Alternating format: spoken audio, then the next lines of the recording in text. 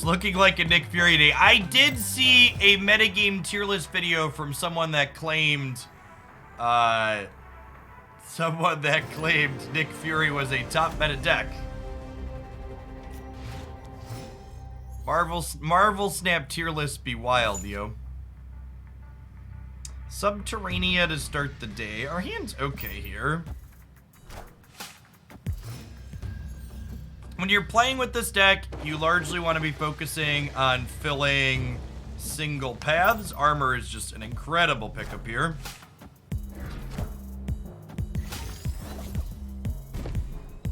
We're gonna go 2, 3, 4, 5, and then hopefully Spectrum plus whatever 6-drop we get wins the game here.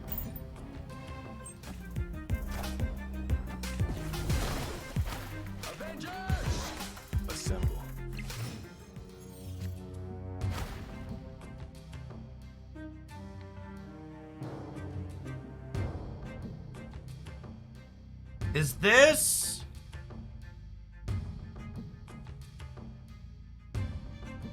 Alright, if I go here, we lose to Galactus, but my best case scenario is like Professor X here to Galactus, so like, I don't know that I could really do better than this.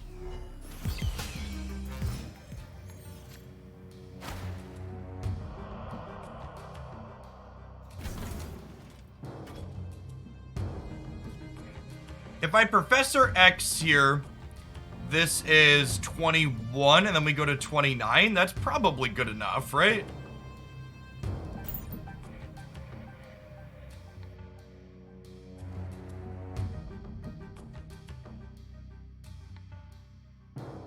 Probably good enough.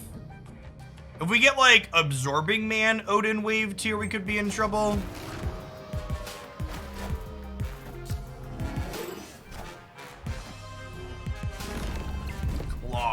Okay.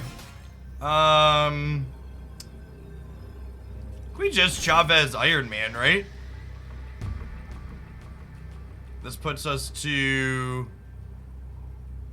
22 over here. I guess we lose to full pass if I do this, right? Is this better? It loses me 4 in the middle, but I'm still winning that way, right? Oh, if they full pass, we win the tiebreaker. Is that true? Oh, it does. It is, isn't it? Because they'd go to 20. They'd go to 24. We'd go to 22. Yeah. Okay. This is the play. This is much better against leader. Much better against leader. Yeah.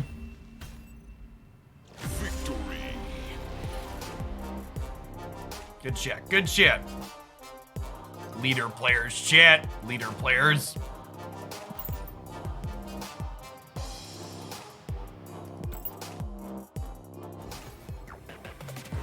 Yes, I will leader with 2 full lades, yep.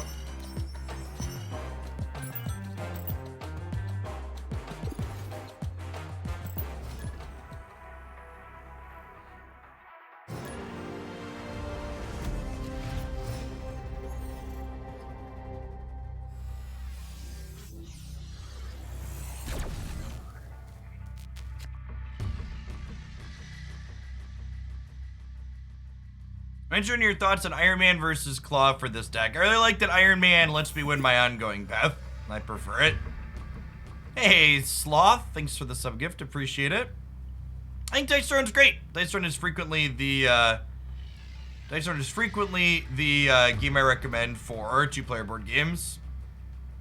I don't think Daredevil's very good in this deck. There's no budget restraint to this deck yet. This is my preferred Spectrum Destroyer list. Hey, Northarian, thank you for the 3rd of a year. Welcome back. And Come Eat Pizza, thanks for hanging out for 4 years. Go Colossus on the left.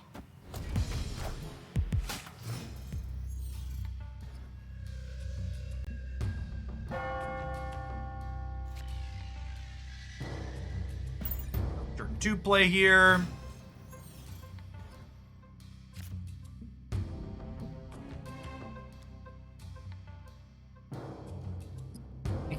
think this is a game where I'm not electroing, or am I? It's kind of close. I'm gonna go ahead and electro, I think.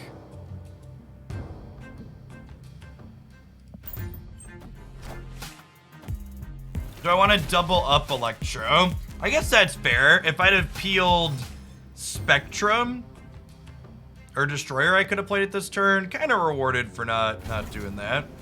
Their Cosmo in the middle is actually really good for our Destroyer, right? Which is funny.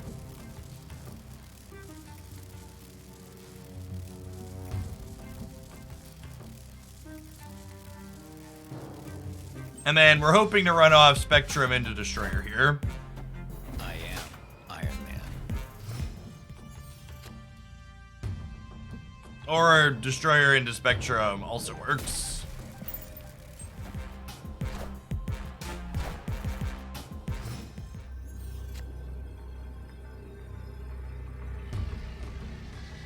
I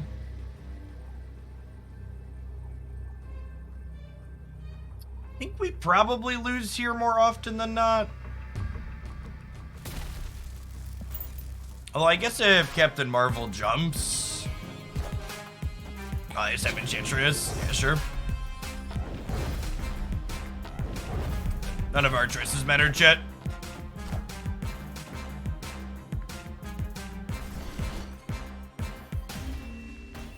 This is definitely a deck where,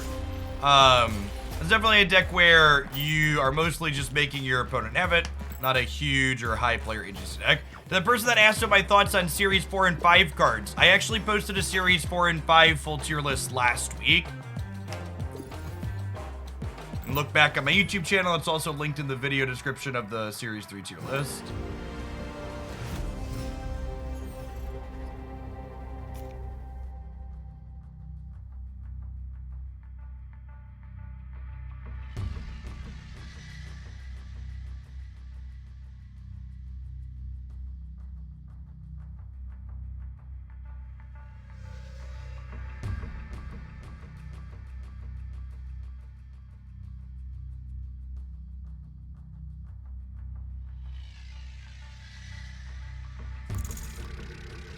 Alright, so we don't want to play into the big house because I want to stack up one path to get Professor X did ideally. This is a hand that Electro would be really good to draw in because it would let us Iron Man into X into Destroyer.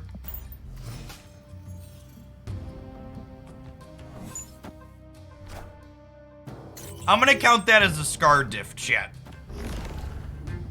I think we can solidly count that one as a Scar diff.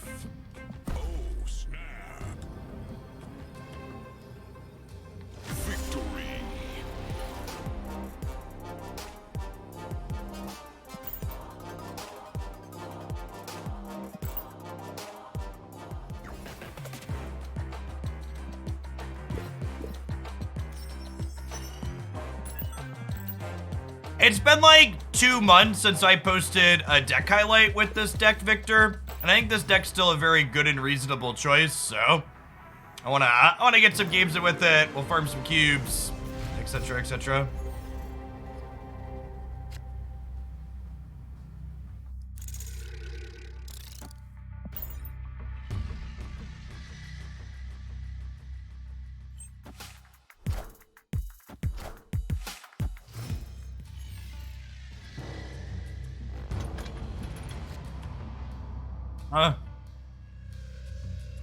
I really don't want to build up a potential Professor X path into opposing sunspots. I think I might actually play into Necrotia here.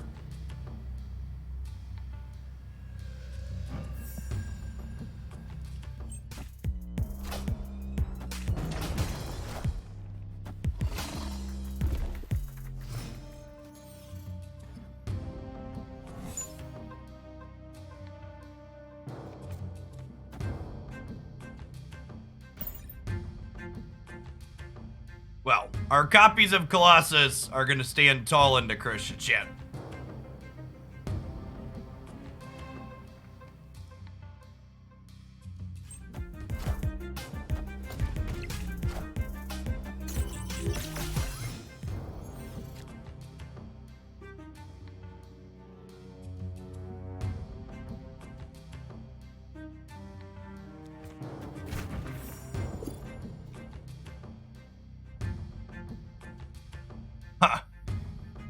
You know, honestly, part of me wants to armor the Triskelion and leave myself flexible where I Iron Man.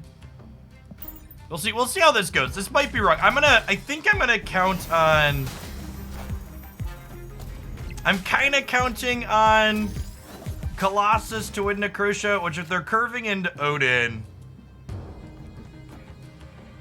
Okay, good chat. Good chat. This is another part of what makes this deck so good, is all of our enablers are also hate cards.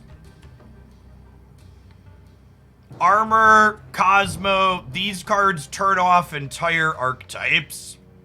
Wong, as I mentioned in my tier list video, I think this is the card I get the most pushback on. It's a card that's like really good against like mediocre-ish things, and it's really not great into people doing bigger things. We got Devil Dynode. Well, that's not fair. They're not supposed to play a good card.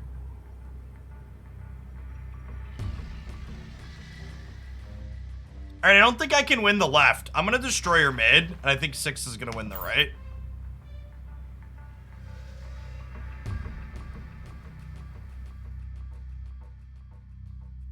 I'm gonna Destroyer mid, and I'm gonna try and win mid and right here.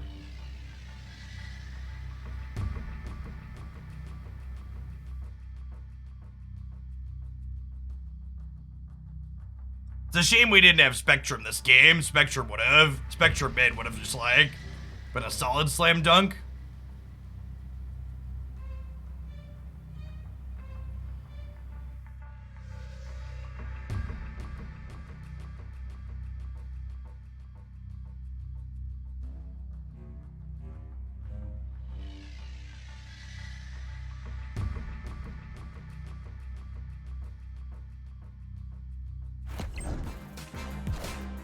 Sick. Look at it. Mad outplayed here, chat.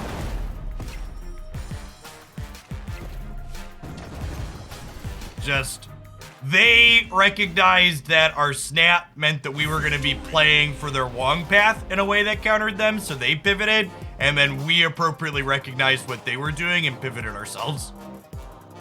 Slick game.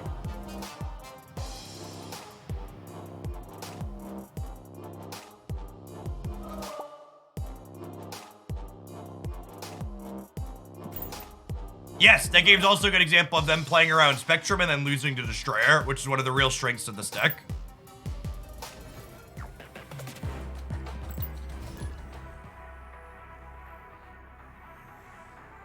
So, I made, there's two little mistakes in the tier list video, and one of them was intentional because I'm lazy. I used a tier list that had some out-of-date card images on it, so a couple of cards have the wrong attack when I'm talking about them.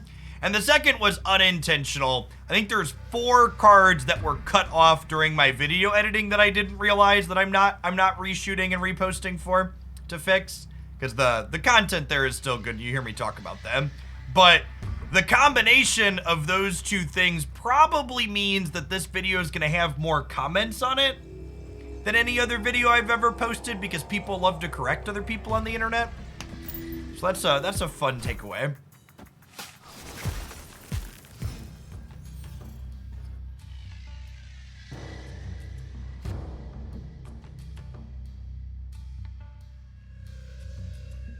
It's free, the freest of engagements.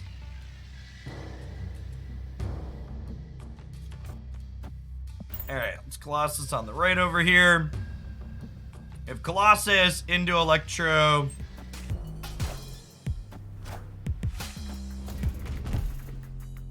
The Strange Academy actually makes this a little awkward, I guess.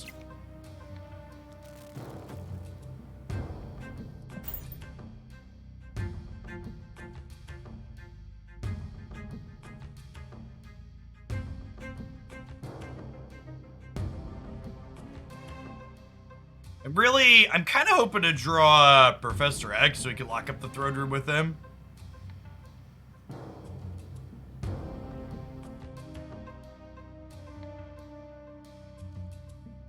Mr. Never Was, thanks for that Prime for the 2nd month. Welcome back.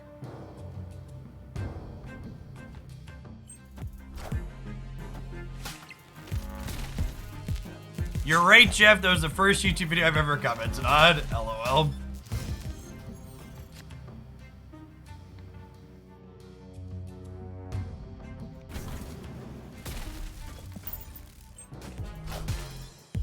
I am Iron Man.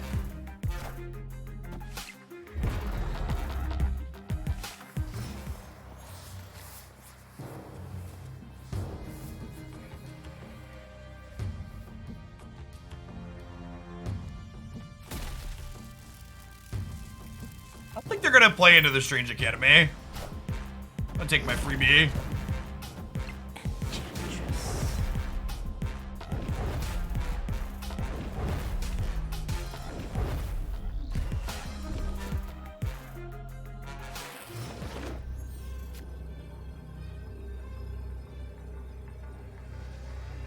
Opponent snapped.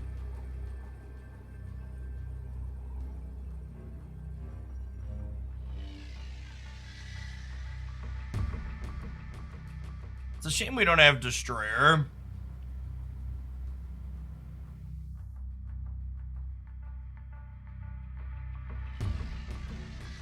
Probably dead here.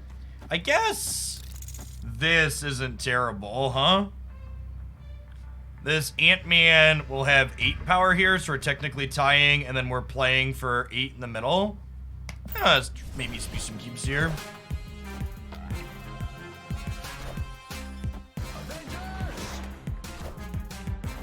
Leader players really just have no brain and snap leader every time. It's actually just zero think play leader. Like, they snapped into a literally dead to destroyer play.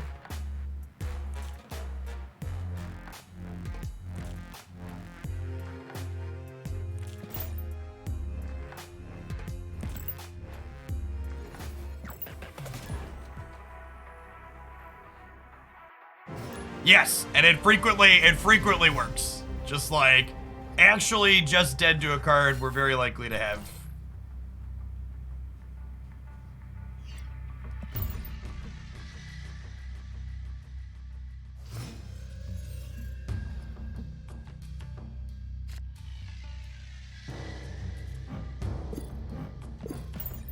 Or never not.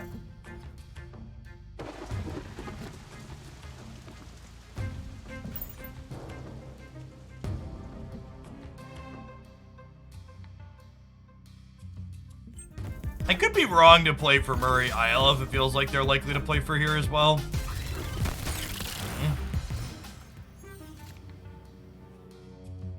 Yeah, honestly, I think this was wrong and we're dead. Between the icebox being a bad beat and then playing the wrong path, I'm here. Hey, Crazy 8, thanks for upping that Prime for the 2nd month. Welcome back.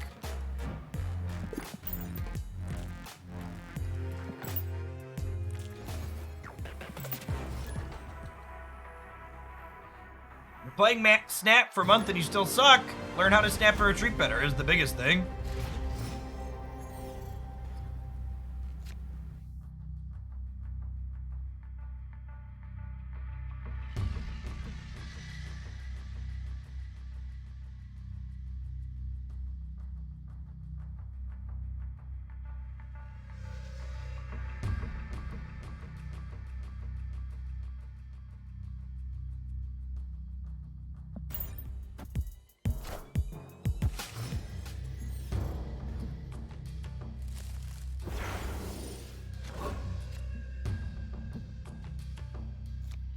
Lizard is much better than Mojo in this archetype.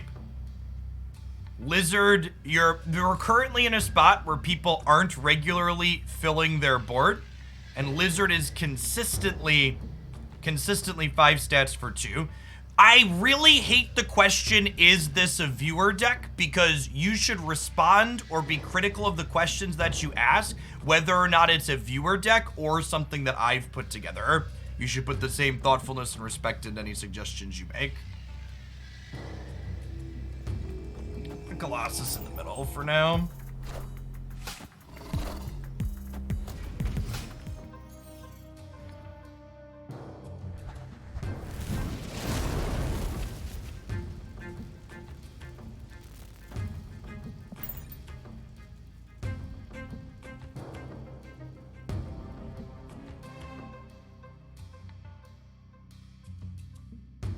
This is gonna be like an Electro and Iron Man into Professor X, maybe, we'll see. I think a Tuma tends to just be worse than Warpath in this archetype. You basically have to have Professor X or armor with the Tuma, and a Tuma doesn't gain benefit from specifically Spectra, which I think is a big deal.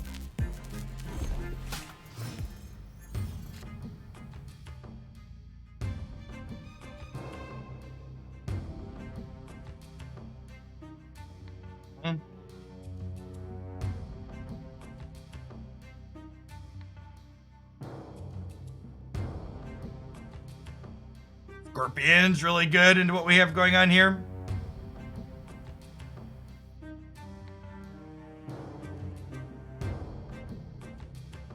If I play Professor X here, and they just don't play to the right, I could win with a Spectrum draw, right? This play loses if they play right, but I think I'm gonna take that gamble. Opponent snapped. Big spooky energy the very end of turn snap after I finally commit to my play.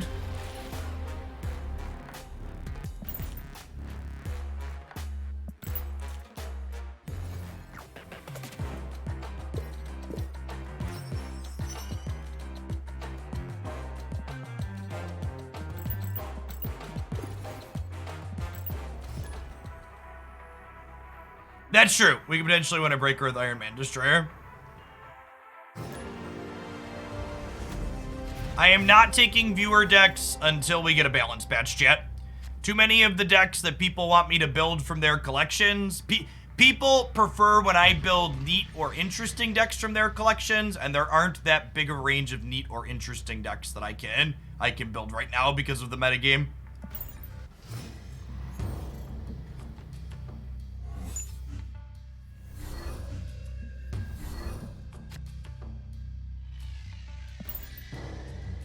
Well, we both lost a 2-drop.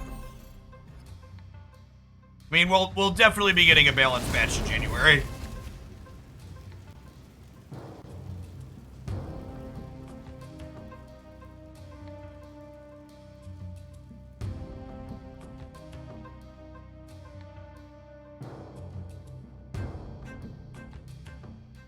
Huh?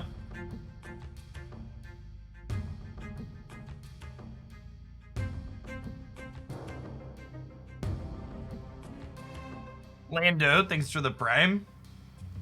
I don't know if I want a Cosmo or Electro here. I think it's just Cosmo. With Limbo, Electro's downside is more likely to catch up to us.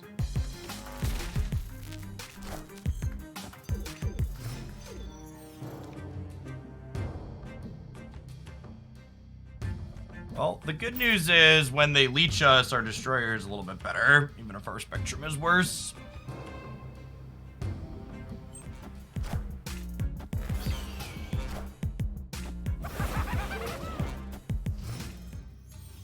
Opponent snapped.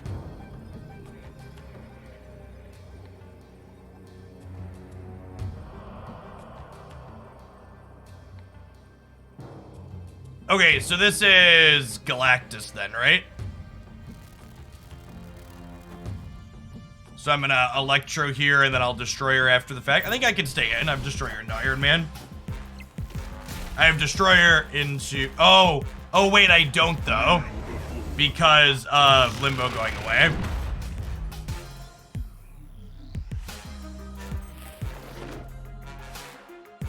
I think we could maybe get here. We have 15. We'll see. I guess we lose to Null, huh? No, I don't know if Destroyer's enough here. It could be. There's a world where it's enough. They can't Shang-Chi me because of priority. Yeah, they need to have 13 plus power. Yeah, good. Get wrecked.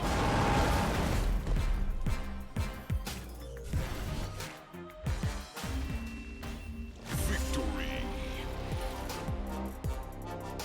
I think we're good there a lot of the time. Because even if they have just death, we tie, right? They would have needed death plus something else.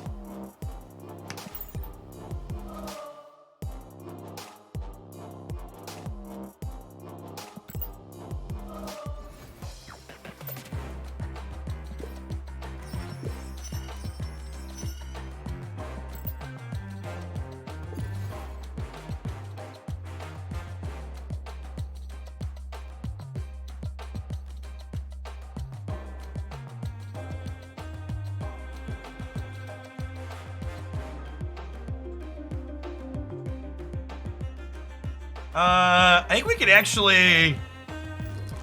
Our Warpath has enough boosters to take to red, right?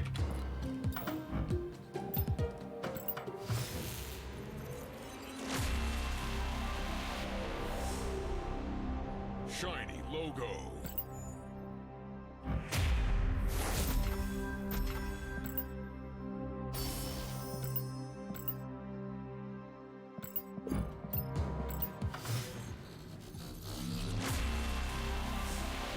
Animated frame. Animated frame.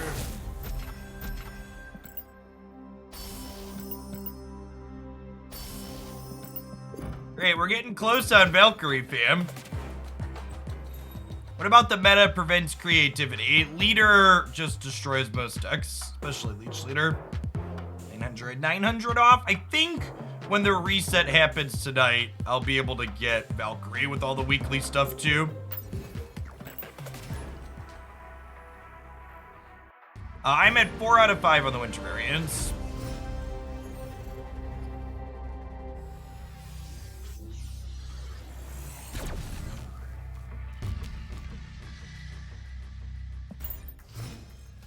Two drop.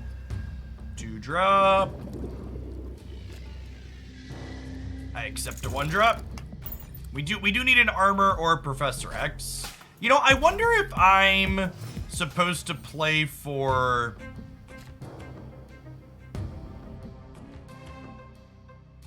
I'm supposed to play for the Sanctum, or for the right side location there. It's unfortunate we don't have priority here. We can't Cosmo their, we can't Cosmo their Mr. Negative.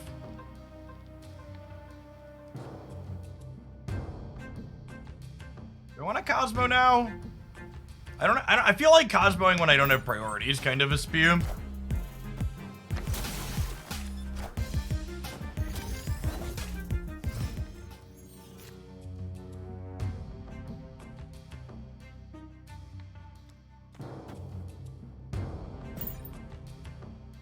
This will probably be a pretty good win the tiebreaker game, right?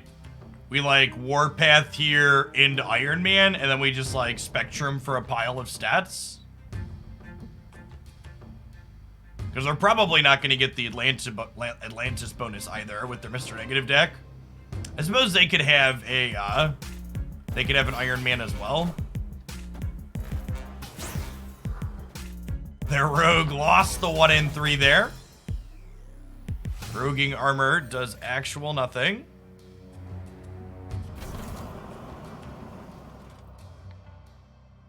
Yeah, I think it's Iron Man into Spectrum here. Because Spectrum is worth 8, 16, 21 total with the Iron Man path. Iron Man. I am Iron Man.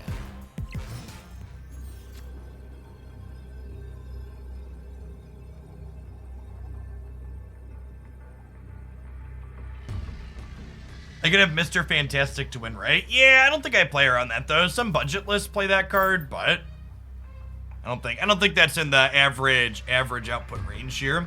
Would it be safer to destroy her? So if I assume they're not winning the Sanctum Sanctoria, I'm basically betting that I'm gonna win the tiebreaker between these two locations.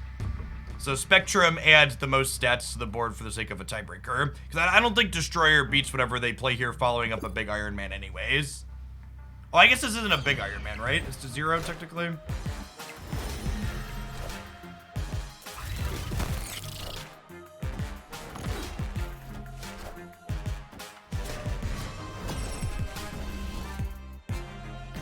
And we win the breaker, like I said, right? 40 to 38.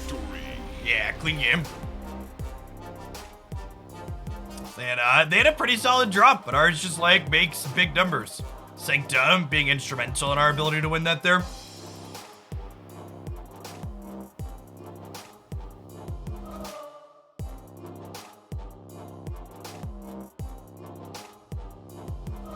Big numbers go burr. Speaking of big numbers, thanks for the over 3 years impromptu. And Lando, thanks for the brand new Prime, by the way. Yes, us continuing to get the Atlantis buff was part of why we won there. All they had to give it up. It's a great call out.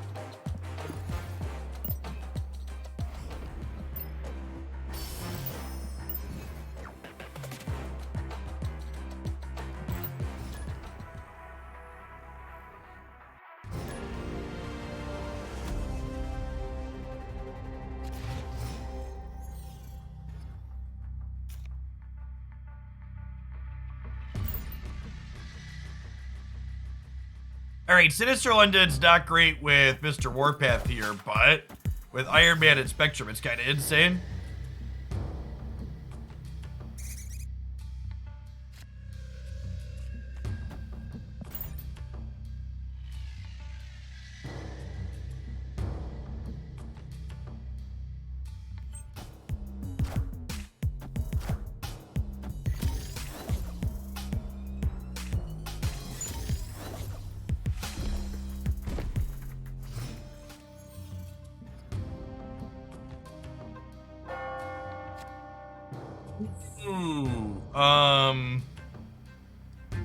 Yes? Yes. And then if we peel Destroyer next turn is 1 in 6, we get to turn 4 Destroyer and clean this Electro out? This Twitch stream is pre-recorded in front of a live audience. Thanks everybody for hanging out today. Appreciate you.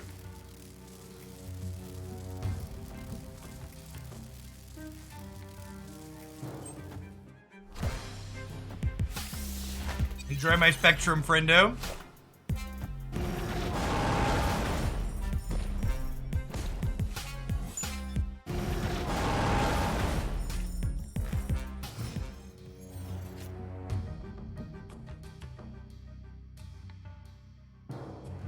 Now, if they're about to leech me what's more stats, would I rather Spectrum or would I rather Iron Man? Because I could Ant-Man into Spectrum, and then I get +6 on all of my ongoing things, right? I didn't snap optimally this game. I was just excited to be memeing.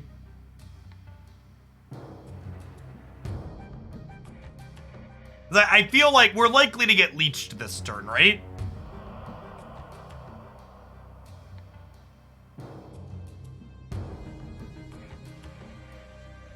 Oh, that's true. Destroyer's not ongoing.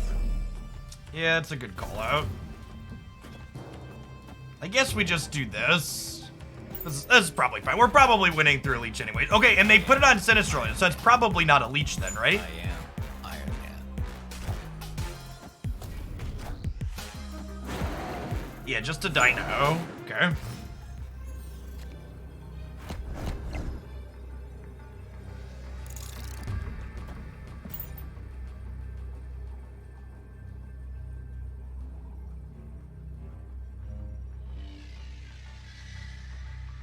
We have priority here, so we don't need to worry about getting Cosmode. Enchantress could get us, I guess, but we still even have pretty big... No, they can't Enchantress because they have Devil Dino, right? That doesn't even get us, actually?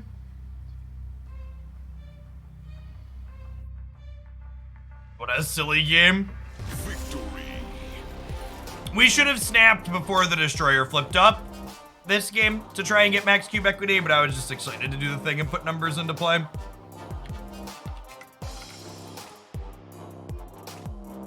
Redwick, thank you for the over 5 years. Welcome back. No, Destroyer is not replaceable in this deck.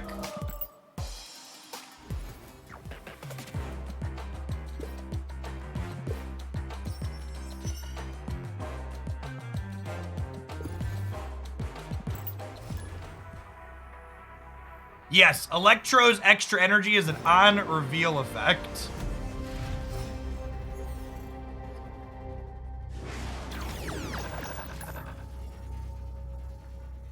Opponent snapped. It snapped.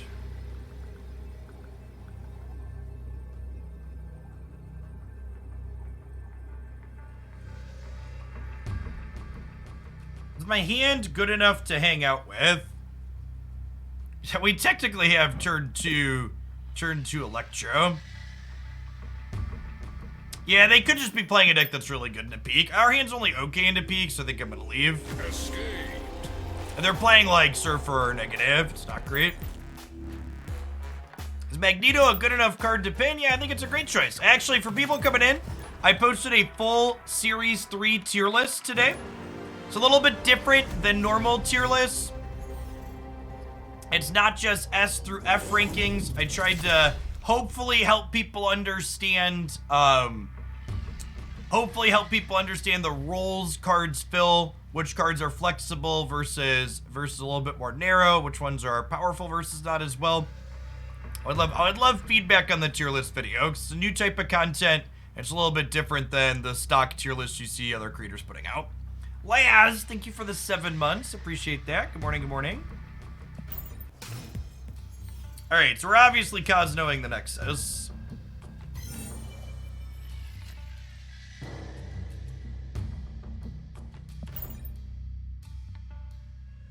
I want to be able to destroy her there.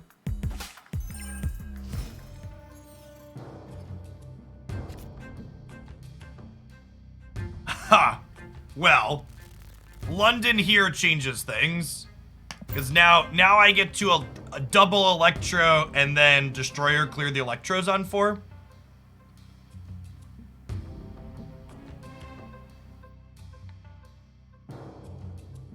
I don't know that I necessarily want to snap here because they played Psylocke on 2 and they have a Mr. Negative avatar, so we could be getting turn 3 negative tier. If you are more gambling inclined, I think a snap here is not bad, but I don't know that it's good either.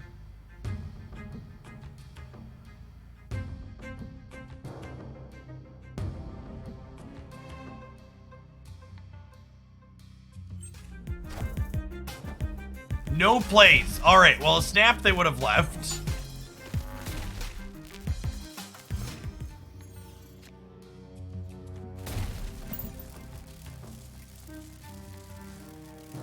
Mr. Destroyer on the Nexus here.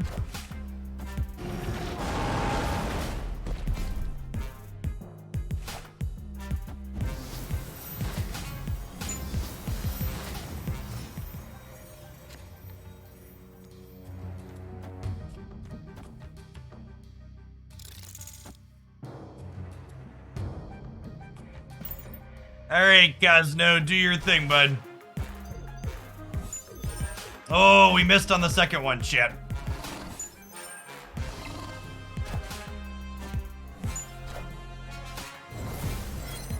Ooh, and they have double Sarah. It's kind of scary.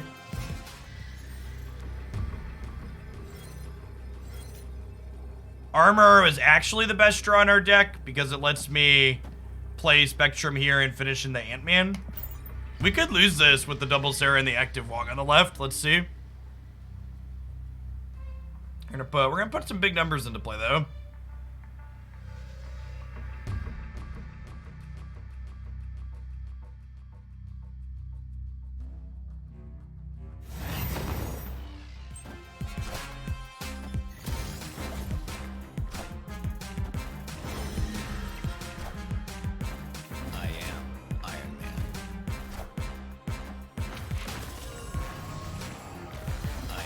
So this costs 3, this costs 1. It's a pretty big wolf spin.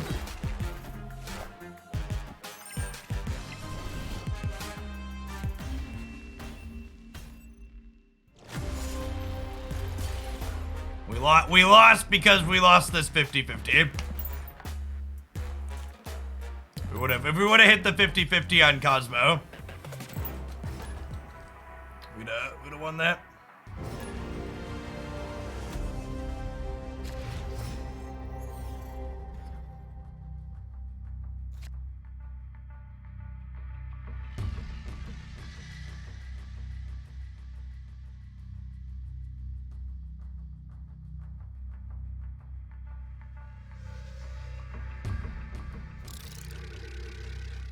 I don't really want to play into Kiln with this deck.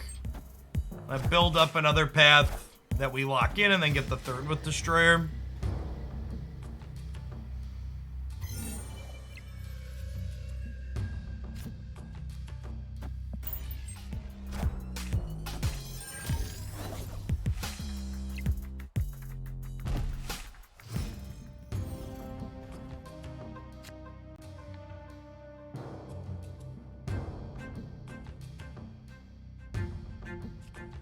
I think I'm just taking the turn off. This is Warpath into Professor X here, and then just Destroyer on the right.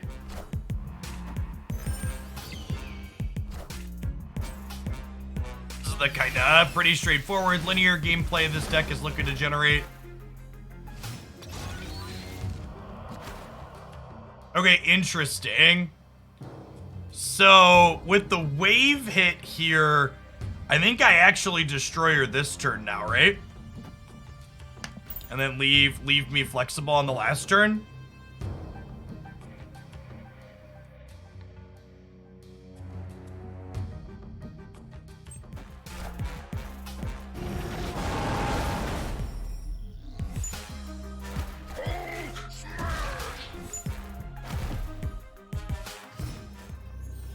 Opponent snapped.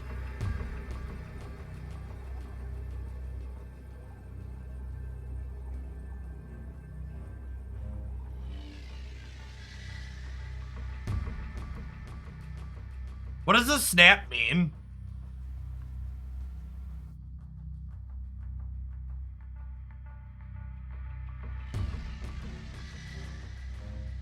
I think it's Shang-Chi or Leader. Professor X here beats Shang-Chi and Leader, right? I'm gonna Professor X right because it beats Shang-Chi and Leader. Yes! Get fucked, you green idiot! Woo! Victory.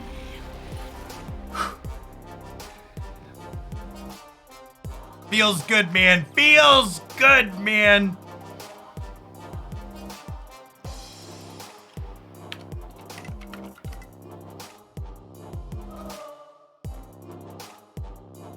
Professor X stops things from being added to the location by Leader, chat. So, regardless of either spot where they played Leader, we were winning here with this.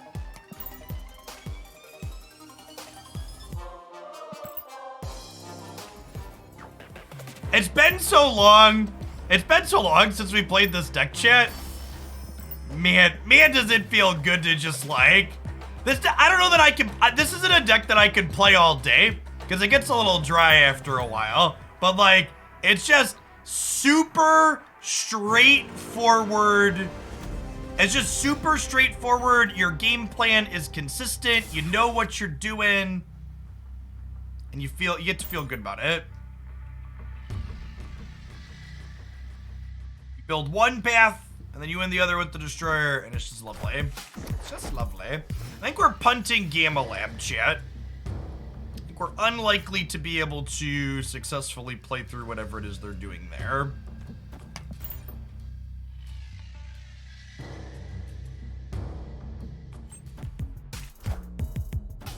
Someone stop the timeline. I don't know if I'm okay with Destroyer being the good guy.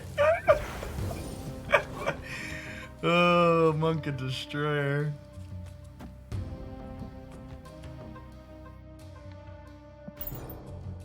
I think this deck can go from 60 to infinite in the current metagame. I think lots of decks can go from 60 to infinite, and the specific deck you're playing matters a whole lot less than how you're snapping and retreating. Assemble.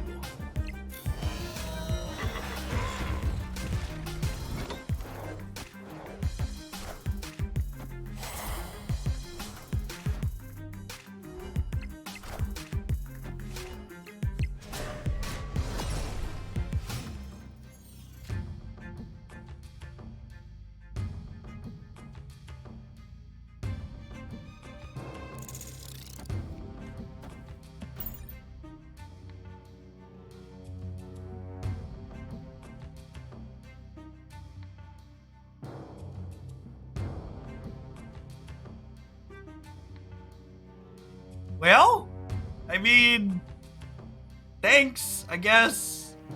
I am genuinely not sure who got diffed here. One of us got diffed. It might have been them. It also might have been me. There's a good chance we can't win the expansion now because this 3-power thing's the last thing here. Location variance is just so good, chat. It really makes Marvel Snap a cut above the rest. I think I'm gonna stay here. I think there's a chance that Spectrum adding 4 power to X mansion lets us win it.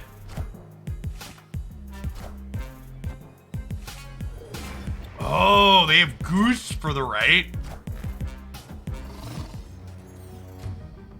Wow, that's a great snap.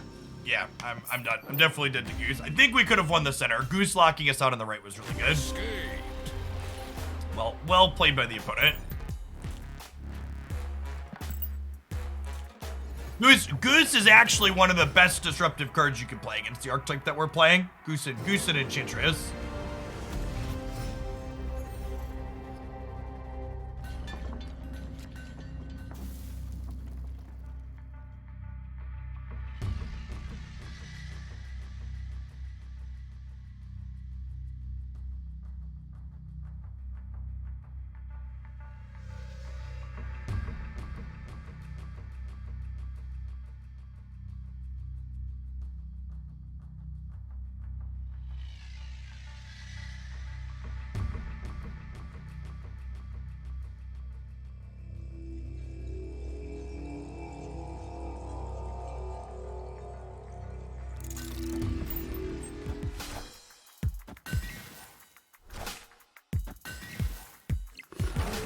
Electro allows this deck to play both Spectrum and Destroyer in the same games, which is quite powerful.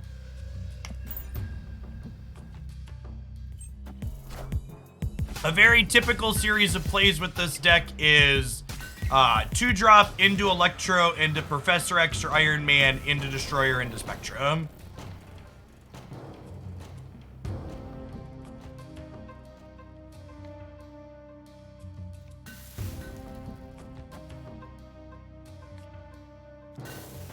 Play Captain America on the left here to try and keep their Adam Warlock shut down. Assemble.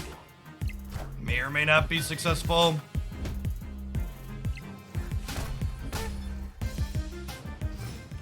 Goose gives us very strong Galactic vibes. I think that's a great tick. I am here for the Goose is secretly Galactic storyline.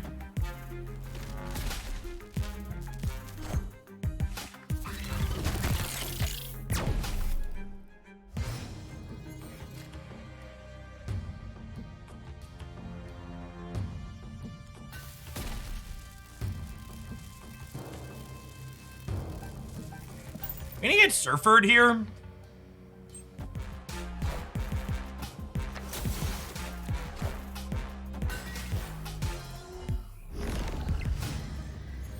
Okay, now we're winning even if we get surfered. I think Destroyer wins mid. We'll see. The Mr. Negative kind of throws us for a kink. Yeah. Yeah.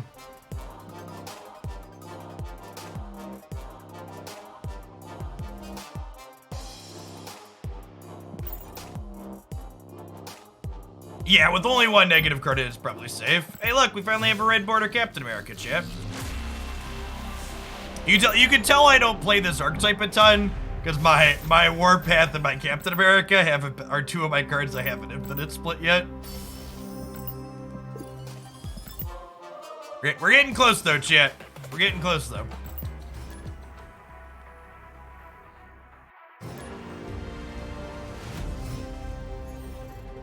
Sounds like commie talk. Listen, chat, all I'm gonna say is Captain America is arguably one of the greatest anti-fascist heroes of all time. So...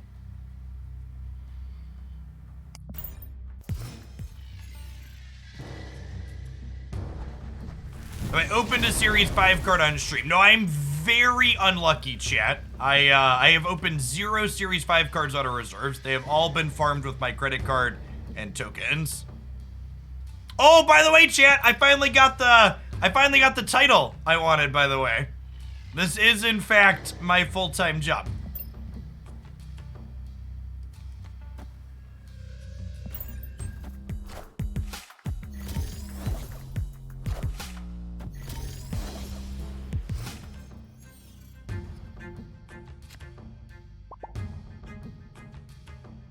What do you think of other streamers who hit infinite saying win more and that retreating isn't important? I don't know that I've ever watched any other streamer that I consider to be a competitive player give that advice.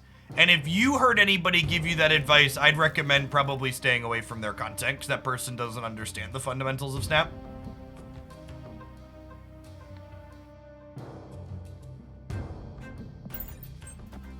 I might be wrong to Electro because of Titan and Limbo.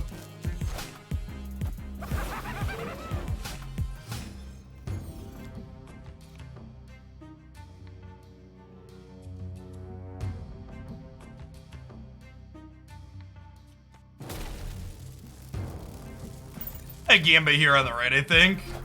And lose. Oh wait, we tied here? Okay, we tied. So you're saying there's a chance.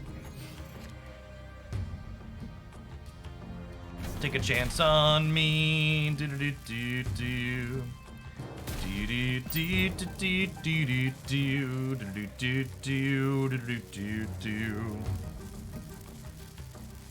Hey, Cryo Supreme, thanks for the brand new Prime. Appreciate that.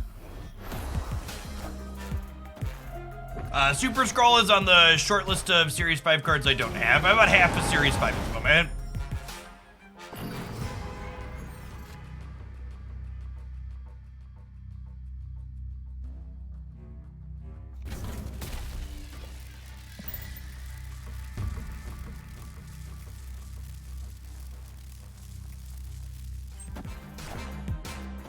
I am Iron Man. Alright, so Spectrum's the best draw on our deck here, obviously. That we now have to have to win the game. We're 1 in 3.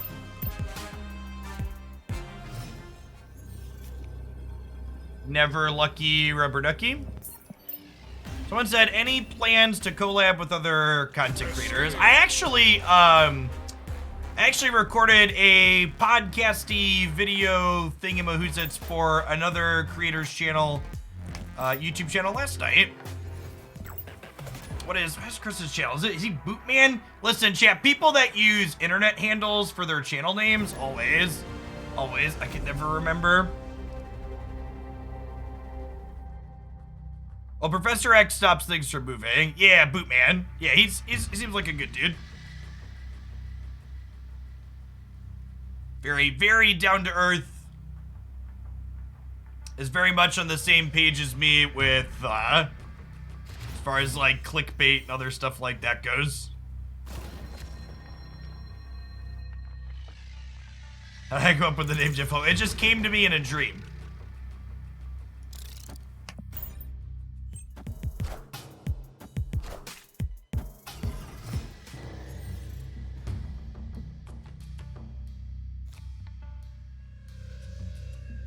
That's awkward. I guess we're playing for the center now since my 5-drop's gonna have to play here.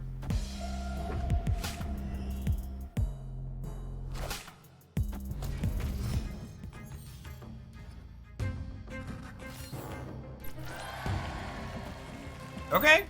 Cap into Warpath into Professor X. Probably a winning game plan for the center here.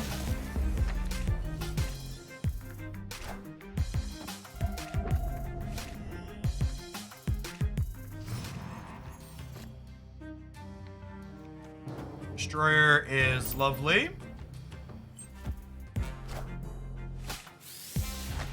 They know the Destroyer is coming. Clear for takeoff.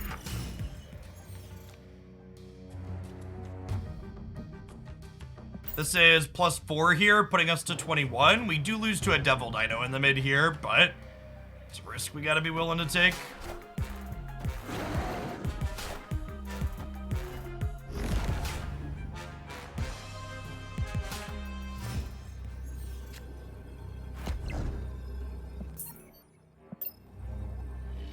Yes, and it can't be a tiebreaker situation because of Mojo World is accurate.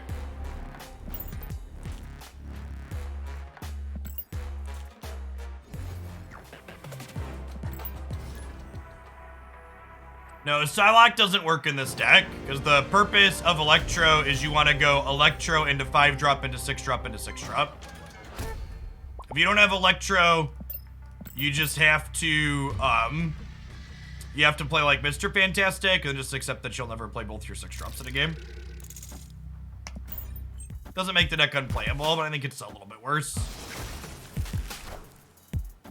Does Bucky Barnes fit in this deck? It does not. Generally speaking, you are just not blowing up your stuff in this deck.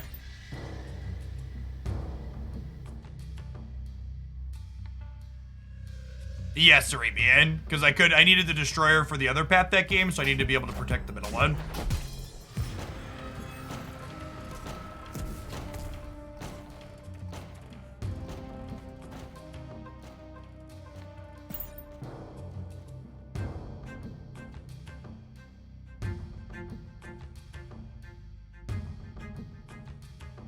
The fact they get into the Sanctum and we didn't is rough.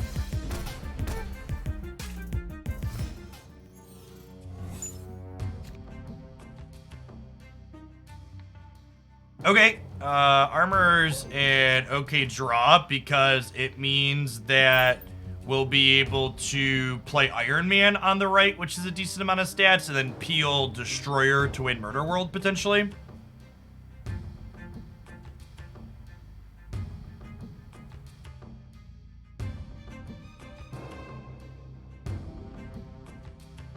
It's easier to get to Infinite in Series 1 or 2 compared to Series 3. Well, as you climb with your lower series cards, you'll eventually start pairing into other people who have better cards than you as you climb up. How Marvel Snap's internal MMR systems work.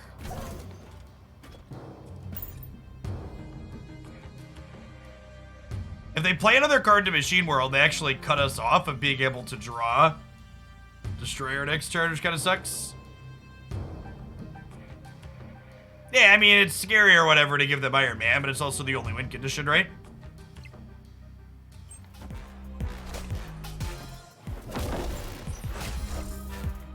I am Iron Man.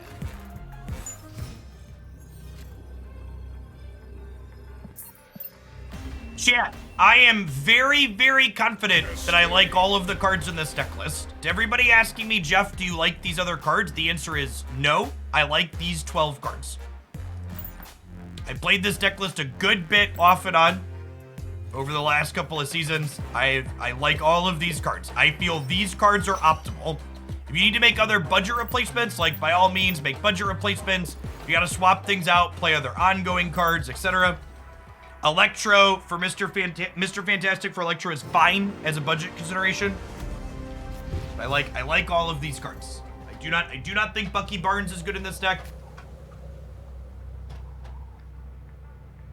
I think Electro is optimal, etc., etc.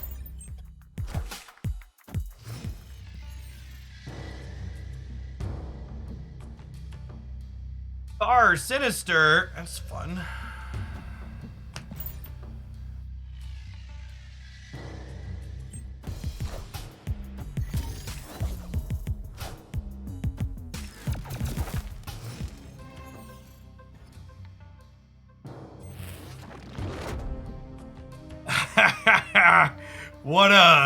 What a widow's bite, chat. What a widow's bite.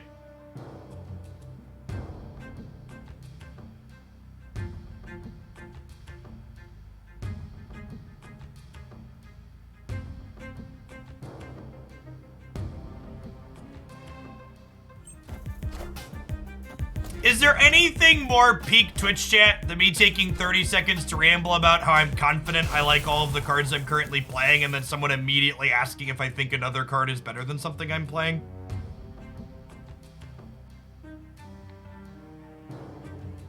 The Twitch chat experience. Avengers! Assemble.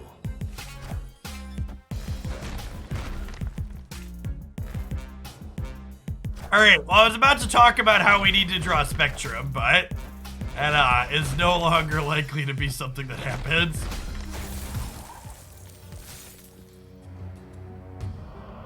People watch without audio. I mean, if they're watching without audio, how are they gonna expect, why are they asking a question they expect me to verbally answer? Kazoo Croc, thank you for the 16 months. Welcome back.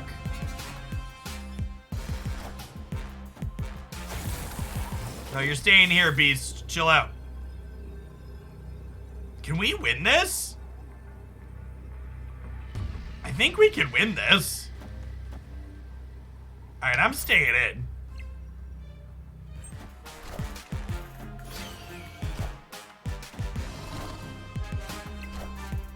We cannot win, chat. We cannot win. Their hawk is huge. Oof. Oof.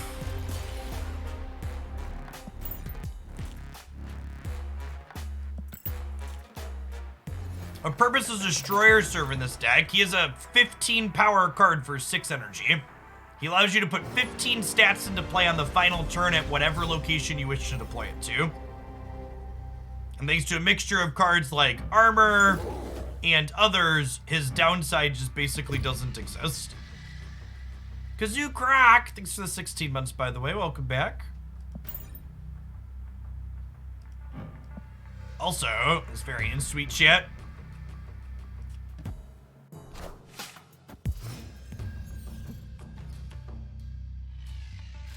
There are not budget replacements for Mystique or Brood. Those are unique and powerful cards.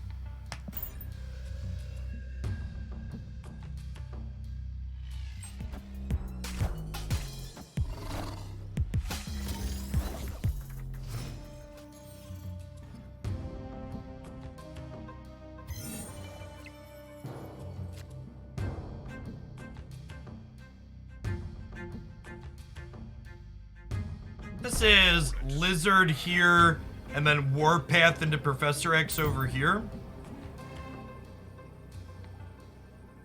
We're in a bad spot here, and I'm gonna leave. Let them having the Sanctum for free.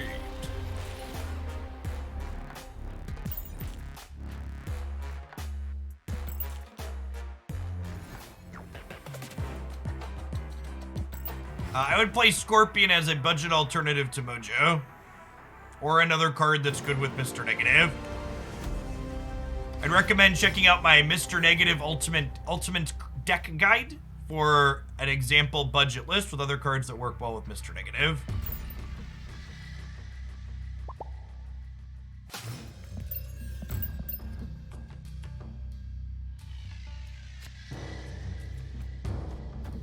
Colossus lives his best life in Necrotia.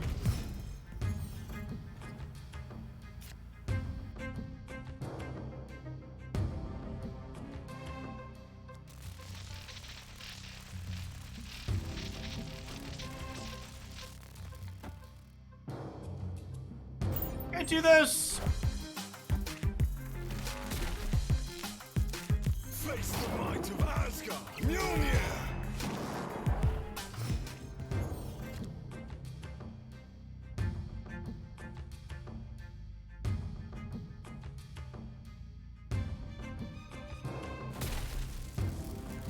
This might have been wrong.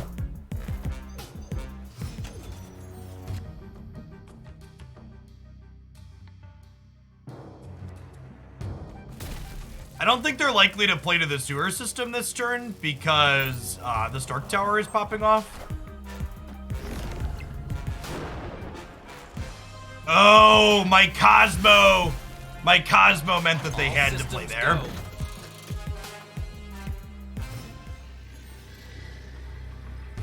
That was on me. My read was bad because I didn't account for my Cosmo. Escaped.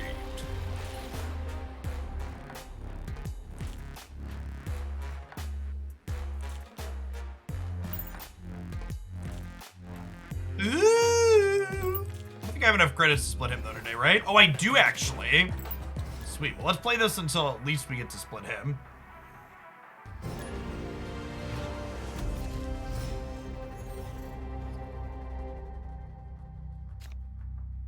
I think Stock Negative is one of the many decks that is a reasonable choice to climb to Infinite with. Again, chat, the specific deck you are playing is far less important than understanding the snapping and retreating mechanic if your goal is to climb. There is no play this deck and you'll get to easy infinite, despite what YouTube thumbnails would lead you to believe.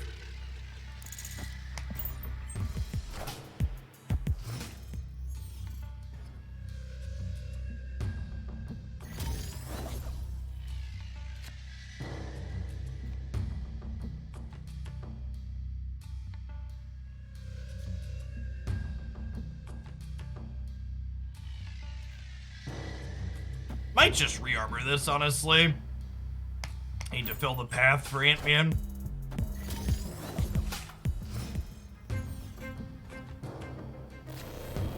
I mean, I don't even know that I would say this deck can take you to infinite videos are a lie, so much as they just leave out the most important part of the truth, which is any of these decks can get you to infinite, but the actual deck list you're playing matters far less than your fundamental understanding of the metagame and using it to leverage the snap mechanic. Like, that's a mouthful and a truth most people don't want to hear.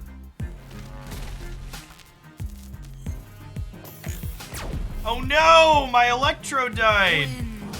Unlucky.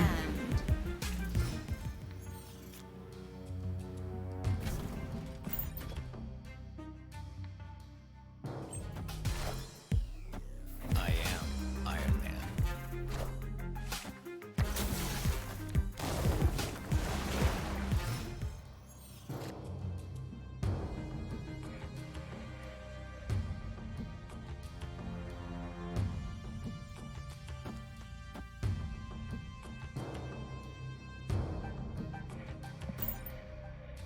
Question is, can Spectrum Warpath win the left?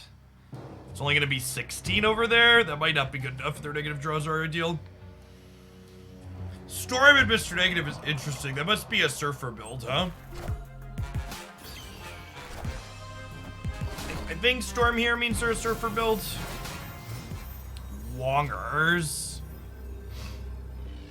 Punished for not playing Spectrum last turn, or on turn 5, so I can Cosno here. Maybe I should have Lizarded here to leave myself the flexibility to play into the center. That's probably what I should have done. Let's see what their top end is here. Is one of these a White Tiger?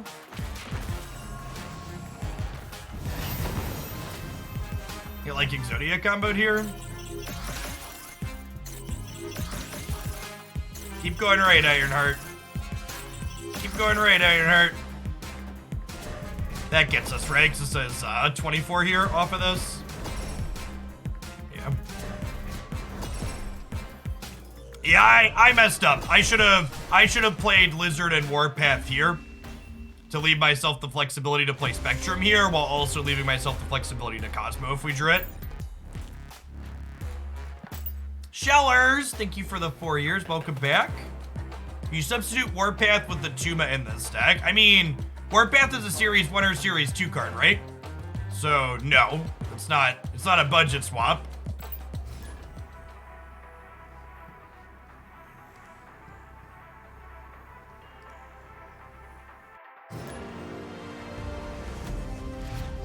Atuma is worse than Warpath in this deck, chat. I have all the Series 4 cards. I don't think Atuma is good here.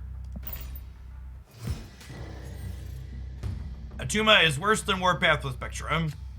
And it also has a more restrictive manner of... It's more restrictive in where you can play it. Yeah, you could play Atuma Destroyer. It's just the rest of the deck gets built different, and I agree with Marty. I think it's probably worse than this deck. Colossus into Cosmo into Warpath and to draw some cards here, hopefully.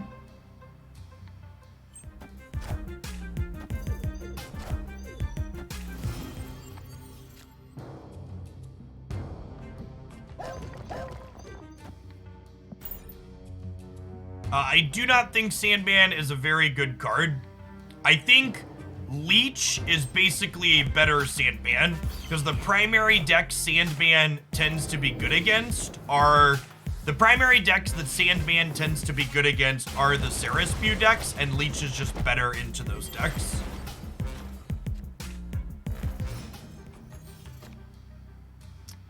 I'm kind of the position that Sandman shouldn't be buffed, because when a card like Sandman is really good, it's probably pretty miserable. Professor X in the center to mess up their Heimdall is very funny, and then Destroyer should hopefully win left for us. Or right, could win right for us as well.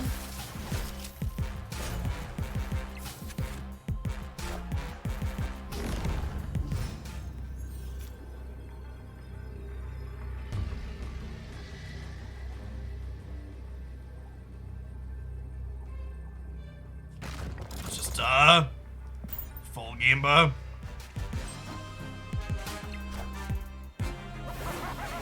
I think we're good. Oh, right, because the Destroyer's gonna get rid of that, too. Okay, good chat. LOL. Stupid, sexy Professor. This is the sexy Professor X, chat. He is swole. Yeah, we didn't even need to get rid of it. Professor X mid just taking Heimdall and turning it off is just like the extra nail in the coffin for the mediocre move deck.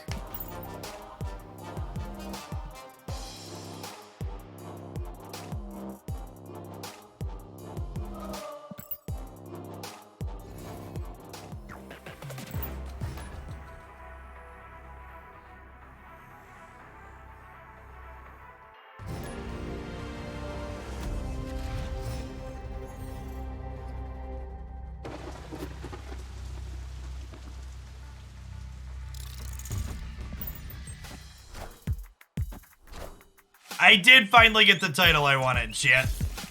This is, in fact, my full-time job. 2-drop. 2-drop. Never lucky.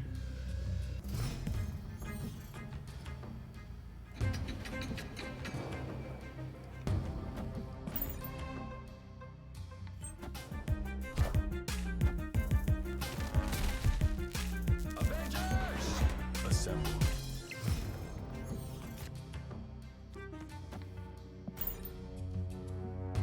Well, Electro means they can't leverage the raft either way.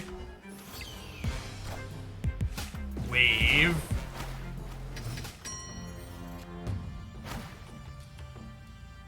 Are we about to get... We're about to get Galactus, right? But Destroyer plus a free 6-drop probably wins next turn, huh? I'm gonna armor here just in case this isn't Galactus and I want a Destroyer next turn.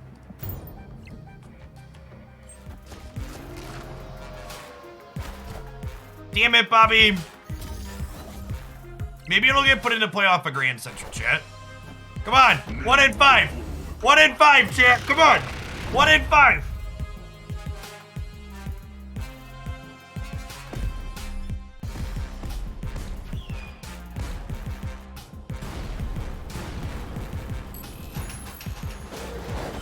Ever lucky rubber ducky. The good news is, chat, we get to know Grand Central saved us some cubes. I might have talked myself into staying in here. Escaped. But now we can leave.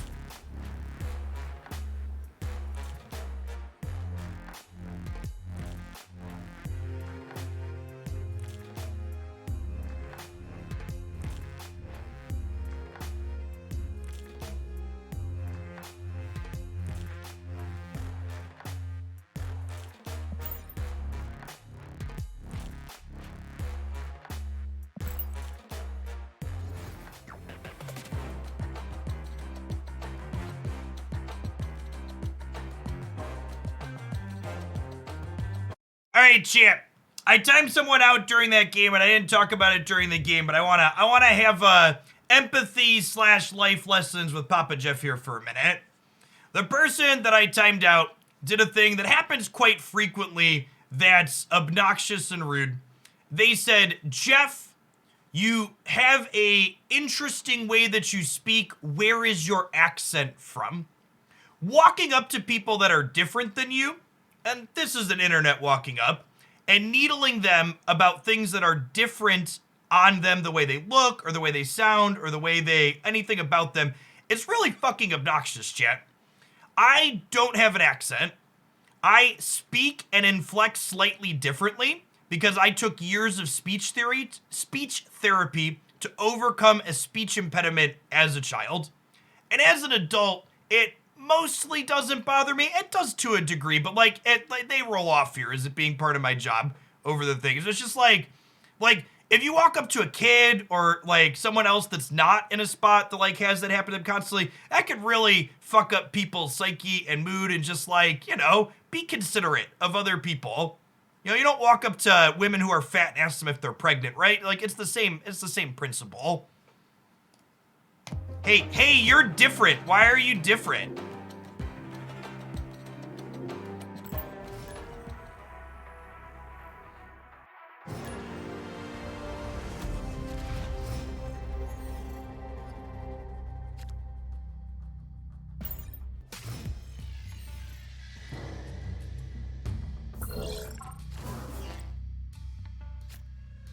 All right, where do we want to put the lizard? We can technically just build up a path here in the dark dimension and then like destroyer somewhere else, and these flip up at the end, right? That's low-key kind of great.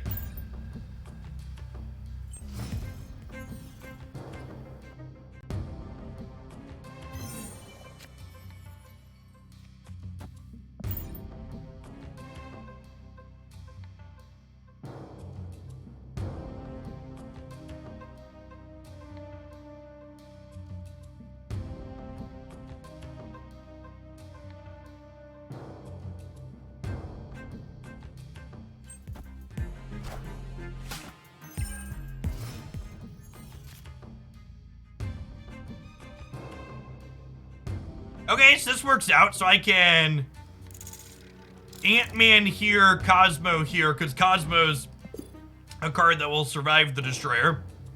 And then we'll Iron Man this last spot.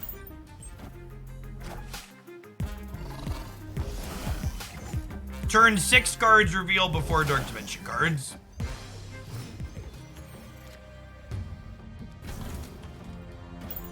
So we have 5, 11. We're at 30 power here. The question is really, is 19 going to be enough to win center? It might not be. It might not be. Monka Sarah, chat.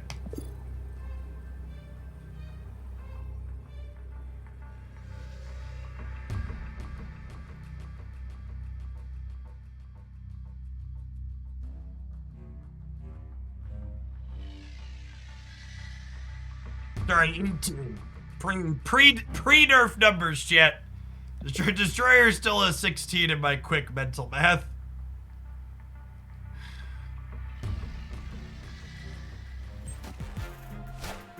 Oh, they just didn't play for mid. Okay, are we gonna get Enchantress on the left? No, because they flip first.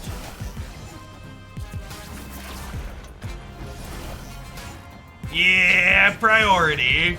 Good stuff. Get dunked. They couldn't have won here even if they wanted to, right? They only had +7. I am Iron Man.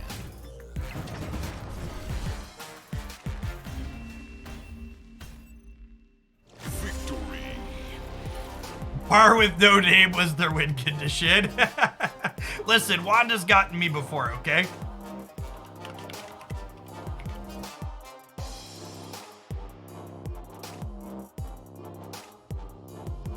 Yes, if we would have had priority going into there, we'd have lost the Enchantress.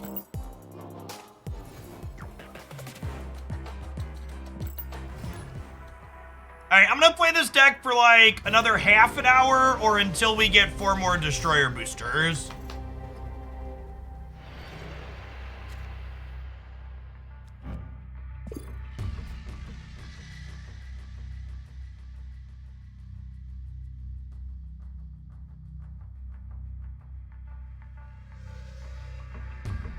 It's sad that empathy is in short supply these days. I occasionally come into your stream and hear you give that same speech. Yeah, there were like 74 million people in my country that voted for a man that's on audio recording claiming to grab women by the genitalia. So, empathy is really something a lot of people struggle with.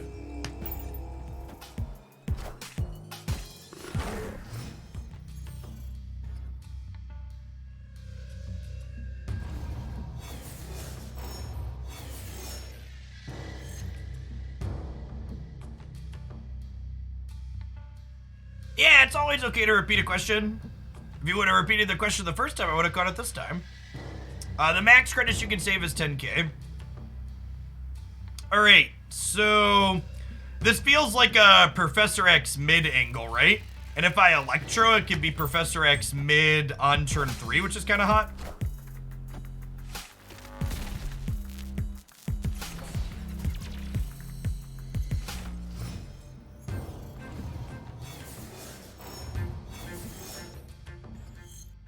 This is a little bit of a cheese line, but also they're just pretty unlikely to play into this location this turn, so this is a statistically favorable play. Man, I'm about to get rinsed by variance. And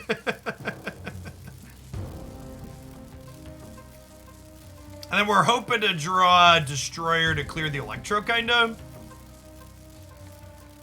Or Iron Man. Iron Man would be ideal, or Destroyer.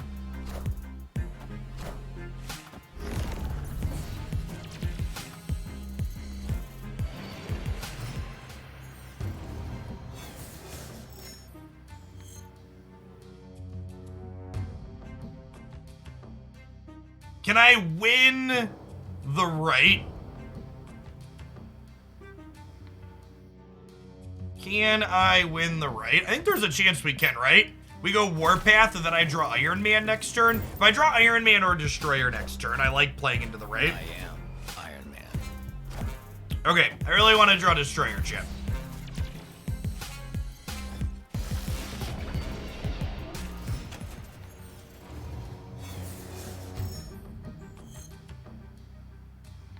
That was not the thing I wanted for Christmas.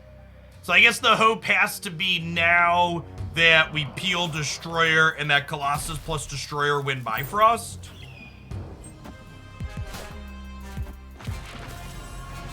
Okay, and we're done. Iron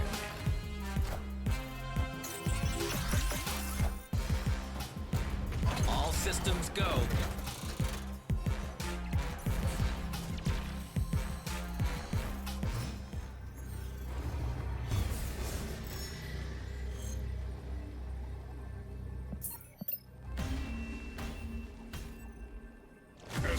Past 3 weeks, I'm rank 80 once I reach 85, but now I'm down to 77. I'm losing my insanity. Is there any consistent deck that works? I mean, there's lots of consistent decks that work. Again, like, I really can't overstate how little importance the specific deck that you're playing is in getting to infinite.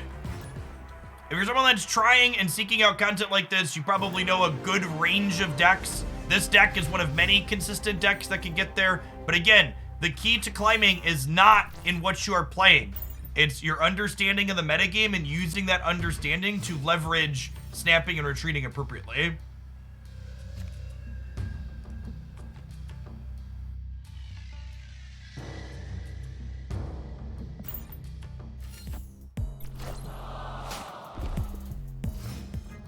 All right, our deck does not play into Mojo World well. So this will probably be a game where we ignore that location.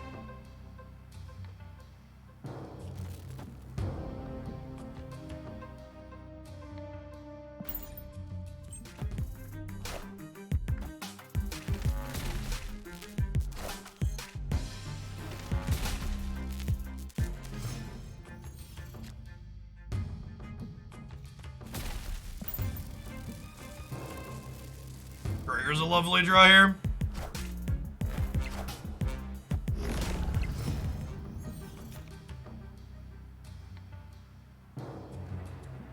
That's it's unfortunate. I was kind of hoping for a leech. And then, because our deck is bad into Mojo World, we just can never win a tiebreaker here.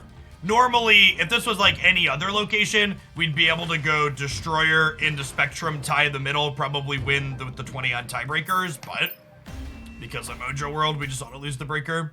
Escape.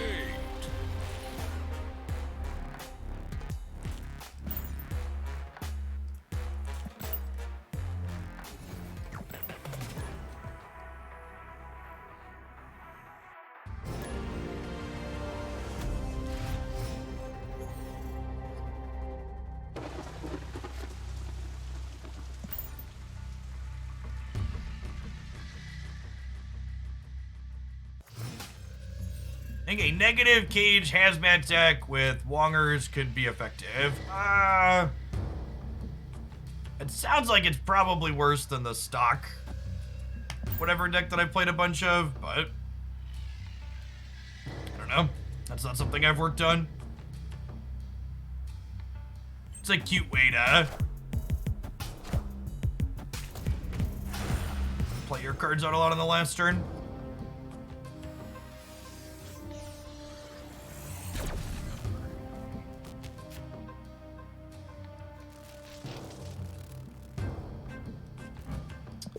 It's gonna Electro into Iron Man here, I think.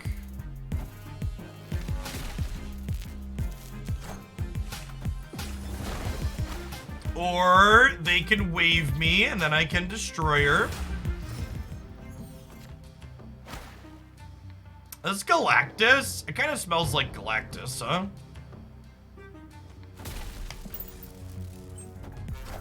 Not Galactus. Got it. Get fucked, Buttercup. Enjoy.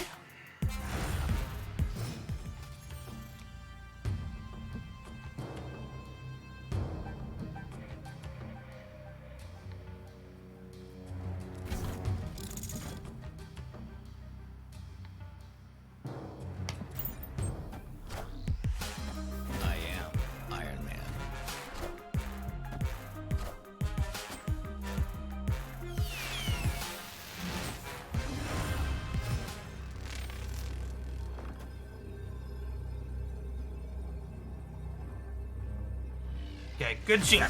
Good shit.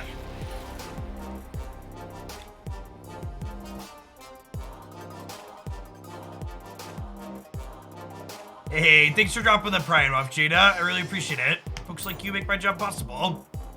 Where are my destroyer boosties, chat? We have enough games to post to highlight with this deck. I just really want to split my destroyer variant before we're done.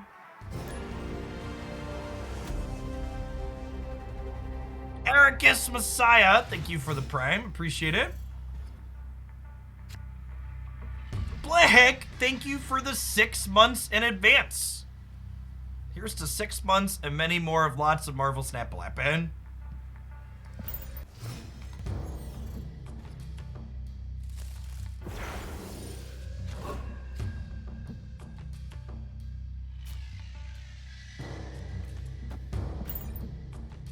Feels like a Colossus Electro Professor X sewer system angle.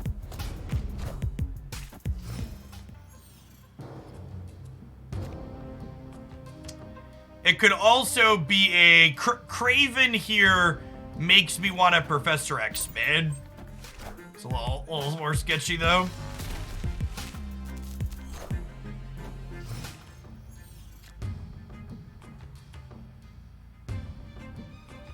Yeah, with them playing Polaris there, I just can't play mid. Oh, Professor X left. This is another reason why Electro is good. It's a lot easier to lock a path with Professor X on turn 4 than it is turn 5. Hey, Vernia, thanks for getting up the prime this way. Appreciate it. Someone asked, do you think this game needs a mulligan? Yes, you can mulligan already. You hit the retreat button and you hit retreat now. You get to mulligan your hand and the locations of the matchup in general.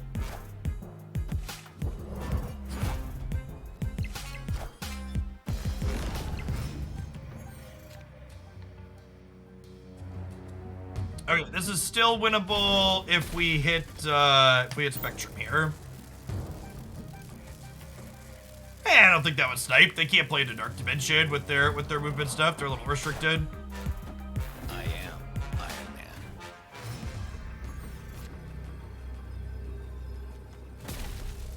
This is 8-13 in the middle, right? No, that's math wrong. This is 18 in the middle for 22. We go up over here. Yeah, that's good. That's good. A mulligan, as it's referred to in card games, means throwing your starting hand back and drawing a new one.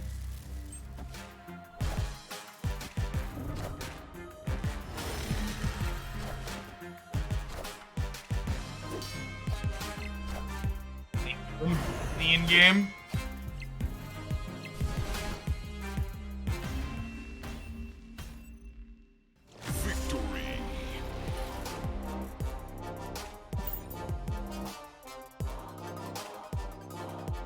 Why not play Ant-Man as well? Because Electro was in play. Electro says we can only play 1 card per turn. Ghosted, thanks for the 3.5 years. Welcome back.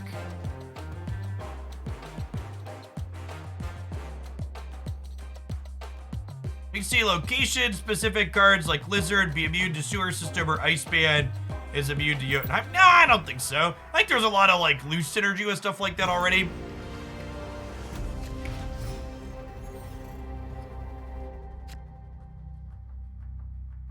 Like, Lizard is kind of already good into the Sewer System if you think about it, because the Sewer System is a location your opponent is unlikely to want to play a lot of cards into. It's not an explicit synergy, but it's a pretty implicit synergy. That makes sense. I want to Destroyer the Throne Room, so we'll Armor plus Electro plus Professor X over here, I think.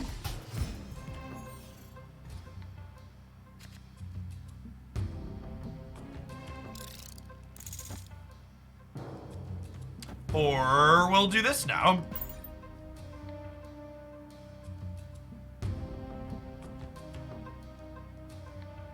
I read somewhere that you get boosters more frequently with cards that are lower quality. That was a thing that previously existed that has since been removed.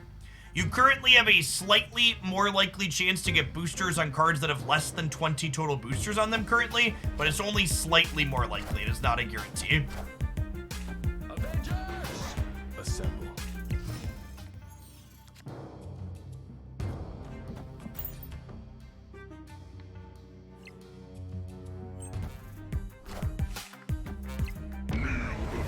Galactus. Oh, they're a Galactus deck. Well, now I'm punished for not having Electroing. I guess Psylocke should have been a giveaway. Sweet Galactus variant. You jerked me towards a nice Silver Surfer deck. Yeah, there's a bunch of Silver Surfer decks up on my YouTube channel. Recommend checking those out. There's a deck highlights playlist on the front page. You can give that a scroll. I think my personal favorite is the Patriot one. Sweet. All right, Chad. It's time to move on to something not Destroyer. We split my variant.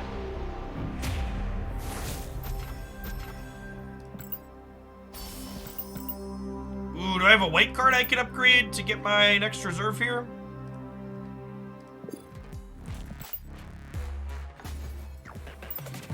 Thanks for stamping Post Galactus.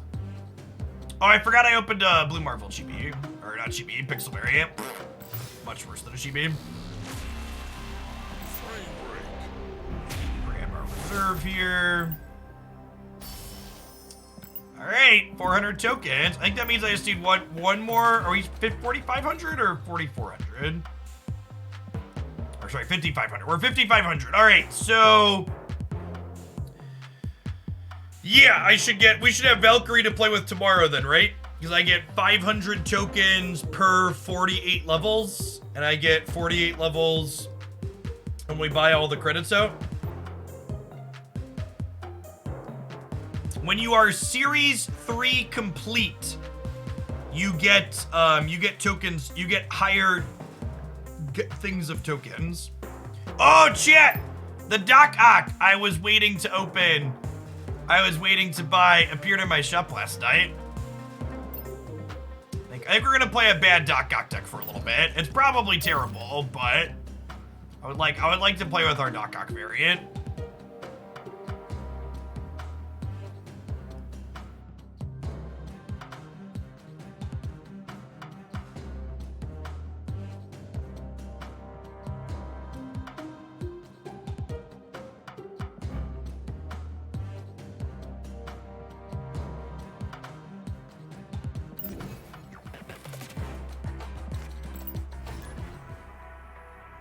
As a new deck?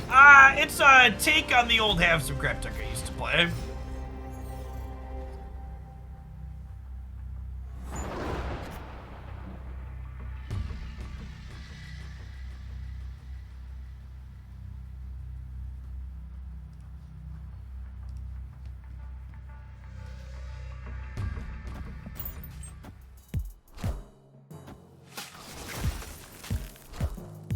Literally unplayable, chat. Literally unplayable.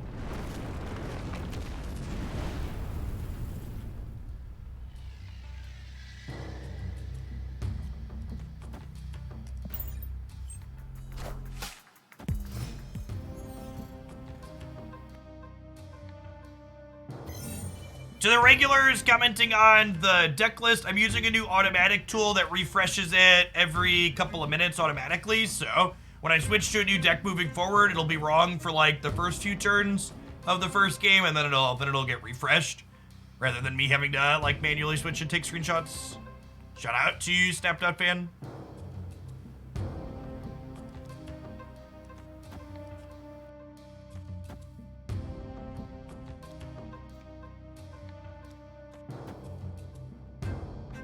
Sucks that we have all of our 5s. I'm not gonna have time to play them all. There's really no reason to make a play here, right?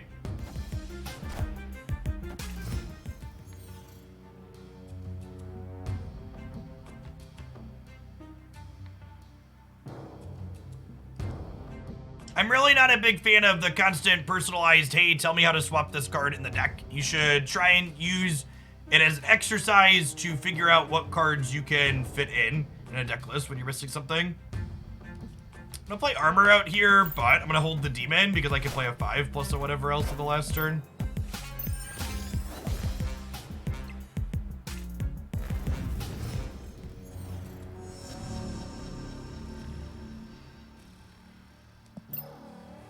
They have 4 cards in hand, so the Doc-Ock might actually win us this game here, right? They're leeching me.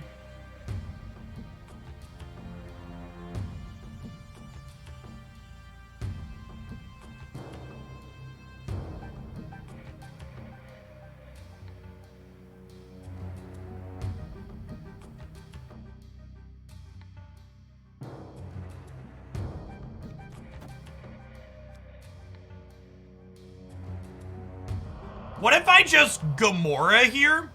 And then I have 16 power to play the last turn. I think that's the line, right? I kind of wanted to Doc-Ock all the remaining cards, but Leech being the thing that's coming here, I think means we just do this. I was gonna go ahead and play for all 3 paths here. This game's smash up with deck building. Not really. Saying this game's like smash up because there's 3 locations you're playing for power at is kind of like saying Valorant is the same as Wolfenstein from 30 years ago. Like, yeah, they're the same genre of game and you like shoot at things in both of them, but there really couldn't be more dissimilar.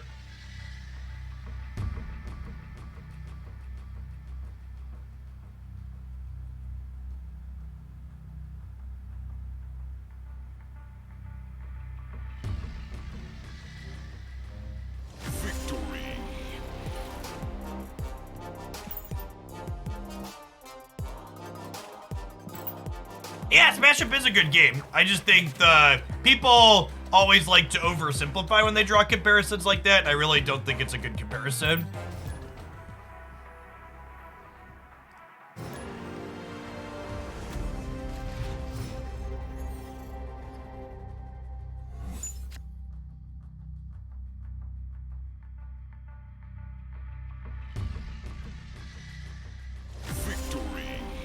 We see Cerebro 2 gameplay today. Maybe. Cerebro's on the rotation of things that we play quite frequently. This deck have Titania in it a few days ago. Oh, we could play Titania. Where'd I fit her in here? This is a different deck that I built from just a list of cards. Maybe the Psylocke is bad. Titania does hurt my brain, Dexter. She's easily the hardest card to play.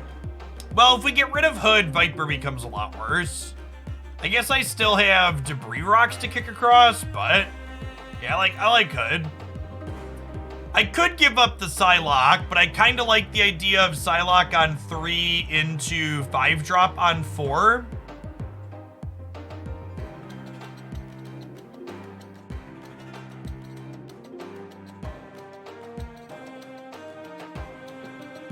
Magic is in this deck simply because we're kind of clogging our opponent's board, meaning we're far more likely to gain advantage from a turn 7 than they are. Yeah, Psylocke's not a turn 2 play in this deck yet. I know she falls there when you look at the curve. Psylocke is a turn 3 play. You're not just playing Psylocke aimlessly on curve. She is here because we have 4 or 5 drops.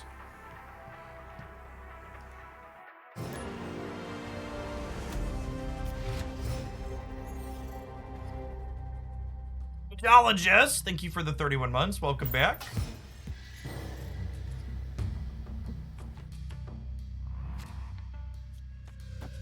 Third. We could swap armor for Titania, but armor's kind of here to protect our things.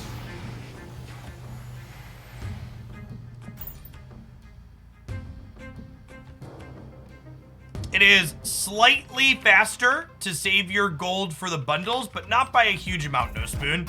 I break down the full math on the comparison of those two here if you want to make a decision for yourself. It is very marginally faster.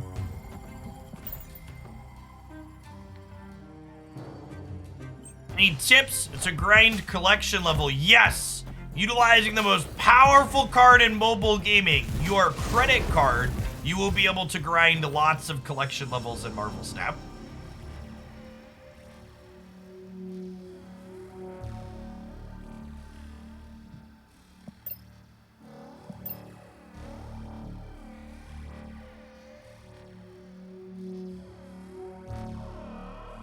Do Mystique and Absorbing Man work together? They do not.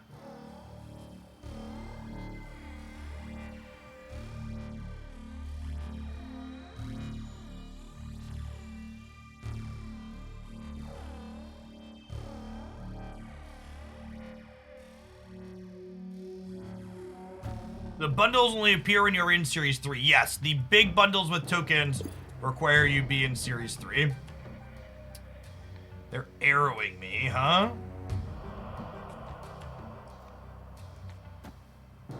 It's gonna Gamora.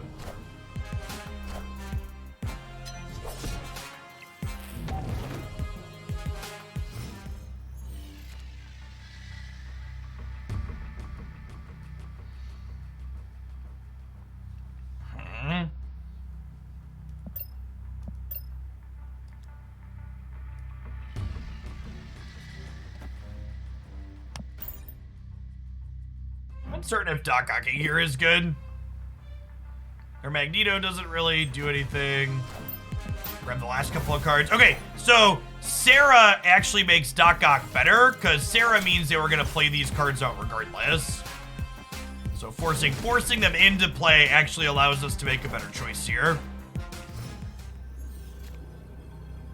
And I know that it like feels bad to get Shang-Chi there, but if we don't get Shang-Chi there, they're gonna Shang-Chi us somewhere else and take more cubes from us, right? So like, it kind of just lets us know we should leave, huh?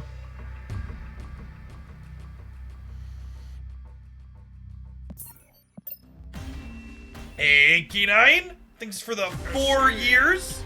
It's been a trip. Thanks for coming back around again. Doc Ock and Shang-Chi Namor. There's a good chance, chat, that we don't play this deck for very long and it's just bad. I wanted to play with our Doc Ock variant for a little bit.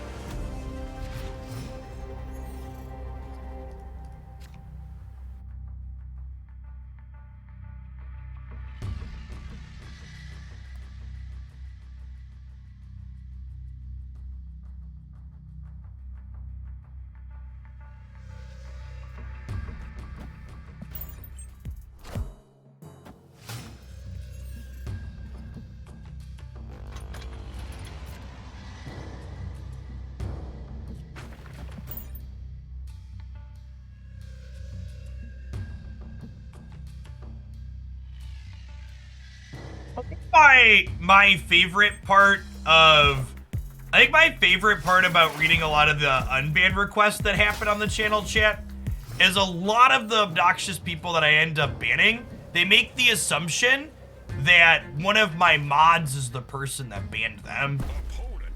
Chat, I'm gonna let you in on a little secret. 99.9% of the bans that happen on this channel, I click the button for.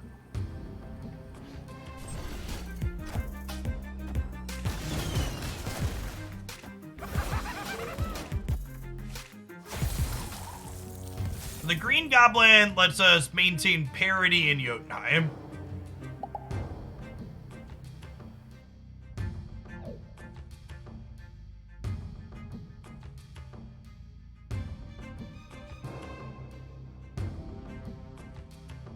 I think this is, do I want to debris this turn? I kind of have to debris this turn.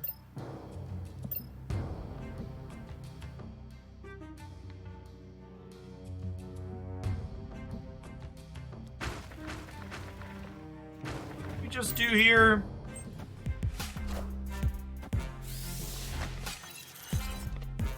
They can have any of our 5 drops.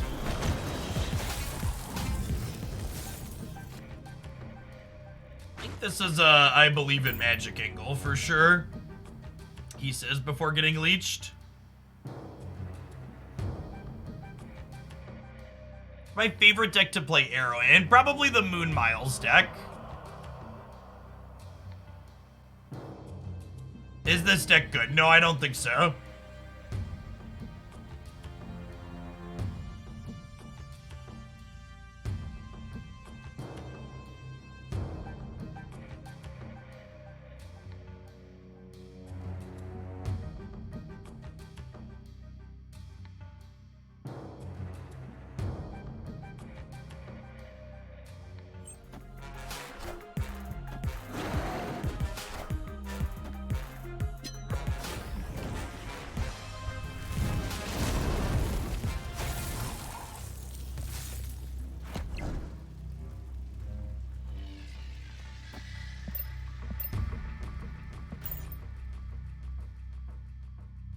Something that is an amusing observation is that Doc Ock into my armor path means he's not Shang-Chiable. Is something I hadn't considered until I'm looking at this very moment.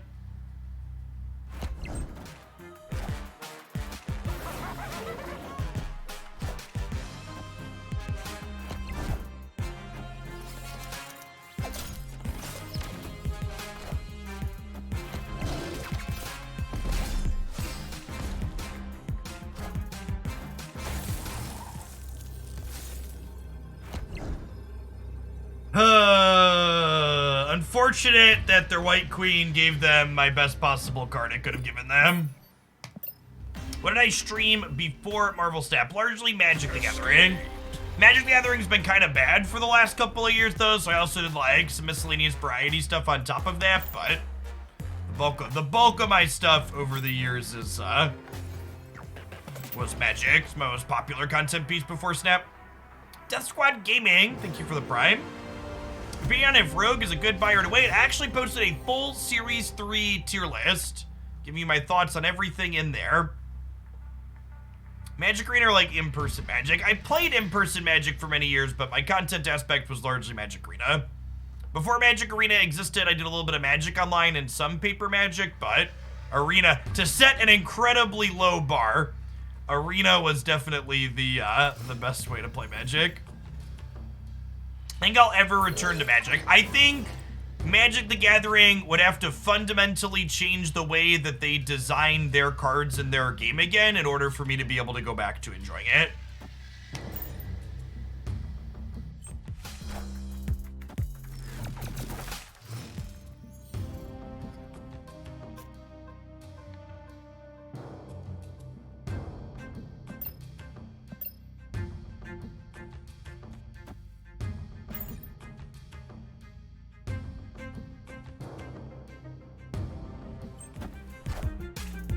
I never poke back at Mythgard. Unfortunately, Mythgard is just not a popular enough type of content for me to invest energy into. I think it's a neat game, but indie games like that just don't have the market space.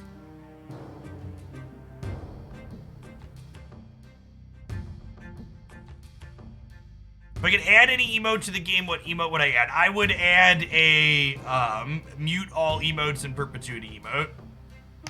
Or is that not an option?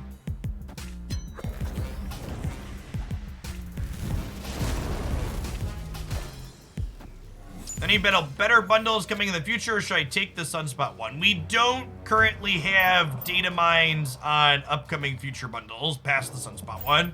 Hopefully we'll get one when we get the pre-January patch.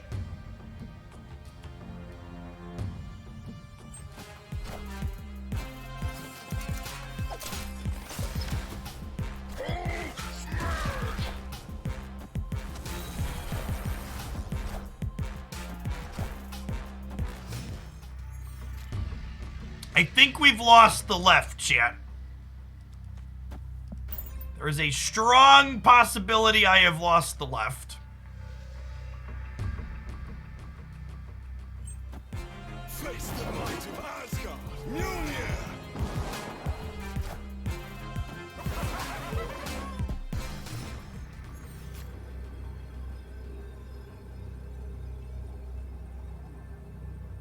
And then this is only 15 here, right? Going to 18, so... I assume we're dead here. Alright, I want to play something else. This deck is very bad. Doc Ock is. Mostly a meme card. He's not very good.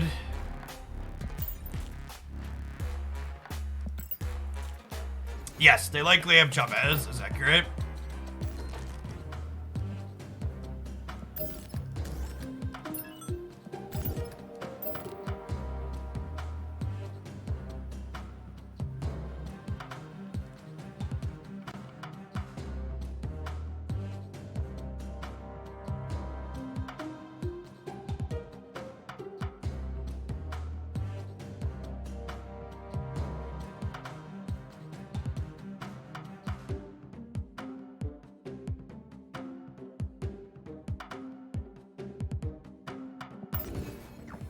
I keep forgetting I don't need to. I was going to screenshot the deck list update. I keep forgetting we have a thing that does that automatically now.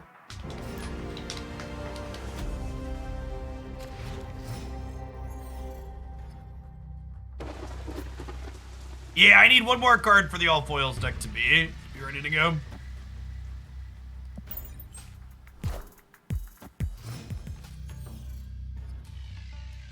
Hood into the raft. I might put the fake, I think I'm gonna put the fake Mysterio into the raft, because if I draw Carnage, I could go Carnage Demon to finish the raft next turn cleanly.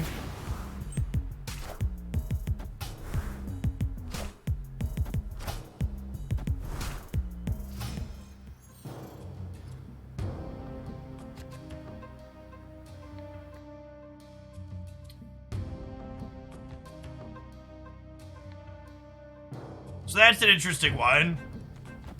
Do I do this and then Killmonger later, or do I only play Nova to Killmonger next turn? I don't think they can contest the raft next turn. So I think I just do this. I just doing a whole lot of nothing. We're gonna play Killmonger before we play Demon Chat.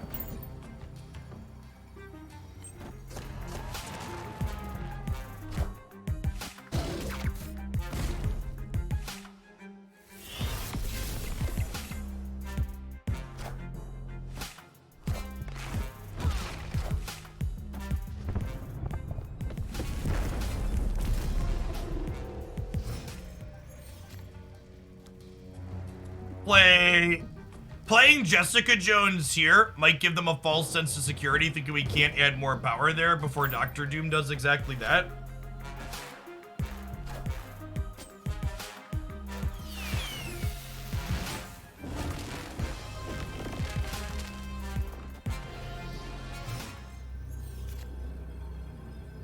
Okay, so how about...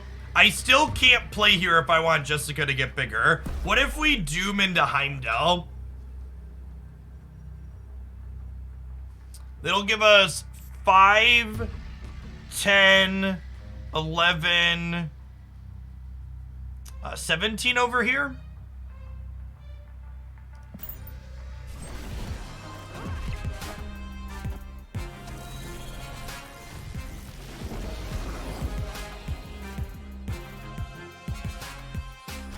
I think we lost.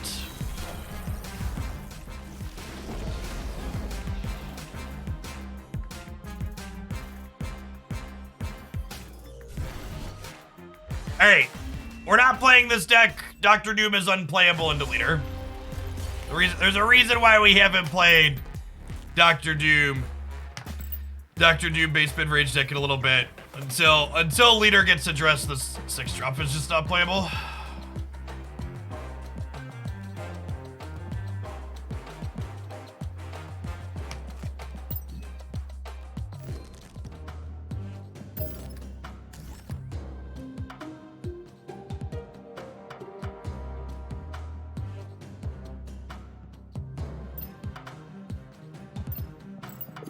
Someone had a kind of fun idea that I don't know if this is gonna be good, but it's probably fun.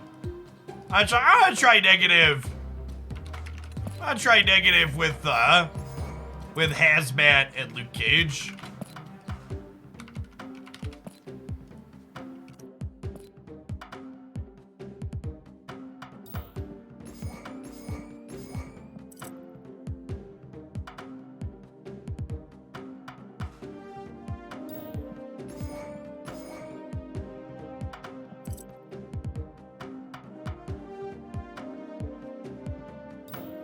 What if we, so Widow's kind of good with Cage and Hazmat too. What if we Widow and then we also Korg and we play Hawk in here as well then? I don't think I want Rock Slide.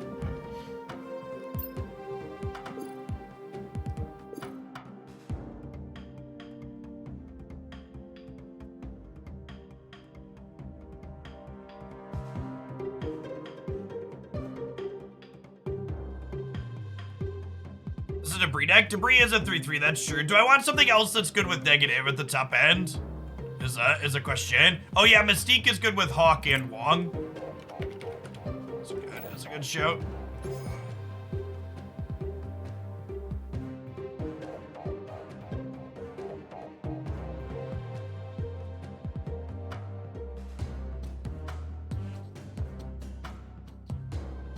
We could Sarah. We could also just Iron Man because it's cracked with Mr. Negative is true. I don't hate that. Debris could be okay as well. I kind of just like playing Iron Man. Iron Man's not great. I mean, we have Mr. Cage.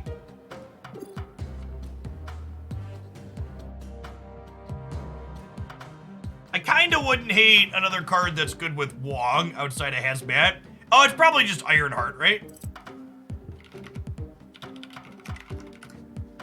Probably just Ironheart.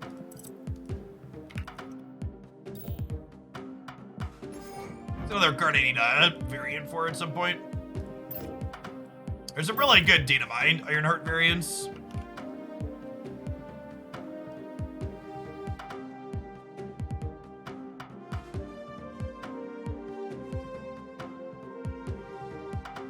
Bast is probably fine. I don't have Bast in my collection.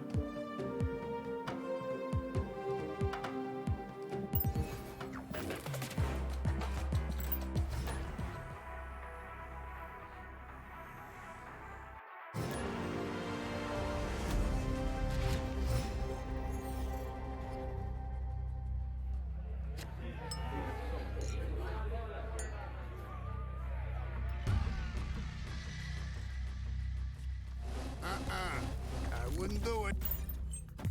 Is there a limit to how many mission refreshes you could do in a day? Yes. So you get 3 sets of mission refreshes per day, with the asterisk that if you don't use all of those mission refreshes every day, you can bank up to 10 of them.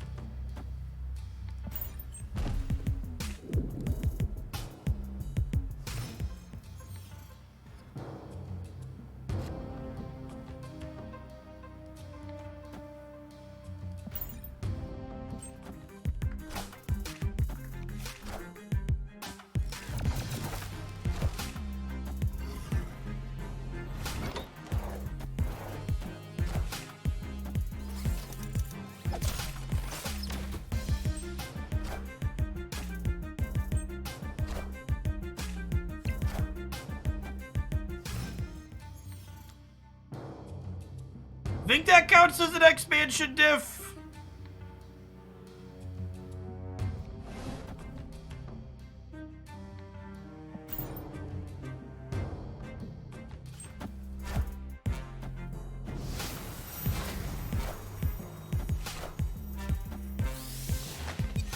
Do you believe in magic And this turn 7.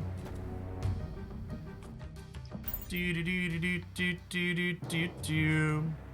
Magic, magic, magic. Our deck is Psylocke and Mystique here.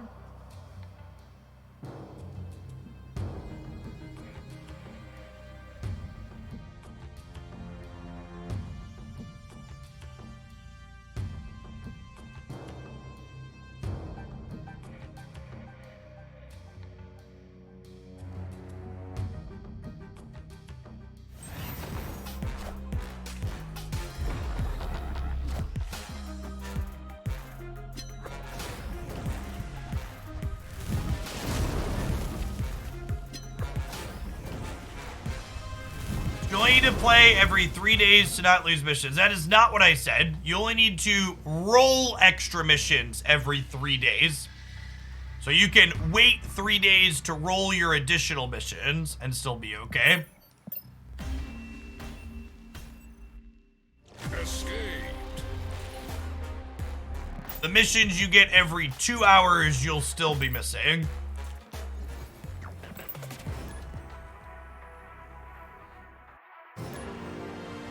Eight hours, yeah, whatever the number is. The two missions you get 3 times a day.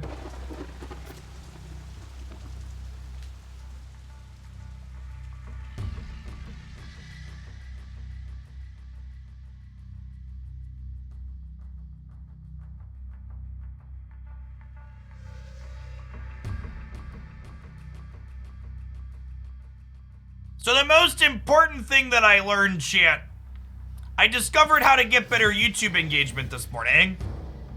So my tier list video today had 2 issues. One of the issues was intentional and one of them was unintentional. So the intentional issue was that the tier list thing I found that had all the Marvel Snap cards in it already had older, unnerfed, or unchanged card images in it. So it's got like 6 power Arrow and 5 power Sarah and 5 power Mysterio. And a bunch of people are just like adding comments letting me know that the old versions are there. I didn't make a new one because it would have taken me a fucking hour to download a bunch of card images and re-upload them, and I'm lazy. I didn't want to take another hour. The other thing that I unintentionally did was I mistakenly cut off, I think it was 4 or 5 cards on the fine power ratings thing. And despite having a pinned comment, there's a bunch of people letting me know that those are missed. So, honestly, I think intentionally fucking something up in the future sounds like a great plan for driving additional engagement. That is something we are going to strongly consider on the YouTube channel moving forward. One of those things was because I was lazy. The other one was because I missed it, but they both ended up actually being Galaxy Brain engagement tools.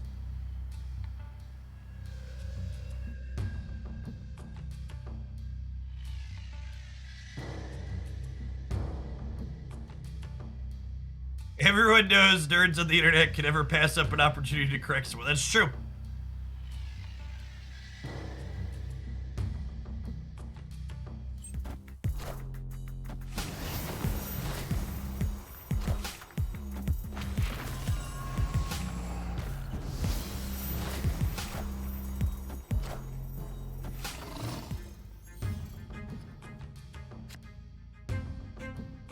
Best way to get the right answer on the internet is not to ask a question, it's to post the wrong answer.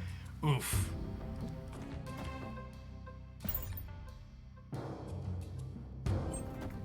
Face the might of Asgard. Mjolnir.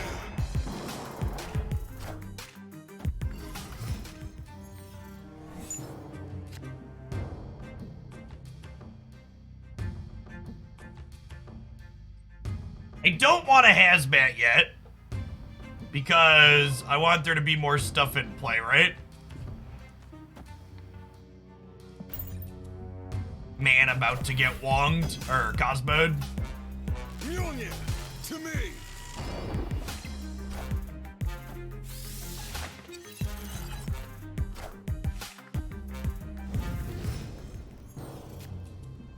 Although I suppose I need to do this now before I get leeched, right?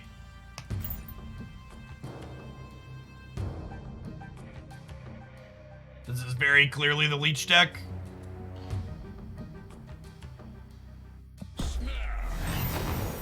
Snap too late, shit.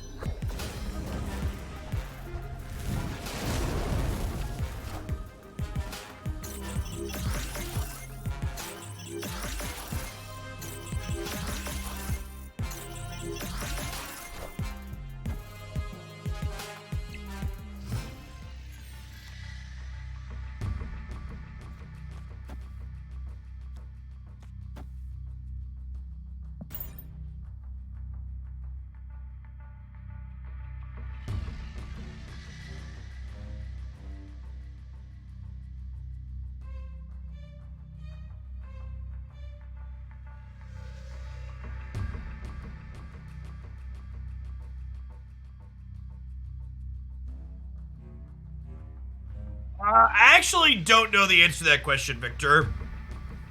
We really need the full timelines in order to be able to make mathematical arguments in one way or another for them.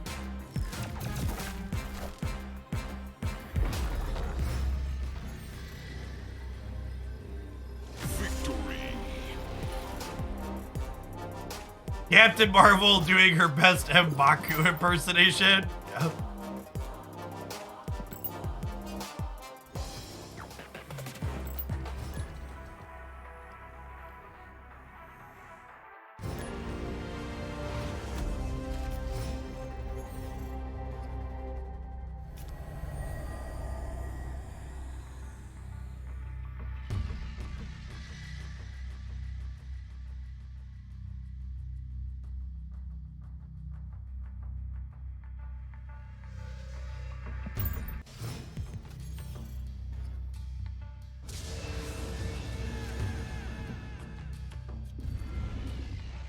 I almost instinctually played Psylocke into Vormir, but I'd actually rather put Mr. Negative into Vormir, right?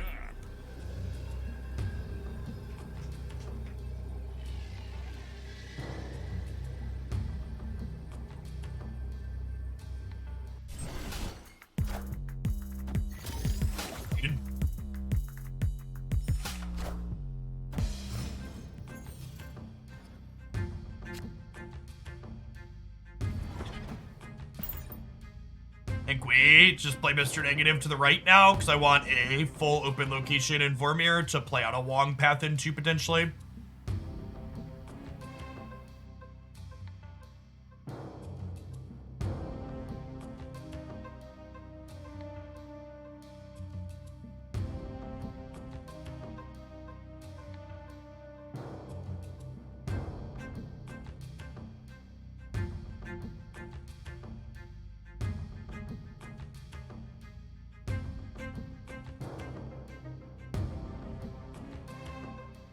This deck's insane because you don't have to draw Iron Man early in tilt.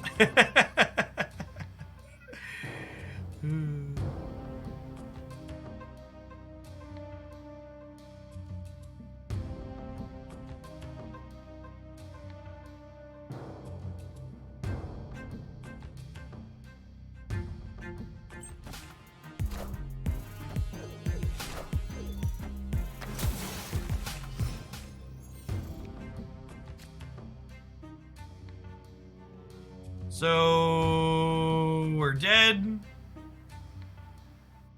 Well, I guess we can hawk into Mystique Widow over here.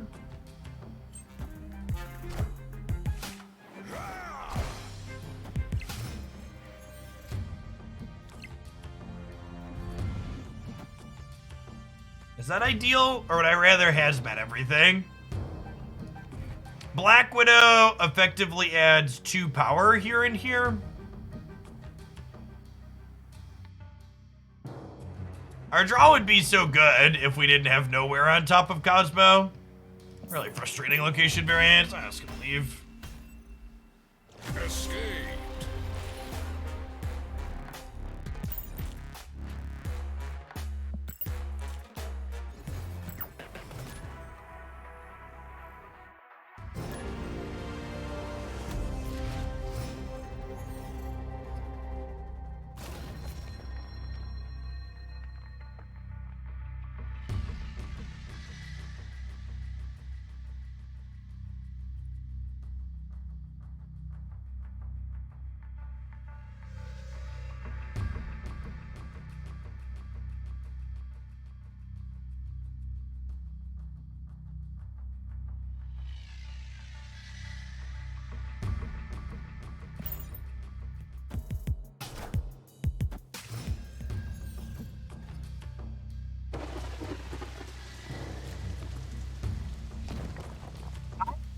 excited for more people to get access to Wong chat, simply so I have to stop explaining to people why the card's kind of bad.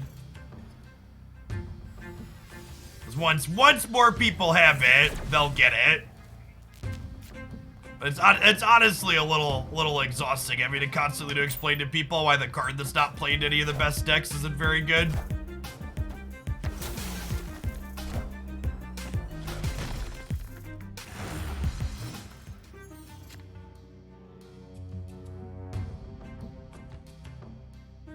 Well, that's fun.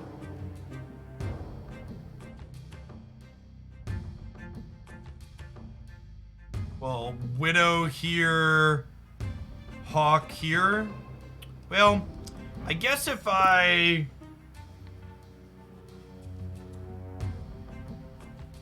Hey, Elwin, thanks for the Prime. Appreciate the support. Am I magicking this game is the question. The answer is probably no. I think we're just winning with Darkhawk, right?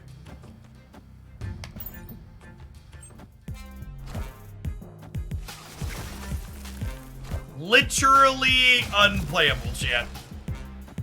Literally unplayable.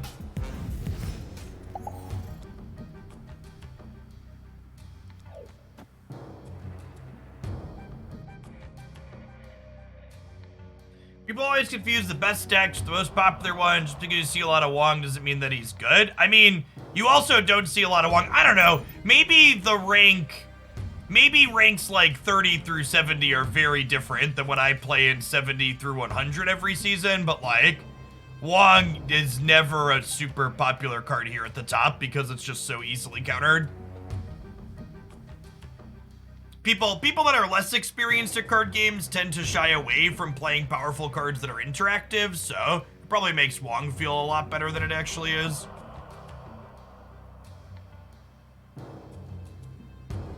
Wong is one of those cards that really preys on people's lizard brains.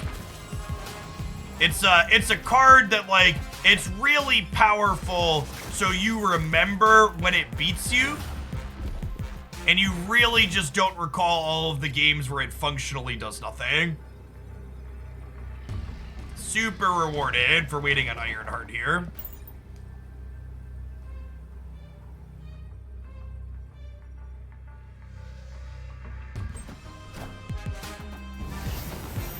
Well, yeah, and like, the reason why a lot of those people are stuck under rank 70 are because they think cards like Wong are good.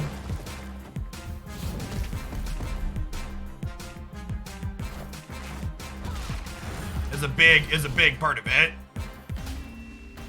They can't grasp why.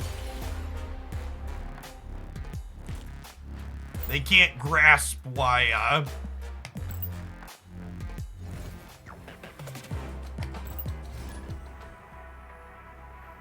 Cam Best said he thought a lot of the interactive cards in Snap are too good. I don't know if I agree with that.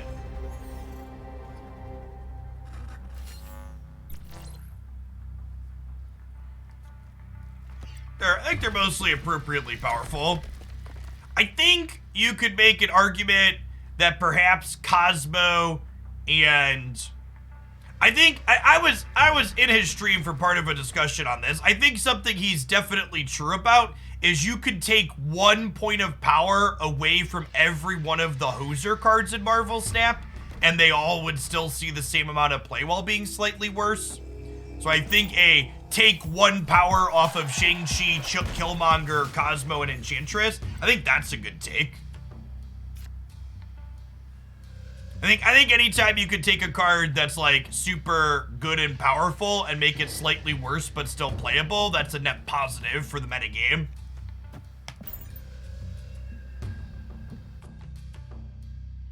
And I think that you could definitely do that with all of those cards.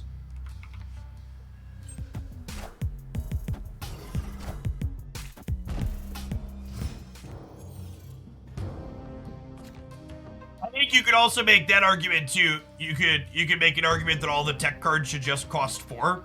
I think that's a pretty reasonable position to have.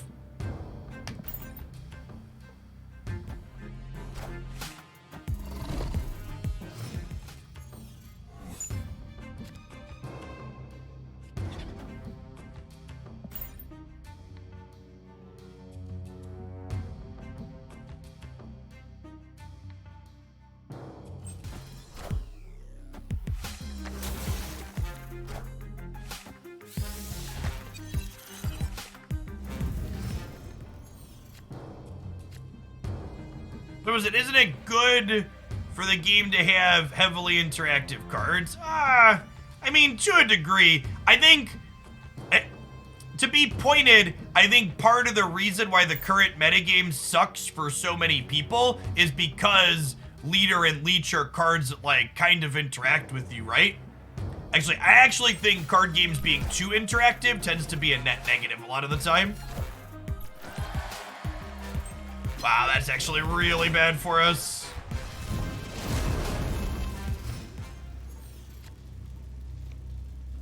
Man, we can just not catch a fucking break on the locations today, chat. We've had, like, really good draws 2 or 3 times in a row, and have just been completely rinsed by the combination of locations that have come up.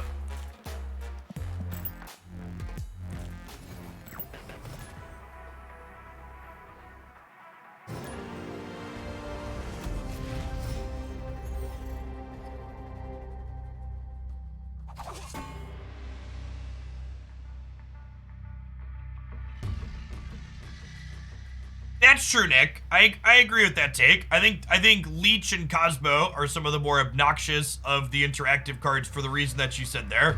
They're the interactive cards that you can't interface back with, right? Because, like, Shang-Chi, you can armor, Killmonger, you can armor, Enchantress, you can Cosmo, etc. So I think that that's a really astute observation from an important feels standpoint, that the interactive cards that you don't get a chance to have counterplay back into explicitly feel extra bad to play against.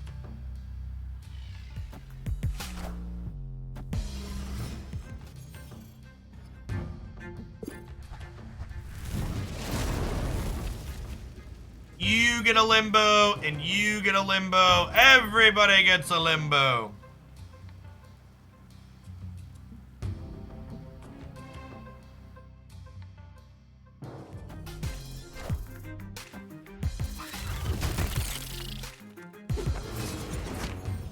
Are they Cerebro 2?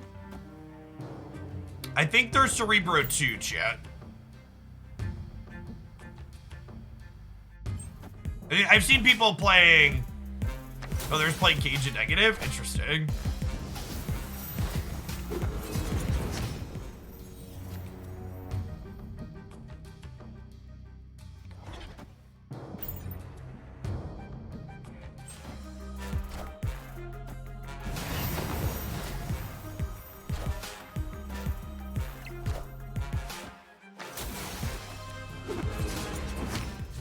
Remember, Luke Cage retroactively applies after the fact. So, if we draw our Cage next turn, we'll pull these penalties back off of our things.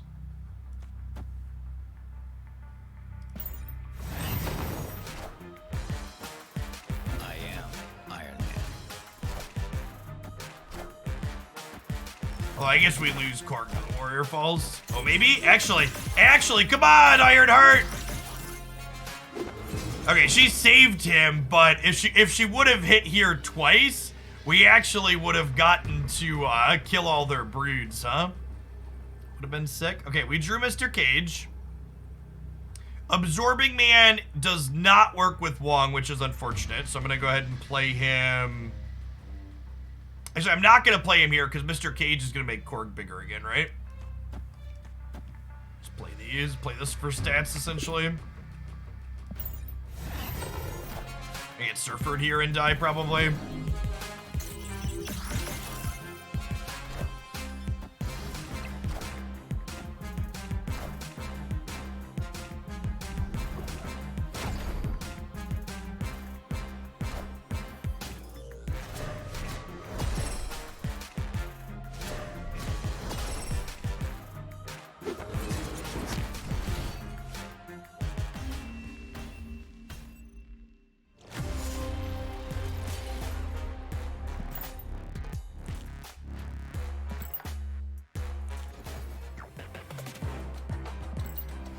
Yes, that's something we see from a lot of the top decks in Snap historically, Nick, is the fact that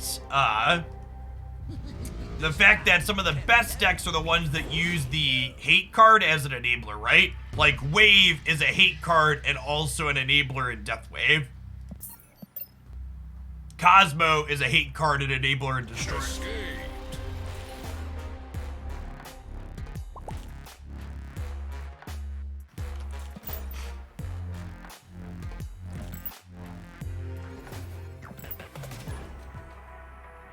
Leader would be easily fixed as a 7-cost card. Hey, at least if it was a 7-cost card, it would be telegraphed, right?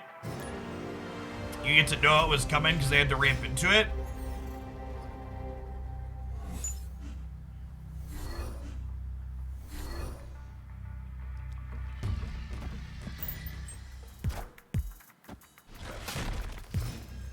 Yes, I agree. I agree completely, Luna. I think even if cards like Leech and Leader had the exact same win rates as things like Death Wave and the Destroyer deck, that's still a net negative for the game, because taking away someone else's joy is a much worse experience than getting to do your own thing. So I think games are in ideal states when decks that are doing interesting things are the best decks, as opposed to when decks that are punishing people are the best decks.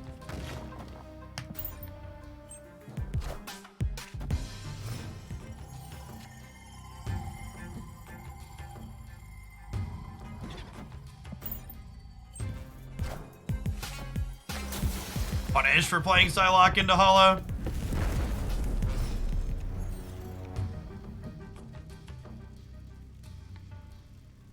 Victory. But taking other people's joy is inherently fun. You're correct. You're correct. A kind of part of the reason why Magic became exhausting in a way is because a lot of Magic is people taking away other people's fun. A quip or description of Magic the Gathering frequently used by their community, myself included when I was there, is that fun is zero sum, which is another way to say that if the person sitting across the table from you is feeling miserable, you must be having all the fun in the match, and it's a good thing. Quick Pick Nick, thanks for the brand new Prime, appreciate it.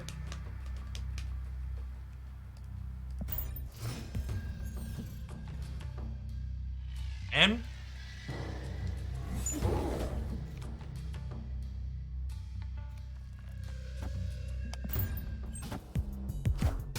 Zappa coming in hot with the Bezo Bucks. Appreciate the Prime.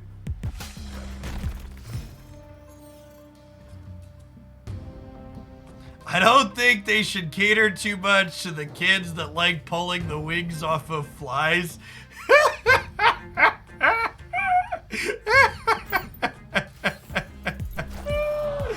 Oh, that's such a good way to put it. That's such a good way to put it. I completely agree. They should, in fact, not cater to the kids that like pulling the wings off of the flies.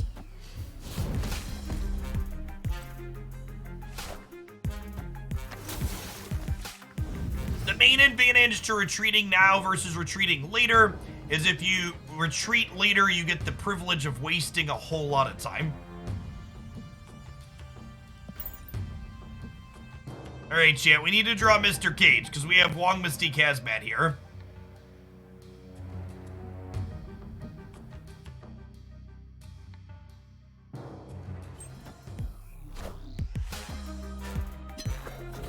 All right, chat, this is the one emote I do.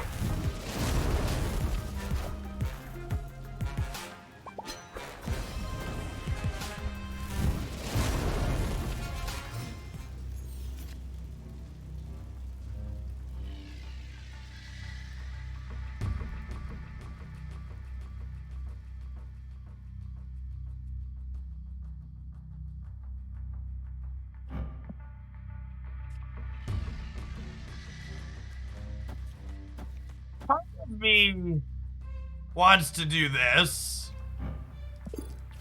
for the lulz, but it's probably not game winning, right? I think we need to go Hawk here, Wong here, then we're 1 in 3 to draw Mr. Cage next turn.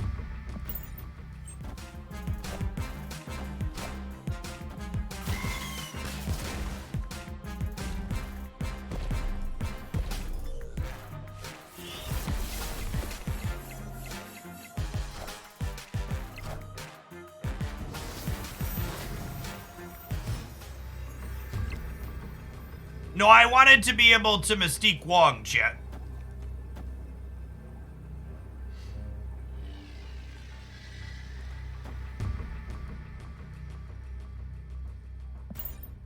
Ironheart was another good draw there I wasn't thinking about. He says before getting Cosmoed.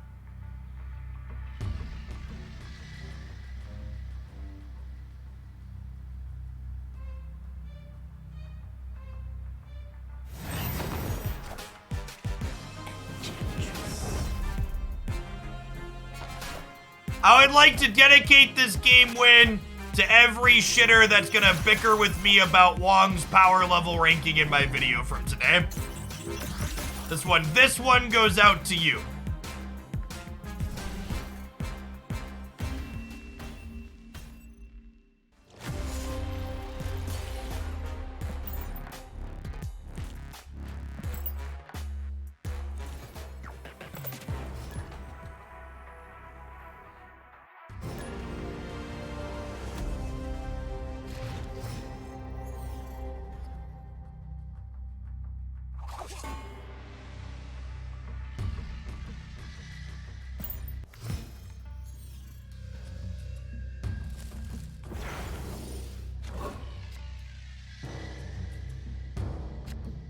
No, people aren't watching past the first minute of that video. I mean, there are a lot of people that'll click through to all of it. And I explicitly talked about Wong towards the very end of the section that he's in for a reason. Wong is really broken every time I play it, my opponent wins. LOL. Big mood, big mood.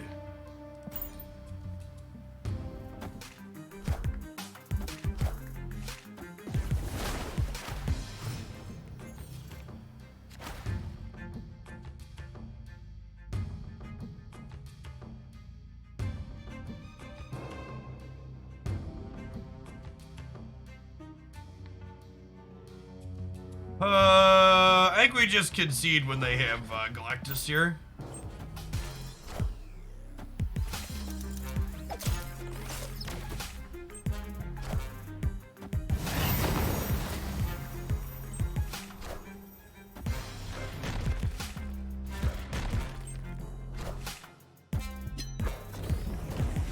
That could have gone worse. That's all I'm saying. All I'm saying is, could have gone much worse.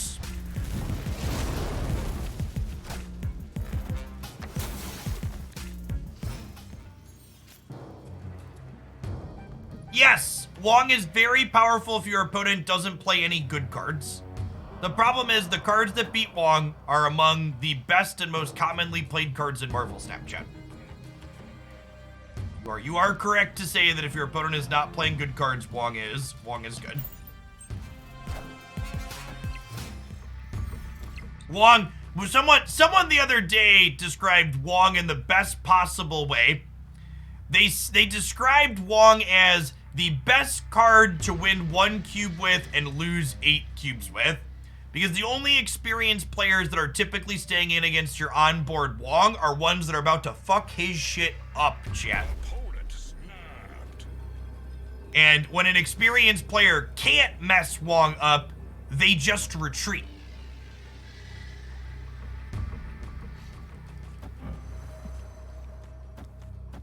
Go fish here for a cube, I think.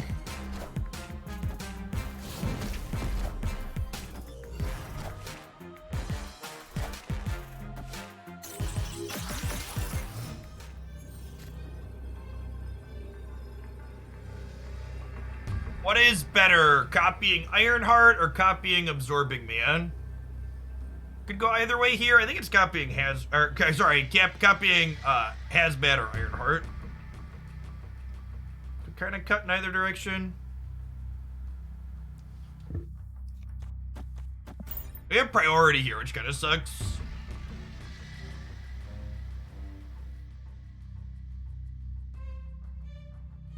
Yes, and honestly, that plays into part of it too. Part of the reason why inexperienced players think Wong is better than it is the thing inexperienced players do the worst and don't understand that they're doing poorly is retreating and snapping appropriately. The cube mechanic as a whole contributes to part of what makes Wong bad. So having a bad grasp of that system is another thing that contributes to thinking it's better than it is.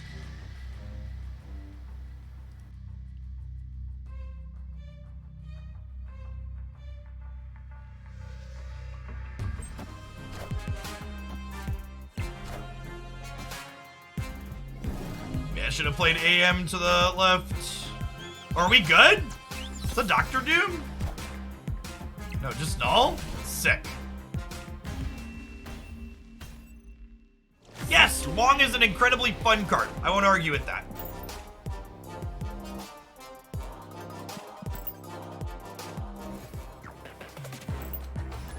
It just made me chuckle because, like, I clicked through into a generic S through F tier list video, and they had Quinjet listed as a C tier card and Wong listed as an S tier card. And I think they had Hela as an A tier card, if I recall correctly. And it was just like...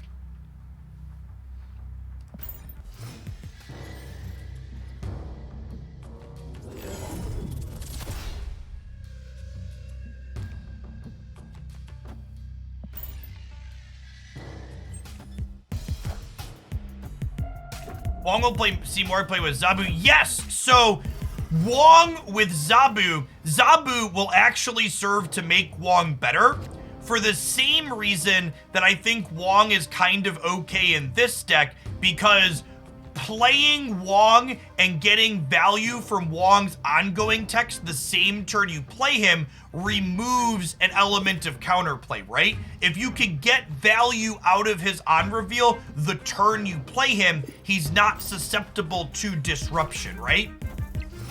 And that's a key thing here, is being able to have that, okay, we get something out of this card before my opponent can disrupt it. So being able to go Wong for 2 into a 4-drop for 2 that gets value with Wong, that's probably going to be very reasonable.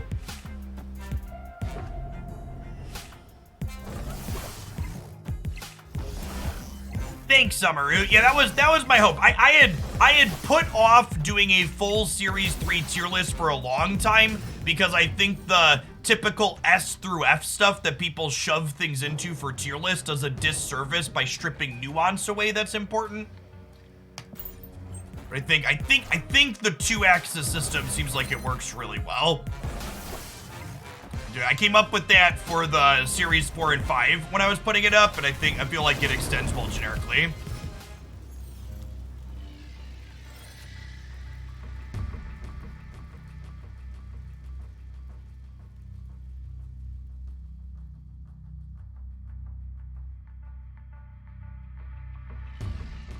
Well, our 3 cards remaining contain Hazmat and Ironheart, so I think I want to set up Wong. And I think I do it like this so I can Mystique Wong. Do I? Or am I Mystiquing Darkhawk? There might be an argument that we do this and then we Korg Darkhawk Mystique on the last turn. Yeah, I'm gonna do that actually. That's fine. They're about to get rid of Limbo anyways.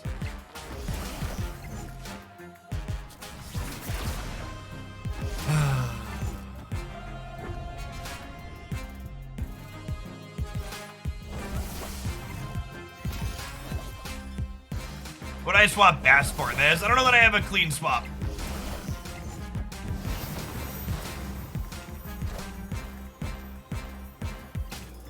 Correct. At least they didn't step before they killed Limbo. Is accurate. We had so much energy next turn. Yeah, Daredevil is a really fun disruptive card. You play it with like Storm and Jessica Jones. You know, actually, this deck's been kind of bad. That's a deck I've been meaning to do a highlight on. Let's build budget Daredevil. I want to do a deck guide for Daredevil at some point too, and having a good budget list in there to highlight, I think would be good.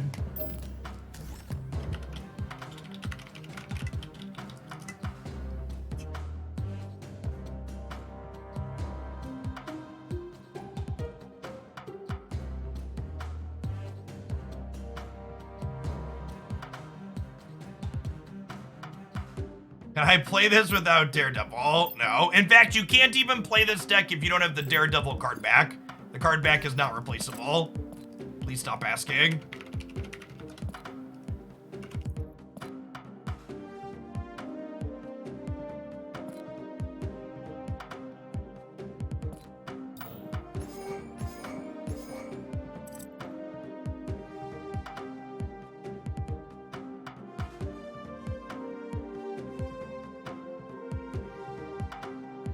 Yeah, I agree with that, Clinkor. Almost every time I pull up a tier list or, you know, top meta decks content and I find I heavily disagree with it, I look into where that content creator is playing at, and they're very rarely infinite.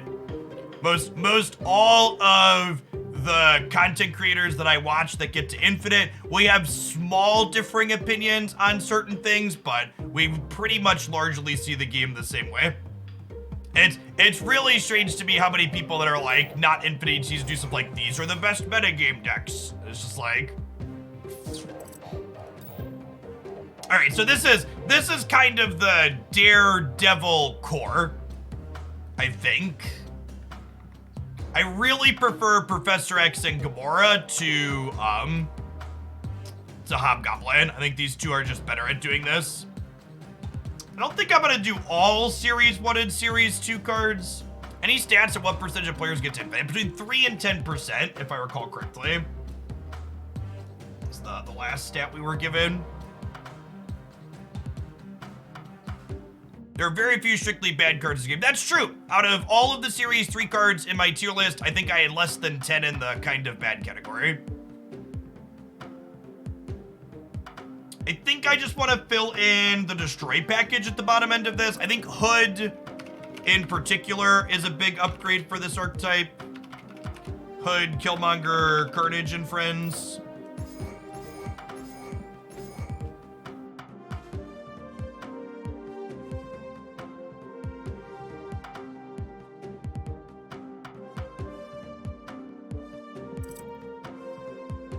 Allow myself...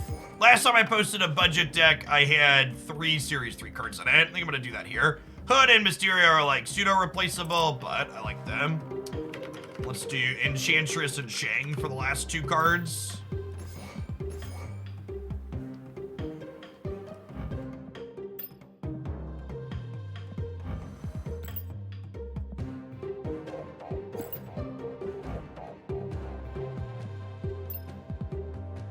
All right, I have enough boosters to split my Enchantress variant again. I need to split this variant so I can try and get an inked or a gold on the artwork I like. But I think I'm gonna use my 3 inked disruptive cards here.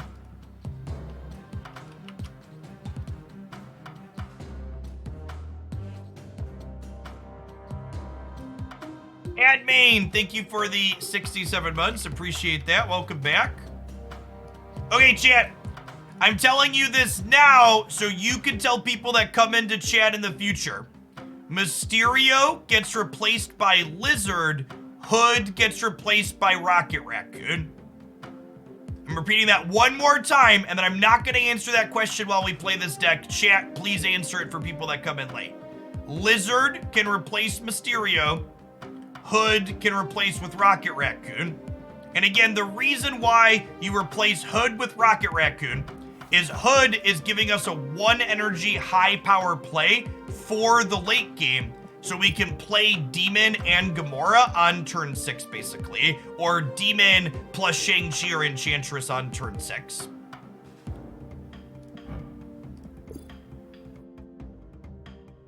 All right, let's play some games.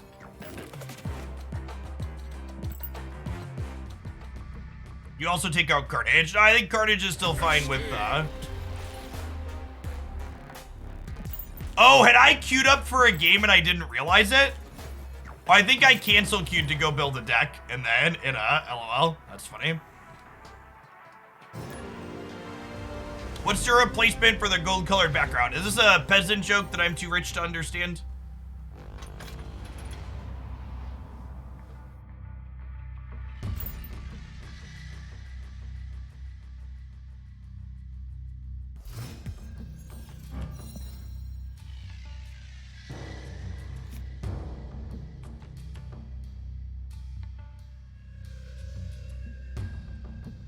Do you think Surfer Negative is the best Surfer deck? No, it's actually my least favorite Surfer deck. I like the Disruptive Surfer deck or Surfer Patriot as my two favorites. I think Surfer Negative is fine, but I prefer regular Negative or Dedicated Surfer. I'm gonna put the Real Mysterio in the lab, I think. And then we'll Storm plus Jones to win the left or right here. Depending on what the right side location is, we'll decide where we're going with that.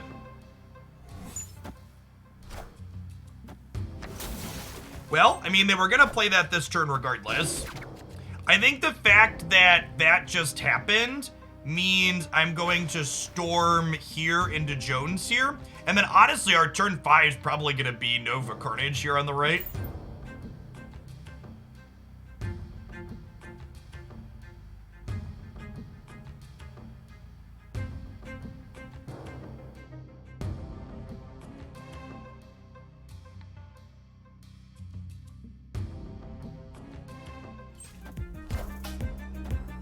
Wind, aid my hand.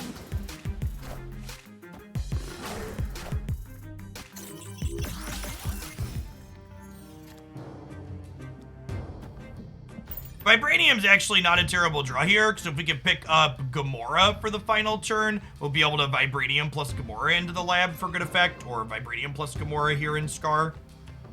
So we're going to have a total of 10, 13 here in the Flooded. So in a decent spot unless they brood into Surfer.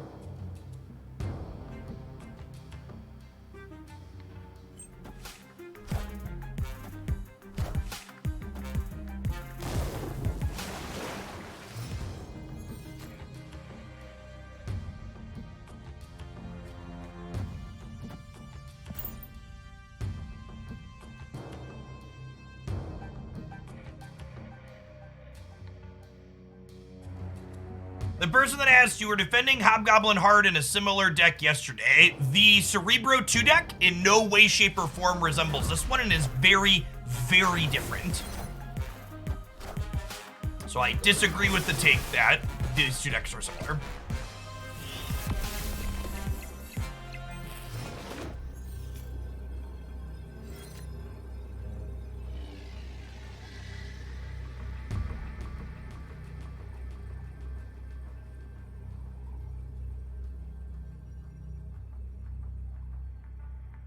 We're up by 5 on the right. We're up by 2 in the middle, but they only have one spot here on the right, right? Hopefully 19 wins here.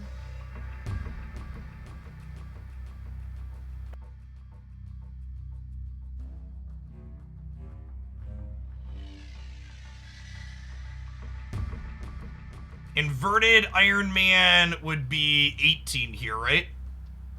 So we actually beat Inverted Iron Man. We lose to Inverted Iron Man plus Surfer, but I feel like if they had that, we wouldn't be in the tank here.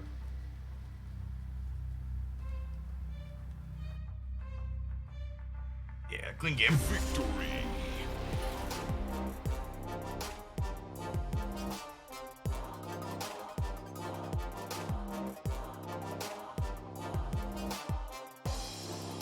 Someone asked, how would you upgrade this deck? I don't even know that this particular build has budget changes I would make. Like, there's other Daredevil decks you can play that have more series 4 and 3, 4, and 5 cards in them, but they're kind of just different from this one. Like, I think this is probably my ideal variation of a disruptive Daredevil list. I think is my take looking at it.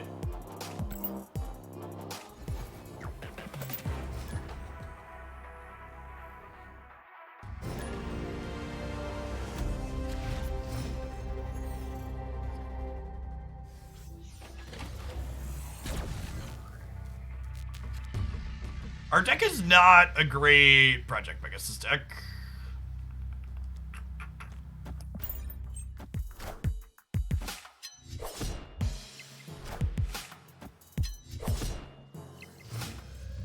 can still draw Shang-Chi. Again, Hobgoblin is not a bad card with Daredevil. Hobgoblin, in my opinion, is just a worse card with Daredevil than Professor X and Gamora in this deck. Gamora, in addition to being excellent with Daredevil, also serves as a large stat line card on turn 6 alongside our Demon. And Professor X can outright win you a path typically when you play it out. And I don't want a third card that's good with Daredevil in this deck. 2 is plenty. I think I'm staying because we can draw Shang-Chi and win the left.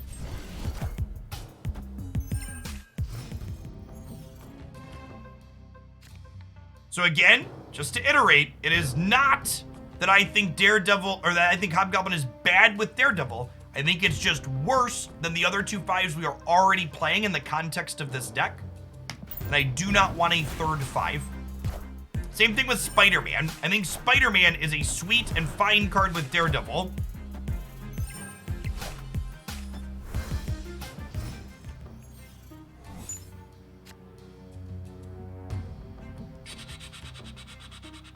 Someone in chat said, stop making Jeff upset. Chat, this is just how my voice sounds. The number one key to knowing if I'm really upset is you'll hear my stern voice and my hands will move more. There's a lot more of this when I'm actually mad.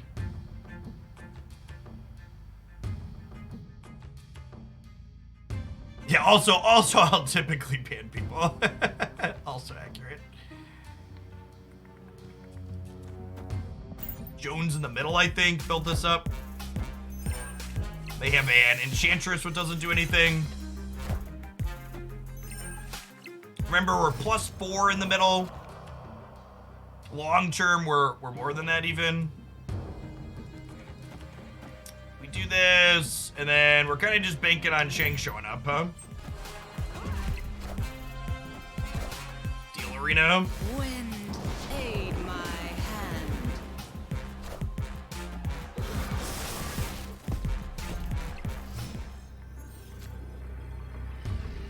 Yep.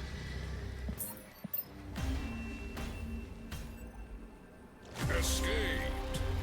The reason why you pick Enchantress over Rogue in this deck. Yes, Enchantress has a better stat line, which is something that we care about.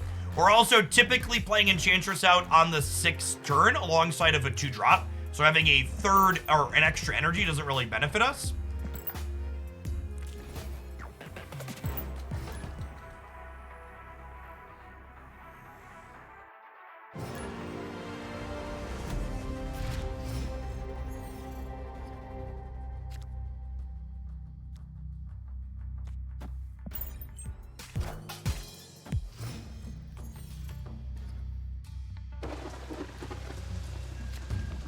In a perfect world, I wouldn't want to play Daredevil to the same path as Nova in case we draw Carnage, but the fact that this is the island means I want to play these both here so they can get powered up.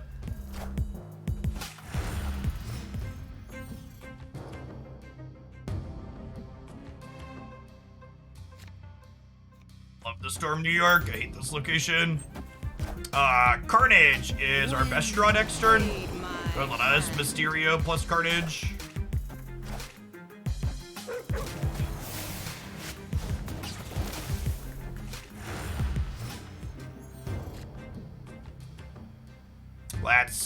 That's gonna be a good one for the middle. Actually, I probably don't need the real Mysterio here if... Do I even play the Hood, actually? I probably don't, right? Because I'm not gonna have a place to play the D-Man because the Mysterio clone's going here. Well, there's a Mysterio clone going here if I do this. I think we just chill. Face the might of Asgard. Union.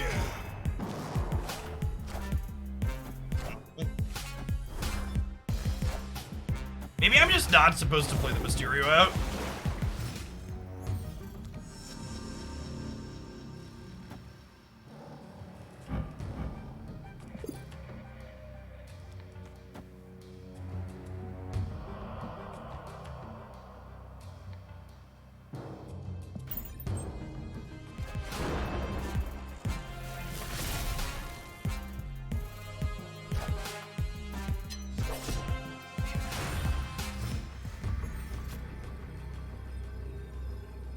Yeah, I think we gotta go here, unfortunately. We lost the Flooded because they drew the Hammer, and then I'm kind of expecting them to play their big thing here in addition to playing the Hammers and stuff here, so Shang-Chi's not enough. It's the best Titania deck. I really like the Daredevil Titania deck I posted a highlight with. Speaking of Daredevil decks. Would you play Hobgoblin over Professor X in a Cerebro 2 deck? Yeah, if you look at the Cerebro 2 deck that I posted yesterday, it has that change in it.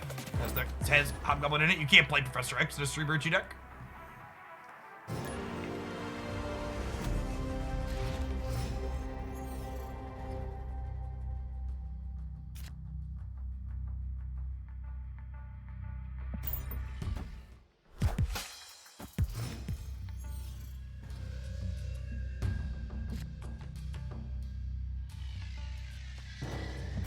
Diablo's base is actually kind of awkward for us because I kind of want to storm this and then it'll be 50% to take away my flooded location. I think that's still the line we have to roll with here, but definitely doesn't. Well, shit.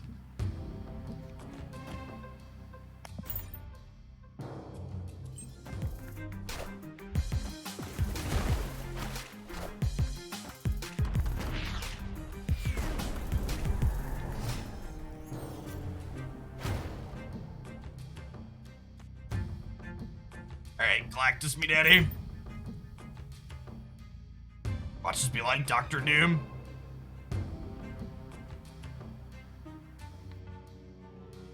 This is also fine into leader, because the real Mysterio's here, but if they have something like, I guess Dr. Doom's also fine. We need to be on like, not get like Magneto'd. Oh, neither of those were Shang-Chi. They're still big enough though, right? Okay, good shit. Good shit. Thanks, bud. Appreciate you.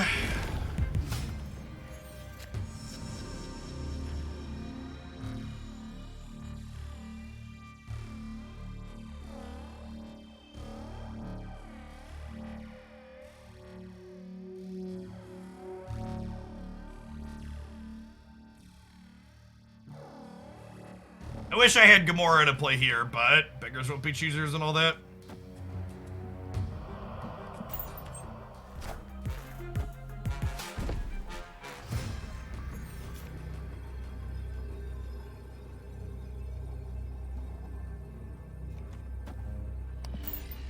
There's a chance we win the breaker here, because this shrinks their lizard and kills any big thing they play.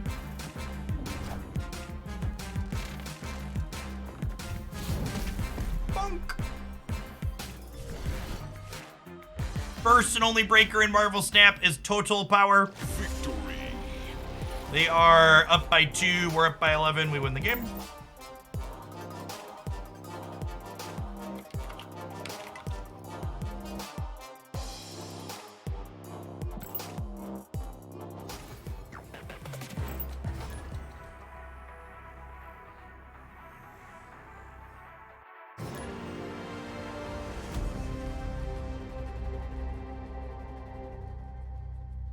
I always feel like I struggle to get wins with these disruptive shells. That's because these shells really require you to have a really good understanding of the metagame in Marvel Snap. You can't be playing these decks if you don't understand the ins and outs of all the matchups you're playing.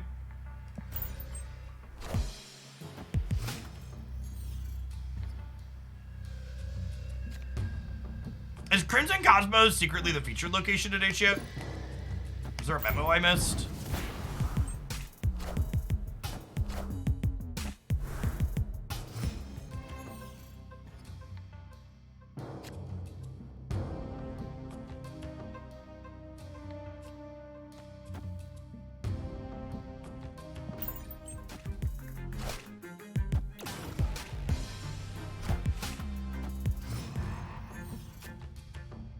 That's really unfortunate.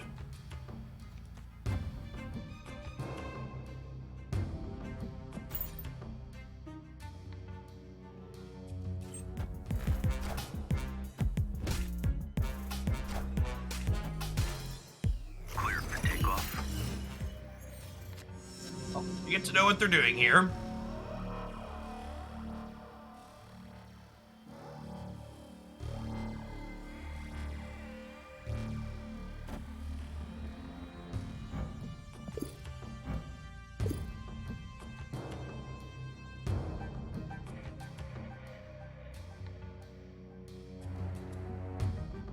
we're just dead.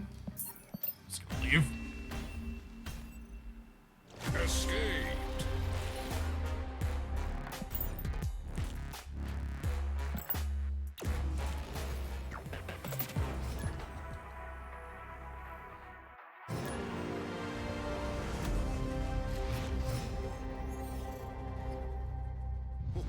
This land is always Never fails, chat. Look at the tested deck. Q into Weird World. Escaped.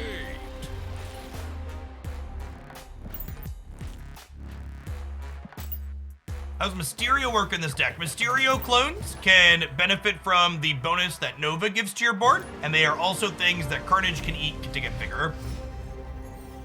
Mysterio is also just a good stat line 3-drop, or 2-drop.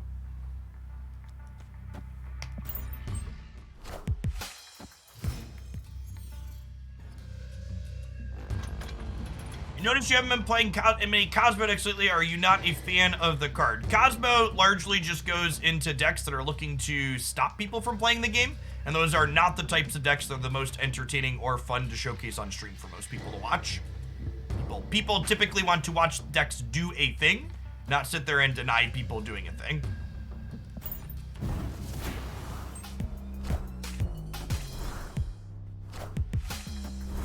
Carnage would be a lovely draw here for our left side, but otherwise we just kill Monger this turn.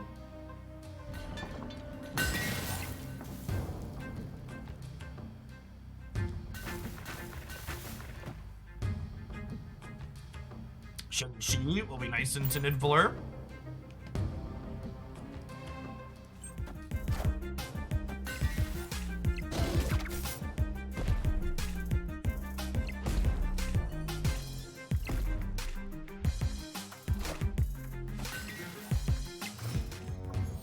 Psylocke.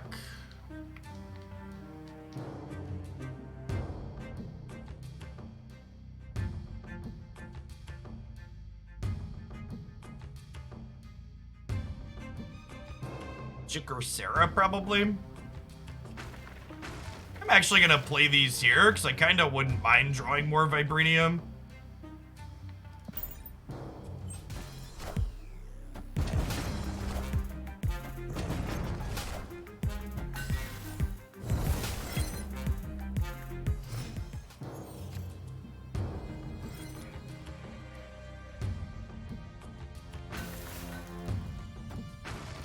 This might be premature, but I think cutting them off of a turn with Sarah is ideal here.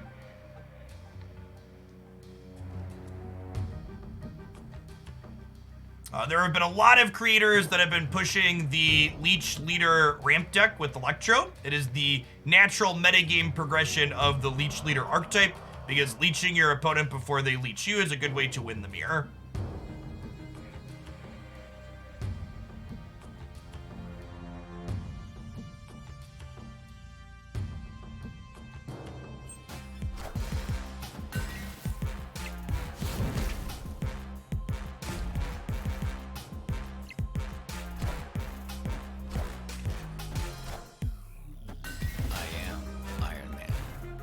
Are you Iron Man?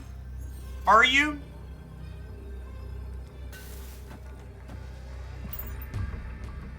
Yeah, get out of here. I'm Shang-Chi and Enchantress. Sit down.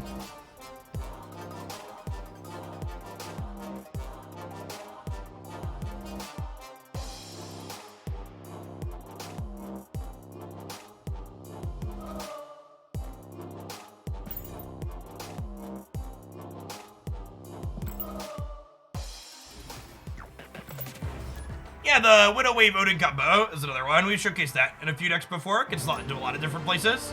It's a great 2, 3, 4 for sure.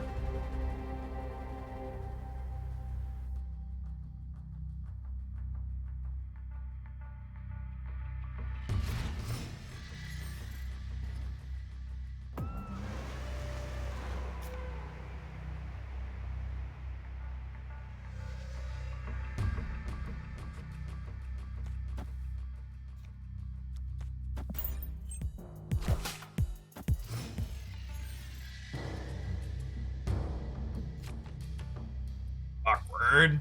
Killmonger's a nice pull because it means that I can play Daredevil into the Nova path and still be able to take it off the board.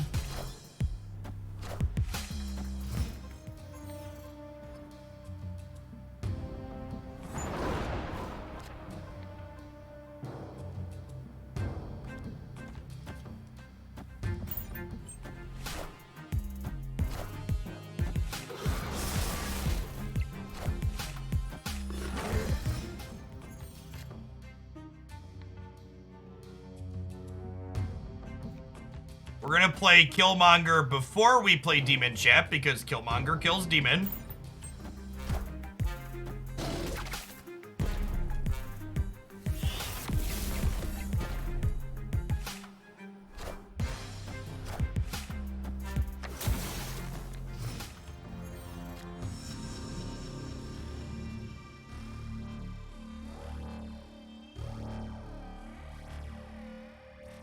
So Professor X is hopefully going to lock up Warrior Falls for us here.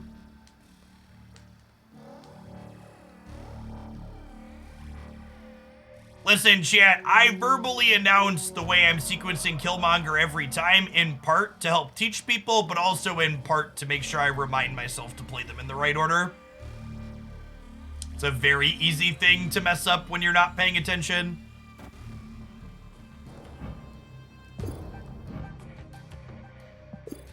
This doesn't work how you want it to work, opponent, unless they only plan to play into the Dark Dimension from here.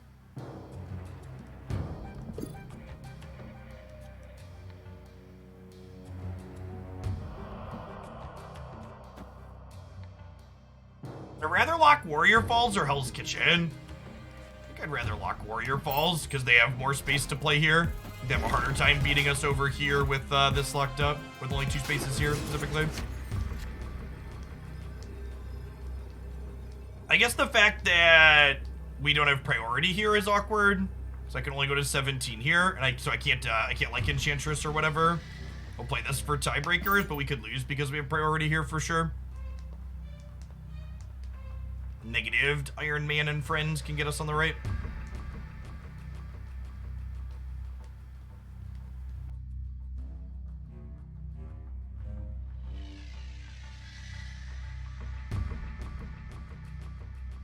Especially with Forge coming in here on whatever they play over here.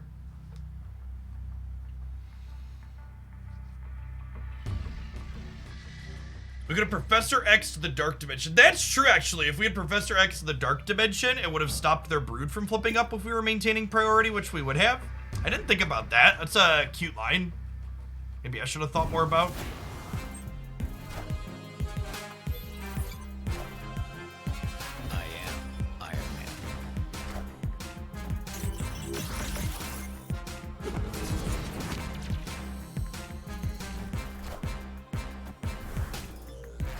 The classic wait out the maximum timer into play my cards in exactly the way that beats what we sequenced is always a treat.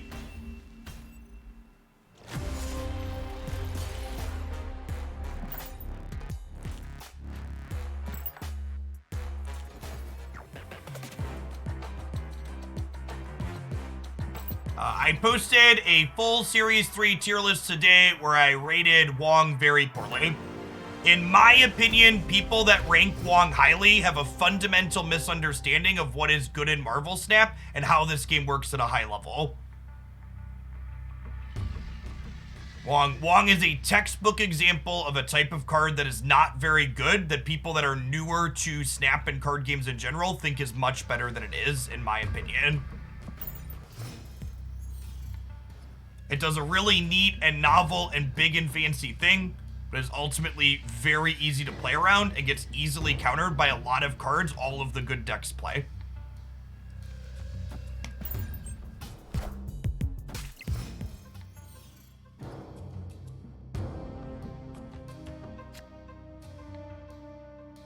What can you play to counter Wong? Because at rank 60, everybody is playing it. I listed the 30 cards you can play to counter Wong in the tier list video. Go watch it.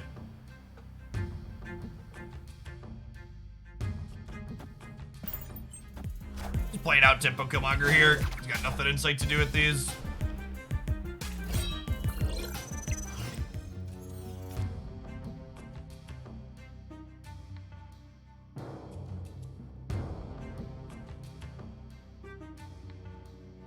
Daredevil probably gives me a Professor X win in a lane on this next turn, and then hopefully Gamora tees up the win on the different lane the following turn.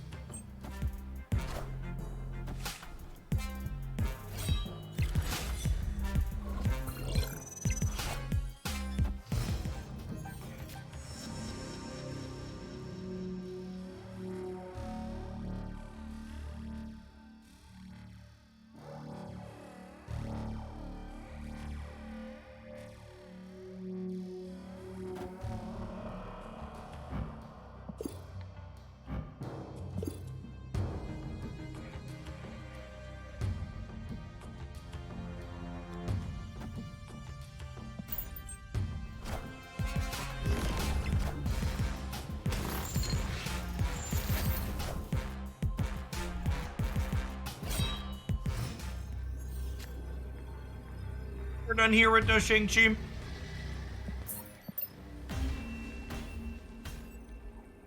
Escaped.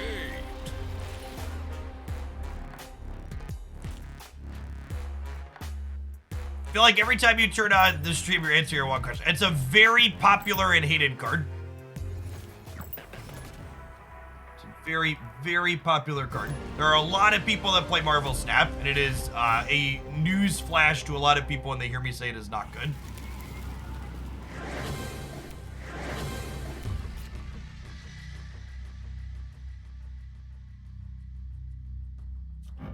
That is their Killmonger.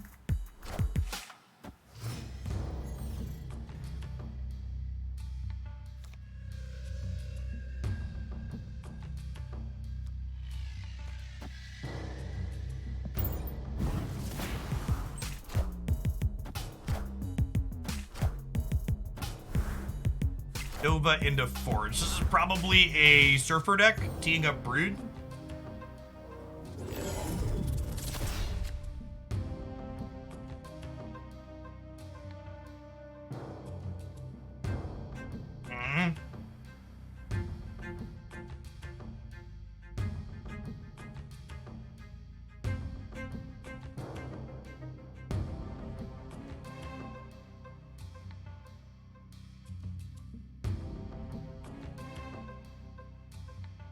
I really didn't want to storm the location that they're likely to brood, but I can't just give them the Nexus, right?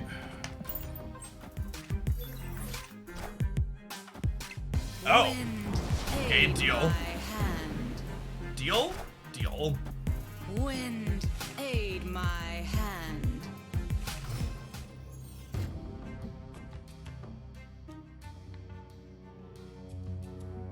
I think I'm punting the flooding. Well, I think I'm punting this flooding. Am I? Can't decide. I kind of want to do this. But then I just don't have a window to leverage my Jessica Jones properly is the problem. The fact that my real Mysterios here is a little awkward. I guess I could just like Killmonger Nova next turn. Let's do this just in case they play here.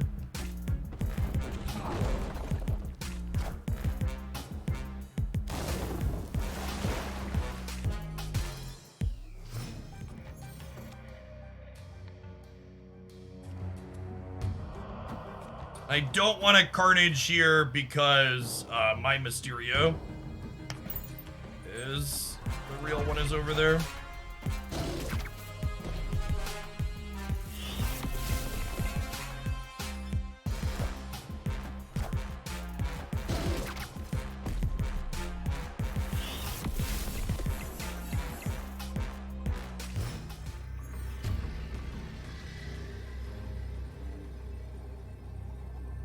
A little late to the party. Really needed that on turn 5.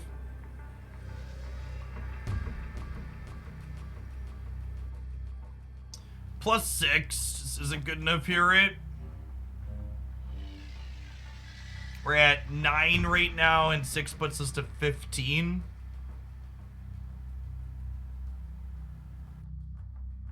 Max on it, so chat. We're +4 here, chat.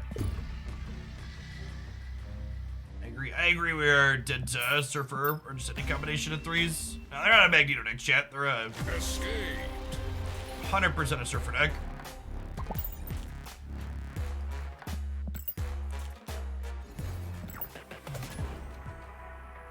Did I have Shang-Chi there?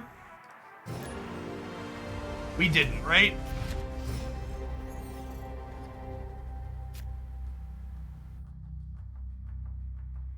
We know how much Snap is made to date. I saw a stat that said it was 10 million in the first month, but I don't know. I don't think I saw a report on the second month.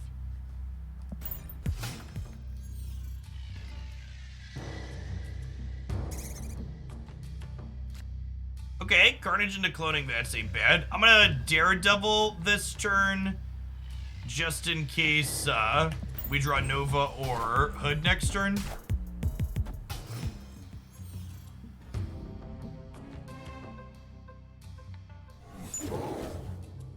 This Twitch stream is pre-recorded in front of a live audience. Thanks everybody for hanging out today. Appreciate you.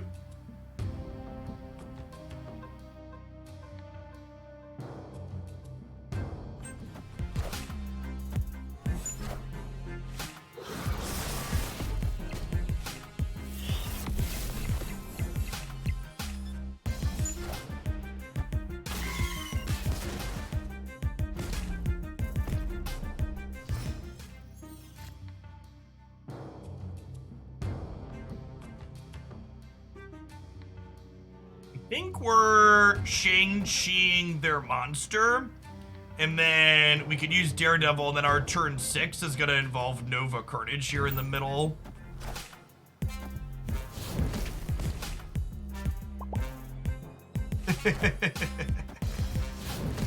Turnabout's fair game.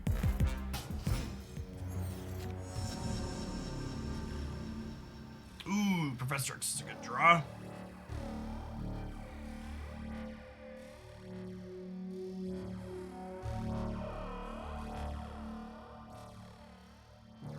Ideally, I want to X one of these two paths.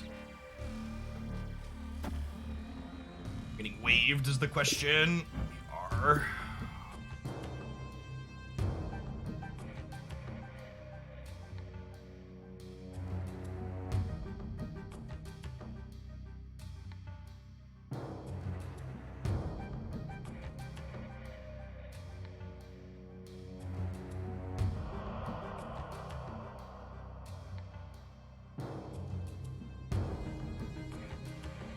Yeah, I don't know that we can beat Deathwave here. Probably just gotta go.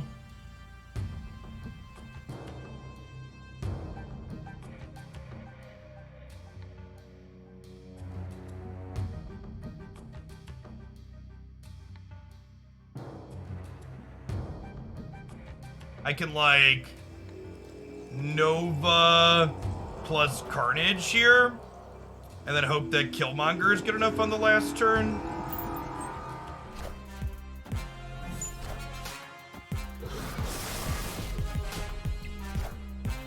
Killmonger might get us across the finish line.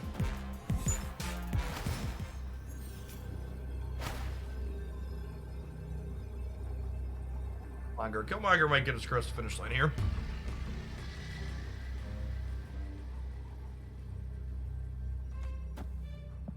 Probably should just be leaving. I was thinking, chat. Wasn't waiting on anything. I was thinking on if I wanted to stay or if I wanted to retreat. I guess they didn't snap, so it's free to stay. And I was thinking, if we're staying, okay, how do I want to sequence here? We're basically just hoping they don't have Death, right? They can't have She-Hulk because they played a Demon alongside Wave.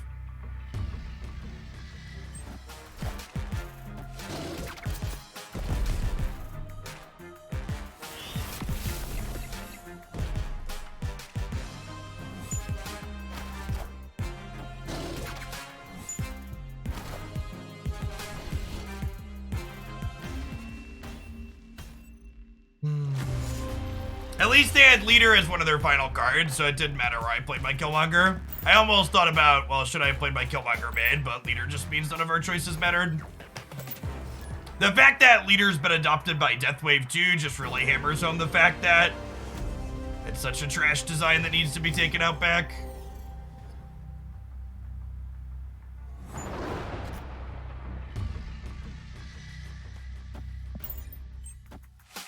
Big Bruiser, thanks for the prime, appreciate it.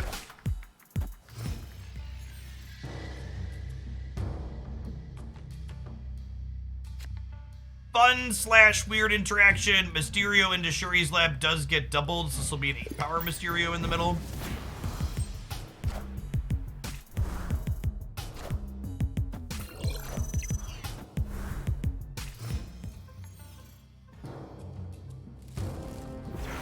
Hood.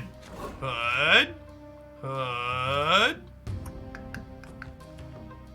So, I think, based on the fact that we got a double here and they didn't, I'm going to storm the lab, so that way they don't get any double ups. We have priority here. And then our turn 4 gets to be Daredevil plus Carnage. And then our turn 5 is Gamora somewhere, which is nice.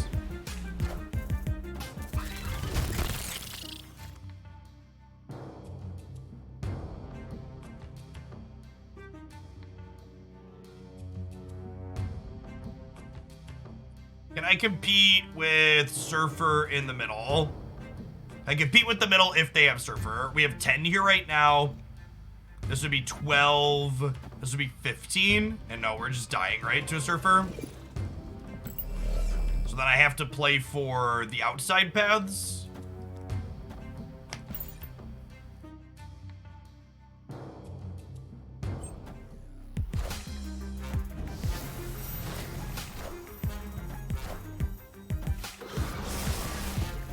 Okay, this gives us priority going into this turn. So we get to Enchantress the Wong if we want. And that's a hood. It's kind of nice as well. Will let us tee up Gamora plus Demon on the final turn. Maybe gives us a shot to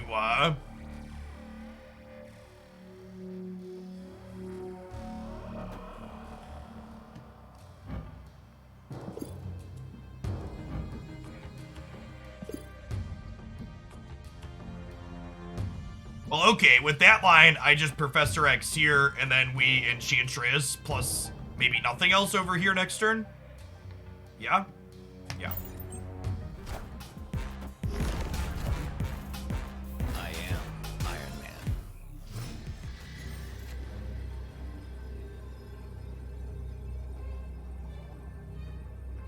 Hood. Hood would actually be better as Rocket Raccoon here in this instance. Or Titania. Titania is another card that I consider for this slot. We could lose here with this Enchantress. Just go like 3-drop plus Surfer. We're only going up to 11 here.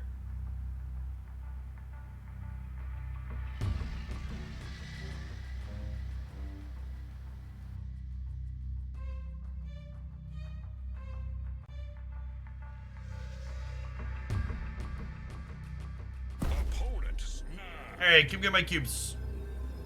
Come and get them. They're all yours.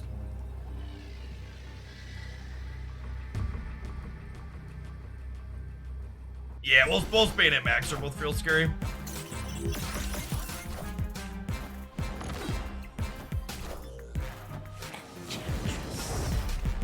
Do we win this breaker?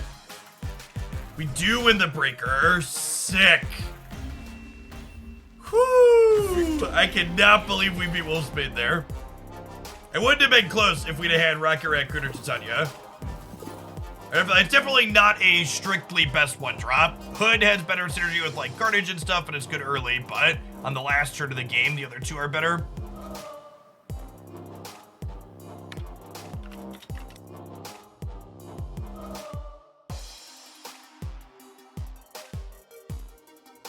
Hey, let's go down and press a pick. Let me take a peekaboo. I want to play a few more games with this.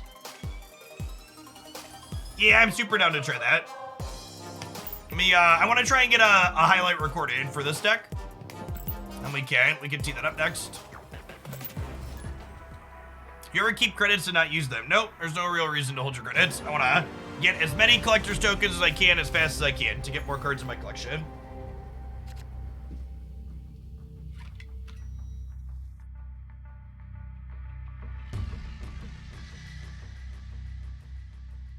It's a non-budget version of this deck. There isn't one. This is just like the optimal list, I think, or close to it, with some considerations like Hood versus Titania versus Rocket Raccoon. There's other Daredevil lists that are more expensive you can build that have other Series 3 and 4 cards in them, but I think this is pretty ideal for a disruptive Daredevil.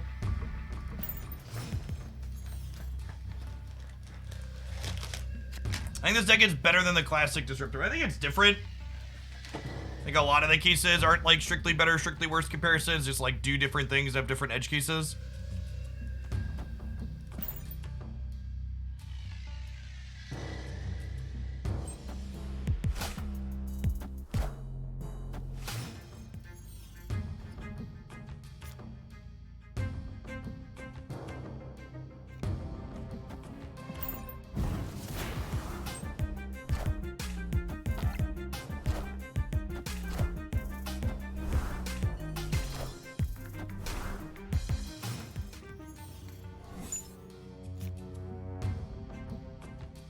Sarah is an explicitly very bad card with Daredevil because Sarah is not a 5-drop you need information to play on the last turn of the game, or the 5th turn of the game. Sarah is a very good card, and the disruptive Sarah decks are reasonable good decks, but they're very different than what this one is doing. You don't play Daredevil and Sarah in the same deck ever.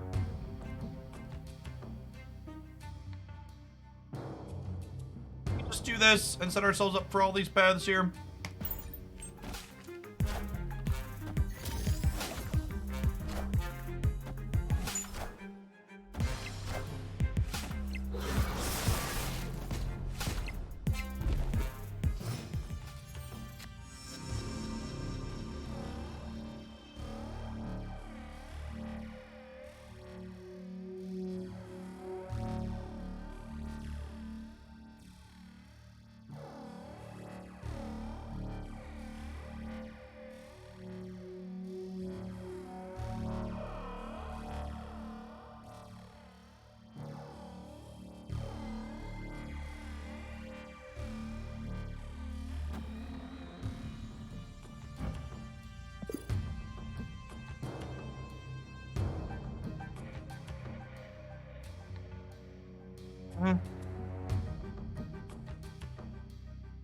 Can't decide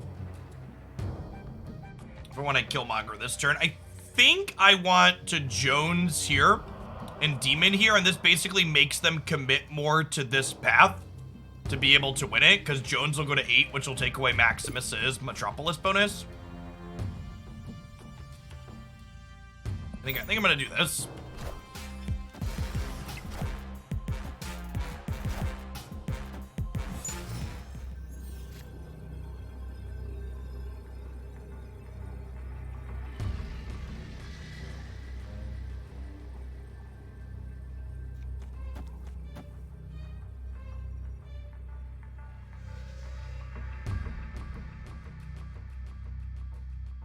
So this plays for all 3 paths, right?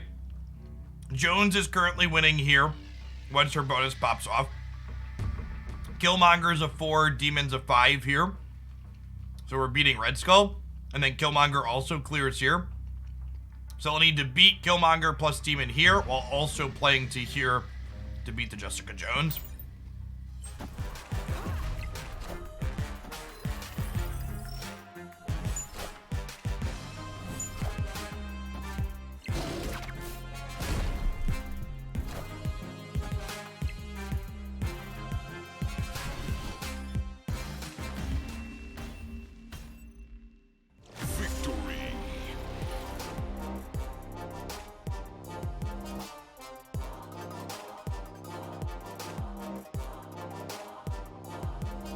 Poseidon, thanks for subbing for 3 months in advance. Appreciate the support. Good to have you around. Looking forward to many more months of Snap-a-Lappin'. So we at level 96 on our season pass here.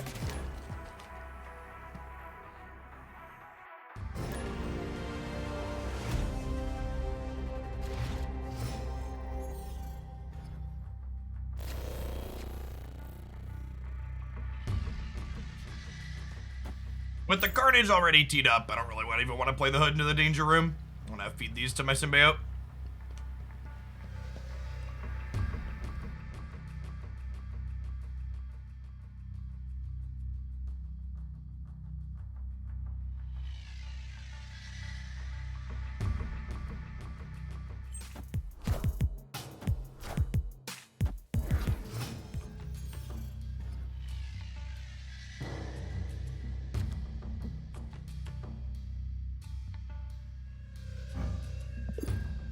Well then.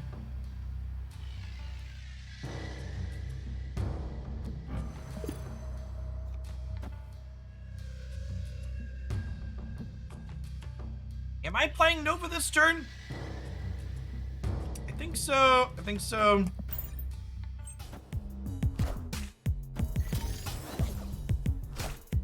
Harsh but fair.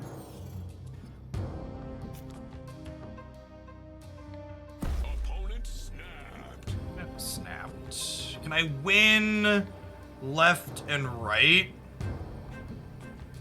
Probably not. I think I'm gonna leave. We'll bounce here. Escaped.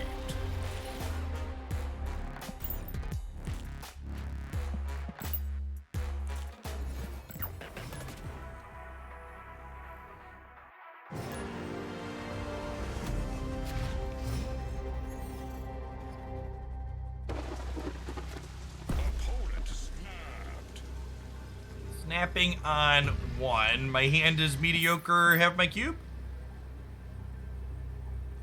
Escaped.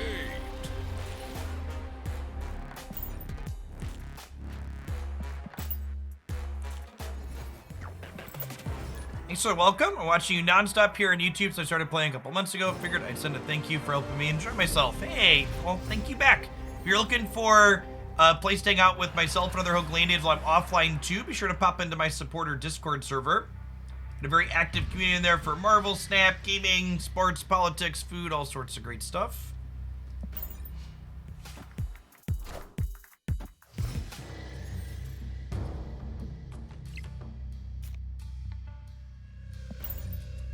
Our hand's got a little junk in the trunk, chat.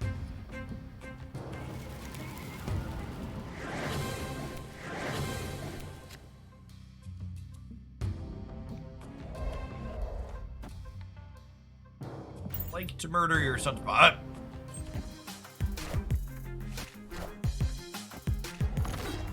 Wasp into Wolfsbane with Sunspot. It's an interesting collection of cards here for our opponent.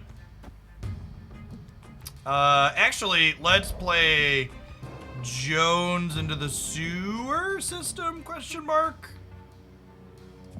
And then we'll Professor X Death's Domain next turn, I think. Like a weird Surfer deck? I'm getting weird Surfer deck vibes, Chip. Yeah, it could be. Oh, you know what? I bet they're Surfer Lockjaw. I bet they're Surfer Lockjaw.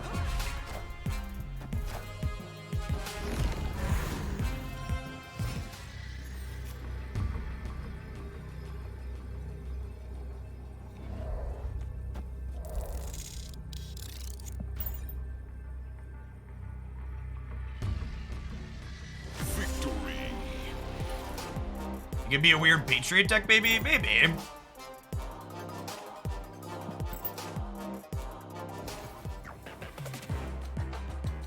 So I asked, do you think this deck is competitive? Yeah, I think so. Played a lot of good cards. You got good proactive. You got some good proactive strategies locking down lanes. You got good reactive cards with Shang-Chi, Enchantress, and Killmonger.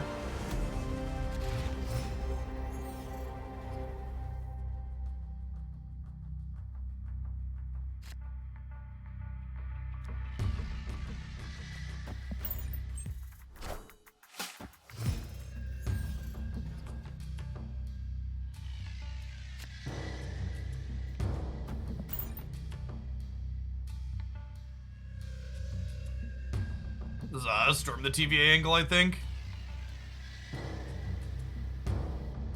Silver Surfer cares about the original energy cost of cards when you put them into your deck, not the actual energy cost that you paid to put them into play. Am I staying around rank 100 on purpose? Nope, I just mostly stopped snapping appropriately and retreating when I should when I hit rank 100 because the cubes don't matter anymore. Just trying to get a feel for how different decks play out and showcase different strategies on stream. You want to see me act in a way that I'm valuing snapping and retreating appropriately, be sure you hang out for the first couple weeks of the next season.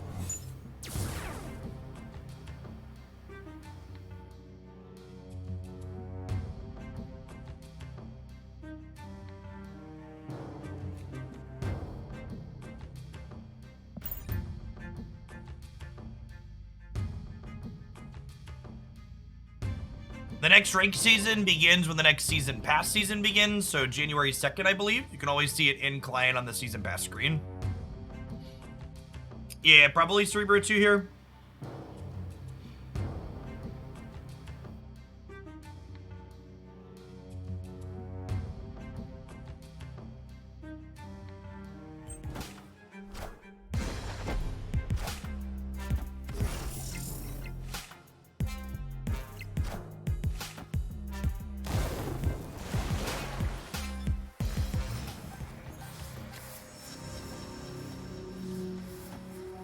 This gives them a chance to dodge the Gamora, but I wouldn't mind Gamora ending up center, I don't think. And obviously we don't want to play into the Jessica Jones path.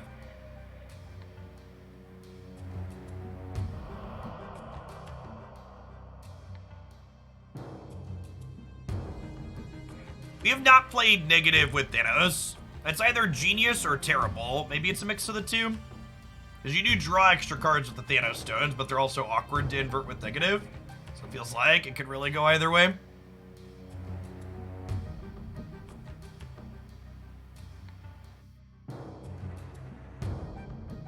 Cerebro 2 doesn't really play 4-drops. Maybe there's a new Cerebro 2 deck with Zabu explicitly, but I'd be kind of surprised if that's the case. Taking the time to play a bunch of 3-drops in your Zabu deck doesn't sound like a good use of your energy.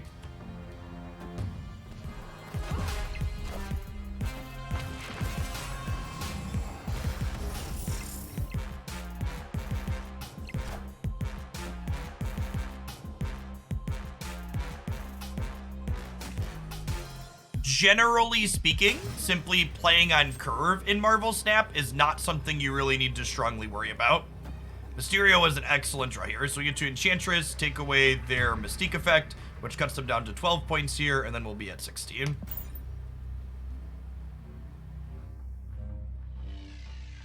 I agree, Zabu seems very sweet and strong, another unique build around being introduced to Marvel Snap.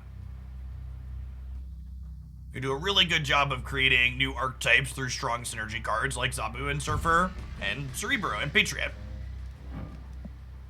Our opponent's deck is a Cerebro 2 deck because all of their 2-power things get a bonus from Cerebro.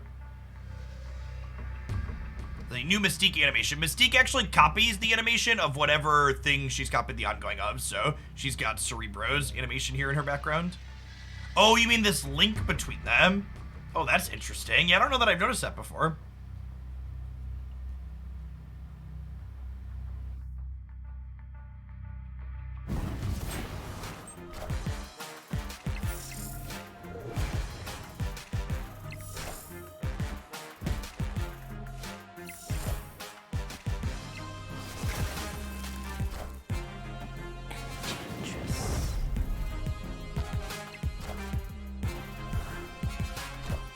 Good night, Mystique.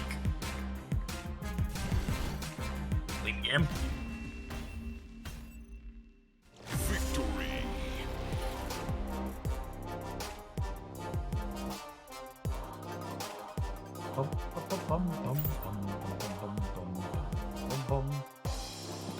Will we make a Zabu Darkhawk deck? Yeah, there's probably 4 or 5 different Zabu cores that sound good, and we'll test out all sorts of them when it releases next week.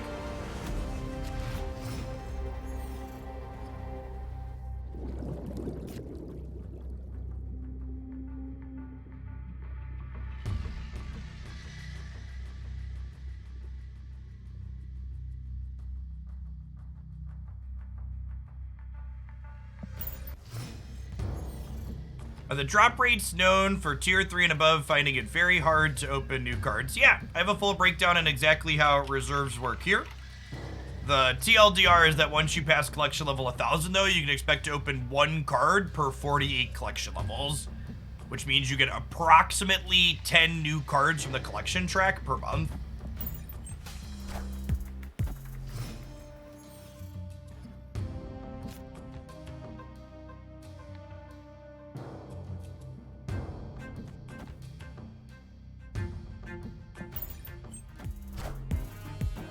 I should have stormed Atlantis, actually. They were least likely to play there.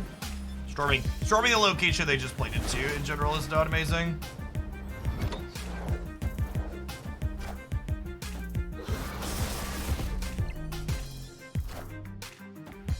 That's fine. That Daredevil's about to get Galactus anyways, right? We're just hoping Shang-Chi wins us the game, huh? Oh. Interesting. Okay, so they're a fair wave deck. Are we dead then? We might be dead, Chip.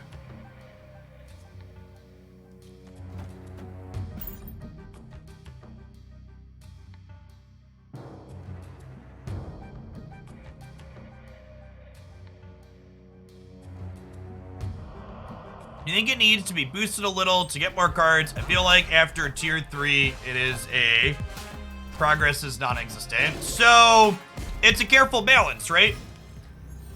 If you give everybody a bunch of cards really quickly, people will complain that they have nothing left to collect.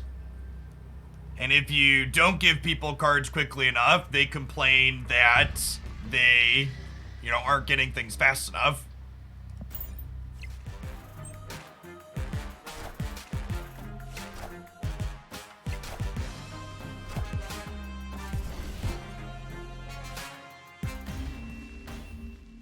In my opinion, a big part of why Runeterra struggled to gain traction as a game is because their economy stopped having a carrot for the players at the end of the stick. Every Runeterra player I've ever met is always excited to let me know how they have enough wild cards to craft the next 3 or 4 sets that Runeterra releases without spending any money. But they also tell me that while they're watching other content and playing things that aren't Runeterra because they don't feel compelled to keep playing Runeterra. And even my own psychology, right? Like, when I finished Series 3 before Series 4 and 5 existed, I played less Snap, especially off-stream, because I didn't have a card to work towards. And having Series 4 and 5 cards in the game to work towards means I play every single day. The collection system drives the human behavior that it's intended to drive. Infinity, thank you for the 2 months. Appreciate the Prime.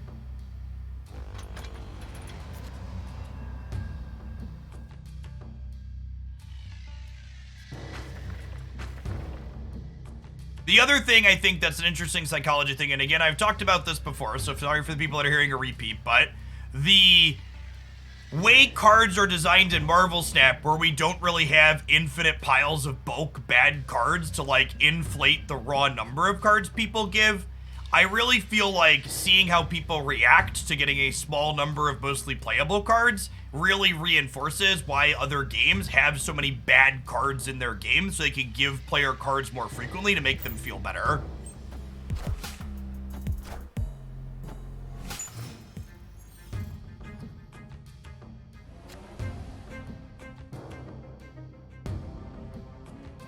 The main thing Snap does that a lot of people aren't a fan of, and is difficult for a lot of people to variants or carrots. Not really. I mean, they're not like, you could get variants and other artworks in Runeterra, and that didn't work there. And again, just speaking from my own personal experience, game pieces are way more compelling than variants. So you're right, they are a form of carrot, but they are a far less tasty carrot.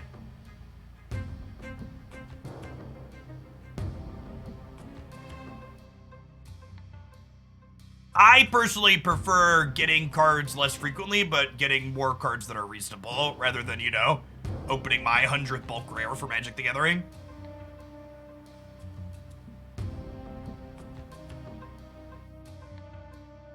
Yes, that's I exactly right. Players are used to spending 8+ hours a day in their Skitterbox games, and it is weird and different and strange that Marvel Snap doesn't encourage you to sit and play Marvel Snap 40 hours a day. It is very, very different.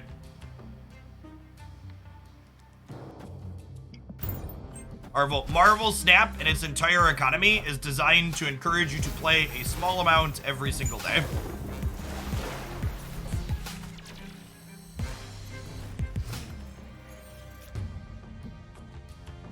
I don't know if this is game winning, but it's kind of funny, so let's go for it.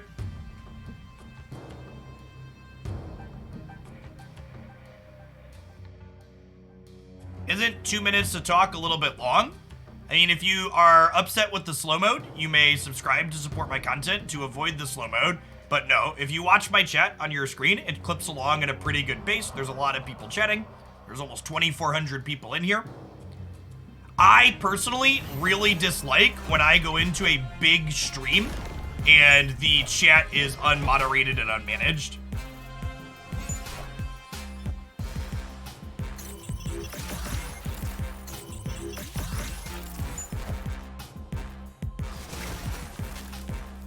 Slow mode does not apply to subscribers. That is correct. Having a 2-minute slow mode also does what I really want, which is encourage people to actually be thoughtful in their messages and not just type short one-word things or type out an entire sentence while pressing enter every third word in that sentence.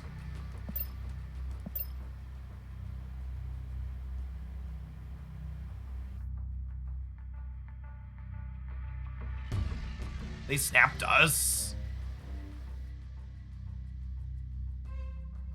They have like Sentry. We're beating White Tiger.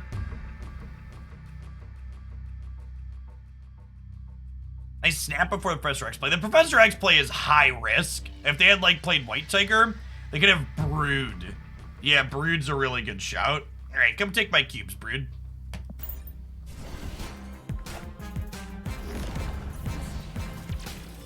Oh, I gave them Professor X with Machine World, chat. Oh, no. Oh, no. Oh, wait. The Hood could have let us one here, right? Yeah. I punted this, chat. I could have gone Hood, get a demon, bounce the Hood, and then whatever second card I would have played out here, we'd have won. Yeah, I could have played Hood plus Shang-Chi. Or Hood plus Nightcrawler. This is a good topic of going back to why chat is in slow mode, because even in slow mode, while there's lots of things going on, I missed something, and the person that I just timed out for saying we all told you, yeah, clearly I fucking missed it. Take a 10-minute break. We were talking about something else, and there were a lot of things going on, and I'm human, and I missed it. No need to add the extra rub after the fact. I think I'm actually gonna Hood the face down location here, because we have Killmonger to get rid of it anyways, and if I draw Carnage, having Hood here could have value. This could also be something like the bar with no name that has huge value, putting Hood into it. Hey, thanks for the sub gift, Big Baby, appreciate it.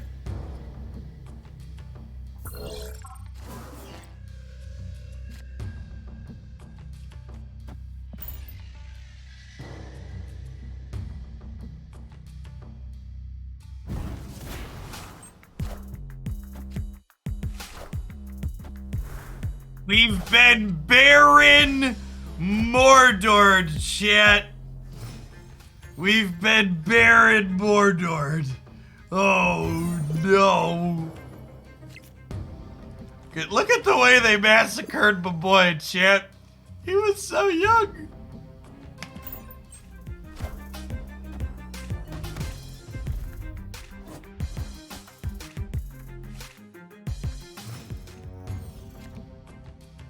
Well, Killmonger, and then we will Demon.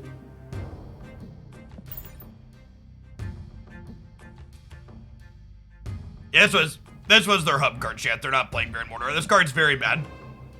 It was in the kind of bad category in the tier list today for a reason.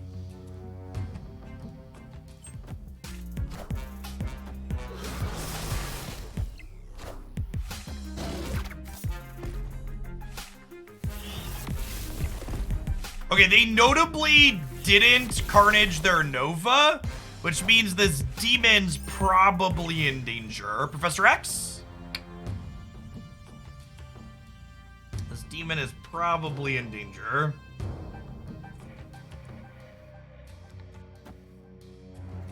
Maybe I'm supposed to have, I think playing this demon out was wrong, and I should have chilled on it to play with Gamora on the last turn, because I'm gonna just have an extra energy that I don't use on anything here now. I exposed this to Killmonger unnecessarily. Oh. Okay.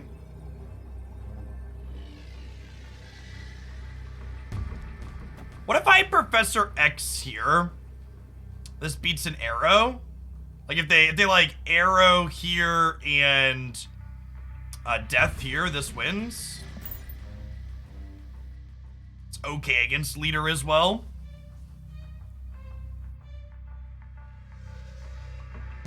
Professor X is pretty good into arrow and leader, depending on where their second play goes. They could have She-Hulk as well. If they have She-Hulk, death, and arrow or leader, we're probably just torched, but I think I like this line. Because we're +4 on the right now. So we're at 15 there. Oh, death is gonna win, right? Yeah, we'll see. I'm committed. They have She-Hulk as well, so we're just dead.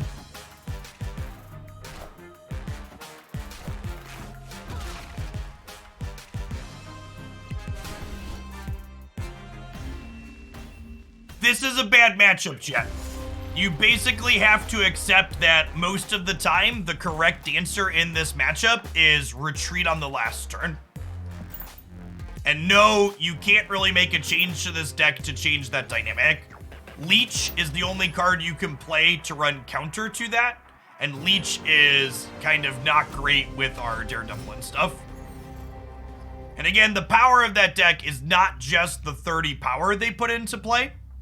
It's also the fact that they restrict our last turn being able to play.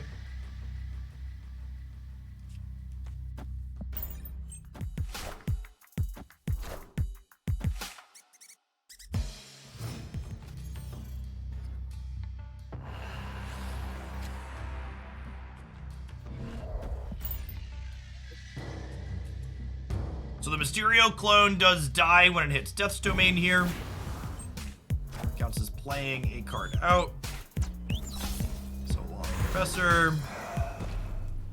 Looks like another Death Wave matchup.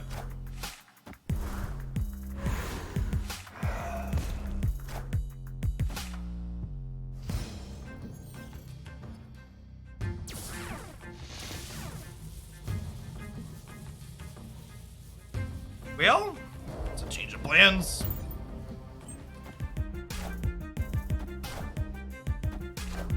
Sandman is a bad and unplayable card.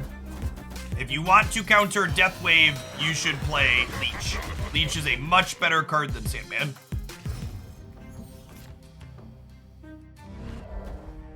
We'll go Storm the Death's Domain into Gamora Death's Domain next turn in case they play there.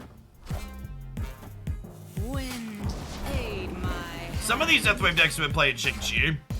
Yeah.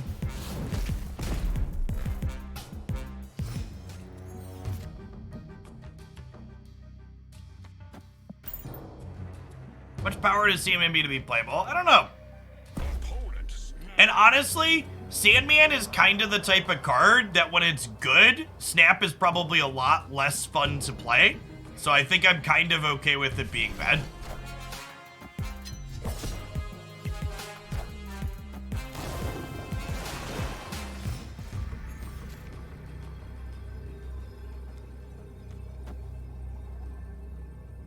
Play Shang-Chi, play Carnage, lose to leader.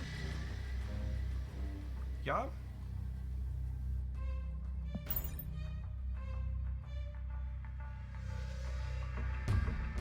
Spot where we might eke this out. Oh, I guess if I'm expecting leader, Carnaging here is actually kind of bad, right? Because it lets them eat their head. Yeah, I should probably Carnage plus Shang-Chi over here for a total of 5. Ooh, actually, if I Carnage plus Shang-Chi here, and that's, I like my kingdom to be able to fucking have this undo action button, undo ending my turn. Carnage plus Shang-Chi here would actually beat leader left, right? Because leader left would win by 1, and then I'd be 5. I'd be 5 to, yeah, I bet this is leader and we lose. Oh no, they would have gotten a Shang-Chi anyways, right? It doesn't matter. None of your decisions matter and leader wins the game, right? Yeah. Because if we would have Carnaged into leader here, they would have been +2 to our +1, and we would have been 5 to their 6 over here. Is that right? No, we would have been 5 to their 7, because it would have been Carnage, eat your Shang-Chi, and then make a Shang-Chi after.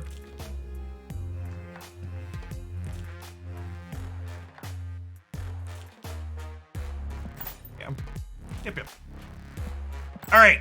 I think I've had enough of this one. I'm going to run to the restroom really quick. I'm going to hit an ad roll when I step away to do that. I'll be back in just a couple of minutes. Thanks everybody for hanging out. We're going to kick back up with a different deck when I get back. Near me.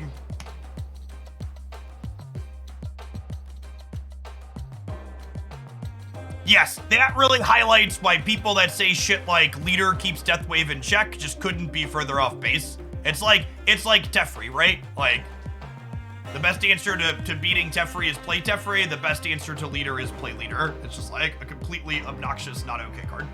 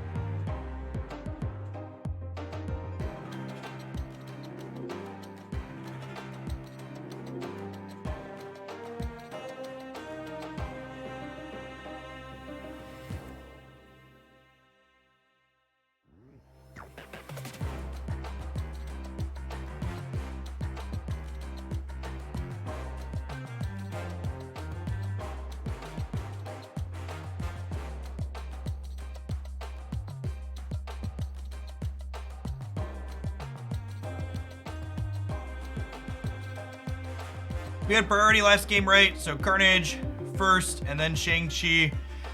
Leader copies the Carnage. And we win by 2. Is that true? Do we have priority?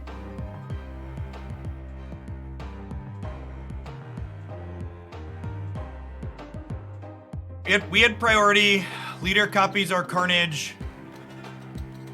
No, that doesn't work. Because I would have to play the Shang-Chi first, right? If I play the Shang-Chi first, does that work? Because our Carnage would be 4, and then no, that doesn't work. No, the game desperately needs faster balance patches. I am kind of operating under the assumption that we're currently in a longer duration. We're currently waiting longer between balance patches than we hopefully will be on average because of the holiday season. This is a final note on this. I think this deck is optimal, chat. For Disruptive Daredevil, I wouldn't really change anything here. I might try Titania over Hood, but I'm not sure that change is optimal. There are other Daredevil lists that use more Series 3, 4, and 5 cards, and you can find them, like the Titania Daredevil on my YouTube channel has a few different changes from this doing different things, but overall, this just happens to be a deck that has few Series 3 cards in it. These are the best kind of budget decks in my opinion, right? They're not ones that were like, you're making a bunch of cuts of cards that you kind of should be playing, but you just don't have access to. It just like is a reasonable deck that happens to be mostly Series 2, 1, and 2 cards.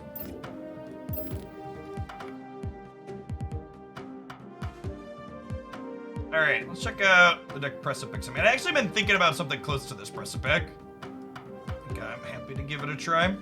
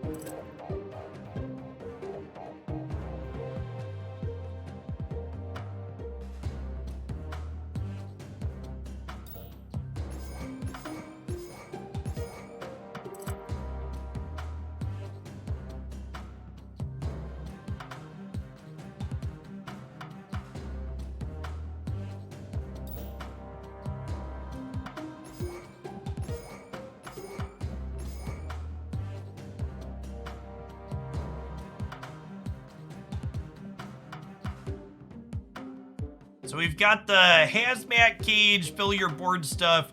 We've also got Korg, Rock Slide, Widow, and Widow plays into both packages, right? She gives Hawk 2 extra power by denying them a draw, and then she also plays into the hazmat angle of filling their board. It's a neat mashup. Bushi, thank you for the 3/4 of a year. Welcome back.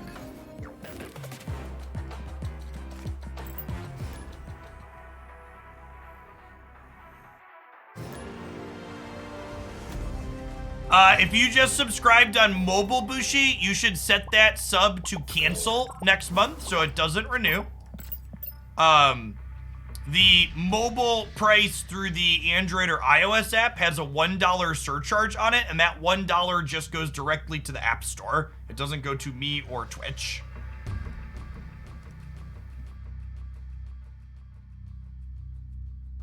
The deck tracker updates automatically now every few minutes, so give it a second. I'll wait for the turn timer to run out. They were spamming emotes, so they could sit here and wait a second.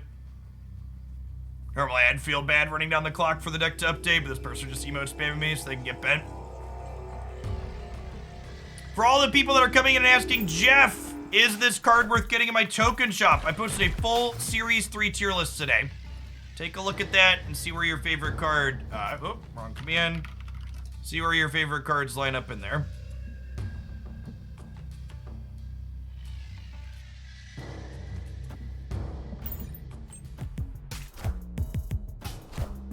This is their hub card, right? Yeah.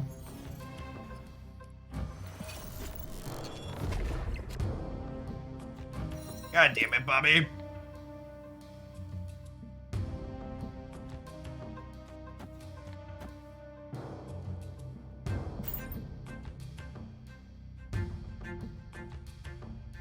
Is the bot dead?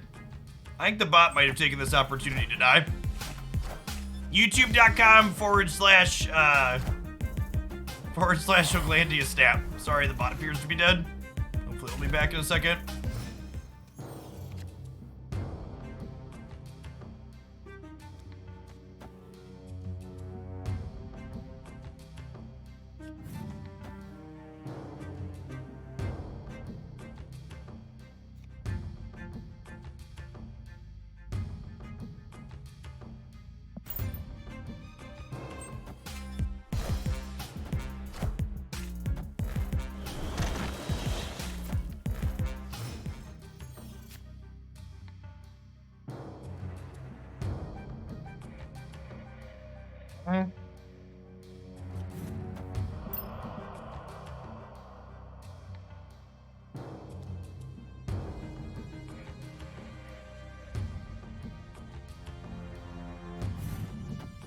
I kind of want to do this.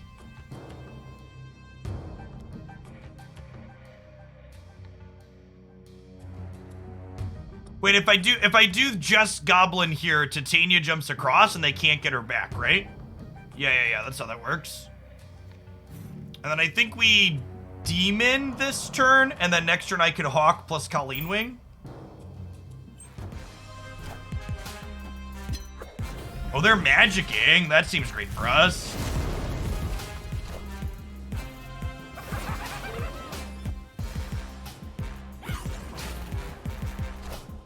So now they can't get their Titania back in the center, right?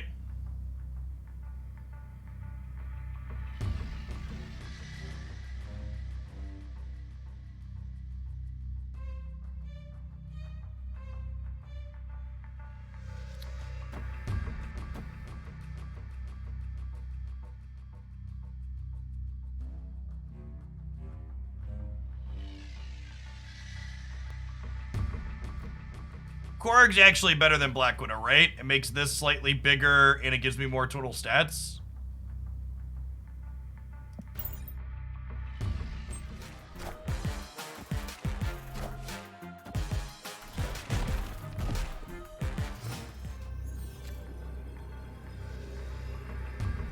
Okay, so they're about to Infinite plus She-Hulk here.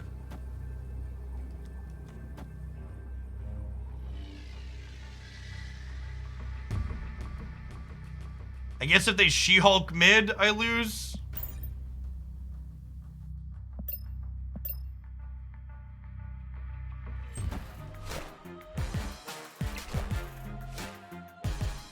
Oh, is Hazmat better?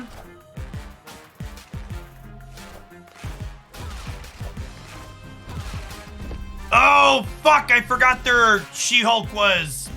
Forgot their She-Hulk was +2 from this. Was counting it as 10. Hazmat still loses us the game, right? They'd be -4 here, and they'd be -4 here, but we'd be -5.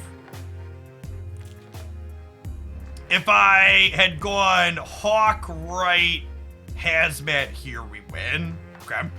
If I go Hawk right, Hazmat left, we win.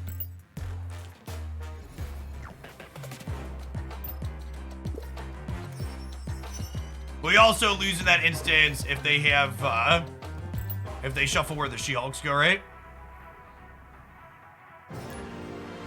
The fast upgrade menu be looked at the moment, it's basically scamming you out of credits, isn't it? No, there's a subset of people that play Marvel Snap that don't have enough time to farm boosters, and they'll bump up against the credit limit. You don't get enough boosters to spend all of your daily credits just by doing dailies every day.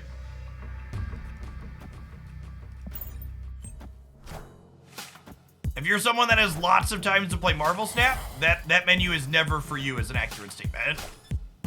But that's not everybody playing Snap.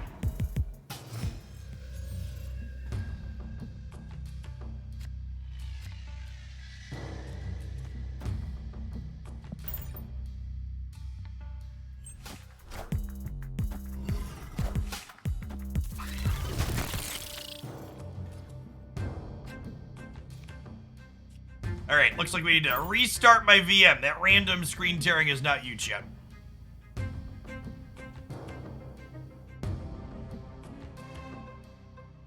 I mean, the dailies are pretty easy to do.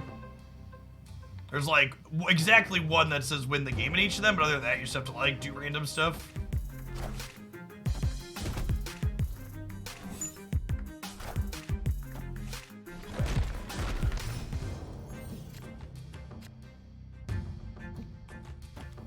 Sick.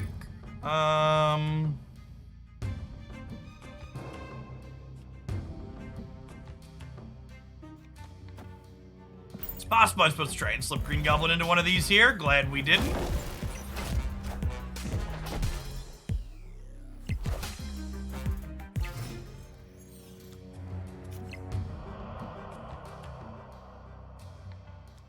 Okay, well, giving them a Moon Girl for the final turn is not a big deal.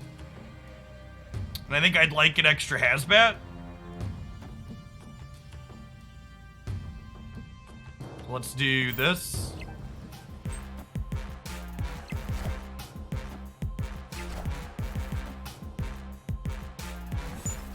But Series 5 cards I pick up. If you look over on the YouTube channel, I posted a Series 4 and 5 tier list last week.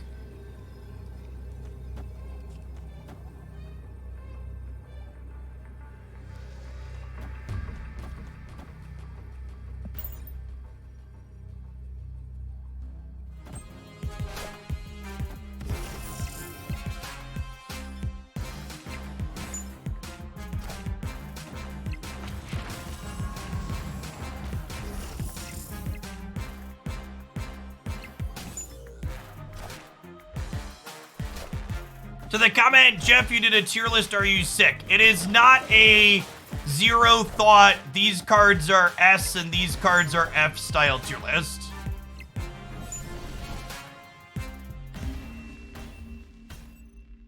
Victory.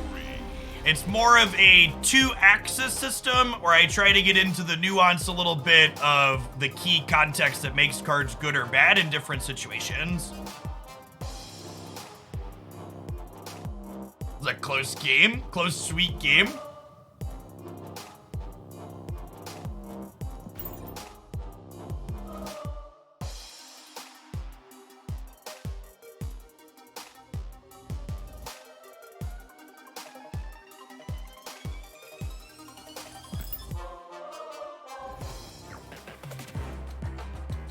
The people having the discussion in chat about needing to play different decks to complete daily missions. The unranked queue is coming next month for you. It's supposed to be coming in the January patch, is my understanding. Ideally, that would have been out at release, but better late than never. Yeah, I had some asshole in the YouTube comments be like, you shouldn't tell people to spend their tokens on cards like Electro and Psylocke. And I was like, listen, you little muppet. I didn't tell anybody explicitly to spend card tokens on any of the cards in this list. I presented cards with context to give people information to allow them to hopefully make their own informed decisions.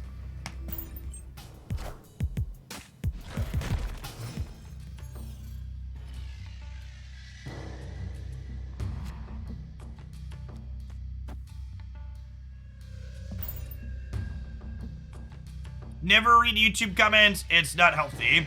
In my opinion, if you are creating a space on the internet for people to post their often bad takes, you should also be responsible for making sure that those places where people post their bad takes are moderated to a reasonable degree. Which is why I take the time to make sure there aren't things that are hateful or obnoxious or just, you know, takes like that, which are neither but still frustrating, ending up in my comments. Wind, aid my hand.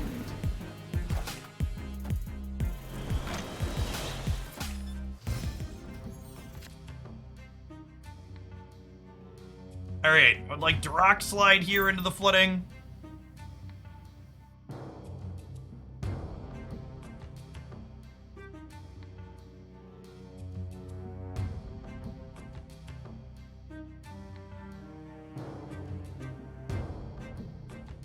Luke Cage does prevent Lizard from being negative if Luke Cage and Lizard are on the same side.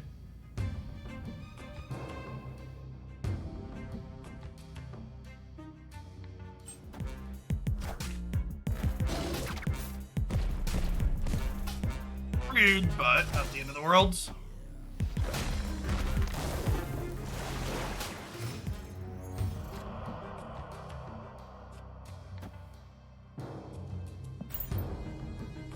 Darkhawk's probably our best draw here.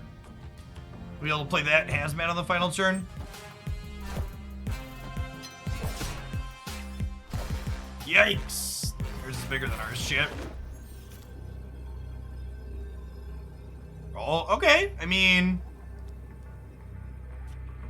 Well, I guess I can only play for one or the other, huh? I think they're more likely to play two.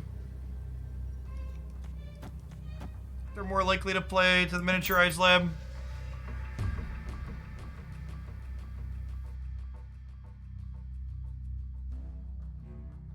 Can Absorbing Man replace Moon Girl in this deck list? I think the better question to ask yourself is, does replacing Moon Girl with Absorbing Man, what problems are you solving with that change? And what problems are you potentially creating? One of the upsides Moon Girl really has over something like Absorbing Man is Moon Girl can let us play 2 Darkhawks on 5 and 6. Can also double up things like Hood Demons. Moon Girl can also provide extra copies of her on-reveal effects while providing extra threats as well. So I think Moon Girl's actually more flexible here.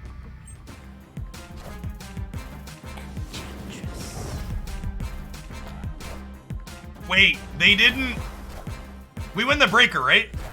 I think we win the breaker. It's close. Yeah. We win by 6. We're up by 6. They're up by 3. Victory. Nice. Close game. Okay, I can't believe they did Enchantress Luke Cage. Just didn't respect him. Respect the Cage, chat. Also, like, if they would have Enchantress tier, her ongoing effect would have, like, detrimented everything, right? Yeah, pretty big miss here.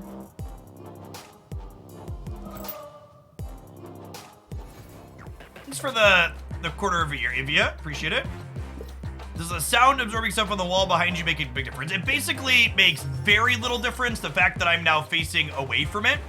So previously, my desk had been facing that wall, and then it catches some stuff as I'm talking to dampen reverb, but now my voice is going that way in the opposite direction, and it, like, some comes back, but, like, not a ton.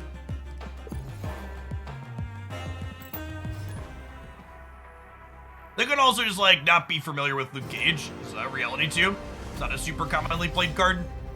It's a Series 4 card that also has a pretty niche application overall, being exactly a Hazmat card.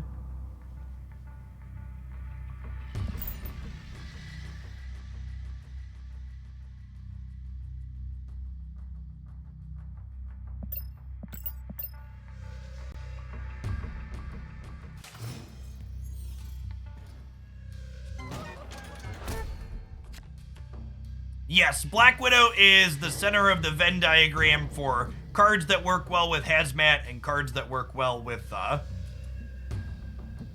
Hawk. I think this is actually a tempo Viper play because I don't want to give them a Widow's Bite that they then just get rid of into Murder World before I Hazmat them. Oh, hey, that's gas. I can double up Typhoid Mary's ongoing effect. Sweet.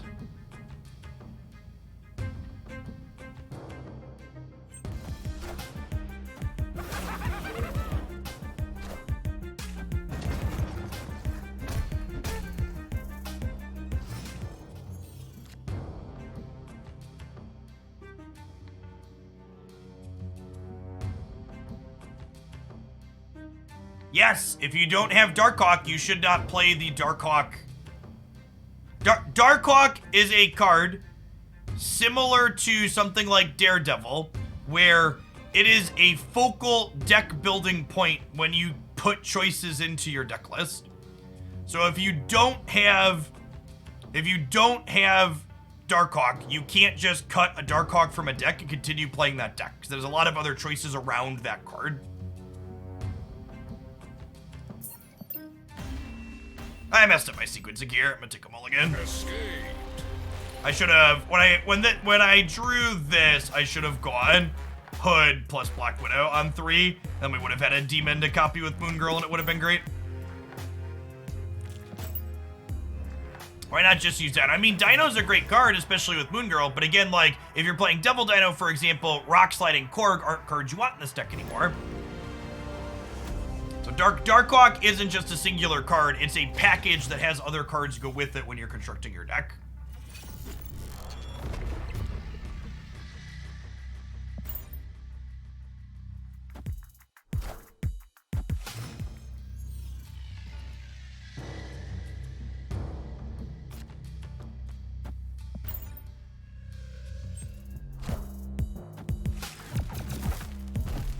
I never tire of the Black Widow bite animation, chat. It's so good.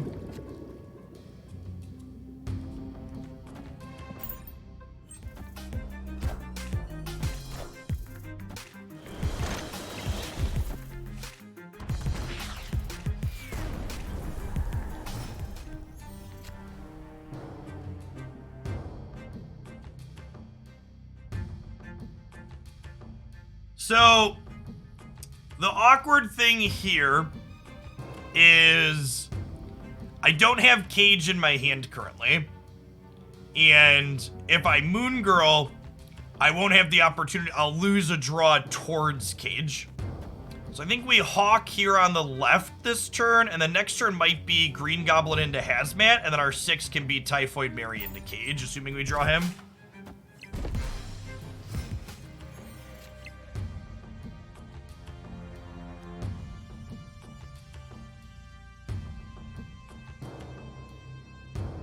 Okay, what if I do this now? This gives me an opportunity to draw Cage next turn still, and means I can go Hazmat, Cage. Or 1 and 4 to hit Cage. I think I like this.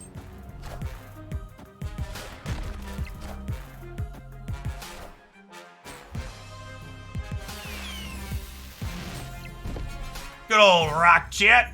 Nothing beats rock. This game was a phenomenal example of sequencing to your outs.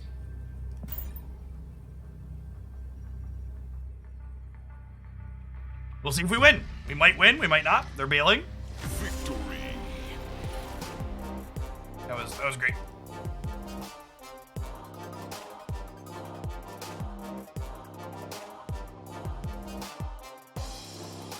Actually calculated, yeah.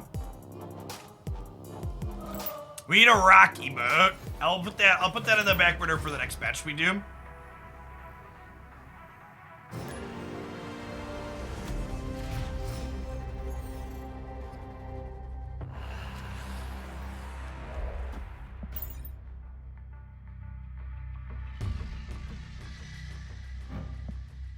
Someone had asked, how do I feel about Daredevil letting you see cards that have Dark Dimension and Invisible? And I think it's fine. It's not that much of a power level increase. Pretty niche interaction.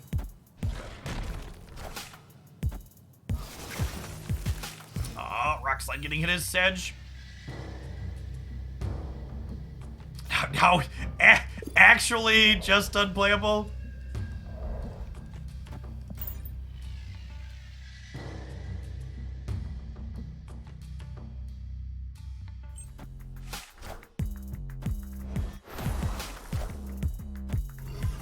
That's a great idea, Duck. Could you post that in the emote suggestions channel in the subs Discord?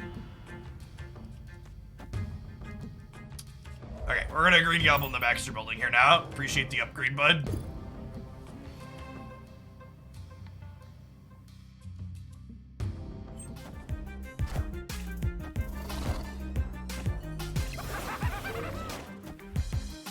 And again, an interaction that's worth noting here is Luke Cage retroactively restores my attack on things. So when I debris here, she's gonna turn back into 3 power when she hits play. You know, actually, this is wrong. I think I'm supposed to debris center here because there's a good chance they don't play to Baxter building this turn and they want to save it for a bigger play on turn 5 or 6. I messed this up. Yeah, I could have locked them out of the Baxter building. It's currently win the Baxter building, win the game, right? Yeah, it was a bad read on my part.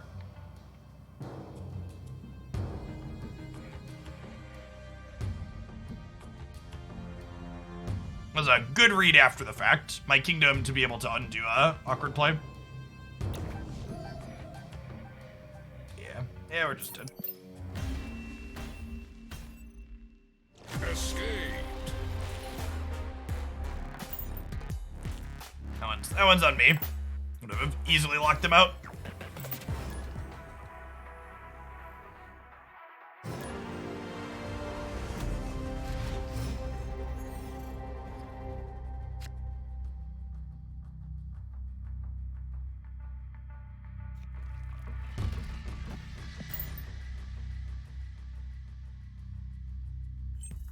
Hey, what's going on, Mystic for Hire? Thanks for the 2 months. My older dude did a lot of Pokemon cards for Christmas. And then Haley got a baby doll set with like a stroller and a high chair and stuff to play with, as well as a set of My Little Pony unicorns and some dinosaur stuff.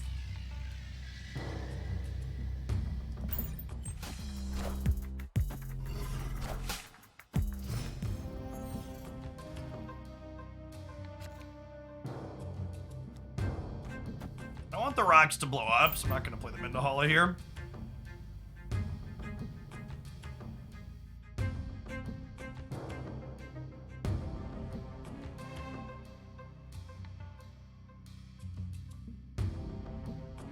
Odin is an incredibly expensive card to play on the last turn of the game, and basically what this build is looking to do is play multiple cheaper cards on the final turn, so I don't know that I really like Odin in this shell. If you're playing Odin, Moon Girl gets worse because you won't have time to play out your doubled cards with Moon Girl.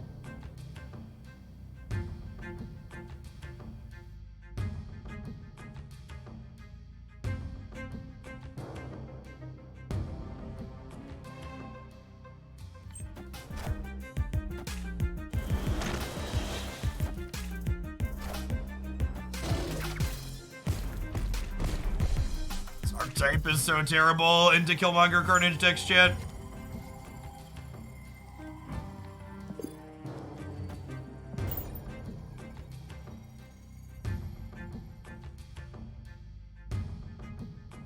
If you change the energy cost of 1 card by 1 energy, what would it be and why? I'd really like Nick Fury to be a 4/6, so he'd maybe be playable. He's very bad in his current stats.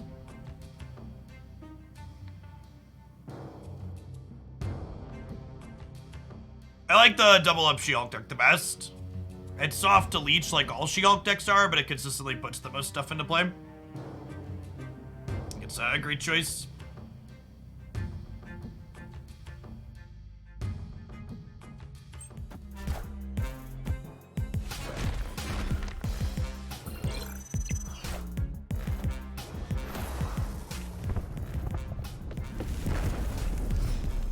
You gotta know your plays are awful when your choice is to Scorpion someone that currently has Luke Cage on board.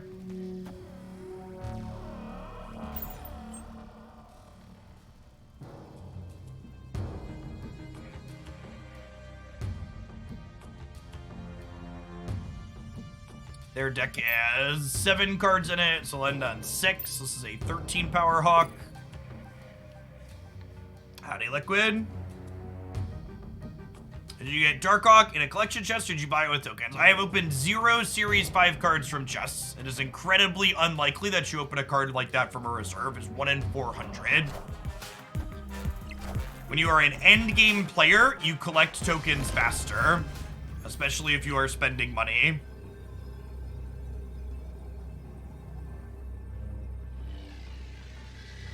Ugh, so close here on the Hala.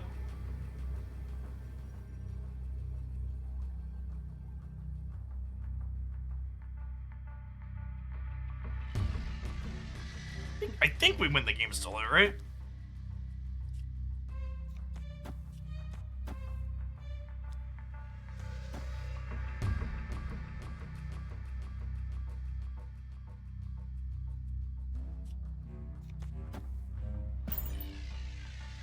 Yes, Darkhawk's ongoing bonus does not get doubled inside of the lab.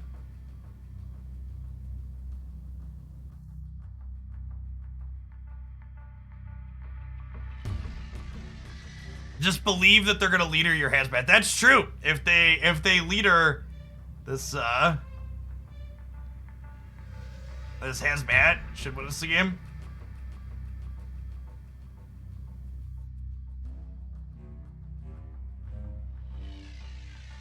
Okay, sec. Nice leader deck.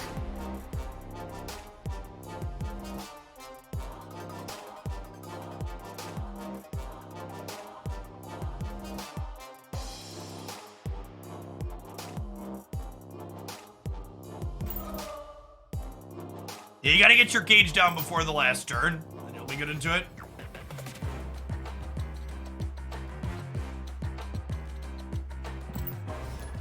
Hey, glad you're having fun, Trench. Yeah, I've seen a few other people work on that. Seems neat. Chat, I've made a terrible mistake. I let myself have a treat last night, and the entire bag of chocolate pretzels left itself on my office desk. Be smarter than me, chat. Just bring 1 serving down with yourself.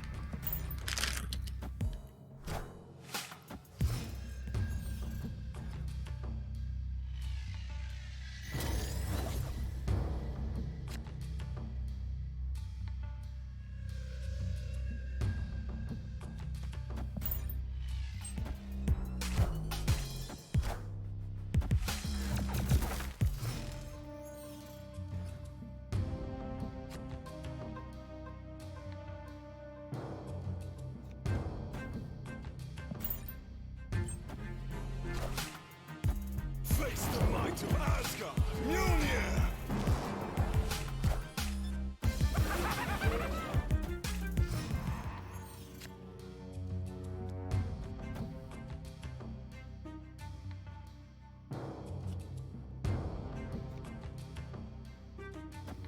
Yeah, I think I'm gonna rock slide here. Here's a chance we can win the Avengers compound. Clear for takeoff.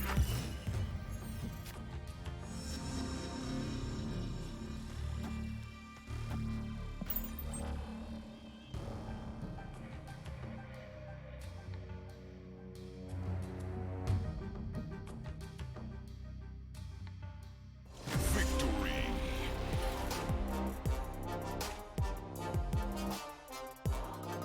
The old Daredevil into concede. Things you love to see. It.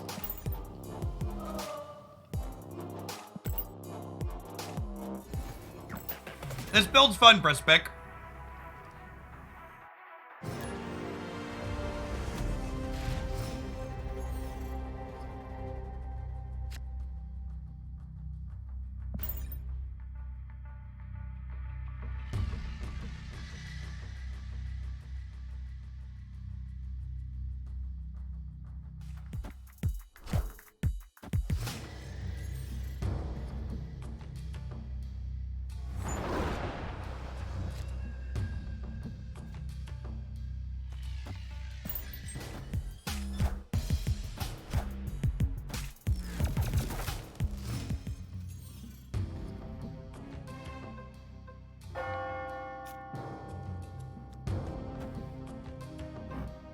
Wonka Karmatage, chat!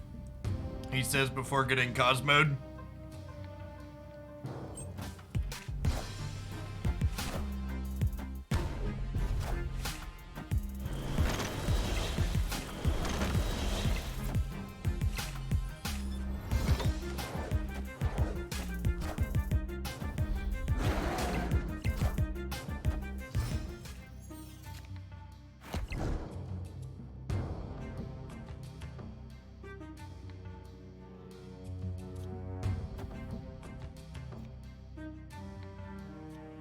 No.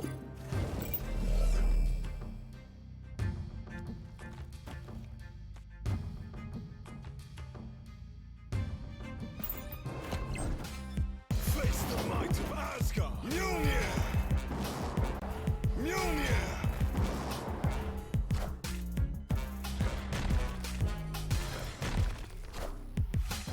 Oh, I could have Vipered to fill their lane.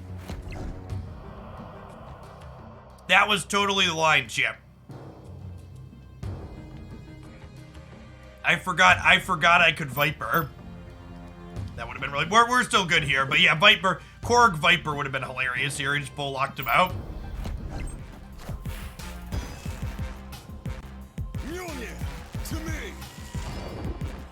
Mjolnir to me.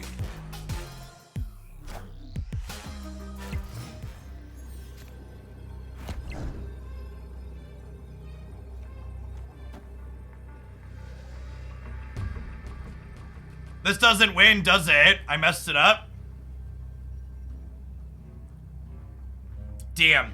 Yeah, Korg into Viper would have won this game for sure. 100%. Good shout, good shout. We lost, but that was a neat game. Escaped. Could have done something better.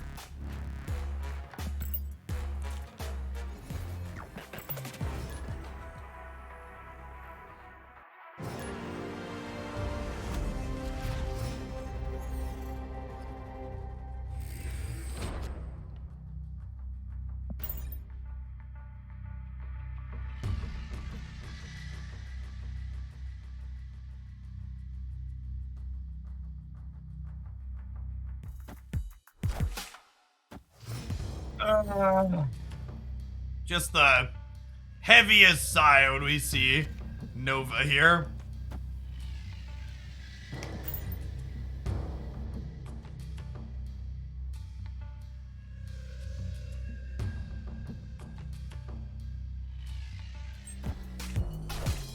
I think that last game's a good example of... So, there's a comment in chat that asked, do you think Shang-Chi's a good solution to, like, what happened in the last game? And those types of comments always just, like, they make me chuckle because, like, you saw me just talk about how I could have won that game with better play. And you're like, well, should we change our deck because of what happens? Like, no, we shouldn't change our deck. I should just play better in the future. The problem was the fact that I was bad and misplayed, not that my deck needs to change.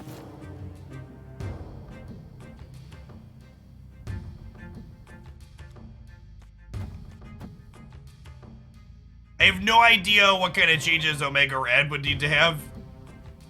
It's a very difficult style of effect to get right, I think.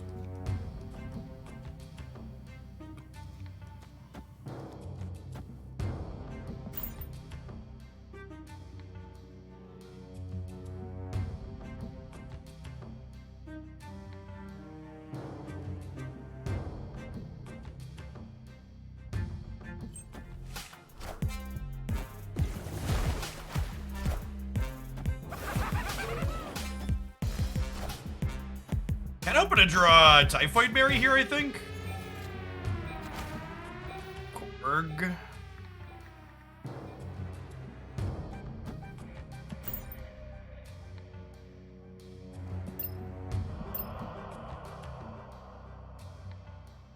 Opponent snapped.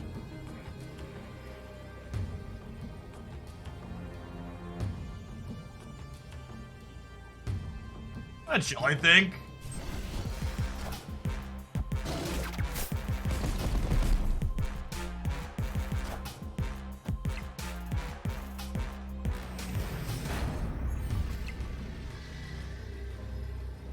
Well, this is a absolute banger of a final turn, huh? The final turn now. Do-do-do-do. Be-do-do-do-do. Be-do-do-do. Am I supposed to hedge winning middle too? Yeah, I'm supposed to split the difference here. Yeah, I'm gonna hedge. I'm gonna hedge all three paths. Please leader me, Daddy.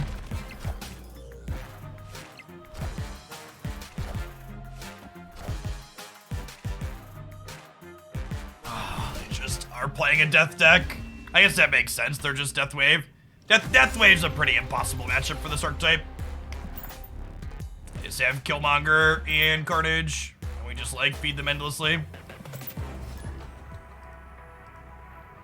Oh yeah, I should sequence Luke last to play around leader. That's a good shout. Good call out. All right, we don't have Mr. Hawk yet, but if we can manage to find him, he is huge. 10 extra stats.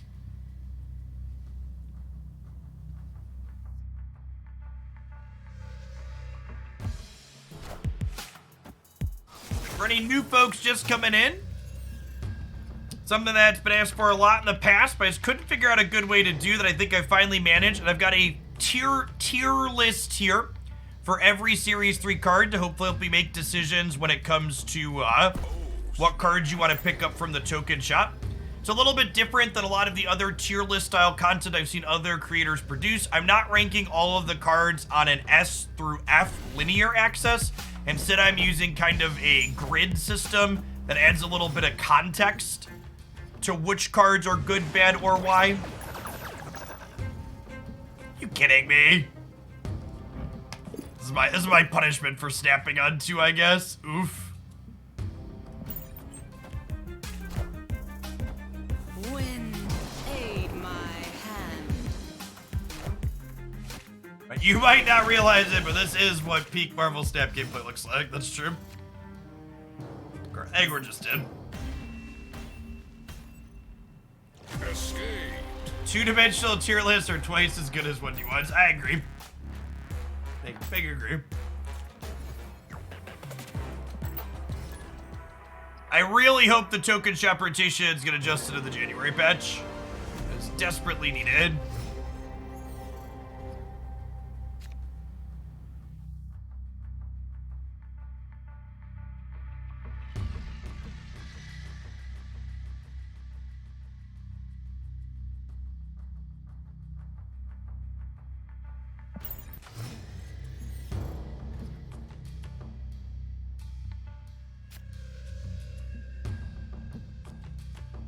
Widow here, cut one of the draws off.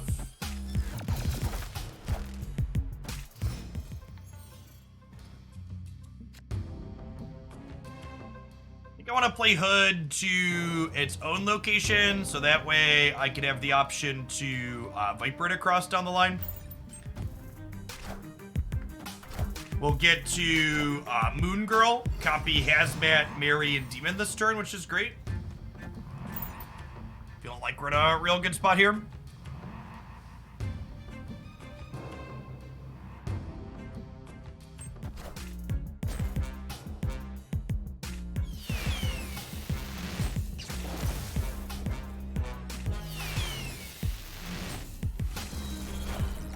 It is a slightly above average Jubilee for the opponent. Teensy bit above average. I'm gonna play these here for now. Am I? You think I want to marry him? I want to leave this open for now, I think, again, in case we draw Viper. I might Viper Hazmat here. Or I'm gonna do nothing. I'm going to roll over and die. Yeah. This is just one of the reasons why Wave is one of the best cards in the game. In addition to being such a powerful enabler, she also just turns off entire archetypes.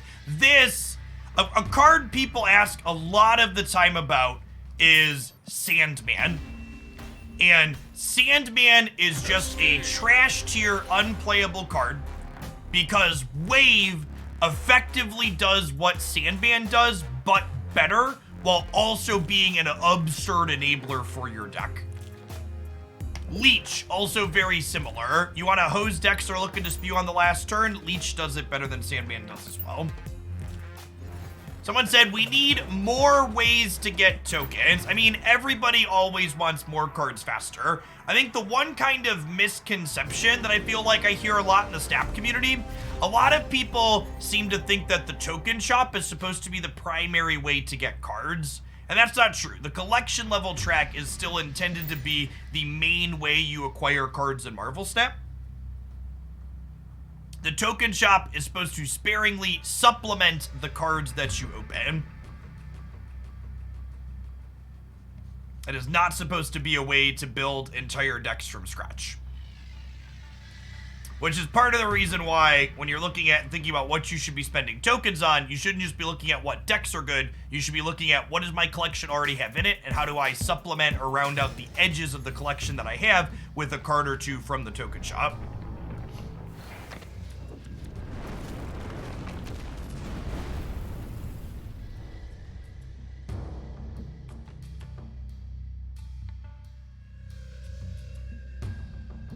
Not true for Series 5 cards. You are correct, Twitch chatter who has actually'd me. I've been actually'd. You got me.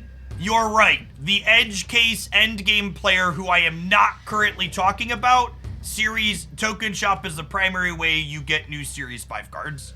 That's accurate. It is a new card release mechanism for endgame players. I think that this hand is so close to being great, but the fact that we don't have Luke Cage probably means that we're dead.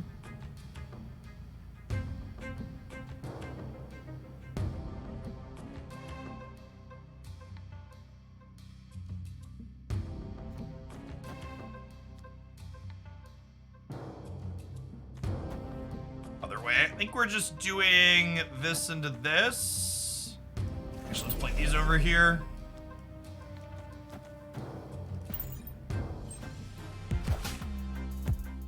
Wind, aid my hand.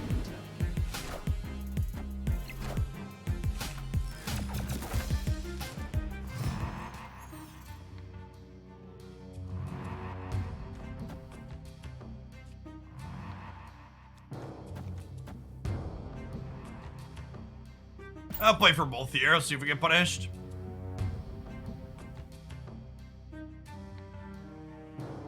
Should Maximus be nerfed? Yeah, I think there's a reasonable argument that Max should be a 6 power card.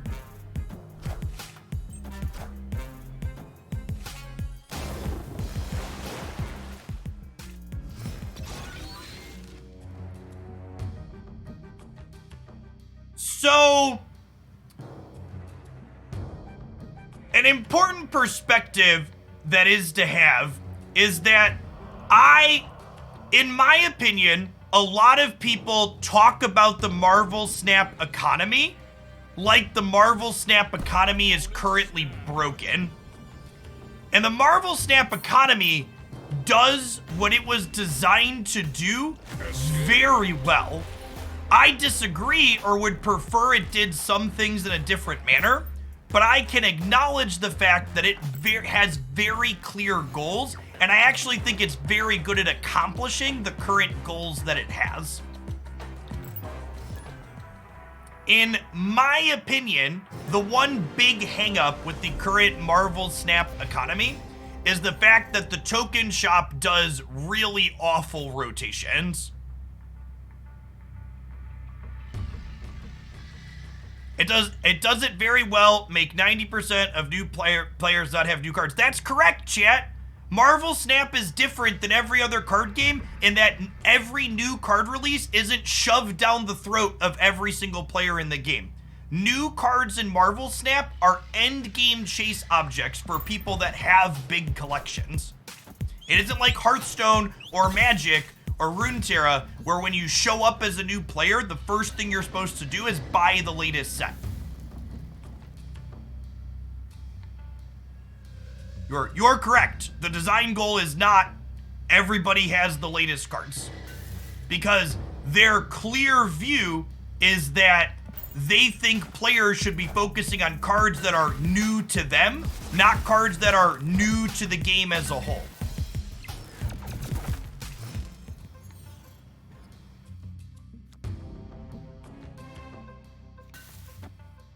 And you could argue back and forth whether or not you think that is good or bad, but that is the very clear goal.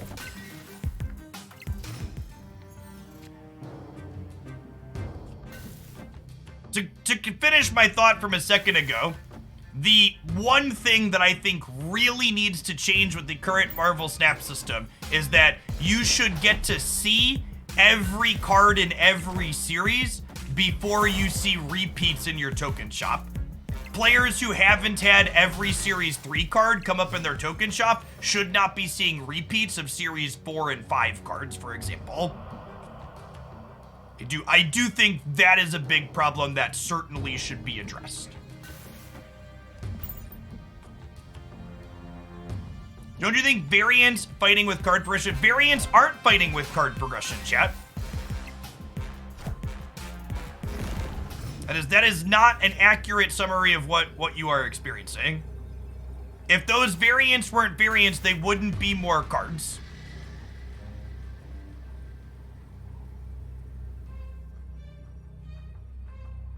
The refreshing the token shop every 8 hours is incredibly predatory and obnoxious, but it's also created to instill human behavior. I don't want to marry Ray because I want to win Washington, D.C. So I think double hazmat is ideal here because I win D.C. and they're probably not planning on me winning D.C.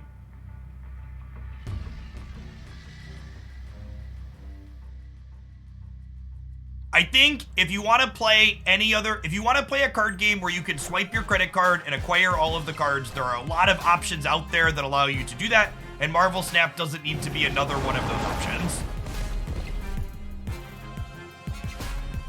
See, they were counting on winning here, chat, and they did not, because Hazmat brought them down. Victory.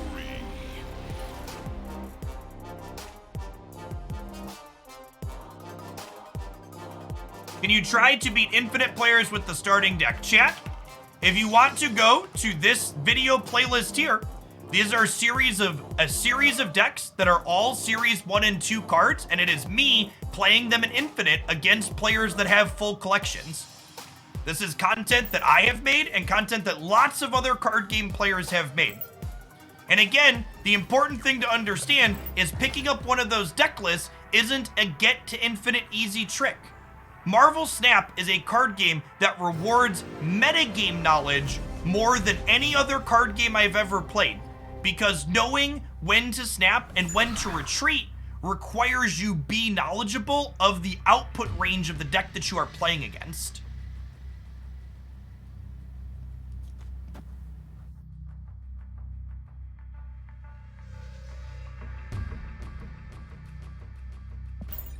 I also agree with that, Metal Phoenix. I think anybody being super critical of the current card release system is being critical of something likely for the sake of clicks or to drum up drama, because we still don't know the most important part of the card release system, which is how long does it take for cards to downgrade between series.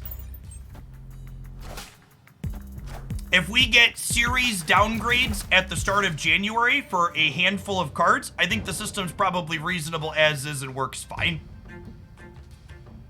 If we don't get downgrades at the start of January and Series 4 and 5 balloon up to 20 plus cards, then the system's kind of fucked up and it needs changes. But I'm going to reserve my complaining for the system until we know more about the system. And I know that it's never exciting to hear the words, "We need to wait a minute, let's wait for more information," but that's the correct thing to do here. Hey, congrats on hitting Infinite, Echo. Wind, aid my hand.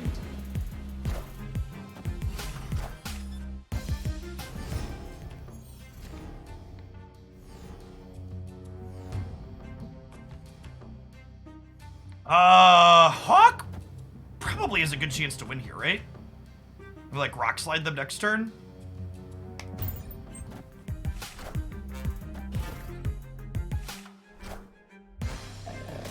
for anybody in chat that's new hanging out, you're not familiar with me and who I am and my experience talking about card games and economies in games like this, is I've been playing card games for over 2 decades. I've been playing card games as my job here on twitch.tv for the better part of 5 years. I've been making content in general for the better part of a decade. Most of the games that I play are predatory mobile games like Marvel Snap, so I'm very familiar with the economies and the thinkings that goes into constructing these things.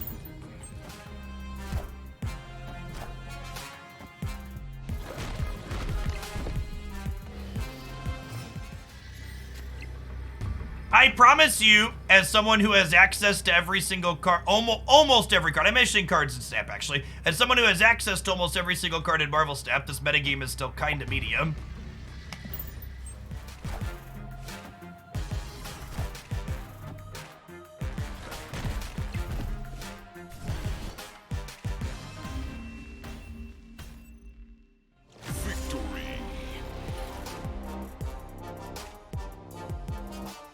I'm rank 85, and I watched your video about retreating, and I checked my own stats, and I'm only at 17%. Yep. Chat, if you want a good metric to think about, are you retreating appropriately? I retreat in over 27% of my games of Marvel Snap with a sample size of almost 11,000 games. And to add an extra layer on top of that, if you want to talk about purely optimal, I often stay in games for the sake of showing them play out for content where I explicitly say, this is bad and you should retreat here to be cube optimal. I would wager being fully cube optimal and competitive and spiky wagers probably north of 30% retreat rate for highly competitive players.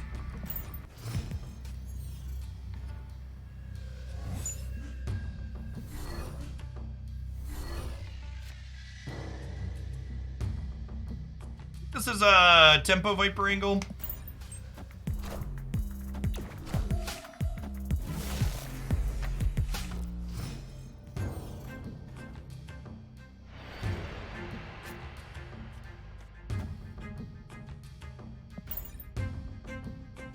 Snap.fan is a website that is a tracker for your stats. It doesn't do individual deck tracking yet, but it'll track your overall stats there.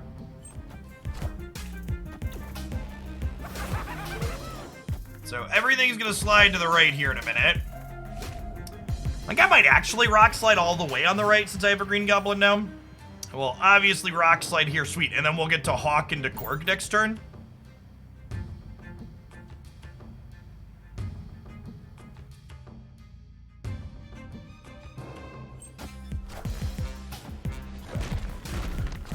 My 2 favorite Magneto decks, for the person in chat that just asked, are the Disruptive deck. There's a highlight up on the YouTube channel recently, as well as the Lockjaw variations. Tend to be very good. Okay, so I'm definitely playing Dark Hawk. The question is, am I hooding or am I Korging? If I hood here, I can marry Demon and Korg over here next turn, which is kind of great.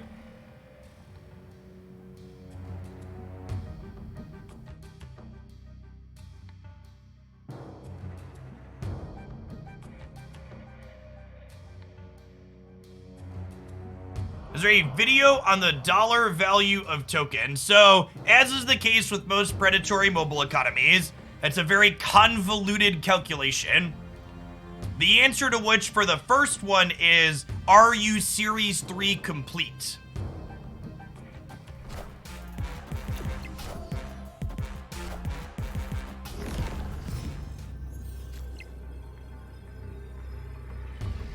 If you are Series 3 complete, $100 in gold turns into approximately 2,000 collector tokens. But again, that's not the most efficient rate to do that. Buying bundles is the best ratio. If you're not Series 3 complete, $100 in gold turns into about 500 collector tokens. But again, the thing to note with those numbers is you're also getting a bunch of other stuff off the collection track with that as well. And you can't just spend money to get collection track directly, right? You also have to be playing an incredible amount and collecting a lot of boosters to spend those credits on. And you have to buy those credits over multiple days because you can't just endlessly buy credits either.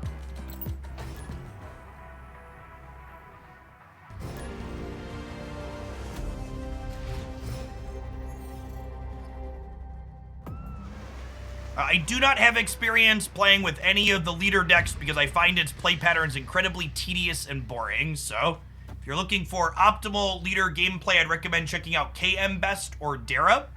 They are more competitively focused players than I am. If you're new to this channel, I largely play video games for fun here, like a filthy fucking casual.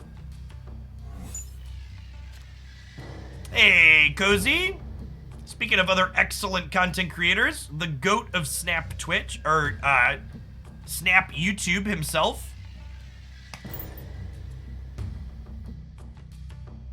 It was. Happy holiday to you and yours as well.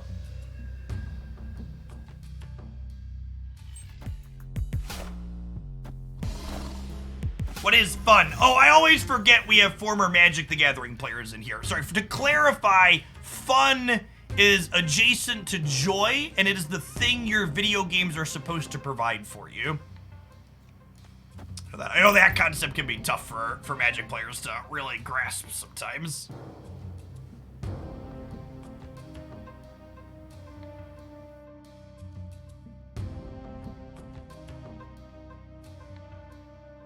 Is fun the feeling I have when I play 5-mana Teferi? No, that is the feeling you have when you play 5-mana Teferi is you absorbing the misery of your opponent, which is different than having fun.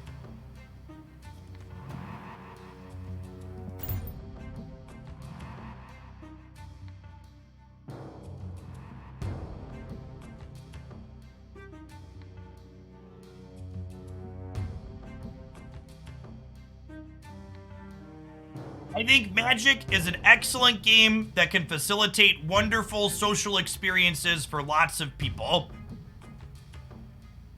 I think Marvel Snap, as a largely asocial mobile game product, can never seek to replace or emulate the social experience that many get from Magic the Gathering.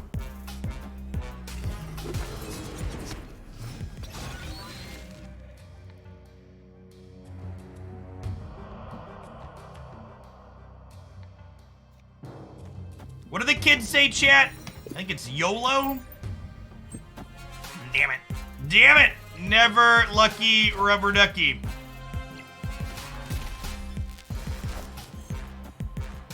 I gotta bounce out on that one. I agree, and I have sent feedback to the Snap.fan people that the wording of their tracker is miserable. I agree that it sends negative connotations towards for people.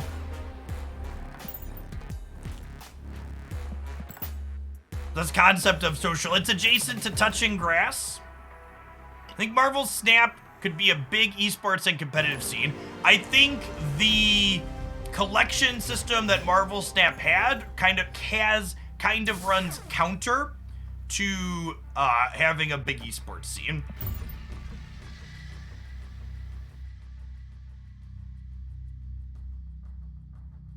YOLO is outdated, they scream yeet now. So no joke, my 8-year-old, I showed him Ratchet and Clank for the first time, and just every time he threw a grenade, he was just like yelling yeet at the TV, and it was just the funniest thing.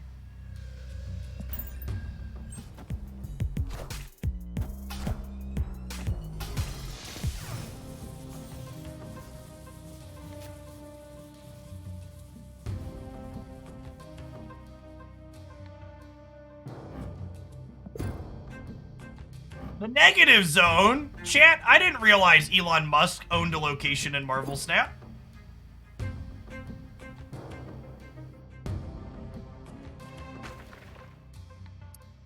I think this is a Demon here, Tempo Viper middle.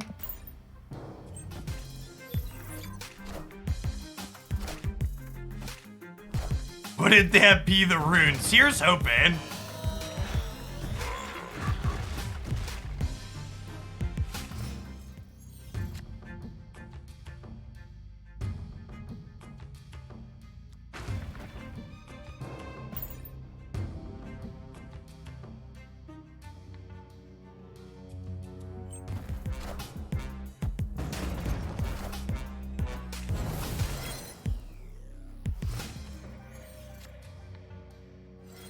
Feel that disturbance, chat?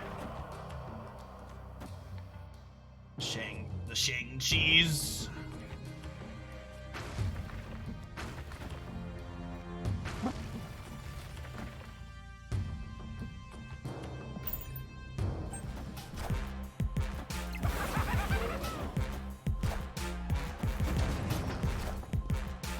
I am Iron Man. Opponent snapped.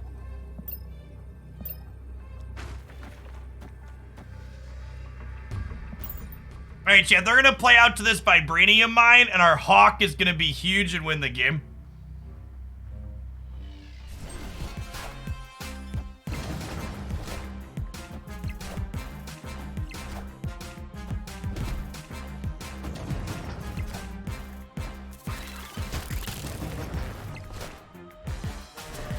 Oh, gosh, our brain is huge, chat. Gosh, our brain is huge.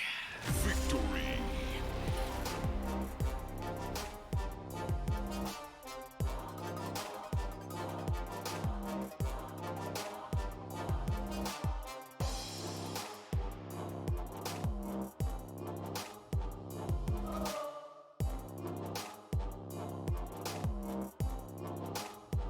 Why do people get so butthurt about Elon? Just avoid what you don't like. Well, you see, chat, oligarchs like Elon that profit off the blood, sweat, and tears of actual hard-working people, while they add effectively nothing of value to society, fucking suck. And they have so much money and so much reach and impact that you can't avoid him. I don't know if you could say I enjoyed using Twitter before Elon Musk came along, but my experience was definitely better when I didn't have Kyle fucking Rittenhouse in my recommended tweets constantly, and the person who owned Twitter wasn't constantly posting, you know, bigoted conspiracy theories that got forced across my timeline no matter how much I muted and closed things off. Like, so, you're right, to a degree, you should ignore things that don't impact you, but also, like, these oligarchs like Elon that add no value to society, it's difficult to ignore and not experience the impact that they have. It's honestly fucking incredible how many idiot billionaire stans think Elon fucking Musk is responsible for electric vehicles. Chat, that motherfucker bought Tesla Motors. He was not one of the founders. He paid extra to be allowed to say he was one of the founders even though he's not. And he bought it with his money that he made from PayPal, which in turn that he made from having rich fucking parents in like the emerald mine business or something. There's no such thing as a self-made billionaire. Money just begots more money, and geography is destiny, and where you start from dictates a lot of where you get to in life. The idea that rich people like Elon are better or smarter than you and I because we have less money than they do, or they deserve it because they work hard or are brilliant, is fucking idiot propaganda. And you people that have less than millions of dollars in the bank account, like propagating that propaganda, you're fucking idiots to think that these people care about you or are smarter than you. Stop simping for Elon and Jeff Bezos and all these other people that couldn't give a shit.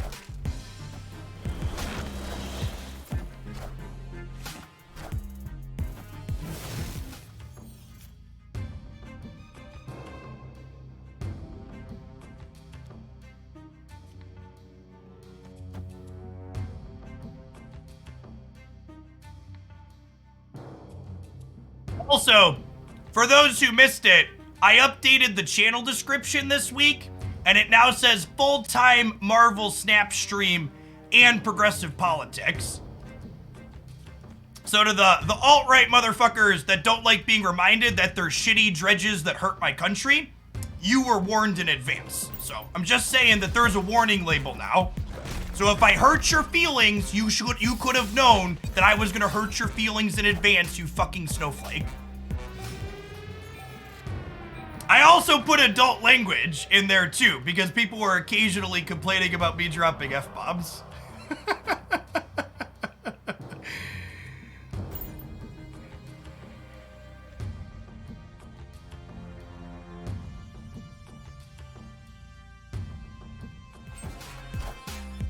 Oh my gosh, chat! What is a turn 6? My opponent has no idea what a turn 6 is. They'll never know. They'll never know the joy of a turn 6, chat.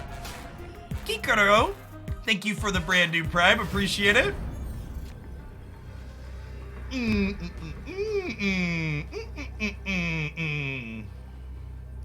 It's beautiful.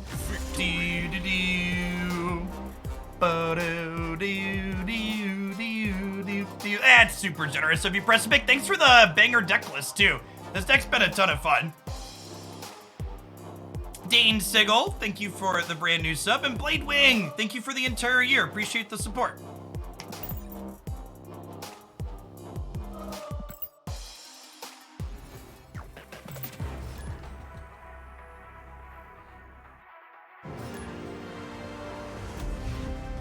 Going on, Pancito. Appreciate the Prime.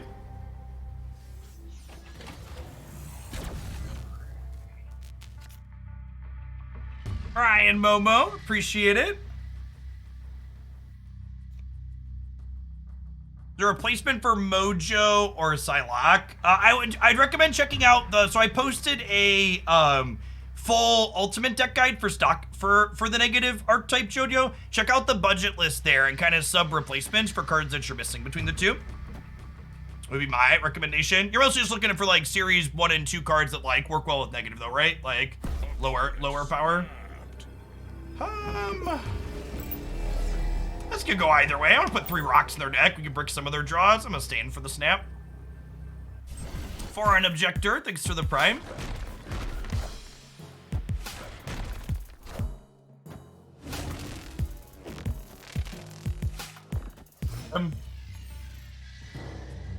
Hey, Pancito. Glad you're having fun with that. That's another draw. We get to cut them off. Negative is worse without Psylocke, though. Yeah, definitely. Psylocke's a strong card for that archetype. The cards that let you get more draws at your negative cards are really strong in that deck.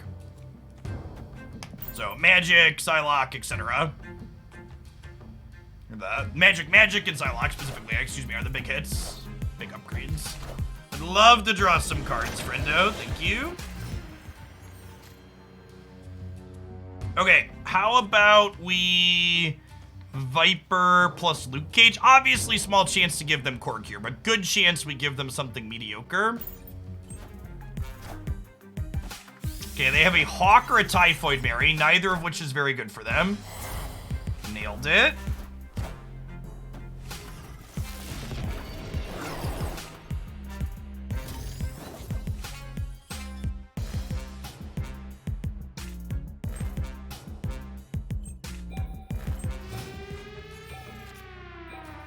Okay, the vault closed early for Christmas.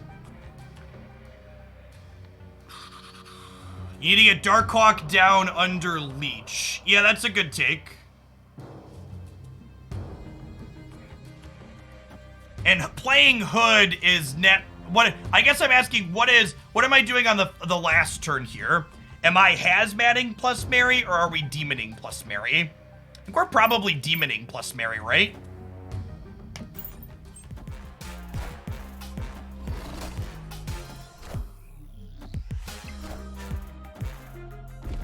Well, I mean, this is fine the way they played out, right? I don't really worry about leader now. We do this. Because Hazmat, we can't win over here even with Hazmat.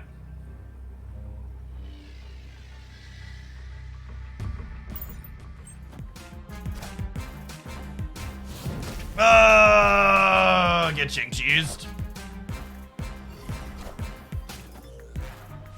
Womp womp.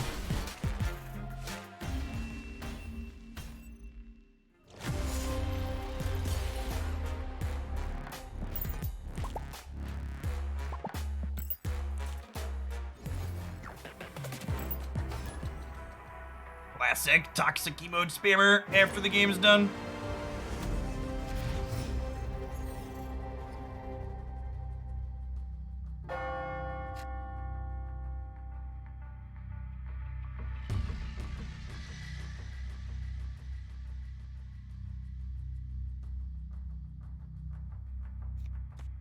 It's candy.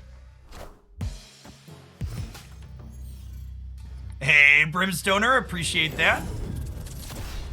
Ooh, also appreciate you, the Nexus.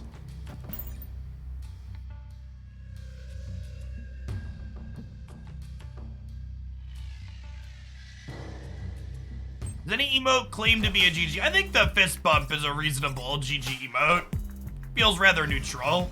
A singleton fist bump emote at the end of the game doesn't really bother me or make me feel like my opponent's trying to be obnoxious.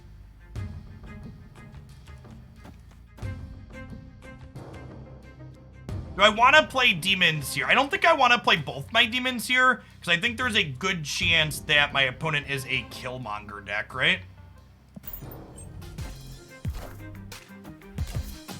Although Hawkeye makes that less likely. Interesting. Hey, thanks for the almost 4 years, Matt. Welcome back.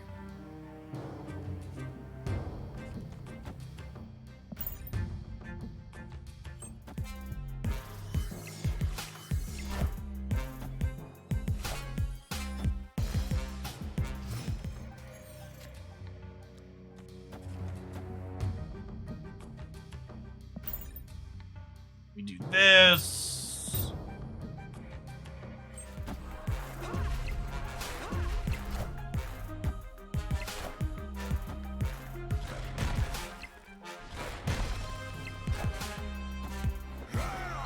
Okay, not getting Killmongered.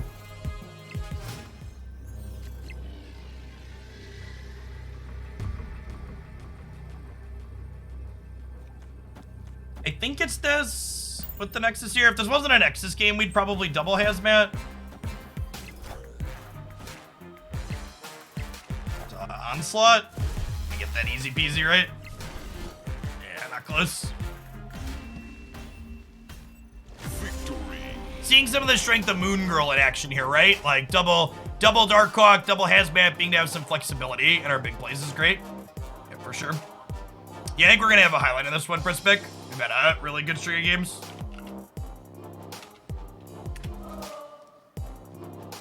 The one where I melted down over Elon was a pretty good game too, but I'll probably leave that one out. We saved the hotter political stuff for the Stream Archives channel more than the full highlights.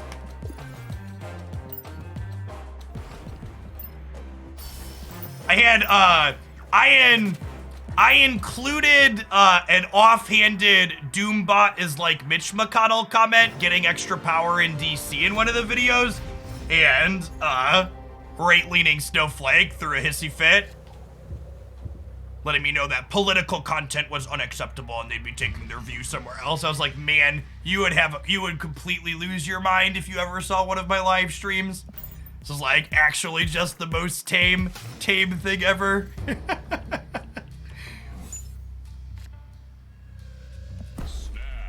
Listen, champ, people used to always ask me if Subterranean was my least favorite location. As a Darkhawk main now, I can easily say it's my favorite location. As something of a Darkhawk main.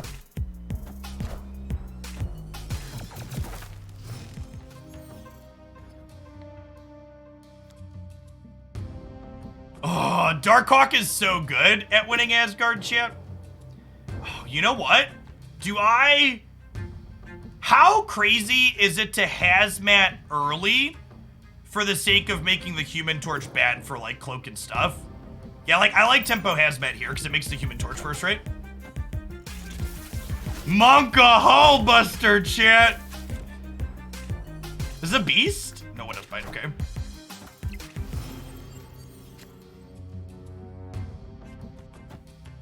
I just, like, instinctually went to go snap again.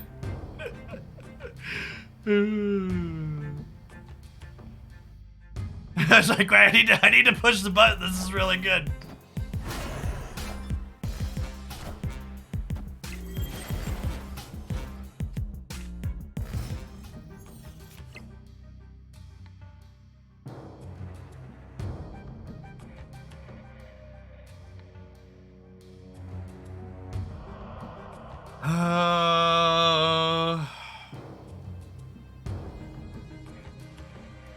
So we're winning. We're winning wherever Darkhawk is. The problem is, how am I winning a not Darkhawk location? I guess they're moving these here, right? So I think I want to keep Darkhawk in line with their two biggest things. It makes the dagger slightly bigger, but I think this is ideal.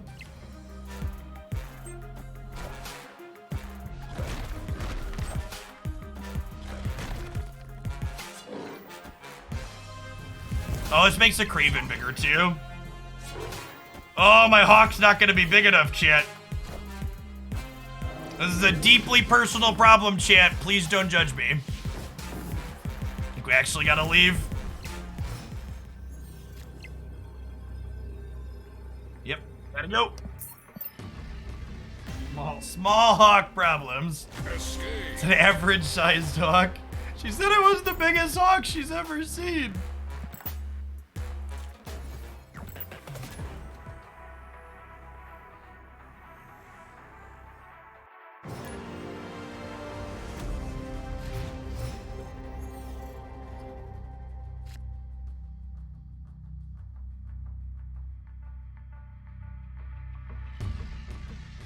God, these fucking Elon Musk stands are such idiots, chat. One of the unbanned requests is, you said Elon Musk doesn't add value to society when you're a goofy card game streamer.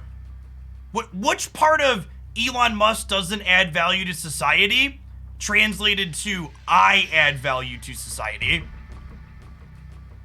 It's fucking weird how those words are different and mean like those two things aren't the same.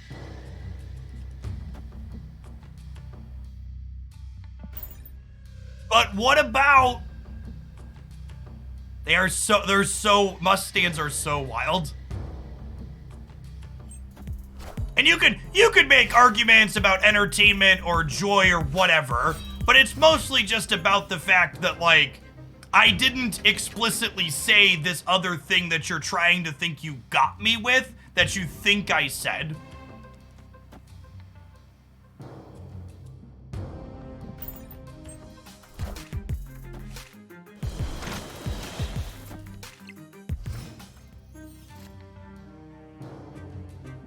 Okay, we have Mr. Cage.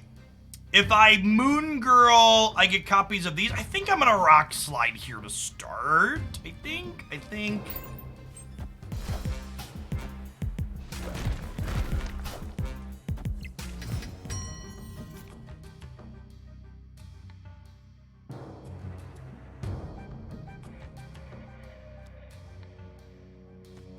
I'm Moon Girling here.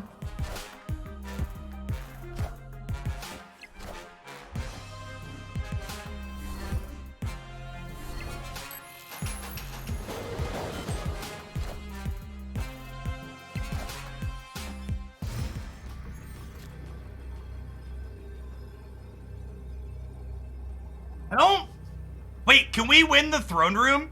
Since they're Apocalypse game? I was just saying, I don't think we can win the throne room most of the time, but we can now, right?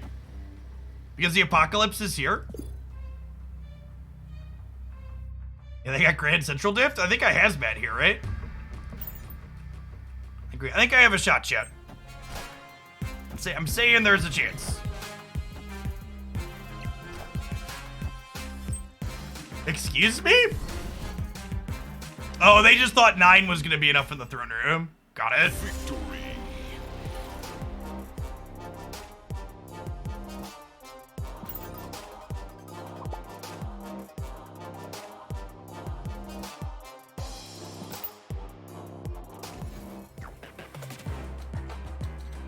No, I don't think Mystique belongs in this deck.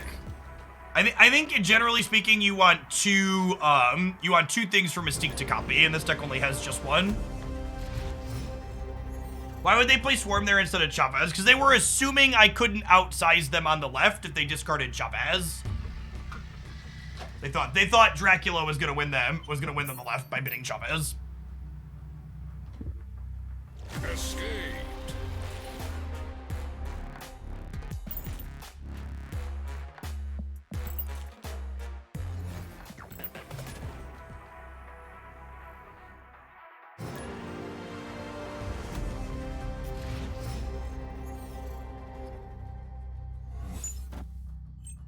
Well,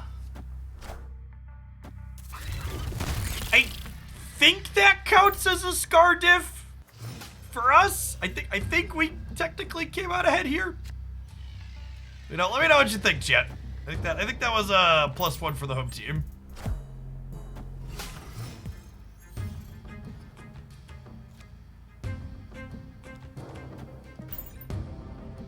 Okay, we have cage and now we have debris. So that means if we, I was gonna say this means if we hit hazmat, we win. That's no longer the case though.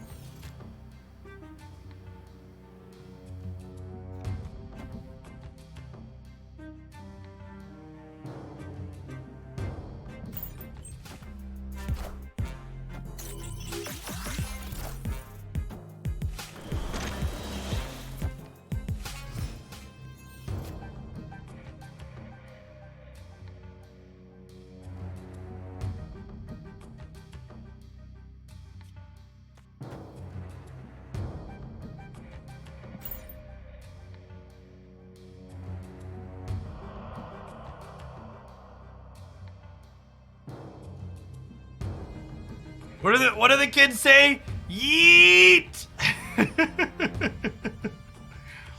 It's about to get real spooky up in here, chat. Nope. Honest opponent. Got him. Got him! Yeet!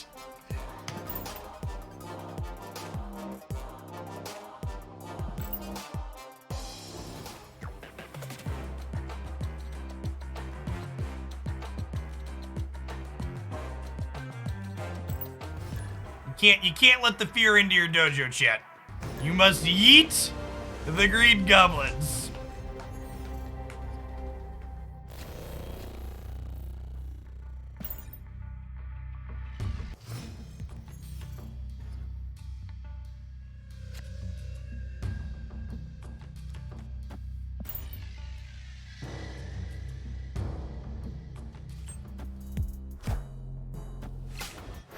Oh no! They made my green goblin worse, chat. Oh, how will we ever keep up with this negative power?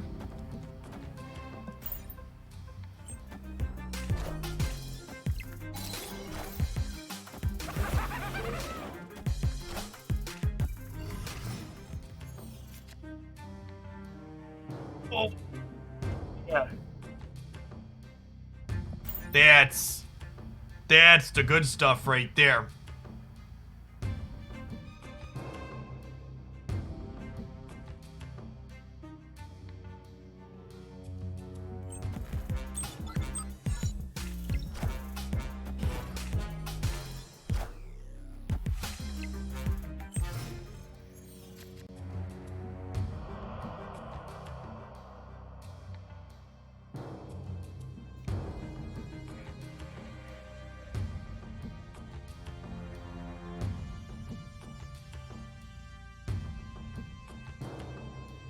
What if I go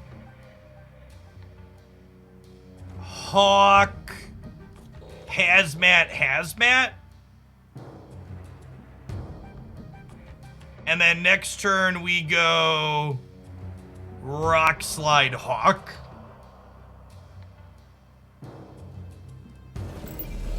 I think I like that. I think I want to put all the Hawks out.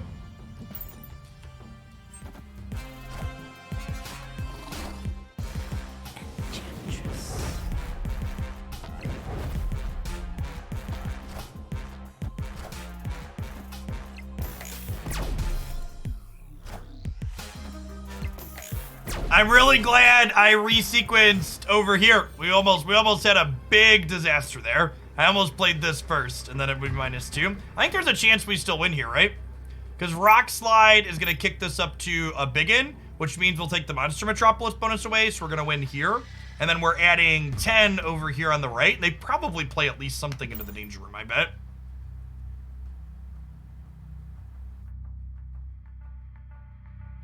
They need like a Shang-Chi here, which is in the range of disruptive cards they could have. Shang-Chi could be on the table.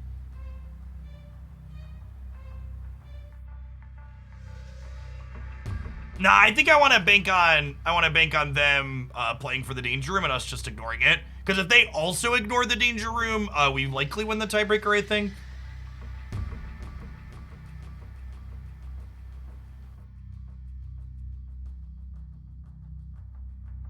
Yeah, the Death Wave deck's finally adopting leader is definitely an experience.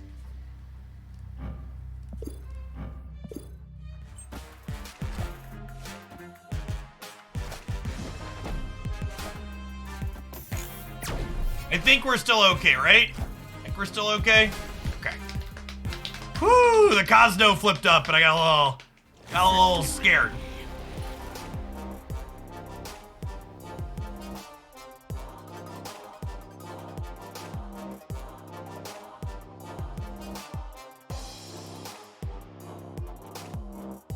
You know, when the next card releases, yes, the next card will be the January Season Pass card. Zabu is what it's data mined to be. That'll be the evening of January 2nd, little under a week from now.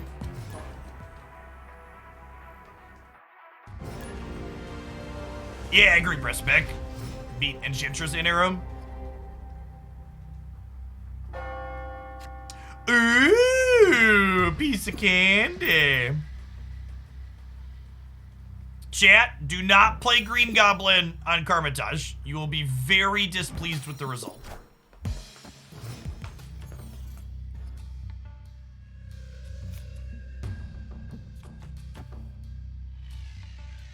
I think that's snappable, honestly.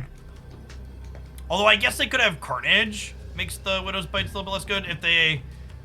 Maybe the fact that they're a Deadpool deck makes snapping here worse.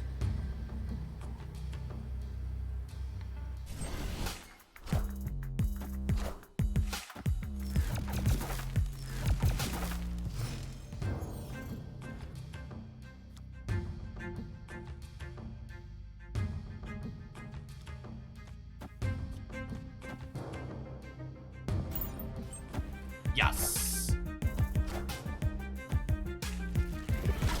Okay, so this fills this location, right?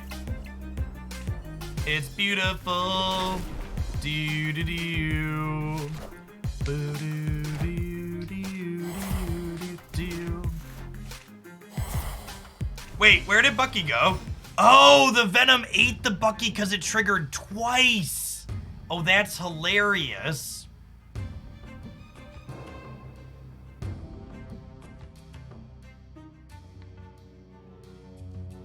So, these locations are about to shuffle, which, okay, they're leaving.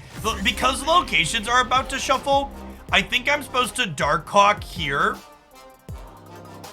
for the sake of being able to win this path, and then after they shuffle, we would Rock Slide the Karmatage the following turn to make Hawk extra big. Yeah.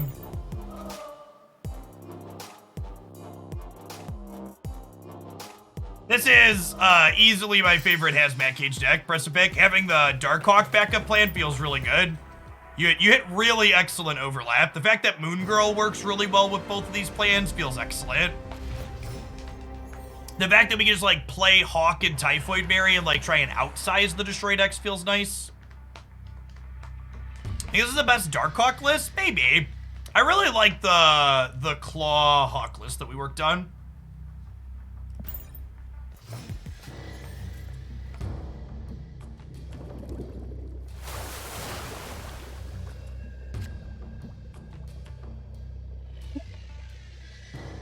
I think this is Tempo Viper. Looking at my hand, I'm not really going to have space to play her out later.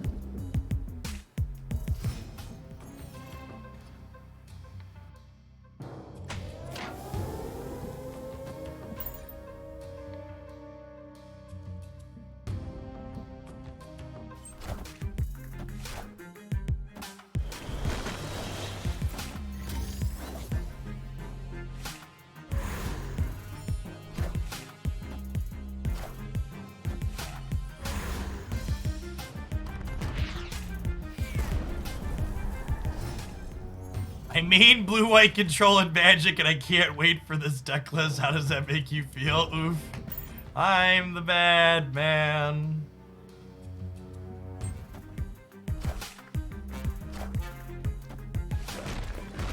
Monka Shuri, chat.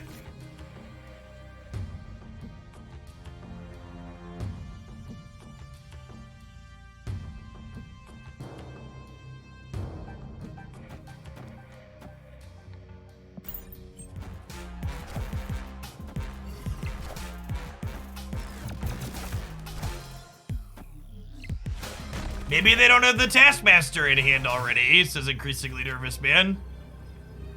Hazmat is exactly what I wanted to draw here. How big is Hawk?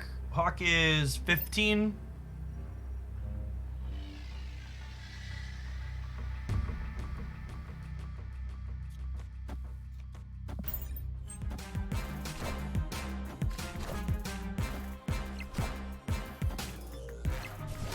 I'm gonna dedicate that one to our disruption, champ. I want to dedicate that one to our disruption. Victory.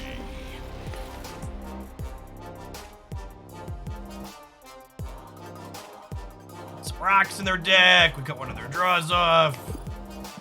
It's good. How are you supposed to use your tokens? How to use your tokens really depends on what other cards are in your collection and what kind of decks you're interested in building. Actually posted a full tier list today breaking down all the Series 3 cards. Got to give you a feel for which cards are good where overall. 98.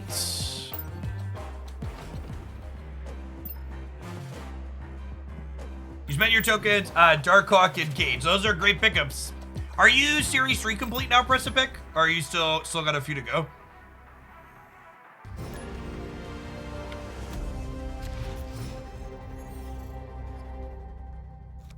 Okay, yeah, those are great pickups. Lovely. Hood into Viper.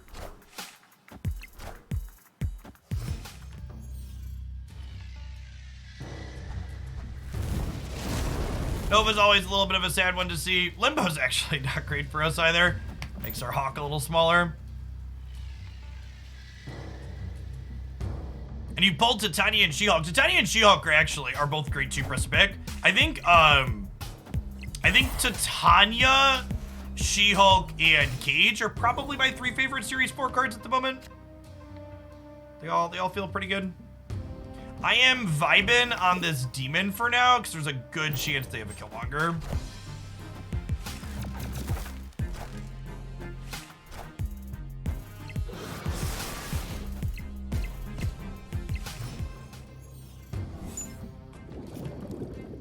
The only reason to wait to advance your collection level is if you are really, really enjoying having a slightly more narrow range of opponents. In the long run, I think you make yourself worse off waiting to level up, because getting into like the real game sooner has a lot of value. It's what you're going to be playing long term. The hardest part about the transition to Pool 3 is not the fact that your collection is different than other people. It's the fact that you have to learn how to interact with all these other different collections. There's so many competitive playable decks in Marvel Snap, and having to learn how to play against all of them is a real challenge.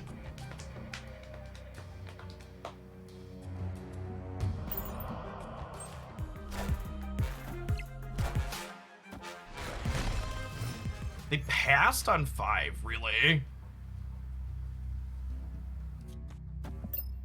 They're gonna have 6 cards in their decks. Is 13, 18 over here.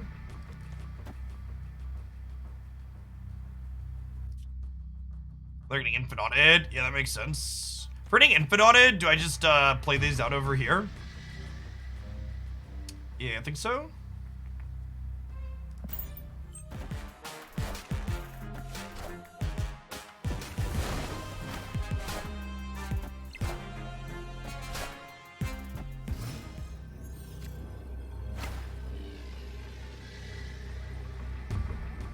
It's a damn shame that, it's a damn shame that we're dead to Arrow, huh? I do not think Zabu slots into any pre-existing decks.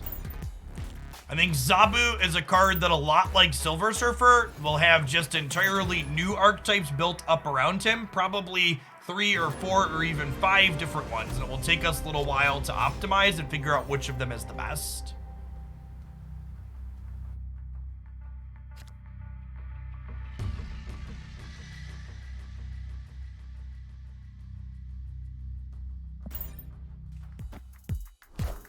Isn't Darkhawk mid a win? Not against Arrow, which they are incredibly likely to have.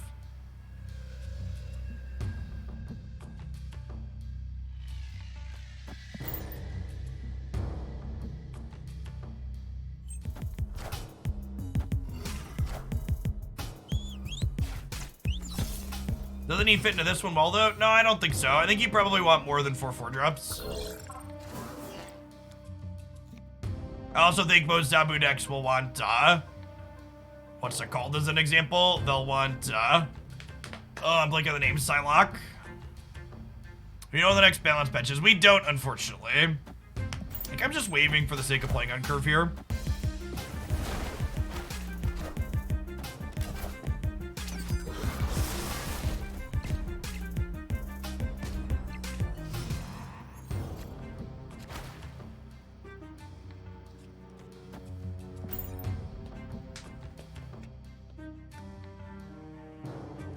How set in stone are the stats been for data mines prior to release? Not very.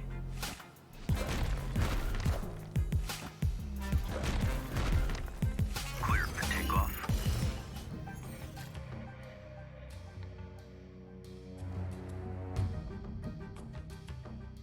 I'm gonna be honest, Jet.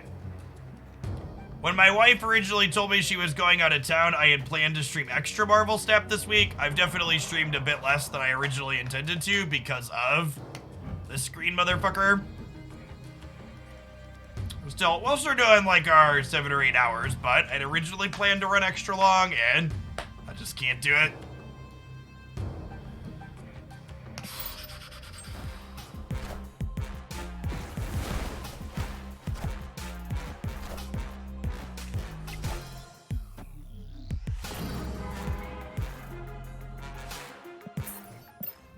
Pardon your ignorance, why will Zabu decks want to play Psylocke? Because you won't have Zabu in every game that you play with your Zabu deck, and Psylocke is a card that also works well with having a lot of 4-drops in your deck.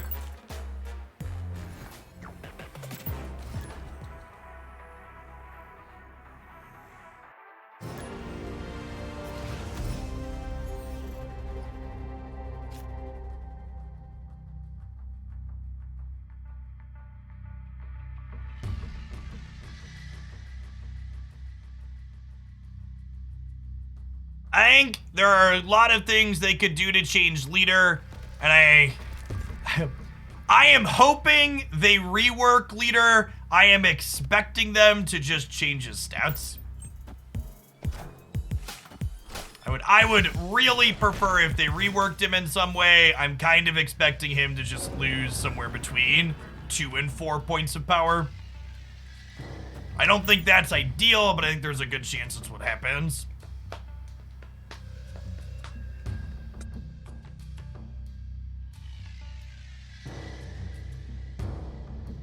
I don't know if I'm on board with the Mr. Negative needs to change train yet.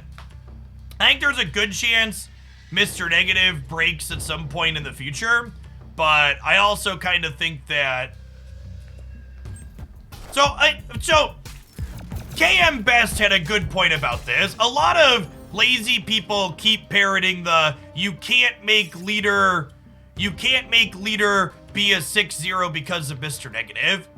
Mr. Negative decks don't really want to play that kind of effect. Like, if you look at what Mr. Negative decks are trying to accomplish, by and large, that effect is not something they're very interested in. Yeah, Mr. Negative is a very proactive deck that regularly uses up almost all of its board space. And card games are complicated, and I could definitely be wrong here, but I just think all of the people that are making the assumption, hey, Mr. Negative will be busted with 0 power leader. I think that's too reductionist and it's not that straightforward.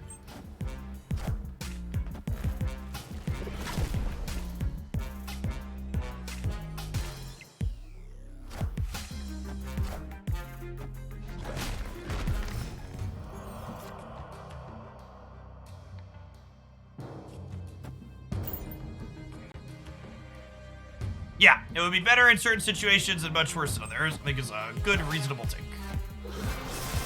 This is the part where they wave us so we can no longer win because they waved us. Ooh, we didn't get waved. Step 1. That being said, they've got some large chunkers here in the middle, and death is looming.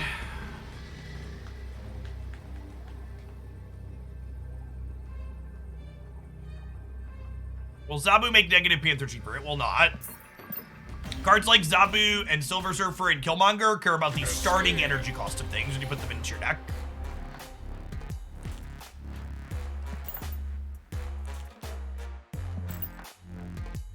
Alright, we're gonna play this one for a couple hours to get ready for a change.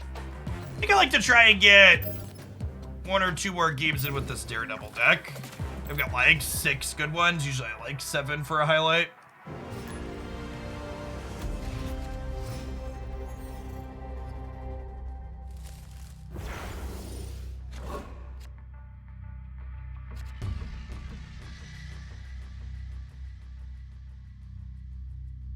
Gonna be a little toxic and wait here for a second for my Snapdot fan tracker to update. Apologies, opponent.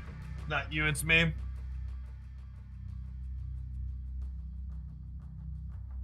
Yeah, it was great press, Mick. Thanks for the good suggestion. I like playing Hood into unknown locations, so it flips up into Bar with no name or the negative zone before we donate it. Or we're not playing Viper this will, so Bar with no name's a good reason to play it here.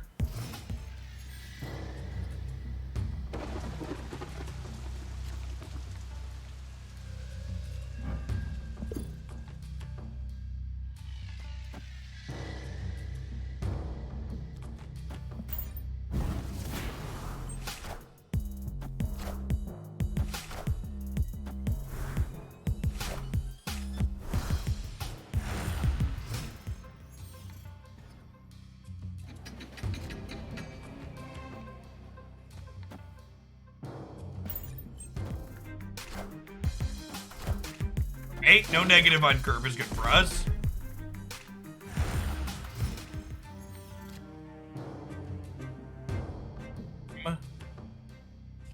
I'm good with this. Grand Central, I think, is better for them than it is for us. So I'm just gonna go ahead and pull it out here.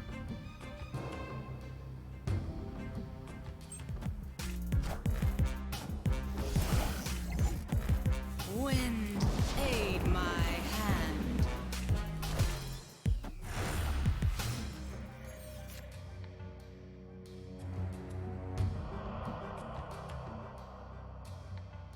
No, Mysterio not copying your cosmetic is a very sad bug. I think they're gonna contest the flooding.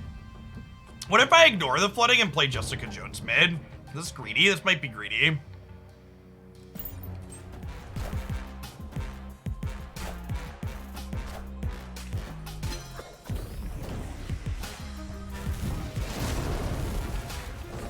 Rewarded for being greedy, chat.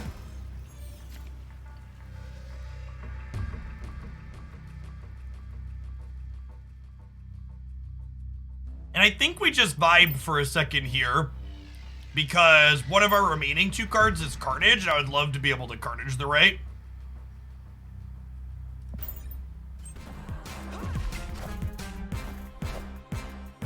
I am Iron Man.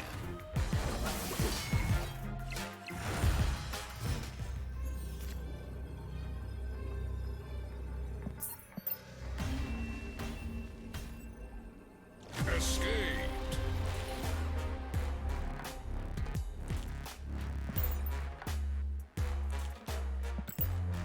Hey, real cute. Thanks for the prime. Appreciate it.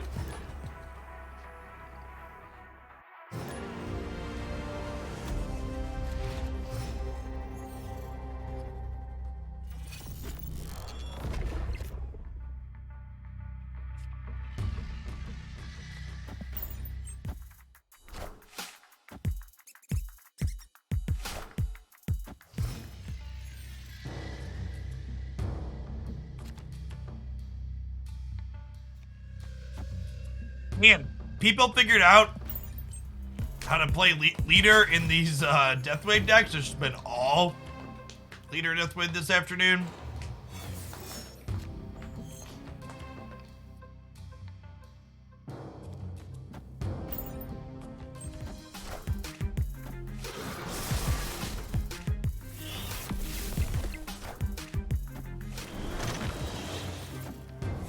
Oh, they're not Deathwave. That's exciting. They're not Deathwave. I am not a big fan of the Snapzone tier list. I think it is frequently missing archetypes that I think are very good and often rates things that I don't think are great kind of highly.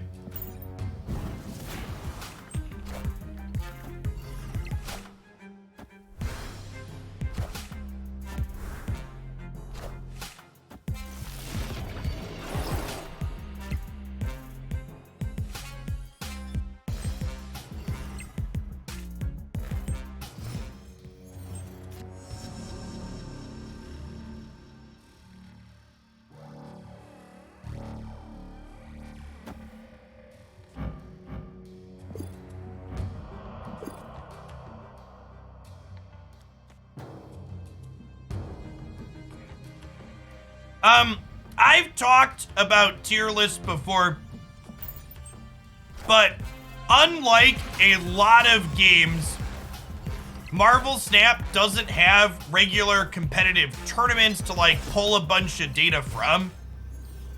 And there isn't a way to... Every tier list that you see for Marvel Snap is just a mess of people's feelings. And I actually think a lot of people that put out tier lists do a disservice to the community by not making it more clear that it's not a mess of feelings.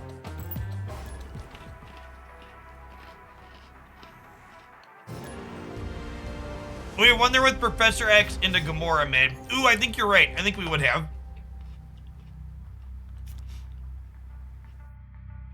I think you're right. Good catch.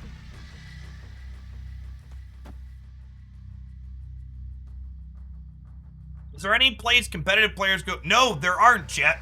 That's what I'm telling you. There isn't a good data source with objective meta deck list from. It's all just people's feels. Like, there's a creator that put out a tier list this morning and their opening sentence is the 5 best decks to help you rank up with, or something along those lines. And the tier list had stuff like Pool 2 Infinite and Hella in it, and a Nick Fury ramp deck. And it was just like, oh. And it was like a video that got pushed into my YouTube feed because it had tens of thousands of views on it.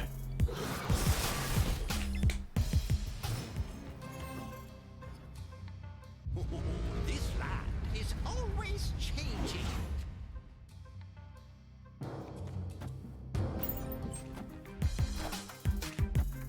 Wind, aid my hand. Wind, aid my hand.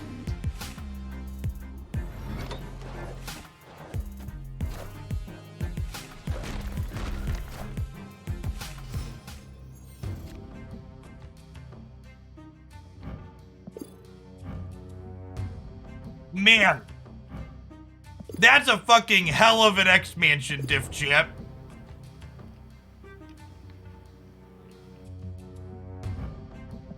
They put rocks in my deck, and we got fucking lockjaw.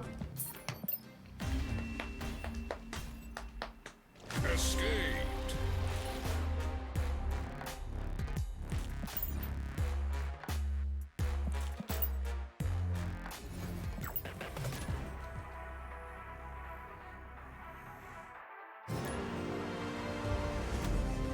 If the game sounds are awkward for you, you should refresh your Twitch stream. That is a bug between my computer and Twitch and getting back out to you.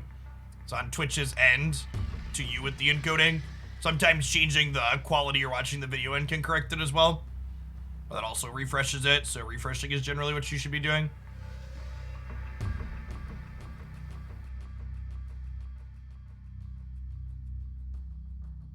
yeah, I don't know. Like, even, I put out a video called Friday Favorites a little bit back where I, like, made it clear that, like, the deck lists in there were just things that I like, and anecdotally they were good on the ladder that I was playing and stuff like that, but, yeah, these are proven decks to help you get to whatever. It's like, they're not proven for shit.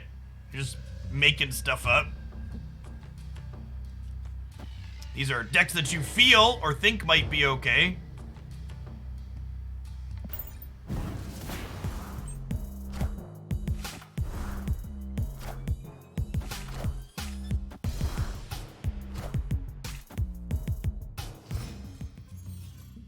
As long as I am enjoying Marvel Snap and the Marvel Snap metrics continue to be good, I am not planning to revisit any variety content in the short-term future. The Genshin card game is pretty good. I've been playing a bit of the Genshin card game off stream on my phone. But it's hard to justify making time for it during this. Do you like clattering like this, or are competitive tournaments better? I play card games mostly casually for fun, so anything that allows me to do that is mostly fine with me.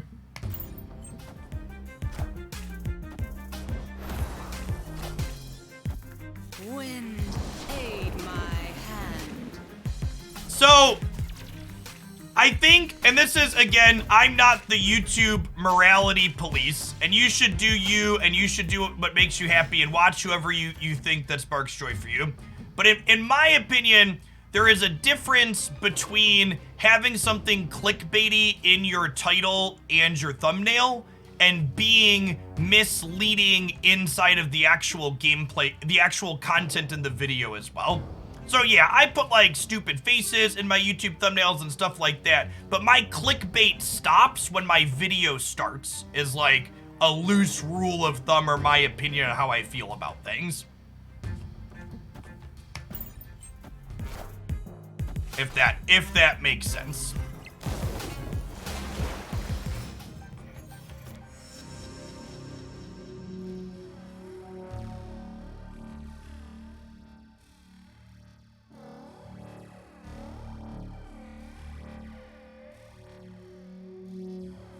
They are a Typhoid Berry Adam Warlock deck. Interesting brew here.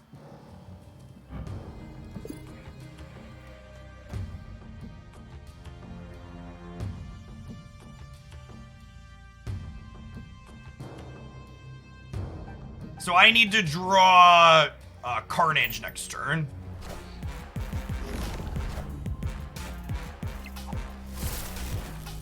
I think the new heads-up battle mode sounds great. Sounds like a ton of fun.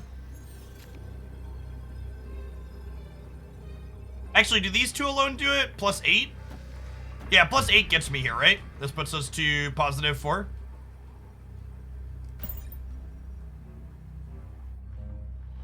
Victory.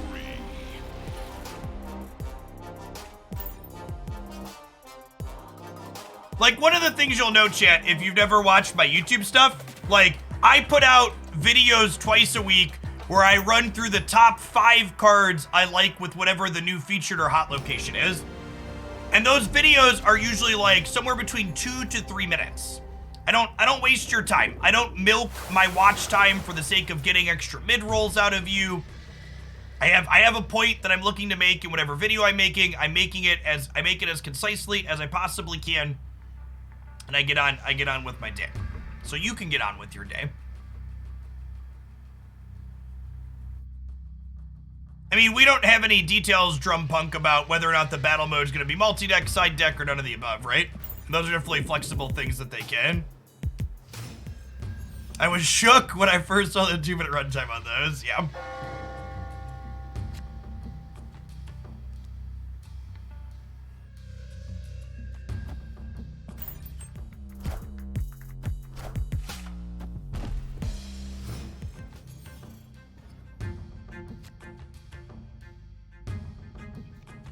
Good. That's the good stuff right there, chat. We've got double Demon into Killmonger Demon into Professor X somewhere. We get to clear out a Sunspot as well.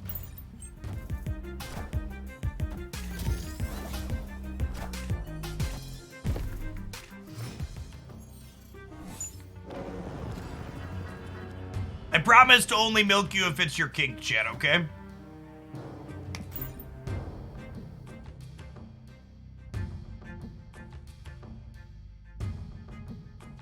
So the Sunspot lives here, but I think with winning Baxter Building, we have a chance that we could win this game still.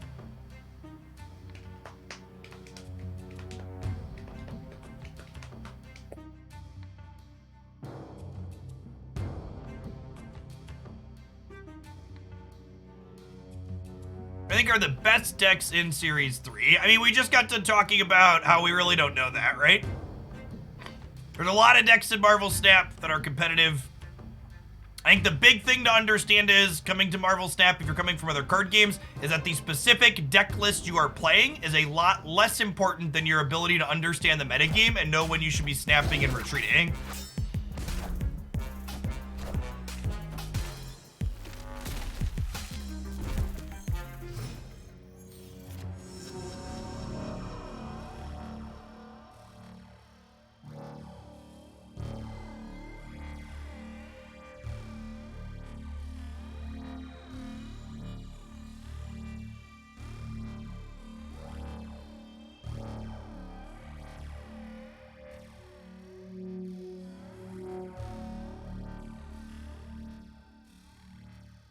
They probably just didn't need the extra energy from Electro and Carmitage. It would have made their Sunspot a little bit bigger, but... Daredevil, let's just see what kind of 6-drop they have planned here. Black Panther. Sweet. Professor X here. Make sure that Arnim Zola is not an option. Particulate, thanks for the Prime.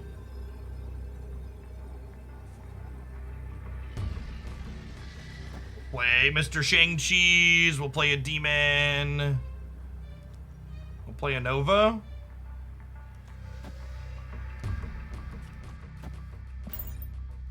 Well, it matters where the Nova goes. Just want to play for all 3 paths here, basically.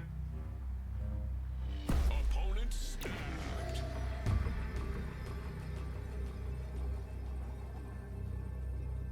Why play live? So I just want to hedge. I want to hedge all 3 paths. Chat, if they Zola, they lose.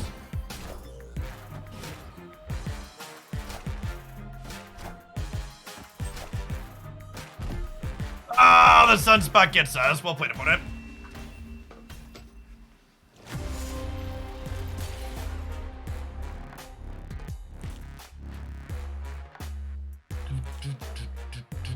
Yeah, we'd also lose the Breaker as well. That's true.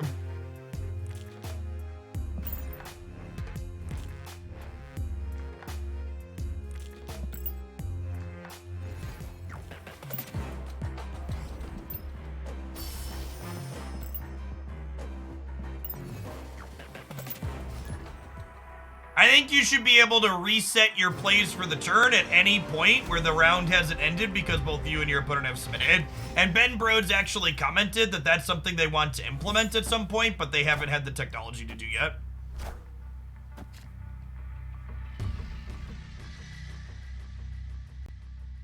I think this is a positive diff for us here.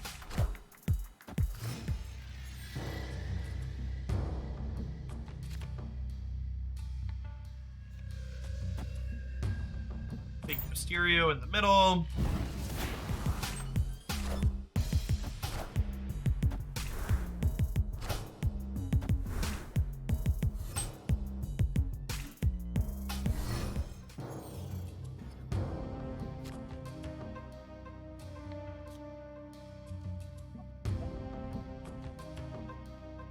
I think this is actually a game where I'd like to storm on 4 so I could Gamora on 5. And honestly, storming on 4 with this deck can be fun at times because it lets you know if you need to play into the storm path with Daredevil. That's a nice pseudo combo.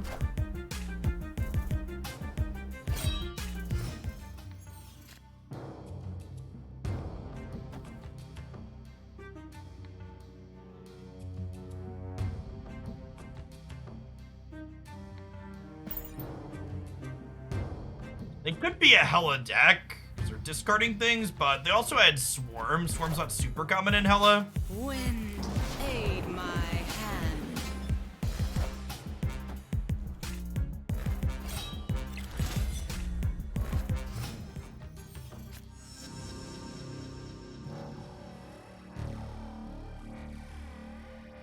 So we are +4 on the left is noteworthy, so we're pretty close across all the paths here. They could play some swarms out into the flooding, which could be annoying.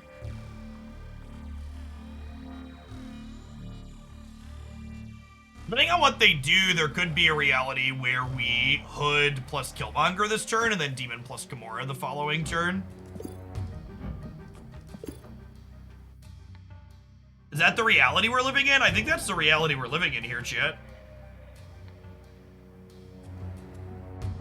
I really don't want to commit my Gamora to do here, and this ties here at least, right? Then we get a breaker somewhere else.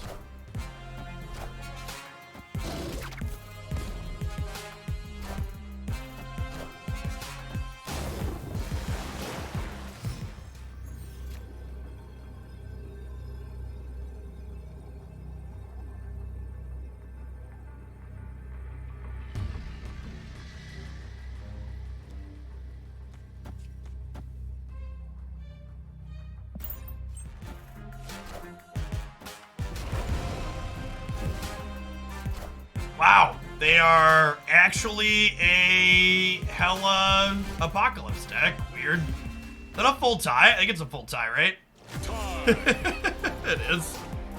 So yes, we get strong on the Gamora. If we would have Gamora in here, we'd have won. Lucky that it was a full tie, honestly. Either of these go right, and we lose the game instead of tying. The first and only tiebreaker in Marvel Snap is total power. So in a game like this where we have the same point differential, we're up 12, they're up 12, it's a full tie. Does Daredevil need to be alive in order to get his ability? Yes, Daredevil's ability does not work if he's not on the board.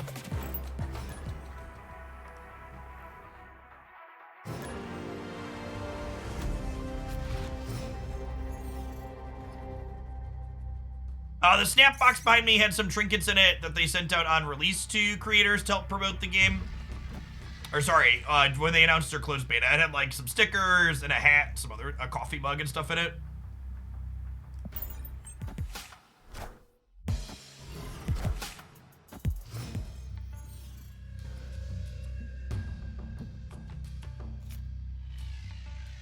Draw a copy of Storm here.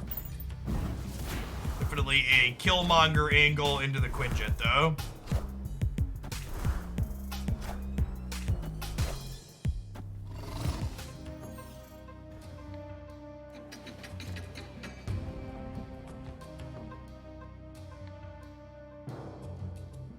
I want a big Carnage to start.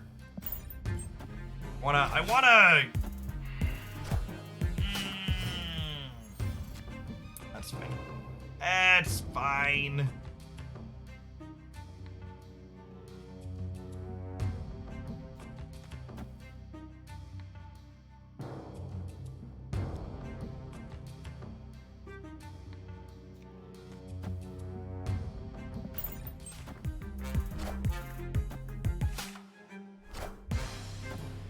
Wind, aid my hand. I guess the Mindscape's awkward here now. Yeah, I guess we have to Killmonger, but then we're losing to the Gamora potentially. But they also just like doubled their hand with Moon Girl. It seems great for them to be giving us, right? Our real Mysterio is on the right here, so we're up by 2 there right now. And Nova's gonna give us +3.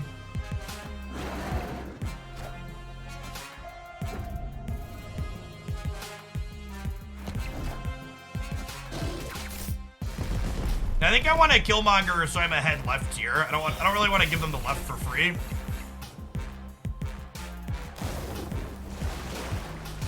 Because their dino's about to get a little bit smaller.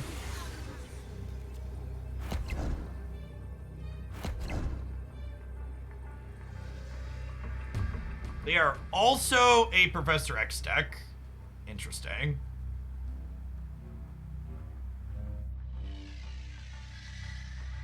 I think we're a coin flip against the Gamora, right?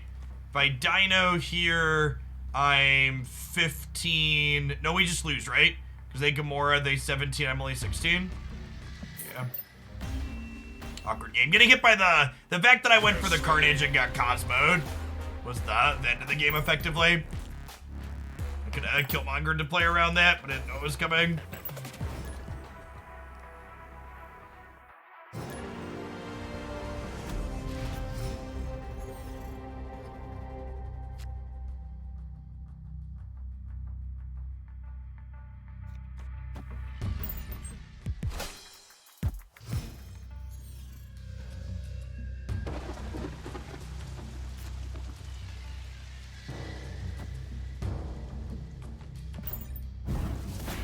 Mysterio, and then we Carnage.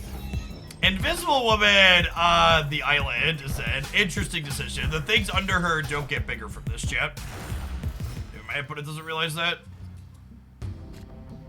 Don't tell Scotty, huh? This is probably gonna be a Storm Titan angle, because we don't have a 6-drop.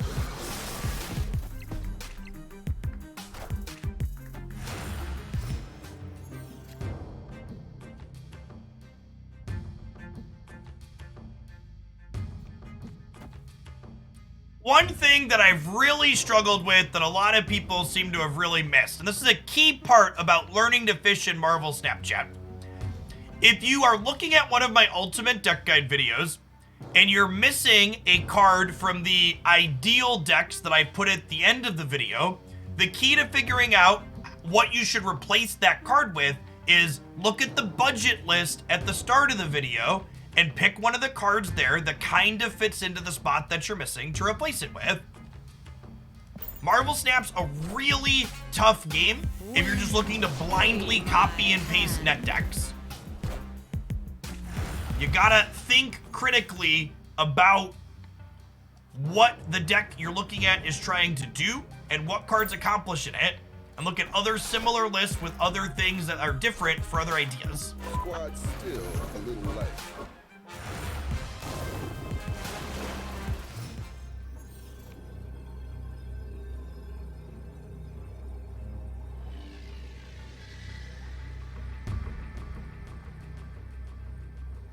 I'm gonna assume they play to the throne room and hope that this wins the game in the middle. The Killmonger with our demon is super awkward here.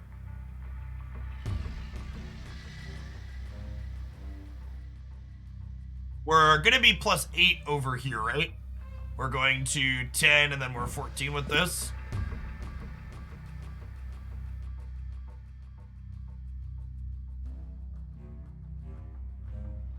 No, I didn't forget to play Killmonger. I have a 9-power demon in the middle.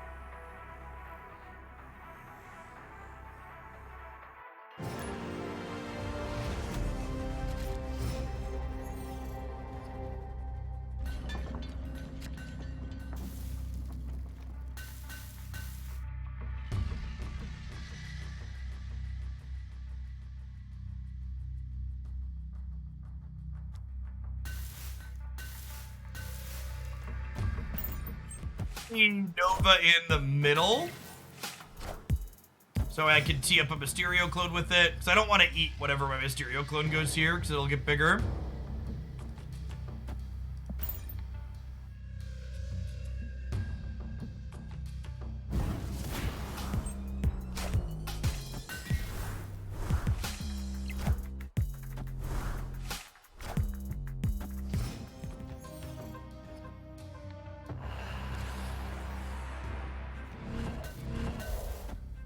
Mysterio, please stand up. Although they're Patriots, they probably have ways to cheat over into there.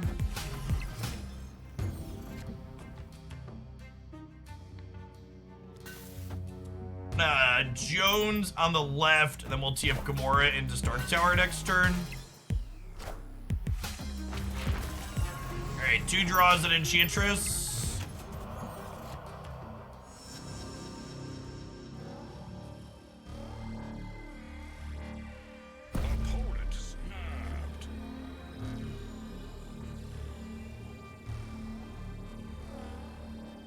1 and 4 to hit the Enchantress here.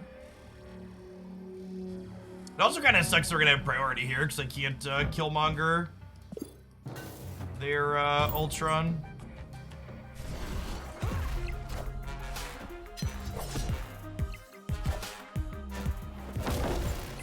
All systems go. 125%er, please. Never lucky rubber ducky. Yeah, we're just into Ultron, right?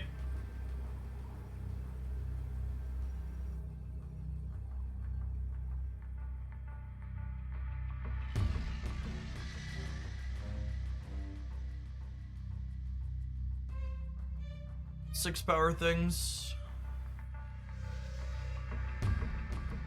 Chat, they're gonna play Ultron. My interactive cards are worthless because I have priority. Escaped.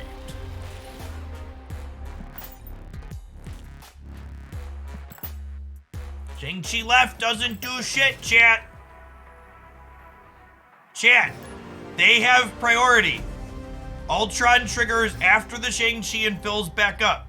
For the love of fuck, if we didn't have priority, the Killmonger just rinses them off completely.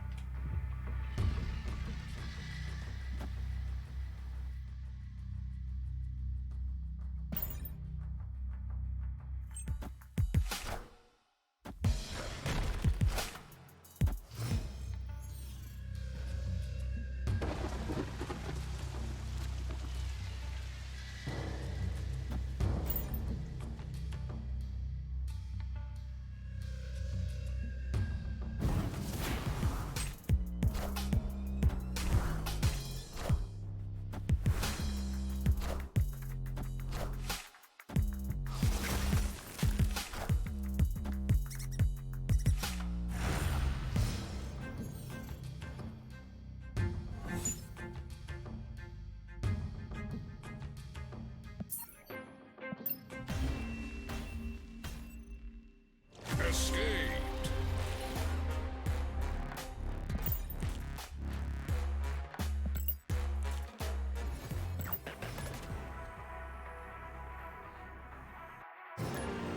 If you didn't play Gamora and then played Killmonger, I think we're still winning the tiebreaker because of Nidavellir by enough that we wouldn't have priority. I'm fairly certain.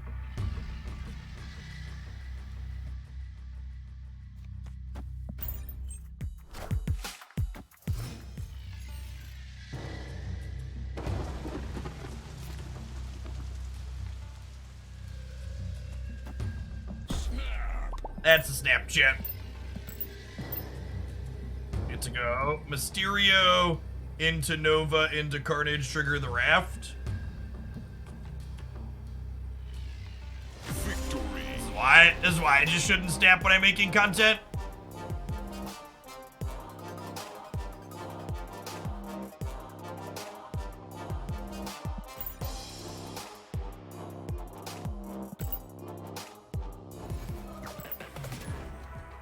Can't get a turn 2 call, Sage.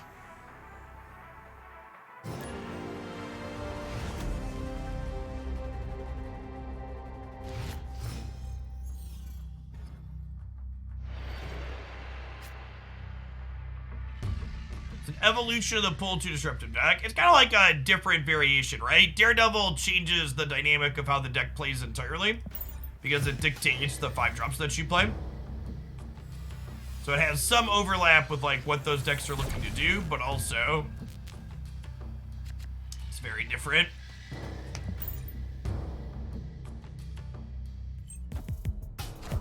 Ooh, it's really unfortunate that they also played left. Aid my hand. Hey, TGI, if you look, actually the most recent video I posted with the Surfer Patriot deck was a Sarah-less build. And I actually think I like the Sarah-less build better, if I'm being honest. Alright, I think we've lost the flooding and I'm not gonna play for it.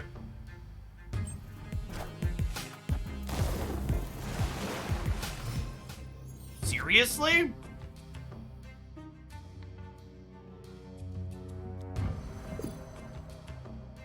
Ugh. Hey, about Wong somewhere? Maybe I should just play Tempo Killmonger here.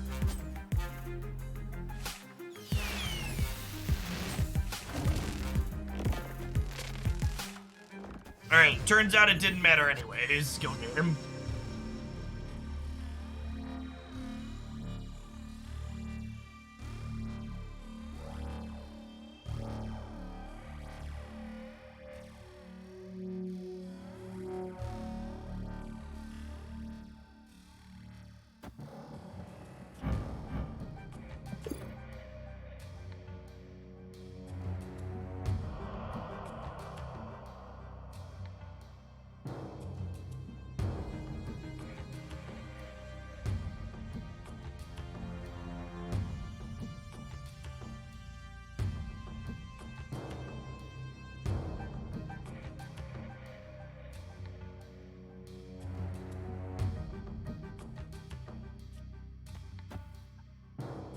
Gamora mid.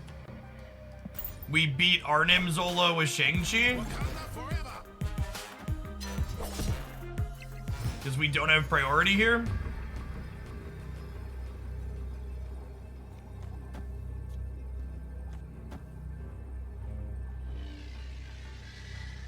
We know they have Odin.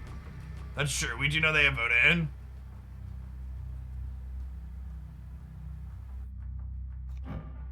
I'll play around Zola.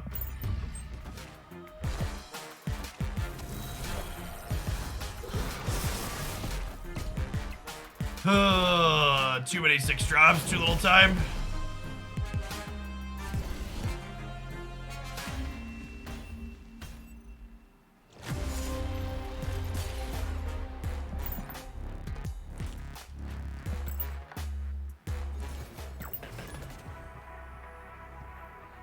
Well, they also just, like, didn't have any plays on 3, so it's not even like they didn't explicitly care about the flooding so much as, like, they just didn't have a choice.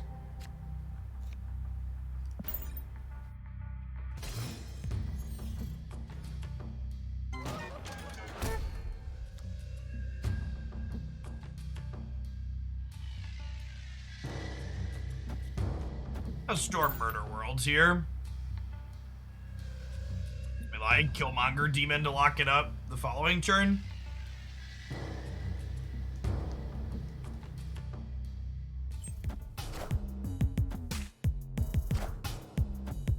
Wind, aid my hand.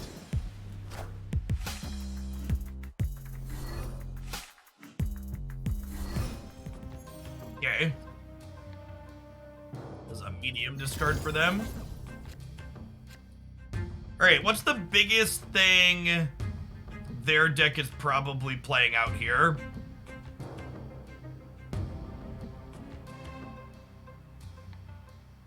They can play up to a 4-drop. They discarded Hellcow. We could get Morbius. We get Morbius or Drac. I don't know that we beat Morbius or Drac long term, right? If they're likely to Morbius or Drac here, do I punt the center? I might honestly want to just punt the center. I'm gonna put Professor X. I'm gonna put this here, or Professor X. I'm gonna Killmonger here, just in case they put like a Lady Sif here.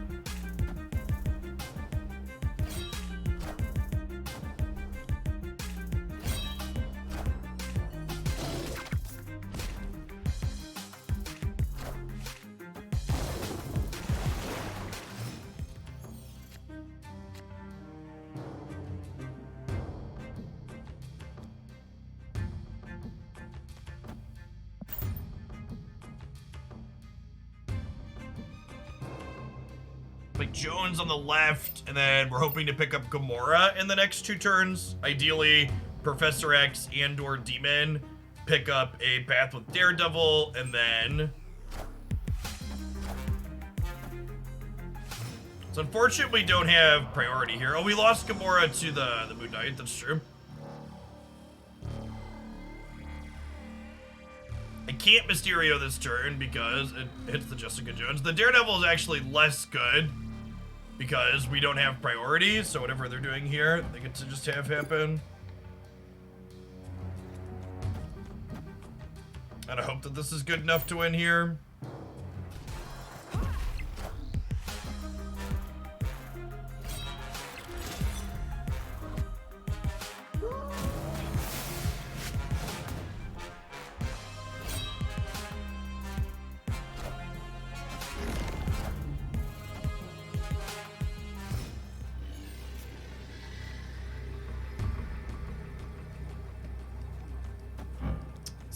16 here.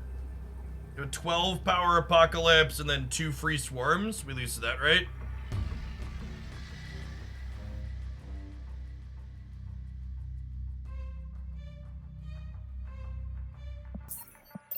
In Gamora. Escaped.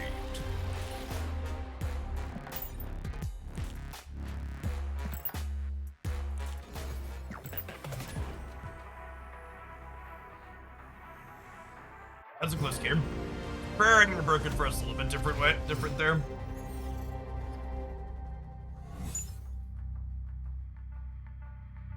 I just don't really feel like playing a Triskelion game. Gamora would have given a 16, right? So you'd have had 21 for the left there.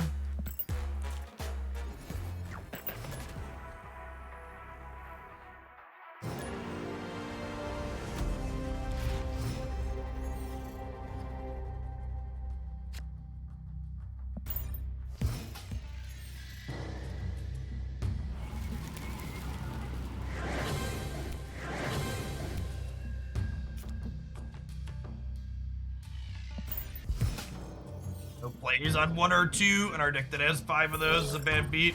Oh my god, and then the hub locked us out of a draw. That's so unfortunate. They also got locked out of a draw at least. Hey, this Maximus we got from them will actually be pretty useful here. Wind, aid my hand. And then them drawing off Asgard isn't really a thing that matters here. We're storming the hub out of spite, something like that. Excuse me? Are you fucking kidding me? They got a tuba off of the hub?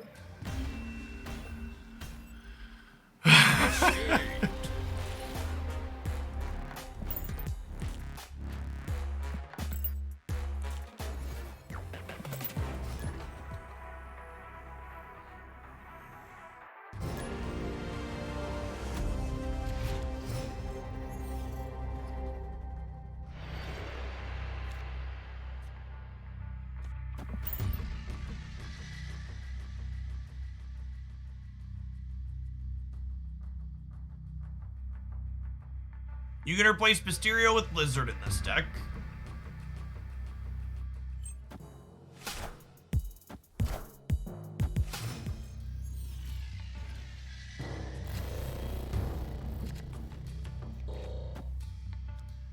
It's gonna end up in the danger room. We're gonna take the long road there.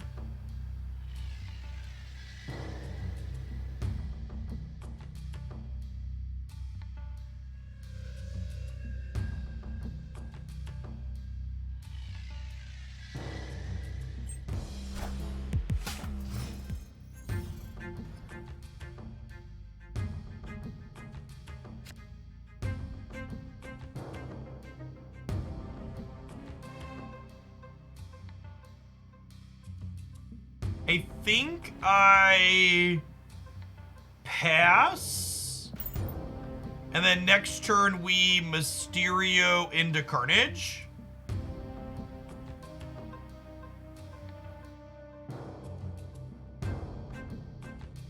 Mysterio plays out clones that are treated as other cards that stay there unless they're otherwise destroyed or removed. They can acquire bonuses from things like Nova blowing up. They can be eaten by things like Carnage.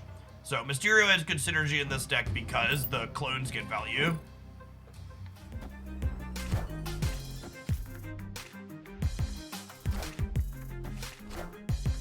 Thanks, I think.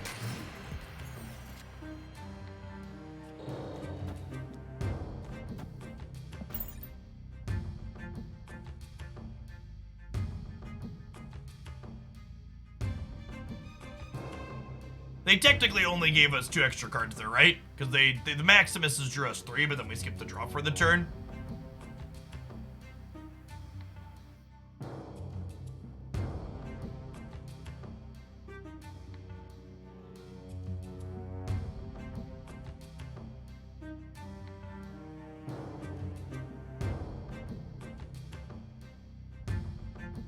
I almost hope the Mysterio clone dies in the danger room. I guess it's 1 power when it slides over.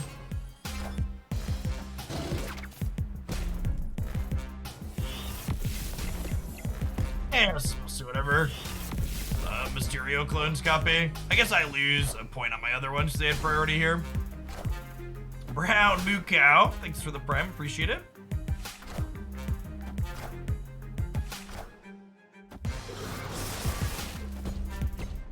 End up with a 10 power Carnage here. We're also gonna end up with a Mysterio clone with 0 power in here because of the Bifrost.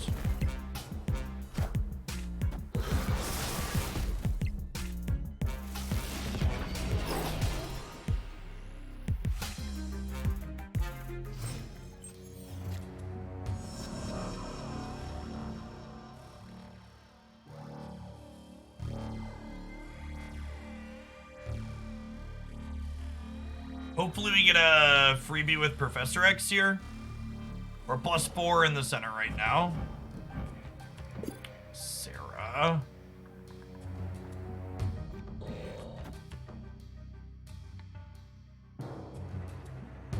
Feel like there's a good chance this into Gamora wins the game. It's a shame these aren't a little bit bigger. We could Shang-Chi them. Yeah, the way this works, Gamora, right, copies a 12 power and then becomes a 17 power, right? Yeah, we get got by... No, we beat Surfer mid, right? Oh, we lose to Surfer on the right though, right? I don't know that I can play around Surfer on the right.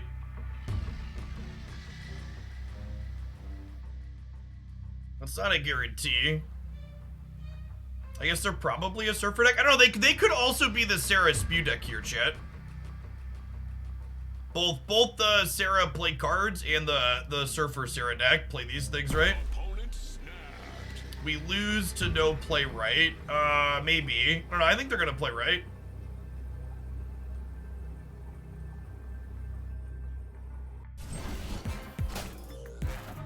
Wind, aid my hand.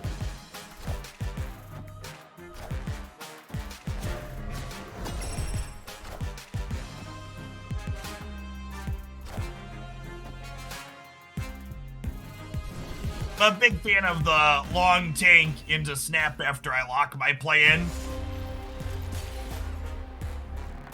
Almost makes me think on turns like this, I should be a little toxic and just like not lock a play in and just sit there and bounce back and forth between the 2 different plays.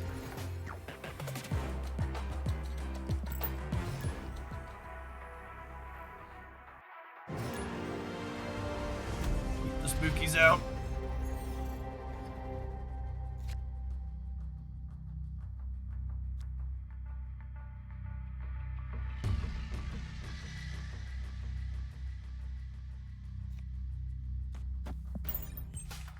Something I've talked about before, I really hope they figure out a way to redesign the game system so that way it doesn't incentivize you to wait until the very end of the turn. Because it's technically optimal. It's technically optimal to wait until the very end to always do it.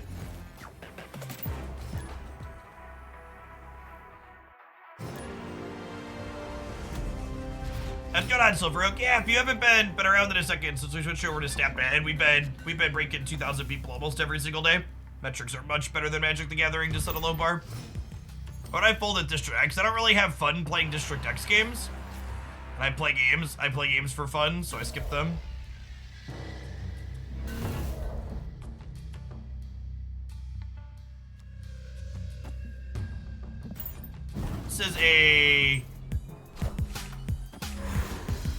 This is an Agatha game.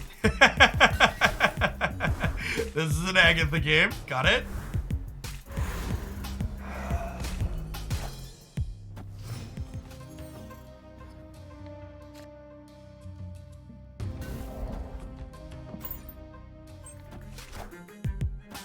Wind, aid my hand.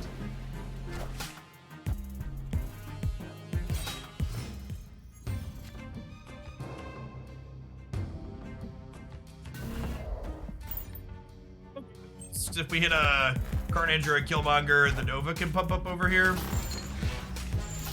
They're at 21. I guess we're only at this much here, huh?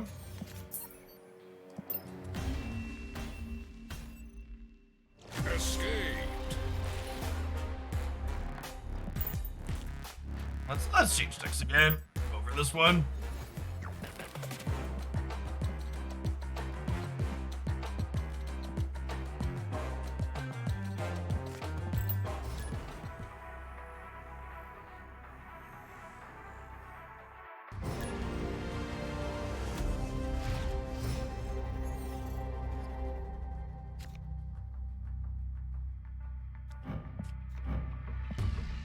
Alright, at least it didn't hit Mr. Negative, I guess.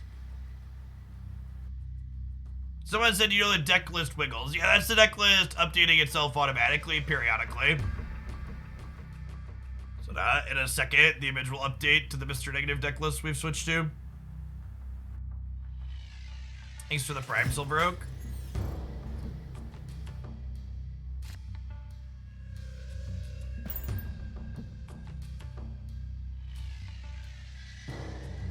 Yeah, I think Darkhawk is easily my favorite Series 5 card.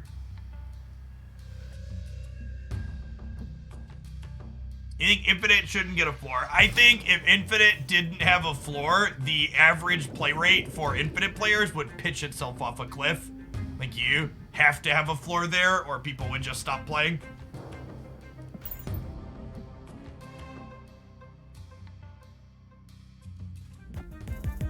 Do I like Darkhawk in negative? I don't know.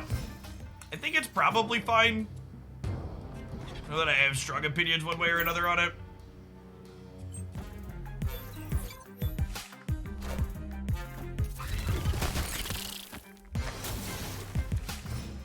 If you are missing cards from this deck list, chat, and you're wondering, what could I replace them with?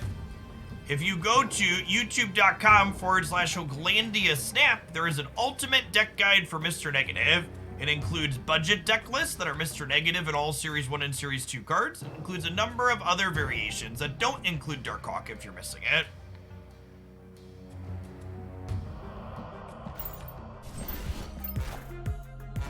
I am Iron Man. Are you Iron Man? I am Iron Man. Are you really?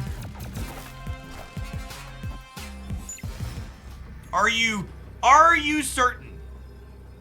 Is that your final answer?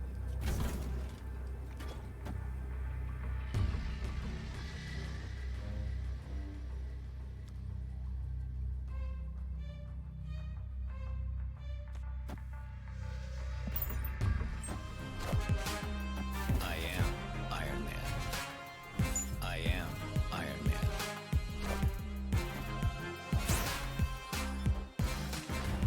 I am Iron Man. I am Iron Man. I just want to show that all of these people are Iron Man, Chip. Iron Man.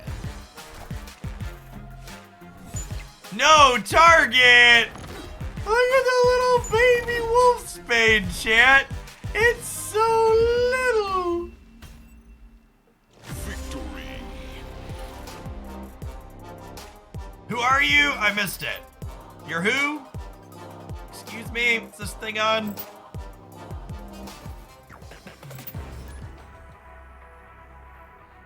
Are there any more Iron Mans? I don't know. It's just like a clown car of Iron Mans.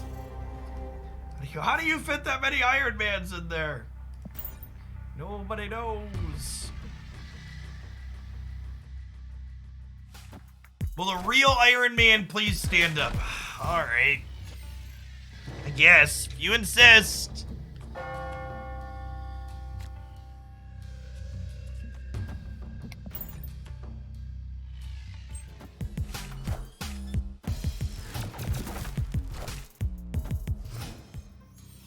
Oh no! They stopped me from drawing a card, chat! Joke's on you, I didn't want to draw a card this turn anyways.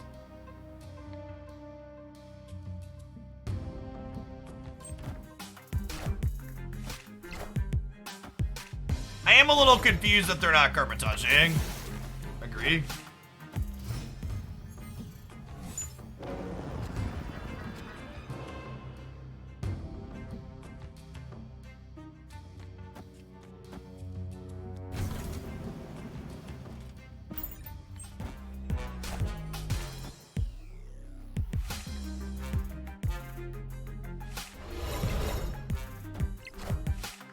playing the Beast Bounce deck.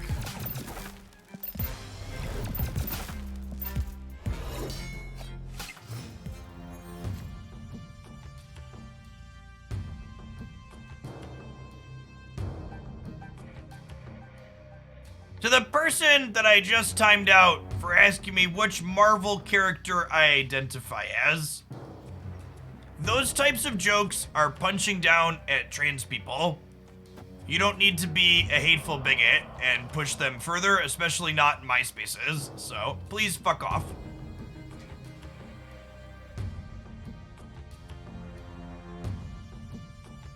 I think I need to worry about Leech out of their deck, huh? Famous last words? We're also not gonna get another draw though, so... Widow's coming back down.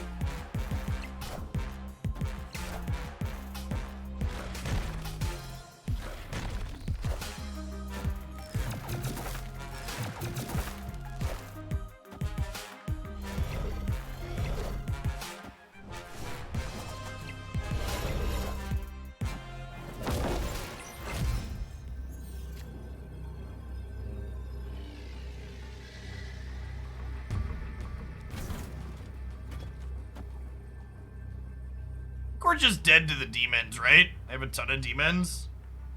I'm adding 5 more. Oh, I'm gonna gain the Baxter building bonus though, right? Maybe he said to himself optimistically.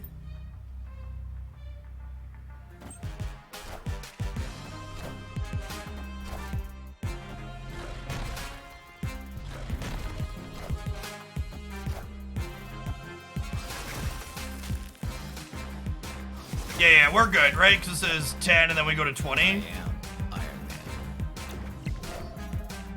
And then road flips up here. The opponent's deck was one of my favorite decks during the Marvel Snap beta, but as other things got optimized, it just has such a hard time keeping up. Here's a good question, chat. Does something break if we make Collector get +2 again? During the closed beta, Collector used to get +2 for every card that got put in your hand. Does it break if we put it back to that?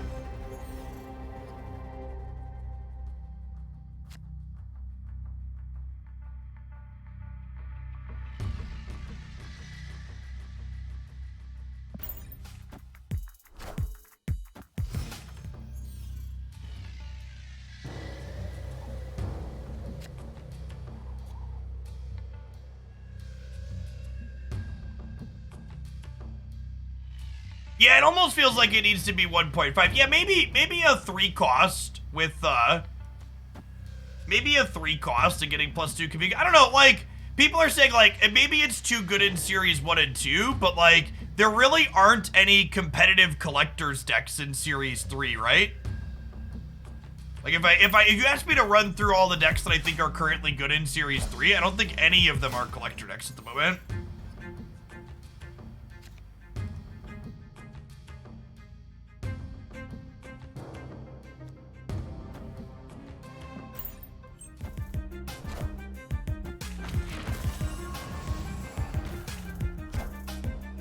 Oh my god, chat!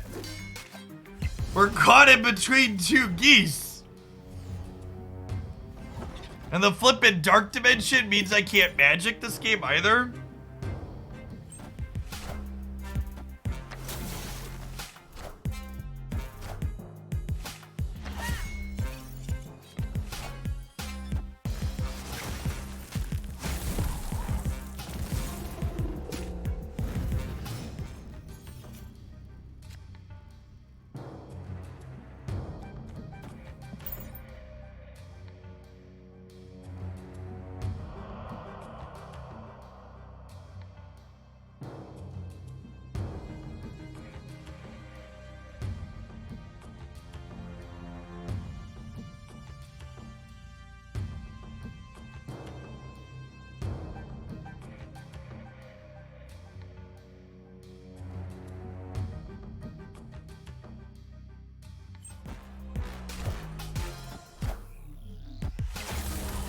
Omega Red into the Jotunheim.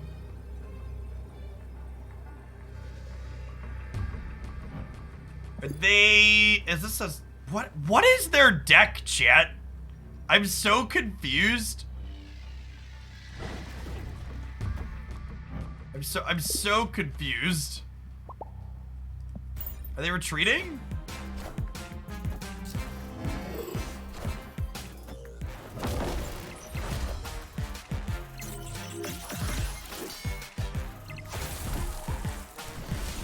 Weird. Victory. They could be farming boosters on Omega and Okoye. Their Okoye was low border too.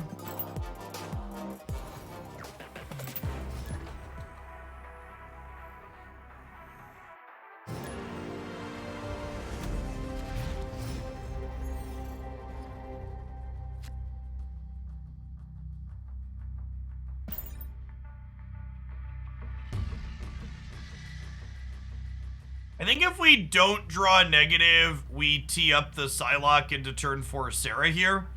So, well, if we draw a negative, we'll Psylocke on 2. But if we don't draw negative, I'm gonna Black Widow on 2 into Psylocke on 3.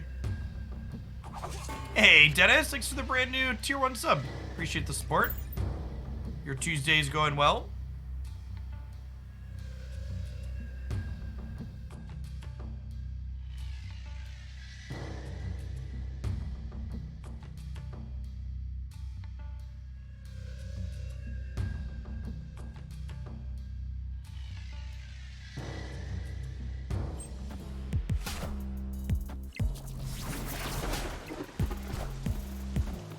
Getting rid of the negative zone is nice.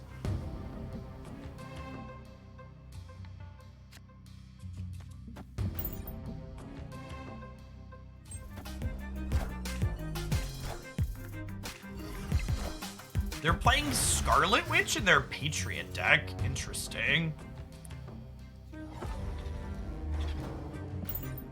And I think I prioritize Mr. Negative over Sarah for sure here. Iron Man is still in our deck, among other things.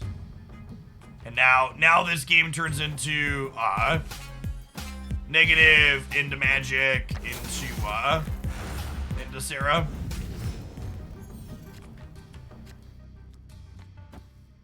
How rare is the gold background? You have your first chance to get a gold background on your, is it 5th split for gold and 4th for Inkify, I think? Snap them. I don't have Mr. Negative drawn yet, or Rogue. Angela's okay.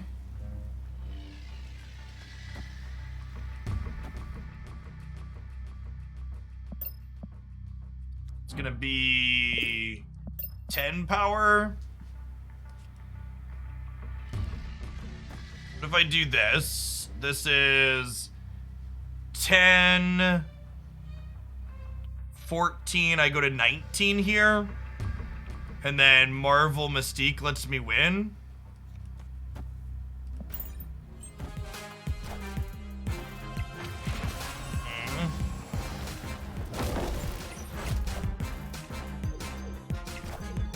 Yeah, I need to draw Rogue, Chip.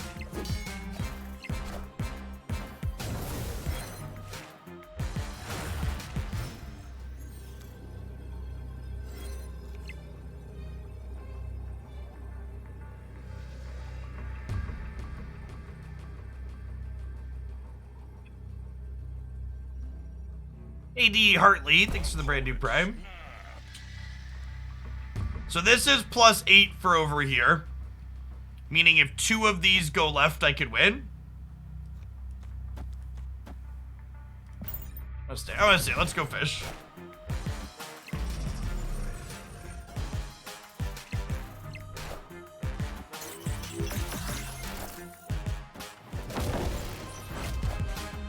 Yeah, we're gonna tie the left and be short in the other 2. Needed Rogue. We'd have hit Rogue at the end here. We would have put them -4 here and -4 here, and we'd have been +3 here.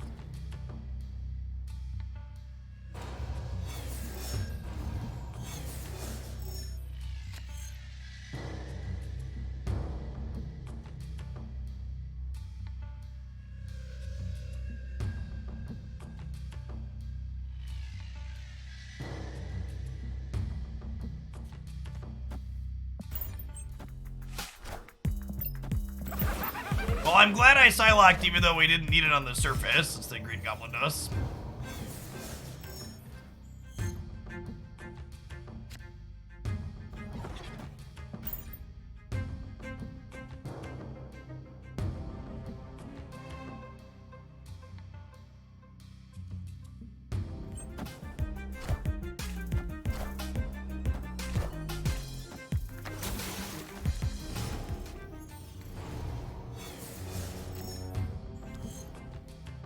Look at that shit! That Sarah nerf coming in hot. Oh, I don't know what I'm gonna do to myself here. They nerfed Sarah. It's really unfortunate we didn't have priority here because we'd have had priority. Our Mystique. I guess having another Sarah doesn't really matter.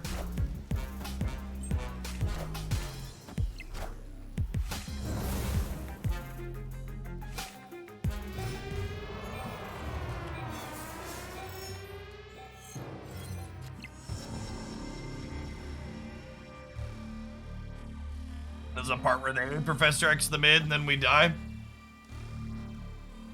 The vault reopens on 7, so no reason to play this out.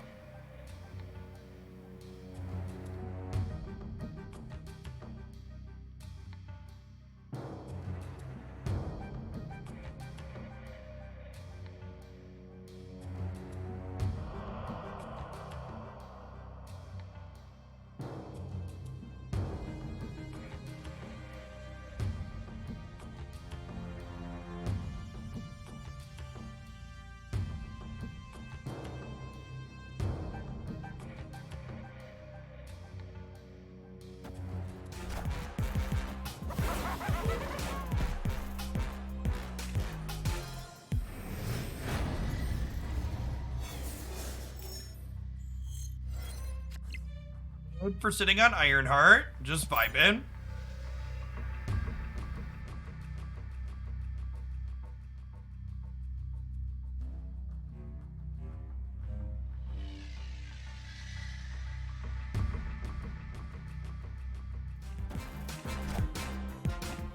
Oh, they have the killer Chavez variant. I love this one.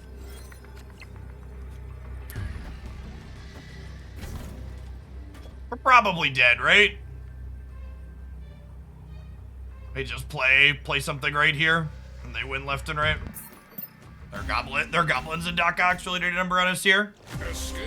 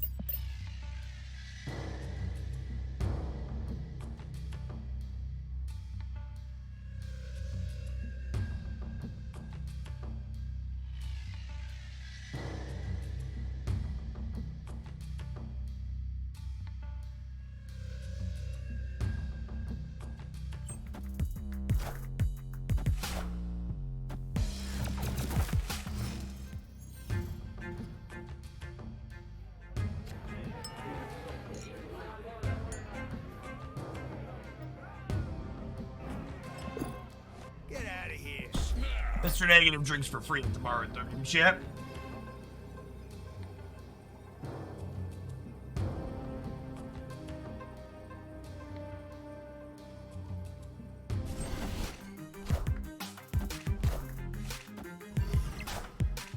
Thanks, Julep. I think there's a lot of good things they can do with Leader to make it a more interesting design. Your Cerebro 2 took me from 40 to 60 in the last 2 days, and I swapped Goose with Scorpion. Is that better? I think Goose is what I would, or Scorpion is what I'd play if I didn't have Goose. I like that.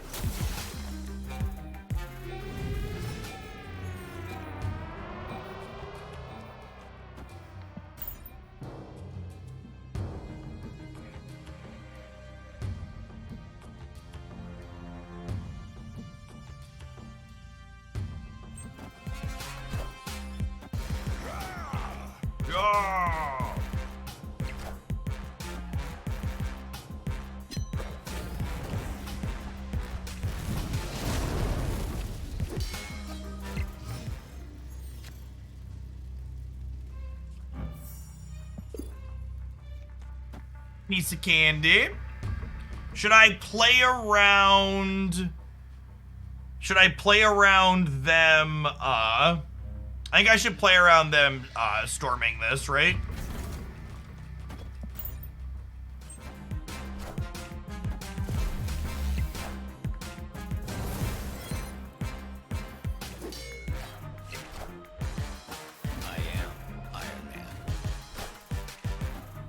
Does Darkhawk have good synergy with Maximus? You know what Darkhawk does not have good synergy with? Poor reading comprehension.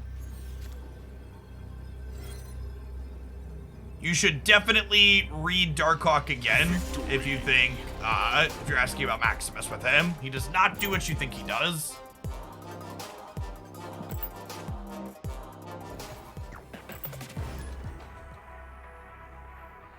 Chat, I know a lot of you are laughing, but like that question has happened. Oh, like that is a super common question. The number of why does Darkhawk exist? It's the same as Rodin comments I've experienced on YouTube is like wild.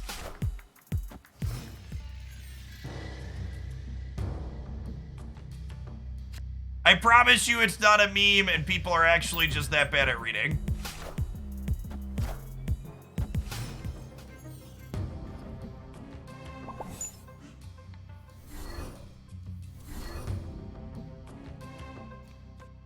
Psylocke this turn, so we can play a 5-drop on 4.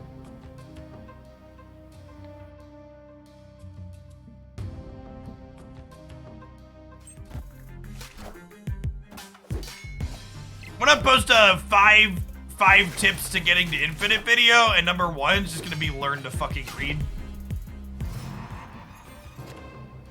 And it will be actually insurmountable for many.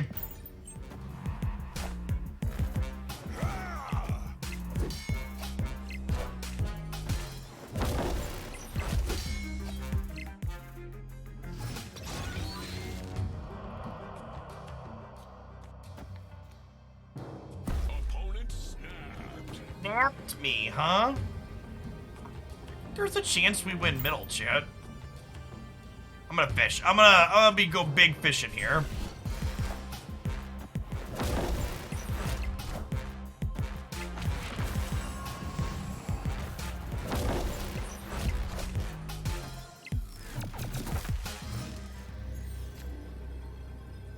All right, chat. Are you feeling lucky, punks?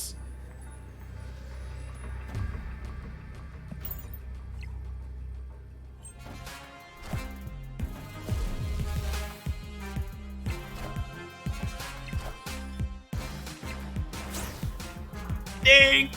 Because even Onslaught should be good enough right here, because it gives us, it doubles up ours. No, we're still short!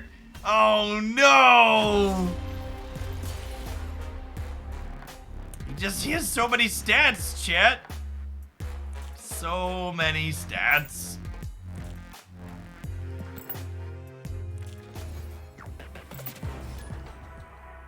What's the saying, chat? We took a calculated risk. We're just really bad at math.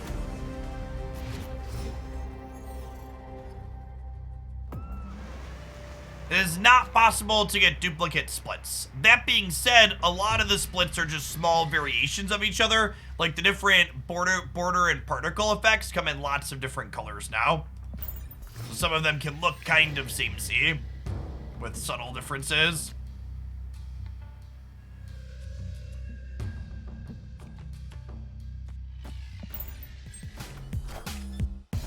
An optimal turn and play Widow on or just on curve? Nah, just wherever it fits on your curve.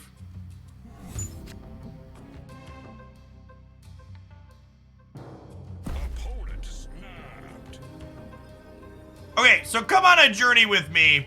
District X on 3 technically makes our Hawk bigger, or no, it's the same? No, it's bigger, right? Because they're gonna draw 3 more cards, meaning...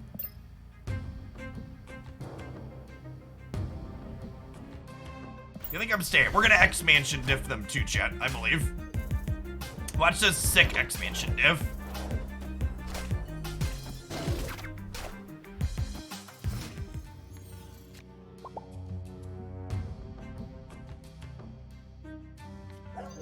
It's actually not good for us. It gives us 1 more point on Darkhawk. Sure, he doesn't double up ongoing effects, chat.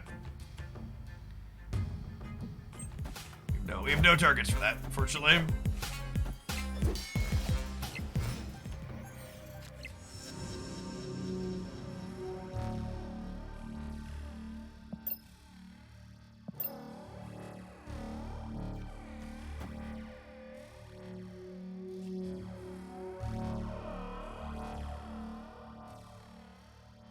Aimbot, thanks for the prime. This is the content play, chat. I don't know if this is good, but this is the content play. We are currently creating content. So, yeah. I thought about playing Mystique, but come here, friends.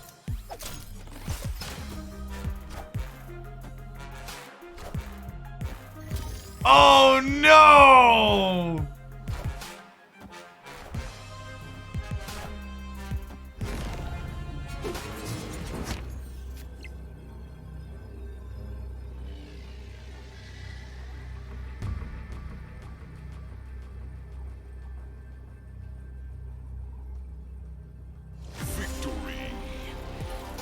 I definitely have experienced much worse Doc Ox, chat. That is true.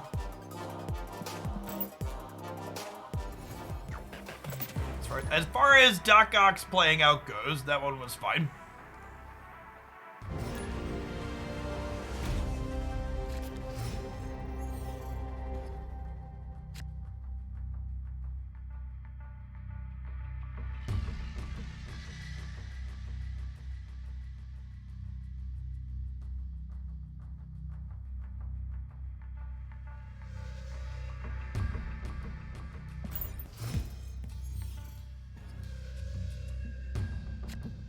Is it worth playing second or dark? Yeah, I'm not even sure if Darkhawk's good in this deck yet. I just like, I'm a Darkhawk main now, so I just want to put him in everything.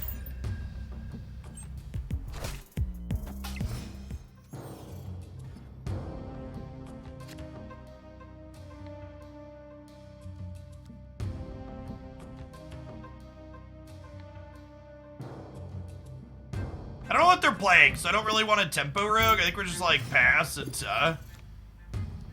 Negative here.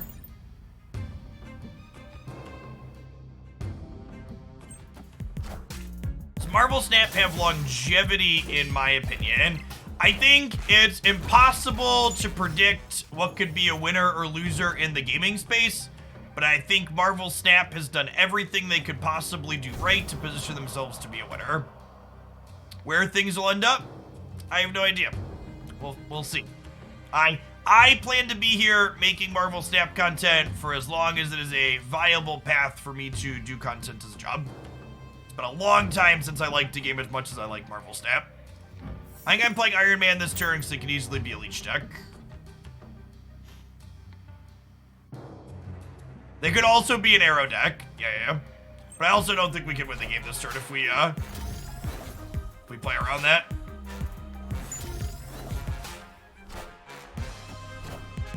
What collection level do you hit all of the Series 3 cards? It varies a little bit depending on whether or not you're spending and what you're buying when you're spending. But somewhere in like the 2,900 to 3,500 range is loosely when you can expect. Opponent has 3, and this is, you know, people saying, okay, this card's only okay here. Like, even when it's only okay, right? Like, this is a 10 power, 1 energy card. It's, like, kind of great.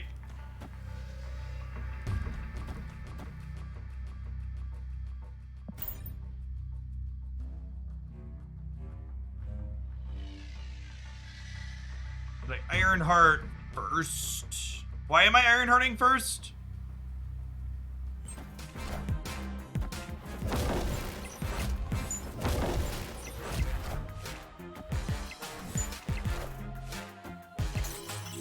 Power up the right more? Why do I want to power up the right more, chat?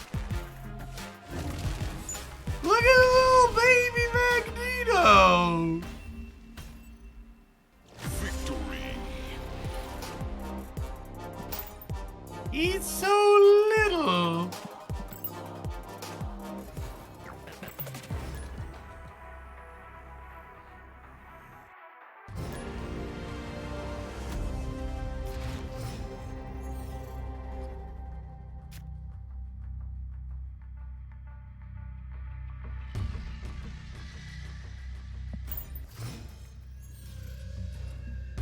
Hey, what's going on, Joak? If you want to see a variation of this deck without Darkhawk, there's a full Mr. Negative deep deck guide up on the YouTube channel. My ultimate deck guide series, for those that haven't seen it, I take a single card like we've done Mr. Negative, Mystique, Hood, and Lockjaw, and I run through decks starting with things you can build right away in series 1 and 2, all the way up to decks that you can expect to put together with a more full collection. Good God, chat. The hits keep coming and they don't stop coming. There's been a lot of leaders overall today. There's not been a ton for the last little bit. A little bit less people sweating. What are good control decks in Pool 3? I mean, it depends on what you mean by control. So, like, the Leech leader decks are arguably control decks.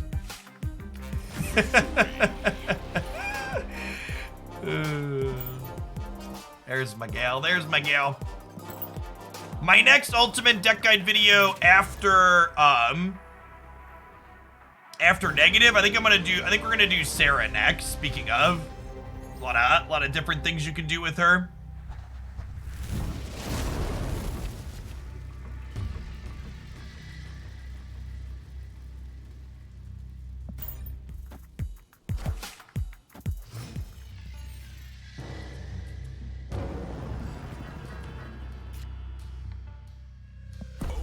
Free Limbo, turn 3 Mr. Negative. It's free real estate, chat. It's free real estate. Or participate in creator tournaments? Yeah, definitely. Sounds like fun.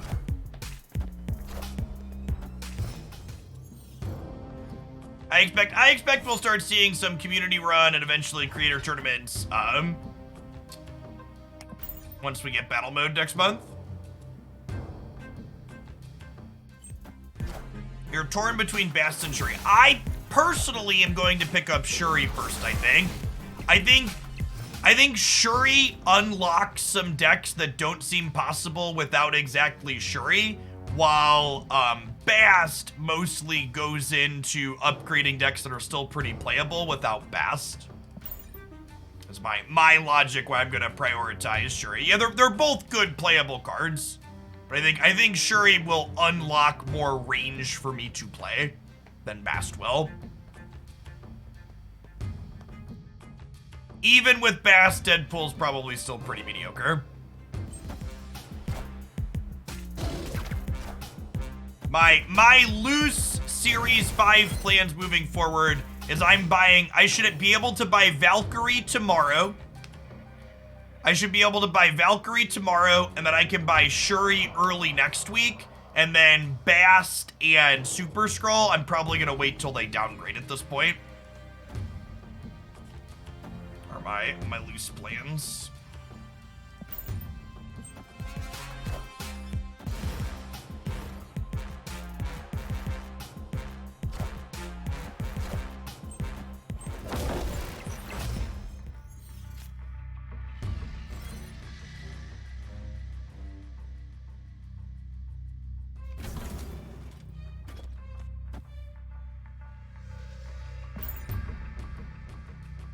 Valkyrie looks fun. Yeah, I really want to try her in with Sentry. And she's probably also good in Cerebro 3.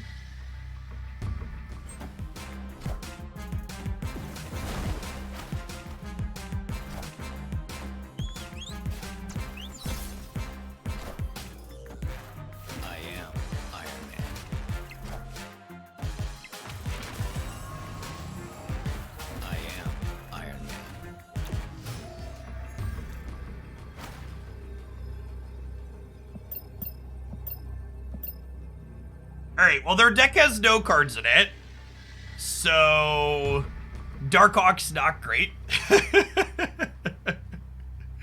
I don't understand, chat. Reddit told me this is a pay-to-win card, and Marvel Snap was becoming more pay-to-win every day. What do you mean my card only has 1 power? I have paid a lot of money to get this card, and I demand to win the game right now, Karen.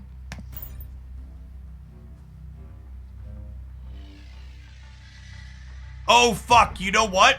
I shouldn't play rogue here. No, wait. Playing rogue here is fine, because if they leader and rogue me, I rogue them back. Yeah, this is fine. Had a mini panic attack there for a minute. I go 6 for the 7 months. Yeah, this is just a regular variant you could open in a cache or get in your shop.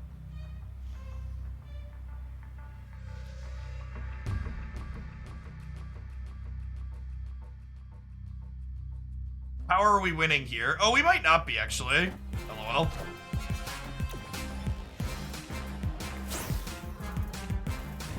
I am Iron Man.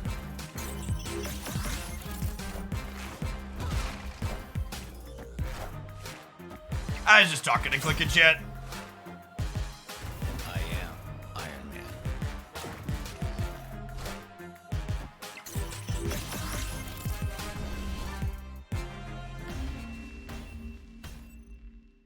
And obviously, I should just retreat this game. I think I'm on the wave probably needs to work different with cost reduction bandwagon.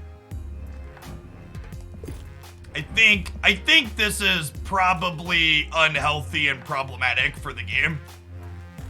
This interface is, yeah, I think wave is still a good enabler and disruptive card without cheating Death and She-Hulk into play extra.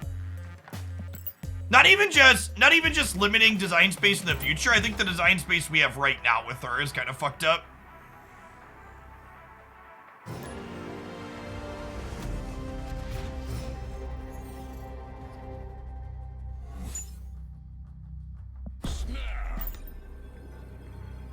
You explain what I mean by wave and cost reduction. So wave, when she flips up, she sets every card in both players' hands to 4.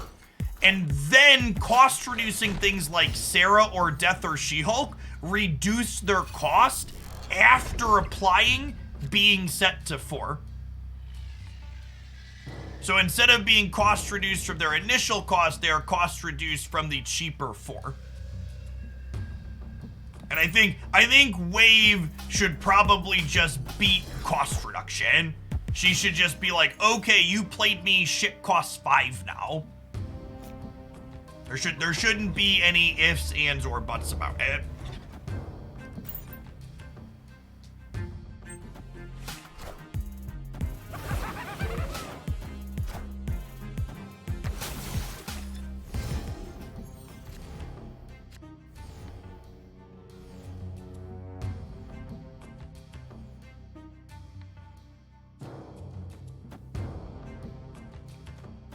I'll play one rock out for now.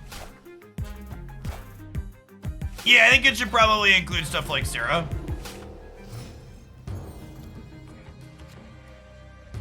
I don't know. I think Death Wave's probably too good. Victory.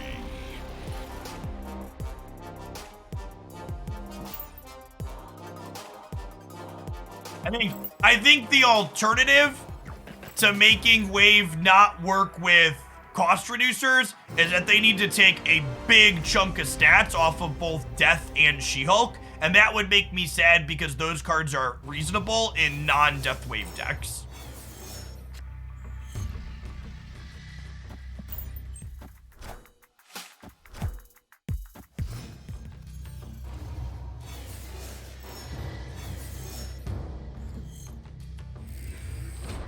Our hands have been pretty good so far today.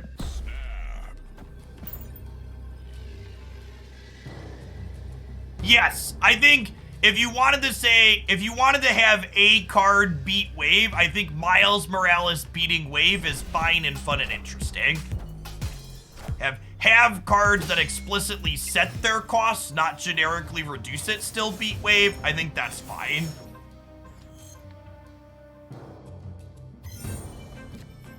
I would agree heavily with that.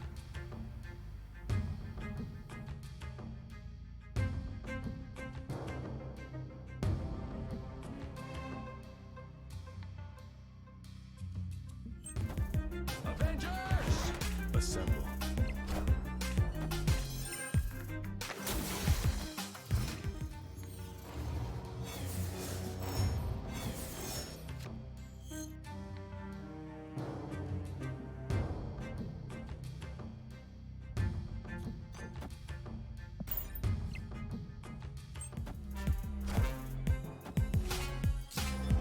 Yeah, that's basically what I'm suggesting. We should just act like Miles acts. Just like, you're getting set now. This is how this works. Is Wave plus Zabu turn 6 play 3 cards? Yes. No? Maybe? No, because Zabu will look at the original cost of cards like Silver Surfer. Yes, that, I believe that's how it will work. I believe Zabu's gonna look at the, we'll have to wait and see, but like things like Silver Surfer care about the original cost, but Zabu could be different because it's impacting stuff in your hand. That's something that I think we have to like wait to find out. All right, the vault is closing. If I play Blue Marvel here, it's 3, 4, 5, 6, 7, 8. We tie. Is tying acceptable? Ooh, wait. I could Rogue plus Blue Marvel, and then I win by 1, right? We could lose the Spectrum. I mean, roguing doesn't have to take anything, chat. I'm just, Rogue is just one more stat, chat. Rogue is just one more stat, chat.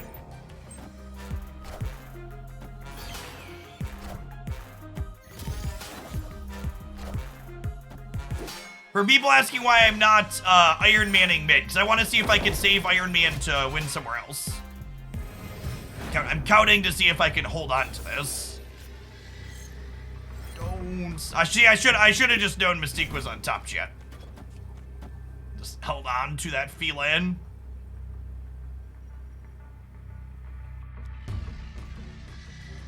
Oh, you know what? This is this better? Do I split the difference here in case they Spectrum on the right? Because if I play both Iron Men here, I lose the Spectrum on the right, right? Yeah.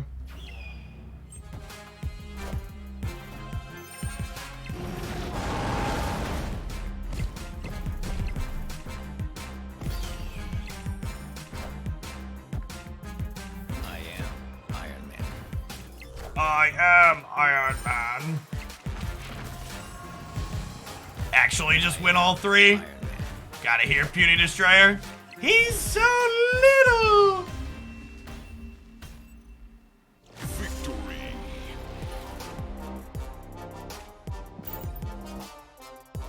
Jose of Oldbright, thank you for the Prime, by the way. Appreciate that.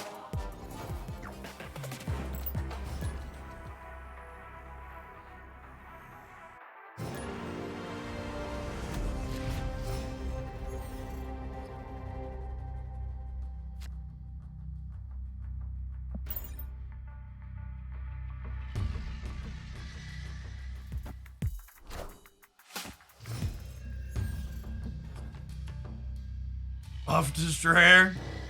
Something like that. I did finally get the title I've been waiting for, chat. This is my full-time job.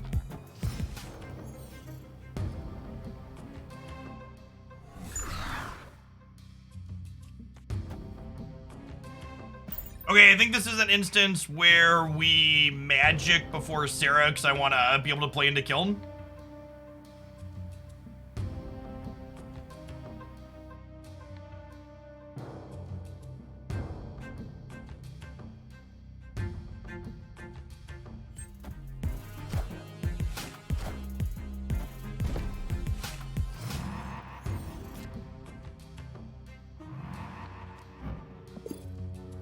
Oh, now we just punt killed, right? All right, take it. I don't want it anymore. Perfect.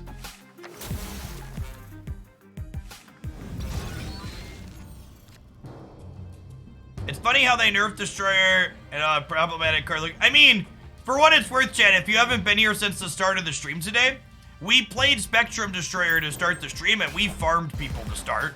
The Spectrum Destroyer deck is very, very good. People just also got very, very bored with it.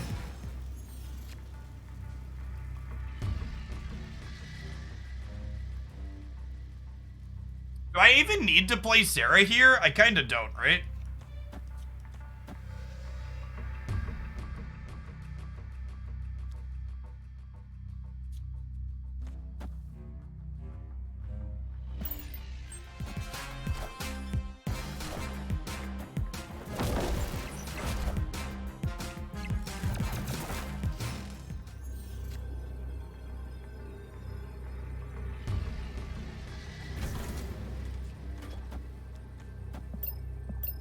It's a 7.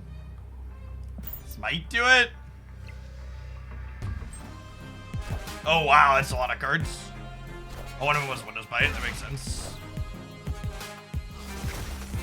Ooh, I think we lose the right? I am. We're gonna win mid, lose the right.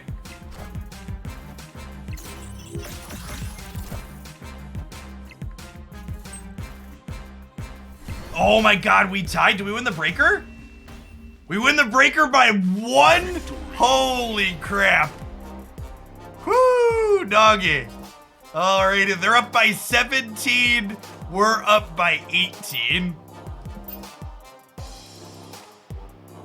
Hey, congrats on Infinite, Psychop. Lovely.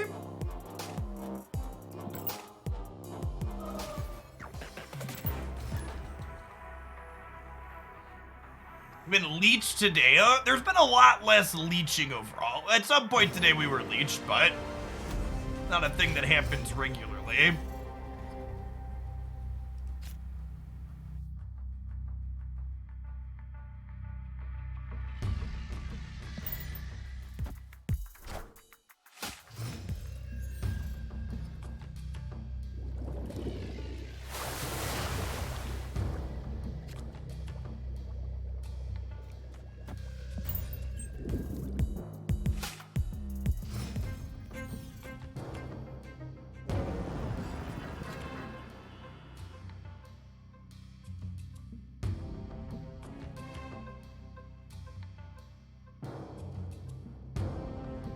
Do I use the fast upgrade feature for quicker progress? No, the fast upgrade feature hurts your ability to make progress faster. It's poorly named.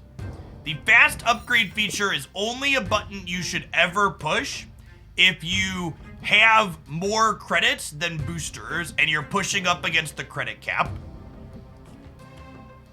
You should only ever use the fast upgrade if you're at 10,000 credits and don't have time to play more Marvel Snap to get more boosters to spend your credits. I think Crystal's probably going to be playable when Zabu releases next month. I'm hoping at least. Fingers crossed.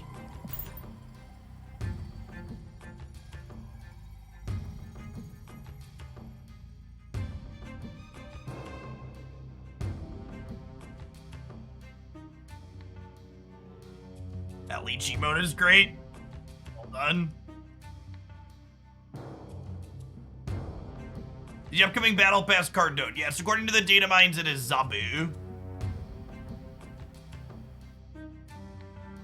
When people are converting gold into credits, is it faster to buy gold, use gold to buy more missions, or just buy credits directly? So the ratio on gold to credits is exactly the same, with the asterisk that buying missions technically gets you a little bit of battle pass experience as well, is the main consideration. I think I'm gonna not magic this game because I have Hawk in play.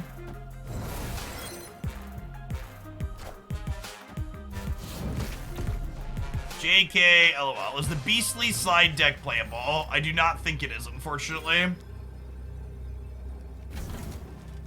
16 enough to win here? It might not be.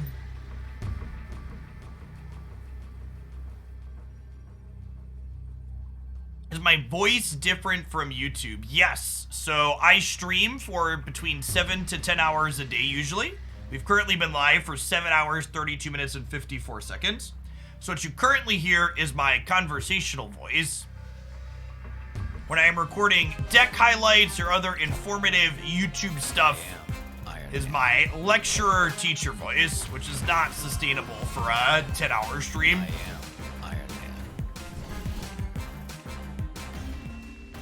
Rats, they just banked on us playing here.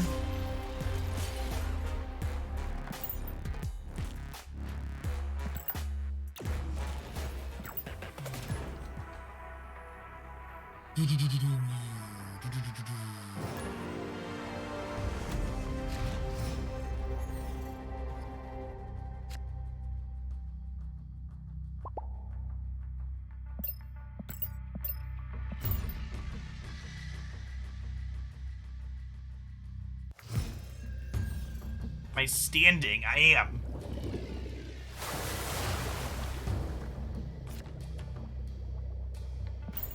like a retreat angle.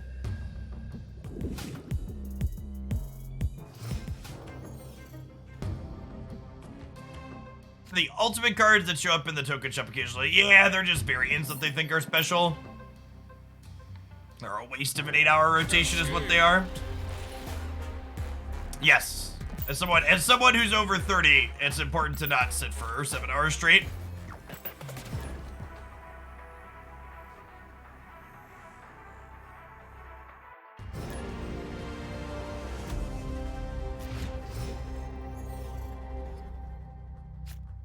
That is true. You don't know that YouTube Jeff and Twitch Jeff aren't the same person.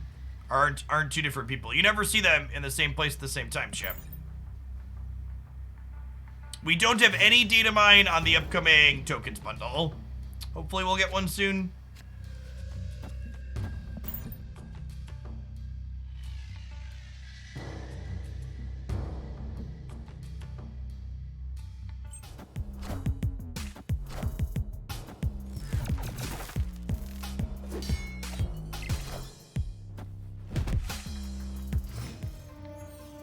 Yes, Mr. Negative is an excellent deck for helping you learn when you should be retreating. It is a deck that you frequently retreat early and often with.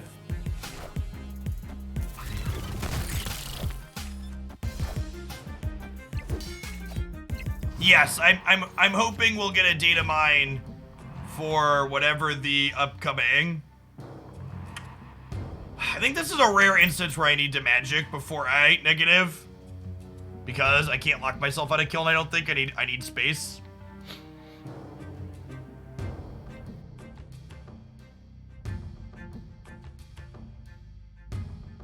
You bought the current bundle because of my video.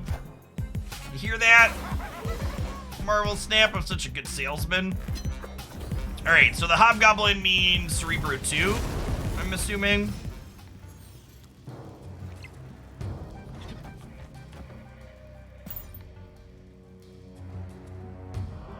Iron Man is still in my deck.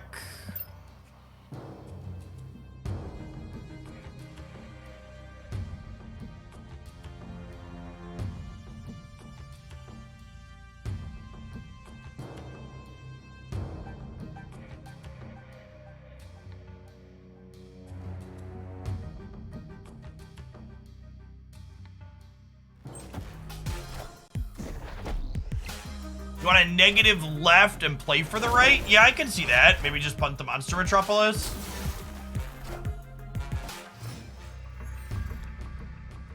Yeah, I think that's a good call. Just have punted the Monster Metropolis.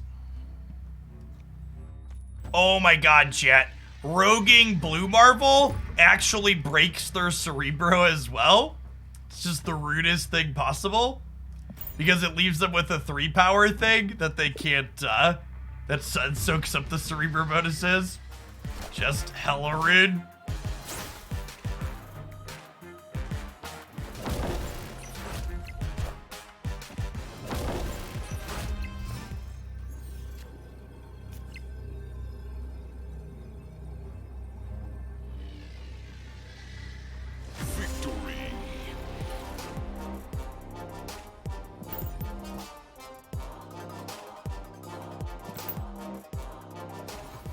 I think Widow's a generically good card, and if you're playing a negative build with Art Darkhawk, Widow is fine. Widow, Mojo, Scorpion, Bast. You just want that slot to be something that is cheap, that you don't feel bad playing on curve. That you also can play after Mr. Negative later. Why don't I stab? Because we're infinite. I don't really care about my cubes. I'm just playing games to play games, hanging out. Just vibing for the next week, Chip. You're impressed by people who can climb with Cerebro. Cerebro 2 is the deck I did the most climbing with to infinite. I think it is very, very good. Yeah, we actually talked about this a little bit earlier. I actually think the idea that Mr. Negative really would want to play a 0-power leader, I think is probably not accurate. I think Mr. Negative has a lot of other cards it wants to play, and we frequently want to play our own good cards, not our opponent's cards.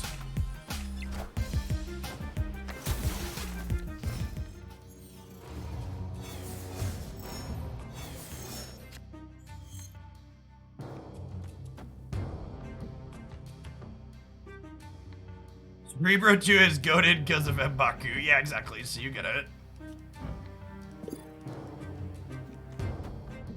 A Magic Titan here, actually, because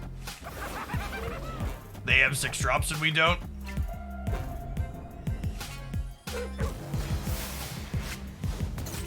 KM Best is the same opinion of Zero Power Leader. Yeah, like, it doesn't surprise me.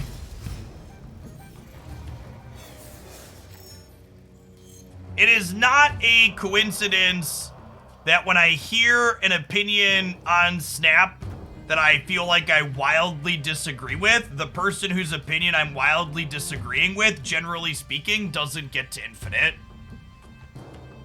They're a lower ranked player.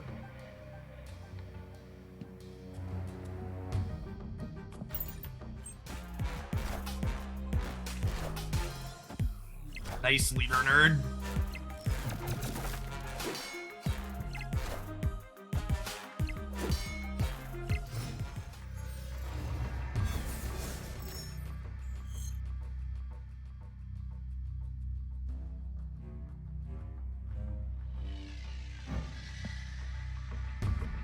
Oh, right, they're a Thanos deck. Our Hawk is huge. I was like, why is it so big?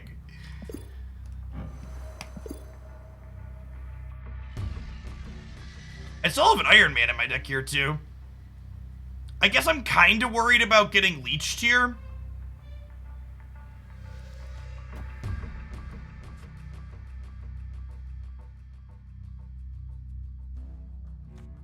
I don't think I want to copy Hawk. Do I? I might. We go Mystique here and Blue Marvel here. Yeah, I'm gonna do that.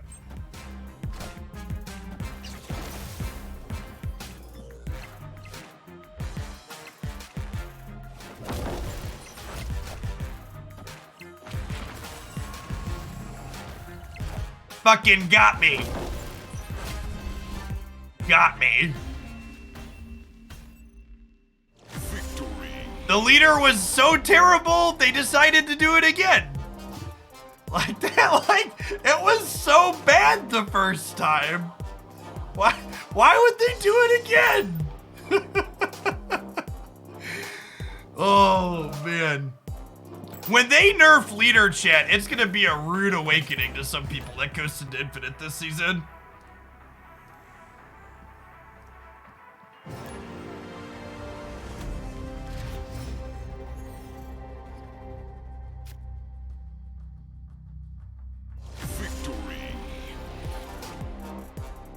If I could ban locations, which location would I always ban? Fuck New York. Hate it.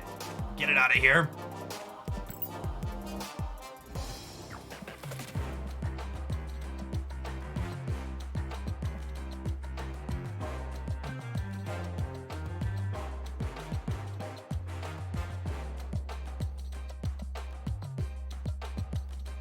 Oh, you know what, chat? I just had a brilliant... I'm gonna just keep playing stock negatives. This deck is fun. I just had a brilliant idea. People always talk about what if you could ban locations for heads-up games? What about the opposite? What if each player got to submit their choice of a featured location that would be 40 or 60% to show up with their deck list? What if that would really lean into what Marvel Snap does well? I think that could be sweet. Would that be? I don't know. Would it be? Maybe. Maybe it's busted. I think it sounds funny. Okay, like you choose Peak with your negative deck. I'm gonna choose Lamentus with my death deck.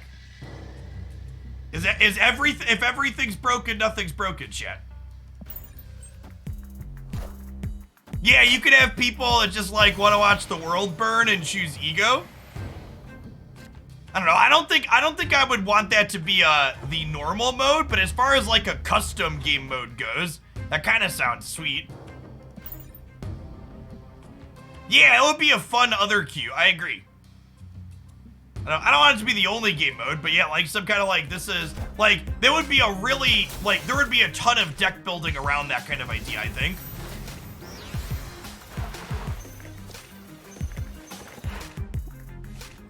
Doggy! Woo!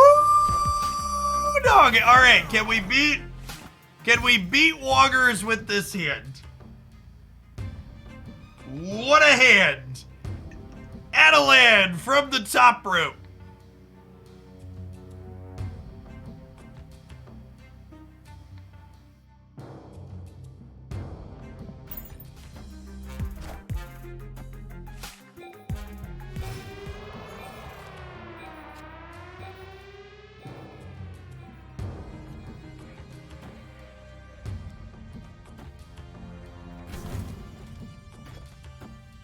I think I need to play around Leech, right?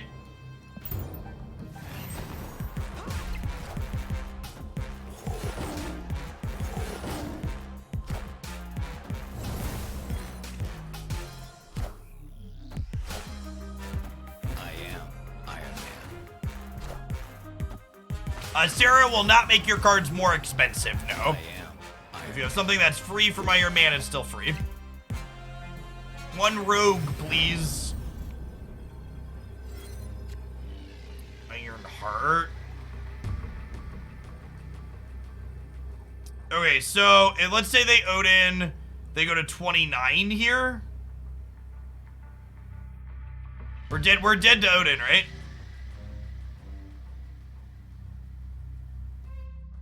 Yeah, the Wong's unchecked. Fuck, chat, Reddit was right. They need to nerf Wong. I go edit my tier list video right now. Oh wait, I just got to retreat for one cube because I understand how the game works. Never mind. Sorry. Crisis averted. Crisis averted. I understand how to retreat.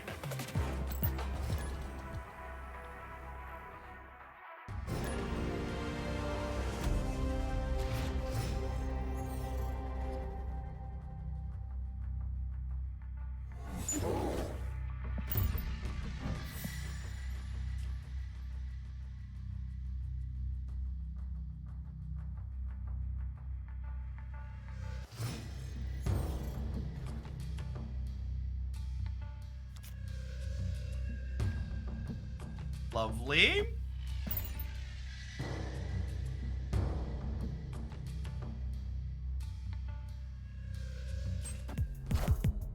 Didn't you say tier lists are bad, speculative, subjective content at some point? Yeah, it sounds like you need to go fuck off and actually watch my tier list before you start accusing me of being a goddamn hypocrite. Oh, chat! He got me! Except they didn't get me because it's not like a normal tier list because I stick to what I said. Get the fuck out of here. Twitch username Stupid Shellfish checks out. Stupid Shellfish, eh? Fitting. Fitting.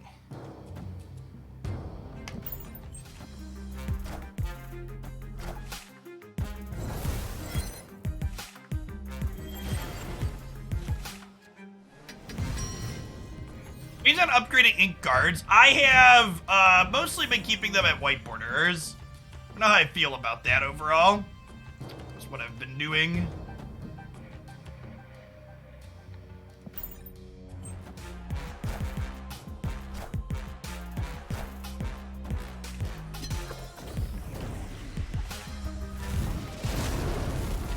Do you believe in magic?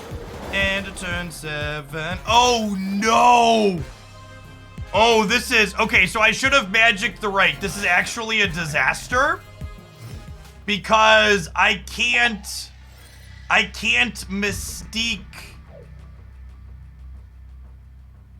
Oh crap! I can't mystique Iron Man now.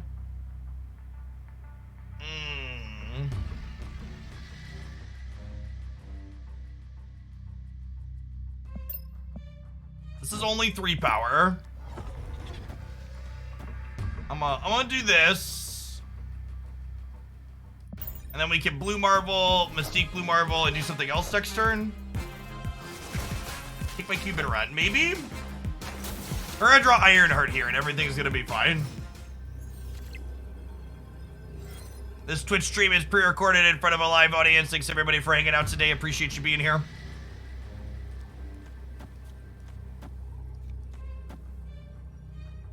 Maybe? This might be crazy, call me maybe? I think we're good, right? I mean, I know I'm great, but I think we won the game.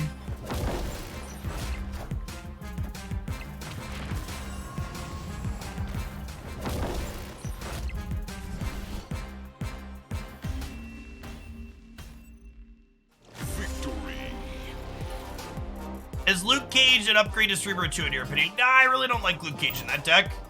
I think Storm is plenty. I think the big thing a lot of other people don't seem to get about Cerebro 2 is that you win a lot. The reason why that Cerebro deck is my favorite is because you win a lot of games with it without Cerebro 2. Hobgoblin and Blue Marvel, Mystique copy Blue Marvel win you a lot of games of Snap.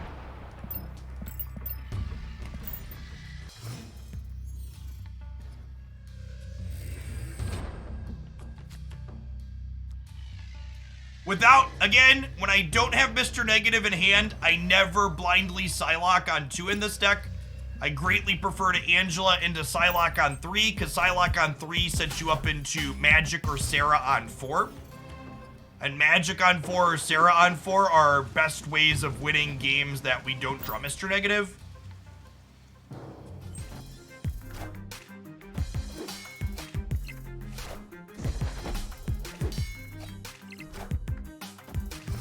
Yeah, Cerebro 1's a ton of fun. We've played that archetype before. I don't think Mr. Negative needs a nerf in his current state, but it's definitely one of those cards that you got to keep a close eye on if you're balancing the game.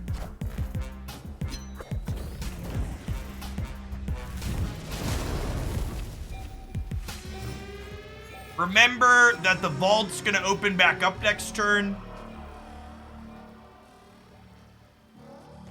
Or sorry, in 2 turns, I should say. Cerebro 1, yeah, Cerebro 1 is a Hazmat Luke Cage deck, among other things. There's a highlight up on the YouTube channel.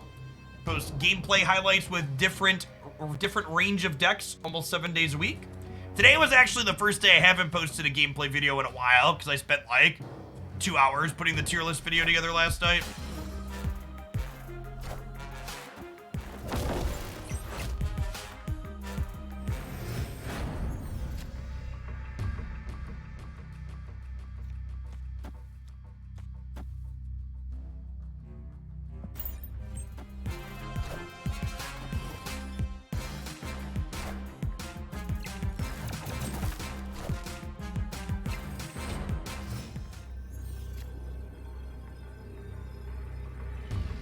Think we're noping out here.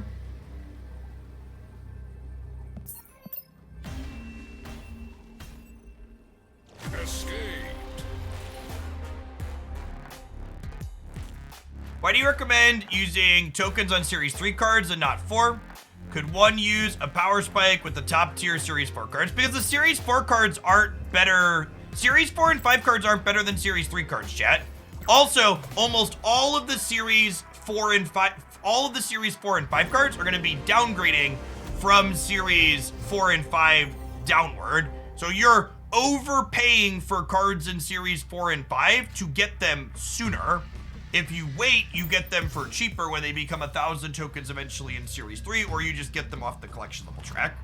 You show a good Cerebro 2 deck. That was a deck highlight the other day. I don't like constantly pulling up deck lists here on stream, because we'll just sit here and do that all day. It always really bothers me when I tune into a Twitch stream and the person streaming just doesn't actually play the game. So I try to like basically always be playing when I'm sitting here streaming.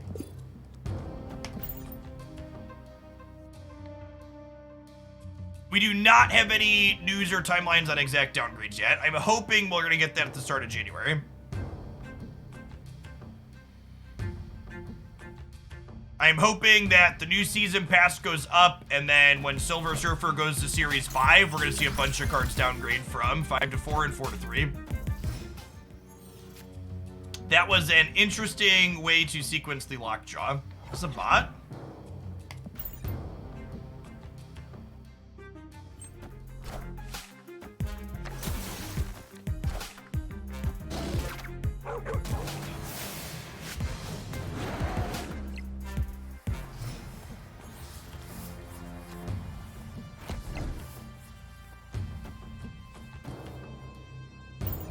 Okay, I think we do this and hope that Blue Marvel ends up going to the right.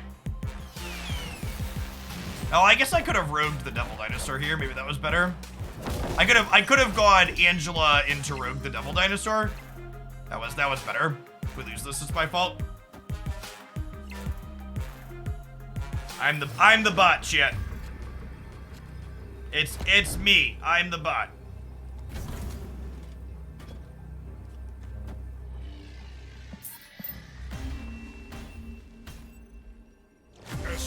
We'd have won this game by a lot if I did that right. We'd have rogued this and taken all their power away here, and we'd have more power here. And then my final turn would have been Iron Man, Blue Marvel, Mystique.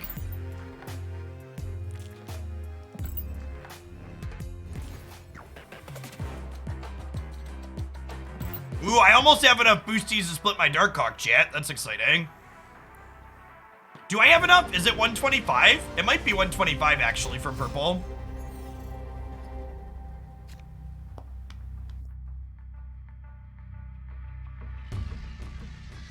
Why do most of the decks that tend to use a lot of Series 3, 4, and 5 cards do not have Enchantress or Shang-Chi? Because Enchantress and Shang-Chi are disruptive, interactive cards, and a lot of decks that are really heavy with Series 3, 4, and 5 cards are playing some kind of narrow linear strategy. Trash Panda, thanks for hanging out for 10 months. Welcome back. Actually, let's play you here, and then we'll negative into Hala and get rid of him.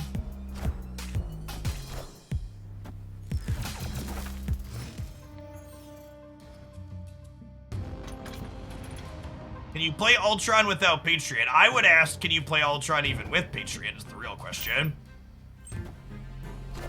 The answer is you can, chat, but it's not very good.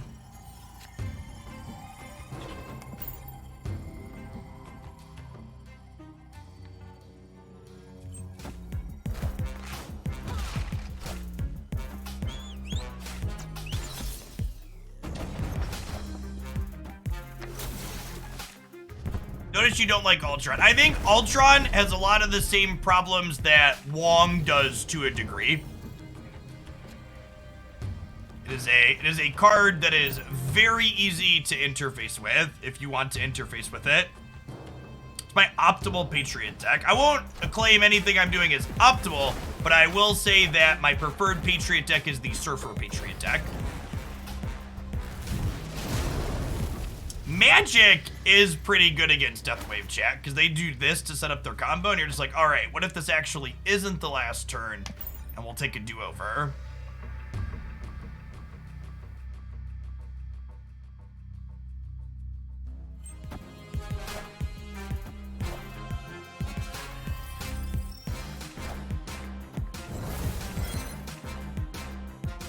I am not currently doing collection build-arounds until we get a balance patch, because the current state of Marvel Snap is not super conducive to playing People's Brews. Wait, why is their deck so big? It has 6 cards in it? What did I miss?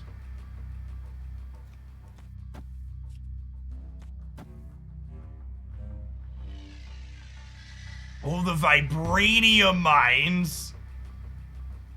Oh, that's great for us.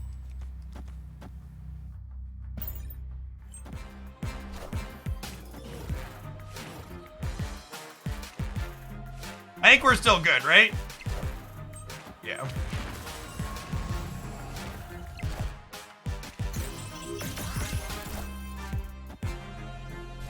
Okay, good shot. I'd like to dedicate this dub to the Vibranium Mines. Victory.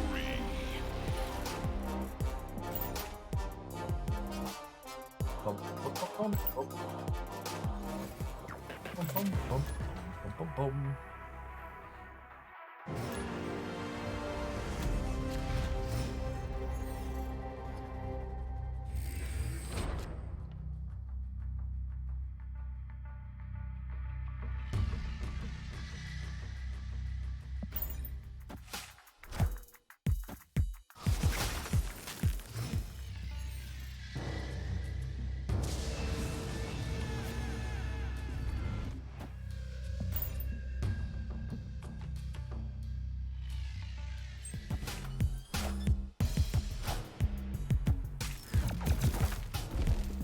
Why is Black Widow in this list? Because she gives Darkhawk 2 extra power.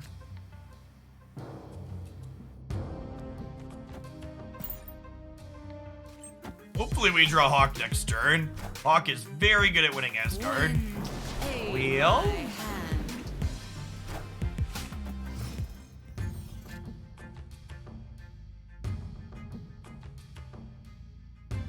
It's a retreat angle. What Marvel movies and TV shows have I not watched yet? There's a handful of them. I haven't caught up with Mrs. Marvel, She-Hulk. I think that's it. Mrs. Marvel and She-Hulk. I haven't watched the Christmas special yet either.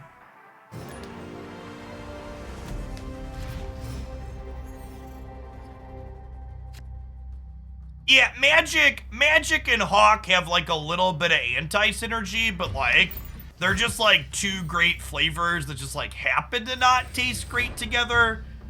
But like, when you get them separately, it's pretty great, so it's fine. Hey, Big Bad Ike, thanks for the Prime. I appreciate everybody hanging out today, by the way. Hope everybody's Tuesday and end of the year is going well. Take a look at my Twitch tracker here. We've had over 200 new followers today. For folks that are interested in seeing more of me here, I stream Monday through Friday from about 9 a.m. Central till about 5 or 6 p.m. Central. For those of you that are bad at time zones, it is currently 5:01 Central, so we're going for a little bit more today.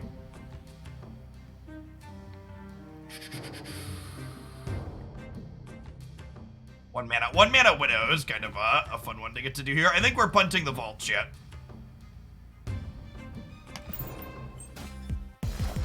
Why does Black Widow give Hawk extra power? Because she denies them a draw. So she doesn't give him an extra power on the very last turn. But overall, long term, she gives an extra draw.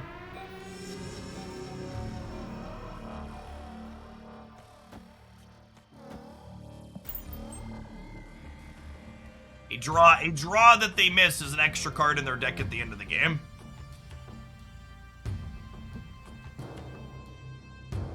Hey, Mitch Buck, thanks for the Prime.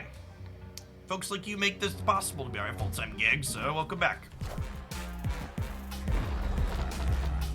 Joke's on you, my hand blows chunks.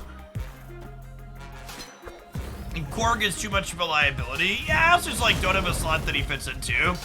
I'm pretty happy with all of the cards that we're playing in the deck at the moment.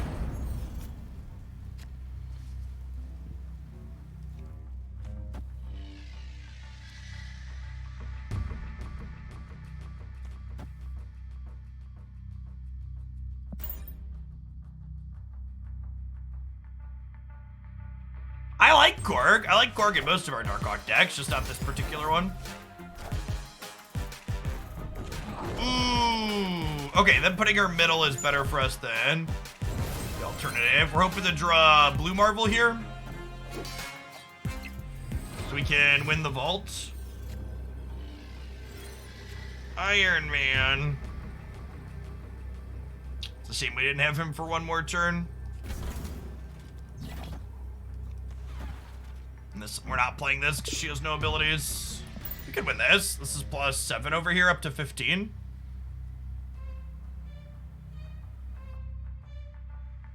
Chat, these have no abilities, chat. I should play Cyclops first because of leader. Yes, good call. I can no longer unlock my turn, chat. And they are a... Ooh,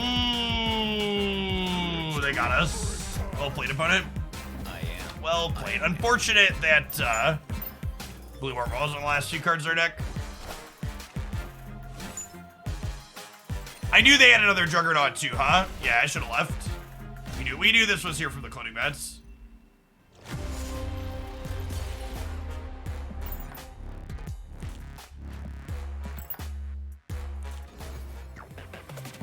All right, chat. It's been a great day. We've been going for over 8 hours, so I think I'm gonna go ahead and call it an afternoon. Just a plug here real quick. For people that aren't familiar with my stuff and you haven't checked out my YouTube, I posted a video today that I think is a good interest to a lot of people. The number one question people always have is, Jeff, is this card in my shop worth picking up here? So this is not a typical S through F tier list. I kind of use like a 2-buy system here where I break cards down in flexible and powerful, narrow and powerful, versus, this video will go, versus flexible and fine, narrow and fine with a couple of cards tagged at the back that are just kind of bad. If you want to hear my reasonings for why everything up here is where it is in those rankings, feel free to check this out and learn to what you should be prioritizing in the tokens shop. Let's find someone to raid here on Twitch, huh?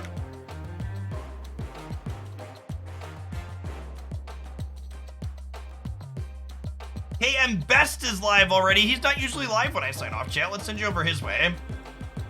He is one of the Marvel snappers I watch the most in the evenings. He's been live for 8 minutes. How perfect.